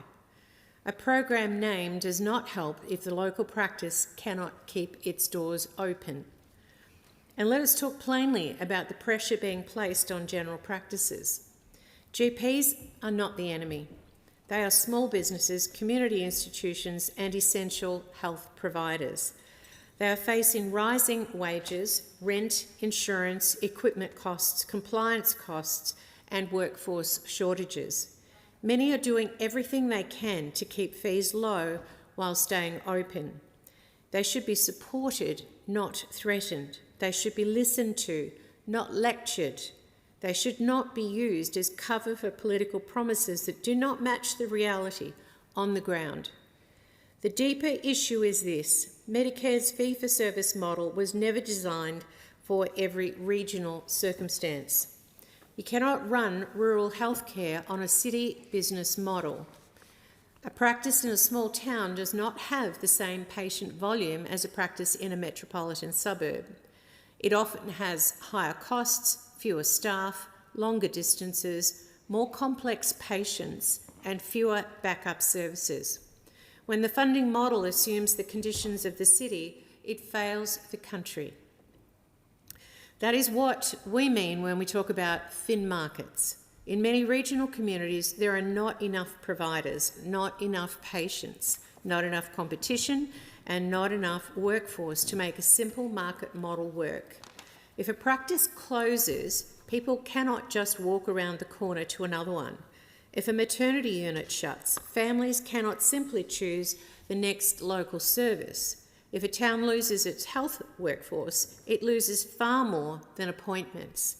It loses confidence. It loses families. It loses jobs. It loses part of its future.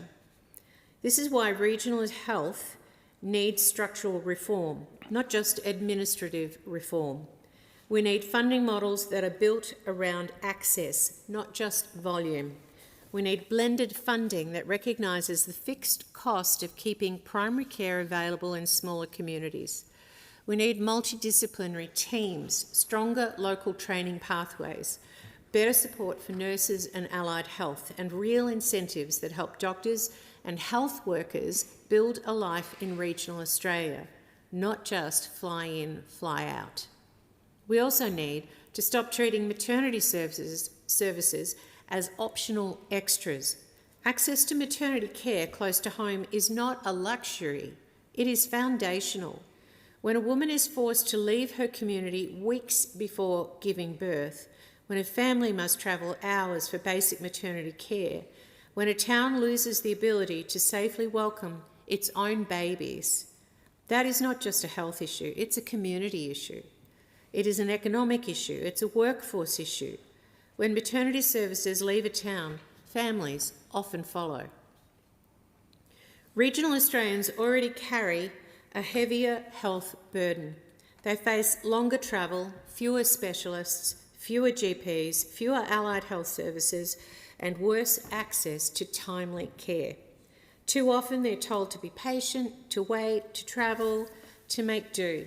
But people in regional Australia pay taxes too. They contribute to this nation, I would say, exponentially. They grow its food, move its freight, care for its land, power its industries, and hold together communities that are the backbone of Australia. They deserve a health system that sees them, values them, and works for them. This bill does not answer that challenge. It may improve oversight of incentive payments, and that's worthwhile, but it does not make those incentives strong enough, targeted enough, or practical enough to solve the crisis in regional access. It does not fix workforce maldistribution. It does not ensure a viable GP clinic in a small town. It does not deliver maternity care close to home. It does not end the two-tier experience where city patients have options and regional patients have road trips. The government must do more than rename an act and tidy up program rules. It must face the truth that regional Australia is not just a smaller version of a city. It must design policy for the real conditions of rural and regional communities. It must back local practices, support local workforces, and fund care in a way that keeps services open, not just statistically neat. So yes, we will not oppose this bill, but we will not pretend it is enough. We will not let the government claim administrative change as a substitute for real reform. We will not stop speaking for the people who cannot get an appointment, cannot afford the gap fee, cannot find a local doctor, cannot access maternity care close to home, and cannot understand why their postcode still decides the health care they receive. Regional Australians do not need more spin. Neither are they asking for sympathy. They do not need another announcement that sounds good in Canberra but changes little in Mildura, Swan Hill, Oyen, Birchip, Hopeton, or towns right across Mallee, indeed right across regional Australia.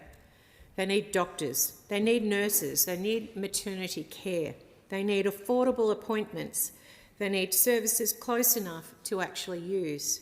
They need a government that understands distance, understands thin markets, and understands that access is not real unless it reaches the people who need it. That is the standard this Parliament should set. Not better paperwork alone, not cleaner administration alone, but better health care closer to home for every Australian, including those who live beyond the tram tracks, beyond the suburbs, and beyond the easy reach of a city hospital. Until this government understands that, it will continue to fail the very communities that need it most. And I will continue to stand here and say clearly, regional Australians deserve better than better paperwork. They deserve better health care. I thank the member for Mallee. The question now is that the amendment be agreed to, and I call the member for Griffith. Thank you. Thank you, Deputy Speaker. When people think about healthcare, they often think first of hospitals, doctors and emergency departments. Of course, those parts of our health system are vital. In Griffith, we know that all too well. We are home to major health institutions, including the Princess Alexandra Hospital, the Mater and the Queensland Children's Hospital. But the health of a community is supported by a much wider network than that. It is supported by GPs and nurses, pharmacists and psychologists, physiotherapists and occupational therapists, speech pathologists and social workers, counsellors and dietitians, community health workers, carers, volunteers and other hard-working local organisations. It is supported by people who help us stay well, recover well and live with dignity. Deputy Speaker, in speaking on this bill, I thought it would be worthwhile, given the few minutes that I have, to talk about some of our local organisations working in this space. One of the things I value most about representing Griffith is the extraordinary network of health organisations, allied health professionals, charities and not-for-profits that support our community every day.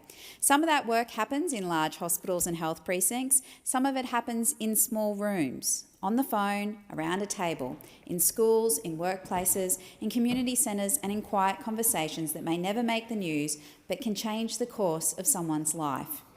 In Morningside, in my community of Griffith, the Sunlight Centre is a local mental health charity delivering free crisis counselling services, prevention programs and expert training across schools, workplaces and the community. Ken and the team respond to crisis, strengthen prevention and build mental health capacity across our community. Their work reminds us that mental health support must be accessible, compassionate and available early. In South Brisbane, the Youth Advocacy Centre works with some of the most vulnerable young people in our community and beyond. Catherine and the team support young people to increase their access to justice, both legal and social. When the Special Envoy for Men's Health, the member for Hunter, and I visited the centre, we spoke about the health and psychosocial needs of the young people that they work with, many of whom are boys and young men. That conversation stayed with me because it was a reminder that health policy must understand the whole person. A young person who is couch surfing, disconnected from school, dealing with trauma or facing legal issues does not experience health in neat categories. They need wraparound support, trusted workers and services that see them, listen to them and stay with them. I want to thank Catherine and the entire team at YAC for the incredible work they do with our young people. In Hawthorn, Thinkwell Psychology is supporting families through the unique mental health needs associated with family planning, fertility and conception, pregnancy, childbirth and early parenthood. Perimental mental health can be a lonely and frightening experience, and we know our government is doing so much work in that space. I've spoken before about my own experience more than a decade ago with a little baby and what felt like the weight of the world on my shoulders. Many parents know that feeling. They know the exhaustion, the anxiety, the isolation and pressure to pretend everything is fine. Services like Thinkwell Psychology in my community help families understand that they are not alone and that getting support is not a failure. It is an act of care. The Carnelian Foundation is also doing important work empowering children and young people affected by family violence and mental health challenges. Through its Empowering Futures Scholarship, the Foundation supports children and young people to access positive programs, including sports, music and art. For a child who has been through trauma, those opportunities can mean stability, confidence, connection and joy at a time when they need it most. I also want to acknowledge the Foundation for Social Health and its CEO, Melanie Wild, who has spoken powerfully about loneliness and social connection. 1/3 of Australians feel lonely at least once a week, and loneliness is linked to higher rates of depression, anxiety, heart disease, type 2 diabetes and dementia. The Foundation for Social Health was born from a simple but urgent idea that rebuilding human connection is vital for our mental and physical health because connection is a form of prevention. These organisations may not all be named in the text of this bill, but they are all central to the health of our community. They are part of the broader health ecosystem that Medicare supports. When a GP can bulk bill, when a practice can employ a nurse, when a patient can afford a script, when a young person can be referred to the right service, when a parent can access psychological support, and when a community organisation can intervene early, the whole system works better.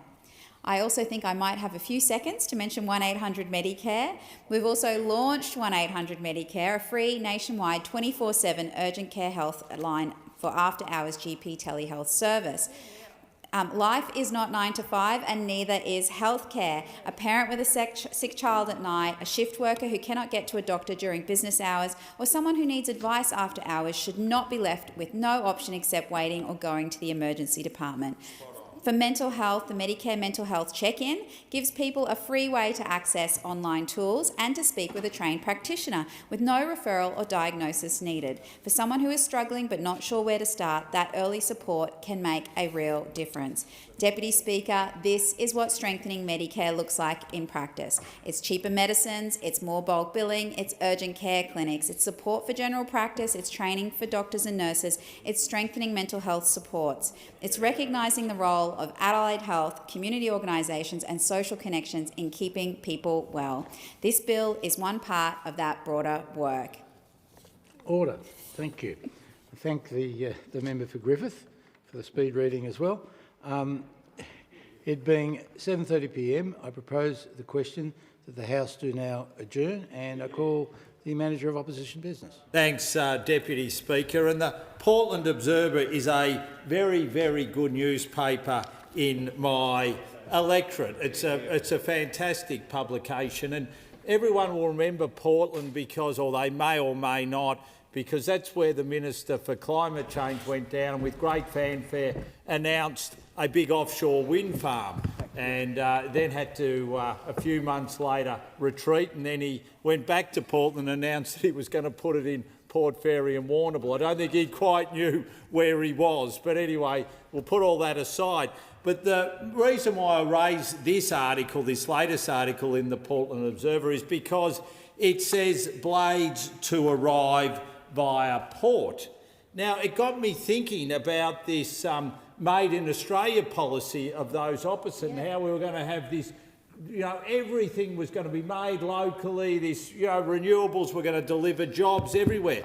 Well, do you know that Portland used to manufacture towers and still has the ability to do so, and it used to manufacture blades. Now, there'd be a serious investment involved in bringing that back to life.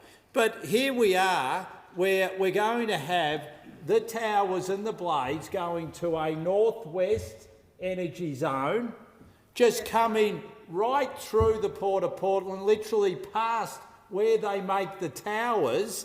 No jobs whatsoever, heading up to northwest Victoria. And not only that, there's going to be an assessment of the impact that these big trucks will have on the roads.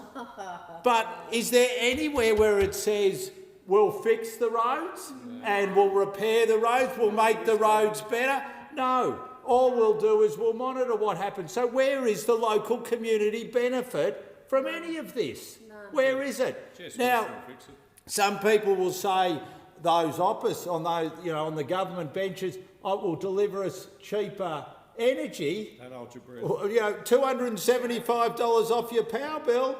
Well, we're still waiting for that one. And I think there'll be going to be a few Christmases before we ever see it. As a matter of fact, I don't think we will see it at all. It's time the government got serious and invested in affordable energy, which is going to drive jobs in this country, including manufacturing jobs. Because if they keep this approach, whereby everything comes from overseas, then what we're going to see is just be us becoming more and more reliant on overseas energy and overseas components, and that is not what we want.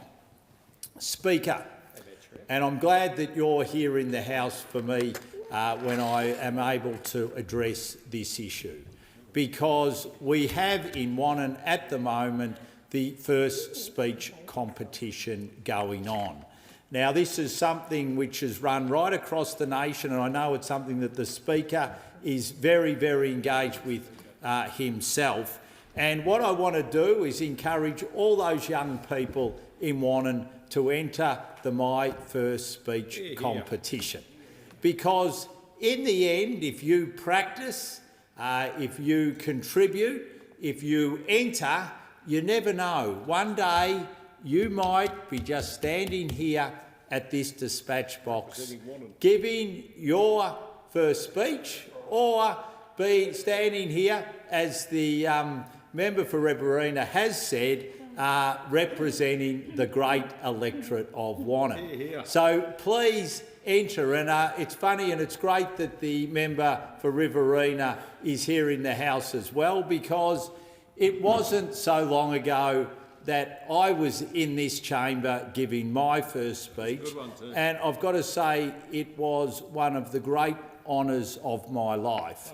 And it's one of the great chambers of any parliament in the world, this chamber. And so for every young person in Wannon who aspires to maybe one day to make a contribution in local government, state government or in the federal parliament, please think about entering the My First Speech competition, because it is well worth it. It's a very well-run competition, and you can have a lot of fun with your fellow students if you do enter. So make sure you give it a go.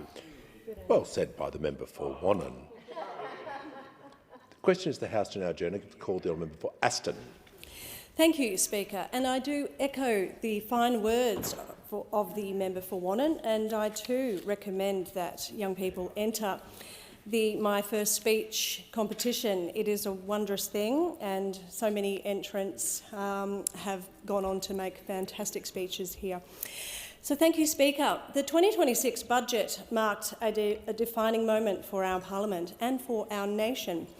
Our budget set out a clear and responsible plan to strengthen the economy, ease cost of living pressures and expand opportunity for all Australians. On this side of the chamber, we believe that aspiration and opportunity should be within reach of every Australian, not reserved for a select few. Our budget delivers practical support today while laying the foundations for long economic growth and stability. From the 1st of July, a range of important changes will come into effect, changes that reflect our government's commitment to fairness and opportunity. This year's budget builds on our comprehensive tax reform agenda. Through our budget, millions of Australians will benefit from additional income tax relief, helping households better manage rising costs.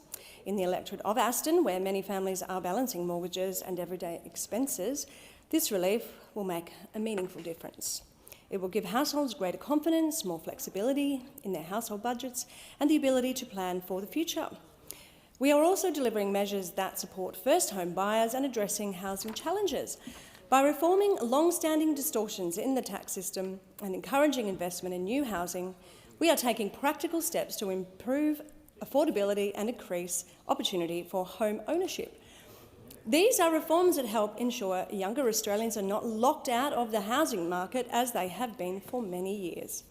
Speaker, this week is particularly significant because there are many reforms as outlined in the 2026 budget that will begin from this Wednesday, the 1st of July. One of the most significant and transformative changes that I wish to speak on this evening is the expansion of paid parental leave. Under our government, eligible families will be able to access up to 26 weeks of government-funded paid parental leave. And this is a landmark reform that reflects our belief in supporting families during one of the most important periods of their lives. For many families across the country, this change will be life-changing. It means more time for parents with their newborns, supporting early development and strengthening family connections. It means more financial security, with payments totalling close to $30,000 for those accessing the full entitlement, more than double what was available before Labor came to government. And importantly, it means a fairer system. Parents will continue to receive superannuation contributions while on paid parental leave, ensuring that taking time out of the workforce to care for a child does not come at the expense of long-term financial security. And these reforms also expand eligibility with higher income thresholds, allowing more families to access this vital support. This is particularly important for many dual-income households who are navigating the challenges of work and family life. The benefits of this reform are clear: more time, more money and more access. Already, hundreds of thousands of families across Australia have benefited from earlier expansions. From the 1st of July, that positive impact will grow even further. Speaker, the measures in the 2026 budget and the 1st of July changes represent a government focused on delivering practical outcomes. Tax relief for workers, support for families, a fairer housing system, and a transformed paid parental leave system that recognises the realities of modern family life. In Aston, these reforms will not just be felt in economic statistics, they will be felt at kitchen tables, in local businesses, and in the daily lives of families across my electorate. This is targeted support, long-term vision, and a commitment to fairness. Our government is building an economy that works for all Australians, and we are doing so with a clear focus on the future. Thank you, Speaker. The question is the House to now adjourn. I give the call to the member for Mallee. Thank you, Speaker. I rise tonight as both a member for Mallee and also Shadow Minister for Regional Health to pay tribute to three amazing doctors in my electorate. The first one I want to speak about is Don Hartley. Don has been seeking to retire for a number of years. It happens in the regions, they try and retire and I don't know, it just doesn't happen. Don this year has won the 2026 Victorian Rural Health Award for 50 years of medical service to Sunraysia. If there were more people in the House, I would actually ask for a round of applause. I think that is an incredible effort, thank you gentlemen, behind me. But it's an amazing commitment to a local community. I've known Don for about 48 plus of those years, and he has served enthusiastically, whether it's been hospital work, whether it's in GP work, a keen member of the Sunraysia community. He also happened to be a neighbour of ours for a while.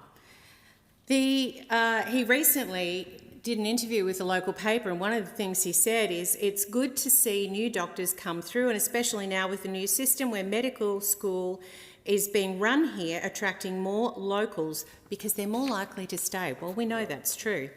Here is all I can say. The Murray-Darling Medical School, of course, was defined and implemented under the Nationals and the Coalition, and it has been highly successful. We want to see it rolled out further into other regional centres so locals can stay local, close the pipeline from high school right through to the end of graduate year medicine. It works and we need to encourage it. The second doctor I want to speak about is Dr. Ken Mulligan, who has also announced his retirement after 28 years serving the people of Witchyproof. Now, of course, our Metro colleagues won't have a clue where Witchyproof is, but I can tell you it's straight down the Calder Highway from Mildura to Melbourne, and it has just over 600 people in that town. He has stayed there serving that community for 28 years. Speaker, I think that is really incredible. It's incredible service. The final person that I want to speak to, and please indulge me, Speaker, is actually my husband. And I've left him last because I know I will cry because I always get emotional. However, he has been serving the Mildura, like Don Hartley, they have been colleagues, and he has been serving for over 48 years now in Mildura.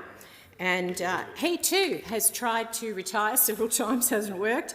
But he has just been awarded the Outstanding Contribution by a Rural GP or Rural Generalist at the 2026 Victorian Rural Health Awards. And needless to say, I am very proud of him, very proud of his commitment. He is a doctor who has never charged anyone out of pocket, ever. He has always bulk billed, no matter how low those bulk billing services were. His commitment to our community, I know firsthand, because I live with him. And he which is really good when we actually can be together. But his hours have always been 10, 11, 12 hours a day. He's so committed to the health and well-being of the people of Mildura. He has now taken on aged care in his time where he was supposed to be retiring.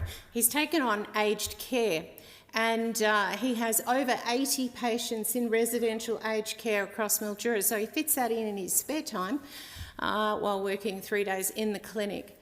I just want to commend him and commend other doctors who take on aged care. It is not easy. It is not easy because it is complex care, it is chronic care, and no matter how much money you throw at it, it is short. And the paperwork that is now required, the compliance that is now required, just makes it so much harder that less GPs, not more, are actually prepared to step into that space. You know, in terms of policy, we've got to change it. We have got to make aged care available and for GPs to enthusiastically embrace that complex care. So I say congratulations to all 3 of those doctors, and I'll be seeing you soon. The question is the House to now adjourn and give the call to the honourable member for Petrie. Thank you, Speaker. It has been 1 year since Australians re-elected the Albanese Labor government for the second term. With such a significant majority, we now cross over the other side. And with that majority comes a mandate for reform. We were quite often criticised in the first year of the second term that we weren't delivering big reforms and that we have a mandate for reform. And what did we do in that first year? We delivered on all of our election promises, whether that was cheaper PBS medicines, 20% off HEX, free TAFE, cheaper home batteries, the nation's first environmental protection agency, a $1,000 instant tax write-off with 5% home deposits. And the second year is the juicy part. Reform, reform, reform. We are reforming a broken, unfair housing system. We're making home ownership fairer. House prices have been outpacing incomes and is having a generational impact. So many of my friends have never even thought they would ever have the dream of realising their own home. But with some of these changes, some of these reforms, that's changing a bit. And so I welcome the reforms that I'm going to talk about a bit more. So with 5% deposits, we've now seen more than 1,200 local residents of Petrie buy their first home. And home ownership is more than just owning the roof over your head. It's about having a place to call your own in the community, a place where you know you can embed yourself, a place you can put a hole in the wall to hang up a frame, you can repaint the walls or the ceiling, and you could actually put in a garden bed. These are things that a lot of people take for granted. But when you've been renting and renting and renting, these are things you just can't do. So home ownership is being able to have a place to call your own and have that security. So it's vitally important that as government we do whatever we can to enable more people to realise that. We're expanding the home buyers' support and reforming tax settings. This is so that first home buyers can compete with investors. And these changes are making a difference. We're seeing more first home buyers than investors at auctions. This is incredible. We're seeing news reports of a single mum out there outbidding an investor. This is incredible, and this is what it should be. We should be seeing more first home buyers than investors at auctions. And since this time last year, auctions clearance rates in Brisbane have dropped by 13%, bringing it to 40%. This is showing that our housing market is finally cooling off. And if you read some of the recent news reports, you will see that young potential first home buyers are really warmed by this. They're thinking there's actually hope for them to actually have a chance of buying the home. In most auctions, the house has already been purchased before the auction actually starts. So that cooling off just that little bit is giving first home buyers that hope of being able to buy that home for themselves. We're also seeing incredible investments through the Housing Australia Future Fund into social and affordable housing. In Petrie, we have 379 new social and affordable homes popping up left, right and centre, whether it's Deception Bay, Redcliffe, Margate or Castledine. And having met with numerous of the community housing providers in Petrie, they've spoken to me about how they're so grateful for the Housing Australia Future Fund because it's provided that guaranteed funding so they can then provide that social and affordable housing. And we're tackling the housing challenge from every angle. We're helping people buy their first home. We're cutting the red tape because it shouldn't take longer to approve a housing build than it takes to build one. So therefore, we're building more homes. We're investing in social and affordable housing, and we're increasing supply to ease pressure on the market. We are helping Australians get a foot in their own door. Housing reform won't happen overnight, but Australians voted for change in 2022 and again in 2025. They gave Labor a strong mandate to make the housing system fairer, and 1 year on, I'm proud to say that that is exactly what we're delivering. The question is the House to now agenda. Give the call to the honourable member for Hinkler. Thank you, Mr Speaker. The Fraser Coast, and particularly Hervey Bay, is often labelled as a place only for retirees and tourists. And while my community is immensely proud to be the perfect location when it comes to lifestyle and climate, and yes, almost a third of those in my electorate are aged over 65, Hinkler can also boast a new wave of young professionals making a positive difference and having a crack. The Fraser Coast Young Professionals Group is one that champions, connects and empowers the emerging leaders of our region, recognising that the strength of our future economy and community lies in the capability and ambition of our young people. It's as tough as it's ever been to attract and retain skilled and motivated individuals, and it's organisations like the Fraser Coast Young Professionals that play a critical role in creating pathways for them to grow, lead and contribute locally. At a recent industry breakfast in Hervey Bay, I was pleased to learn about a newly established mentorship program delivered in collaboration between the Young Professionals Group and the Fraser Coast Property Industry Association, bringing together experienced professionals and aspiring leaders to share ideas, build confidence and support long-term career growth. More recently, I attended the Jobs Fraser Coast Industry and Careers Showcase. My stall was opposite the Young Professionals, who surveyed young Expo attendees about what they wanted to see more of at the Fraser Coast. I commend the President, Councillor Sarah Diana Farage, and the entire committee for their commitment to expand opportunities for young professionals, which ultimately will help deliver prosperity to our region. Speaker, I had the great fortune recently to see firsthand the work of various Hervey Bay-based organisations who are helping the most vulnerable during the cost of living crisis. Organisations like Meals on Wheels Fraser Community. They served up over 16,000 meals every month, but each delivery is more than a meal. The volunteers also offer welfare checks and community connection.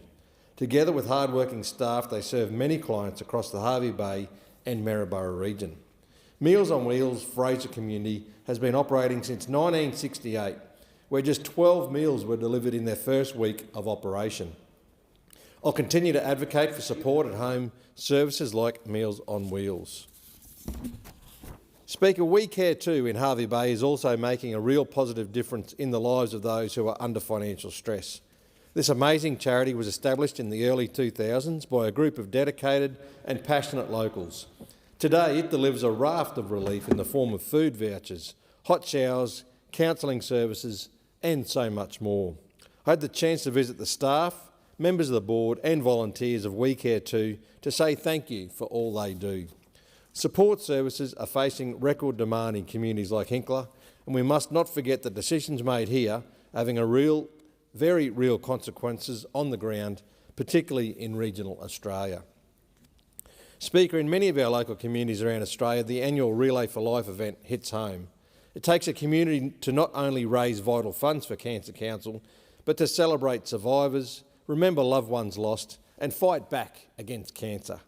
None do it better than the Bundaberg and Fraser Coast Relay for Life, and it was an honour to join their walk 2 weeks ago. To all who walked, volunteered, raised money or cheered on from the sidelines, thank you. There was almost 600 people in the relay from 35 teams, and they didn't just reach the $90,000 fundraising goal, they smashed it. At last check, it was sitting around $120,000. A big shout out to Sharon Jackson, who is the 2026 Face of Relay, and patron Ron Myler. And a very special mention to Harrison Titmarsh and the committee for organising an outstanding community event. Another young go-getter, Harry has been praised widely for his leadership and commitment, and rightly so. And Speaker, it was a privilege to reminisce and celebrate 20 years of the PCYC Bundaberg Blazers. The Blazers are a youth group with a focus on families, outdoor fun and education, and I'm proud to say, in a previous career as a police officer, I was the manager of the local PCYC when this group was established. So I was very proud to be part of their recent 20th anniversary event. All older youth members are part of the Bundaberg PCYC's youth development team and work towards completing all levels of their Duke of Edinburgh awards. These achievements were also recognised at the recent celebrations. I'd also like to honour Trevor and Kay Standfast, who received life membership from the PCYC Queensland for their 20 years of volunteer service with the PCYC Blazers. Well done, Trevor and Kay. The question is the House to now, Jenna, give the call to the member for Bonner. Thank you, Speaker. Speaker, Australia is facing real challenges. Families are feeling pressure from the cost of living. Young people are worried about housing affordability. Communities expect governments to strengthen Medicare, invest in infrastructure and create opportunities for the next generation. These are serious challenges. They deserve serious solutions. But whenever Australia faces difficult issues, there are some who reach for the same tired playbook. Find someone to blame, create division, turn Australians against one another. And over recent weeks, we have seen that playbook once again from One Nation. We've heard inflammatory rhetoric, we've seen divisive social media posts, and we've watched speeches designed to provoke outrage rather than contribute to solutions. And I've heard from residents right across my electorate of Bonner that they are deeply concerned by what they are seeing and hearing. Concerned because they know it doesn't reflect who we are in my local community. Concerned because they know that fear and division have never solved a single problem. And concerned because they know that Australia's success has always been built on bringing people together, not tearing them apart. Speaker, I'm proud to represent one of the most diverse communities in Queensland. And when I hear One Nation talk about migrants and multiculturalism as though they are a threat, I think about the people that I represent. Because Bonner tells a very different story. 1 in every 3 people in Bonner was born overseas. Almost half of all residents have at least one parent who was born overseas. More than 14,000 households speak a language other than English at home. Across our suburbs, you'll hear Mandarin, Cantonese, Korean, Greek, Hindi, and dozens of other languages spoken. Not as something unusual, not as something foreign, but as part of the rich social fabric of our community. The families who contribute every single day to making Bonner the vibrant, welcoming, and successful community that it is. When One Nation talks about migrants as though they are the problem, they're talking about 1 in 3 people in the community that I represent. When they suggest that Australia's diversity is something to fear, they're talking about thousands of families in Bonner. But most importantly, they're talking about Australians. Let me be clear, Speaker, migration policy should be debated. A responsible government must ensure we have enough housing, infrastructure, schools, transport, health services to support a growing population. Those are legitimate policy discussions. Reasonable people can disagree about migration settings, but there is a profound difference between debating migration policy and demonising migrants. There is also a profound difference between solving problems and looking for someone to blame. One Nation wants Australians to believe that migrants are responsible for every single challenge that we face. But blaming migrants has never built a single home, it has never trained a nurse, it's never strengthened Medicare, it's never created a childcare place. And it's certainly never reduced the cost of living. Speaker, division is not a solution and fear is not a policy. Outrage is certainly not a plan. Leadership is about bringing people together, solving difficult problems with practical solutions. Leadership is about building a stronger future, not finding new ways to divide Australians.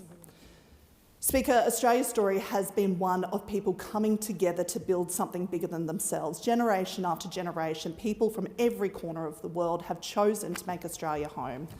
They've worked hard, they've started businesses, they've raised their families, they've volunteered in our communities. They've helped build the country we are all proud to call home. This is not a weakness, this is one of Australia's greatest strengths. So today, I reject one nation's politics of division. I reject attempts to pit Australians against one another for political gain. And I stand with the people of Bonna, the community that I represent, who demonstrate every single day that our diversity is not something to fear. It is something to celebrate because Australia's future will never be built on fear, it will be built on fairness, it will be built on opportunity, and it will be built on respect. And it will be built by Australians from every background working together for a better future. For 30 seconds, I give the call. Was given a much-deserved sapphire pin to go with his Paul Harris Fellow. He started the Tumbarumba High School and Tumbarumba Rotary Club's Kokoda track back in 2006 with Grant Harris. Antonia Beckett and Lachlan McKenzie were also given well-deserved pins as well at the changeover dinner for this wonderful little institution. High up in the hills there in Tumbarumba. Well done to all three, and well done to the more than 120 children who've gone on this wonderful Kokoda track learning about World War II and patriotism. It being 8 p.m, the House stands adjourned until 12 noon tomorrow.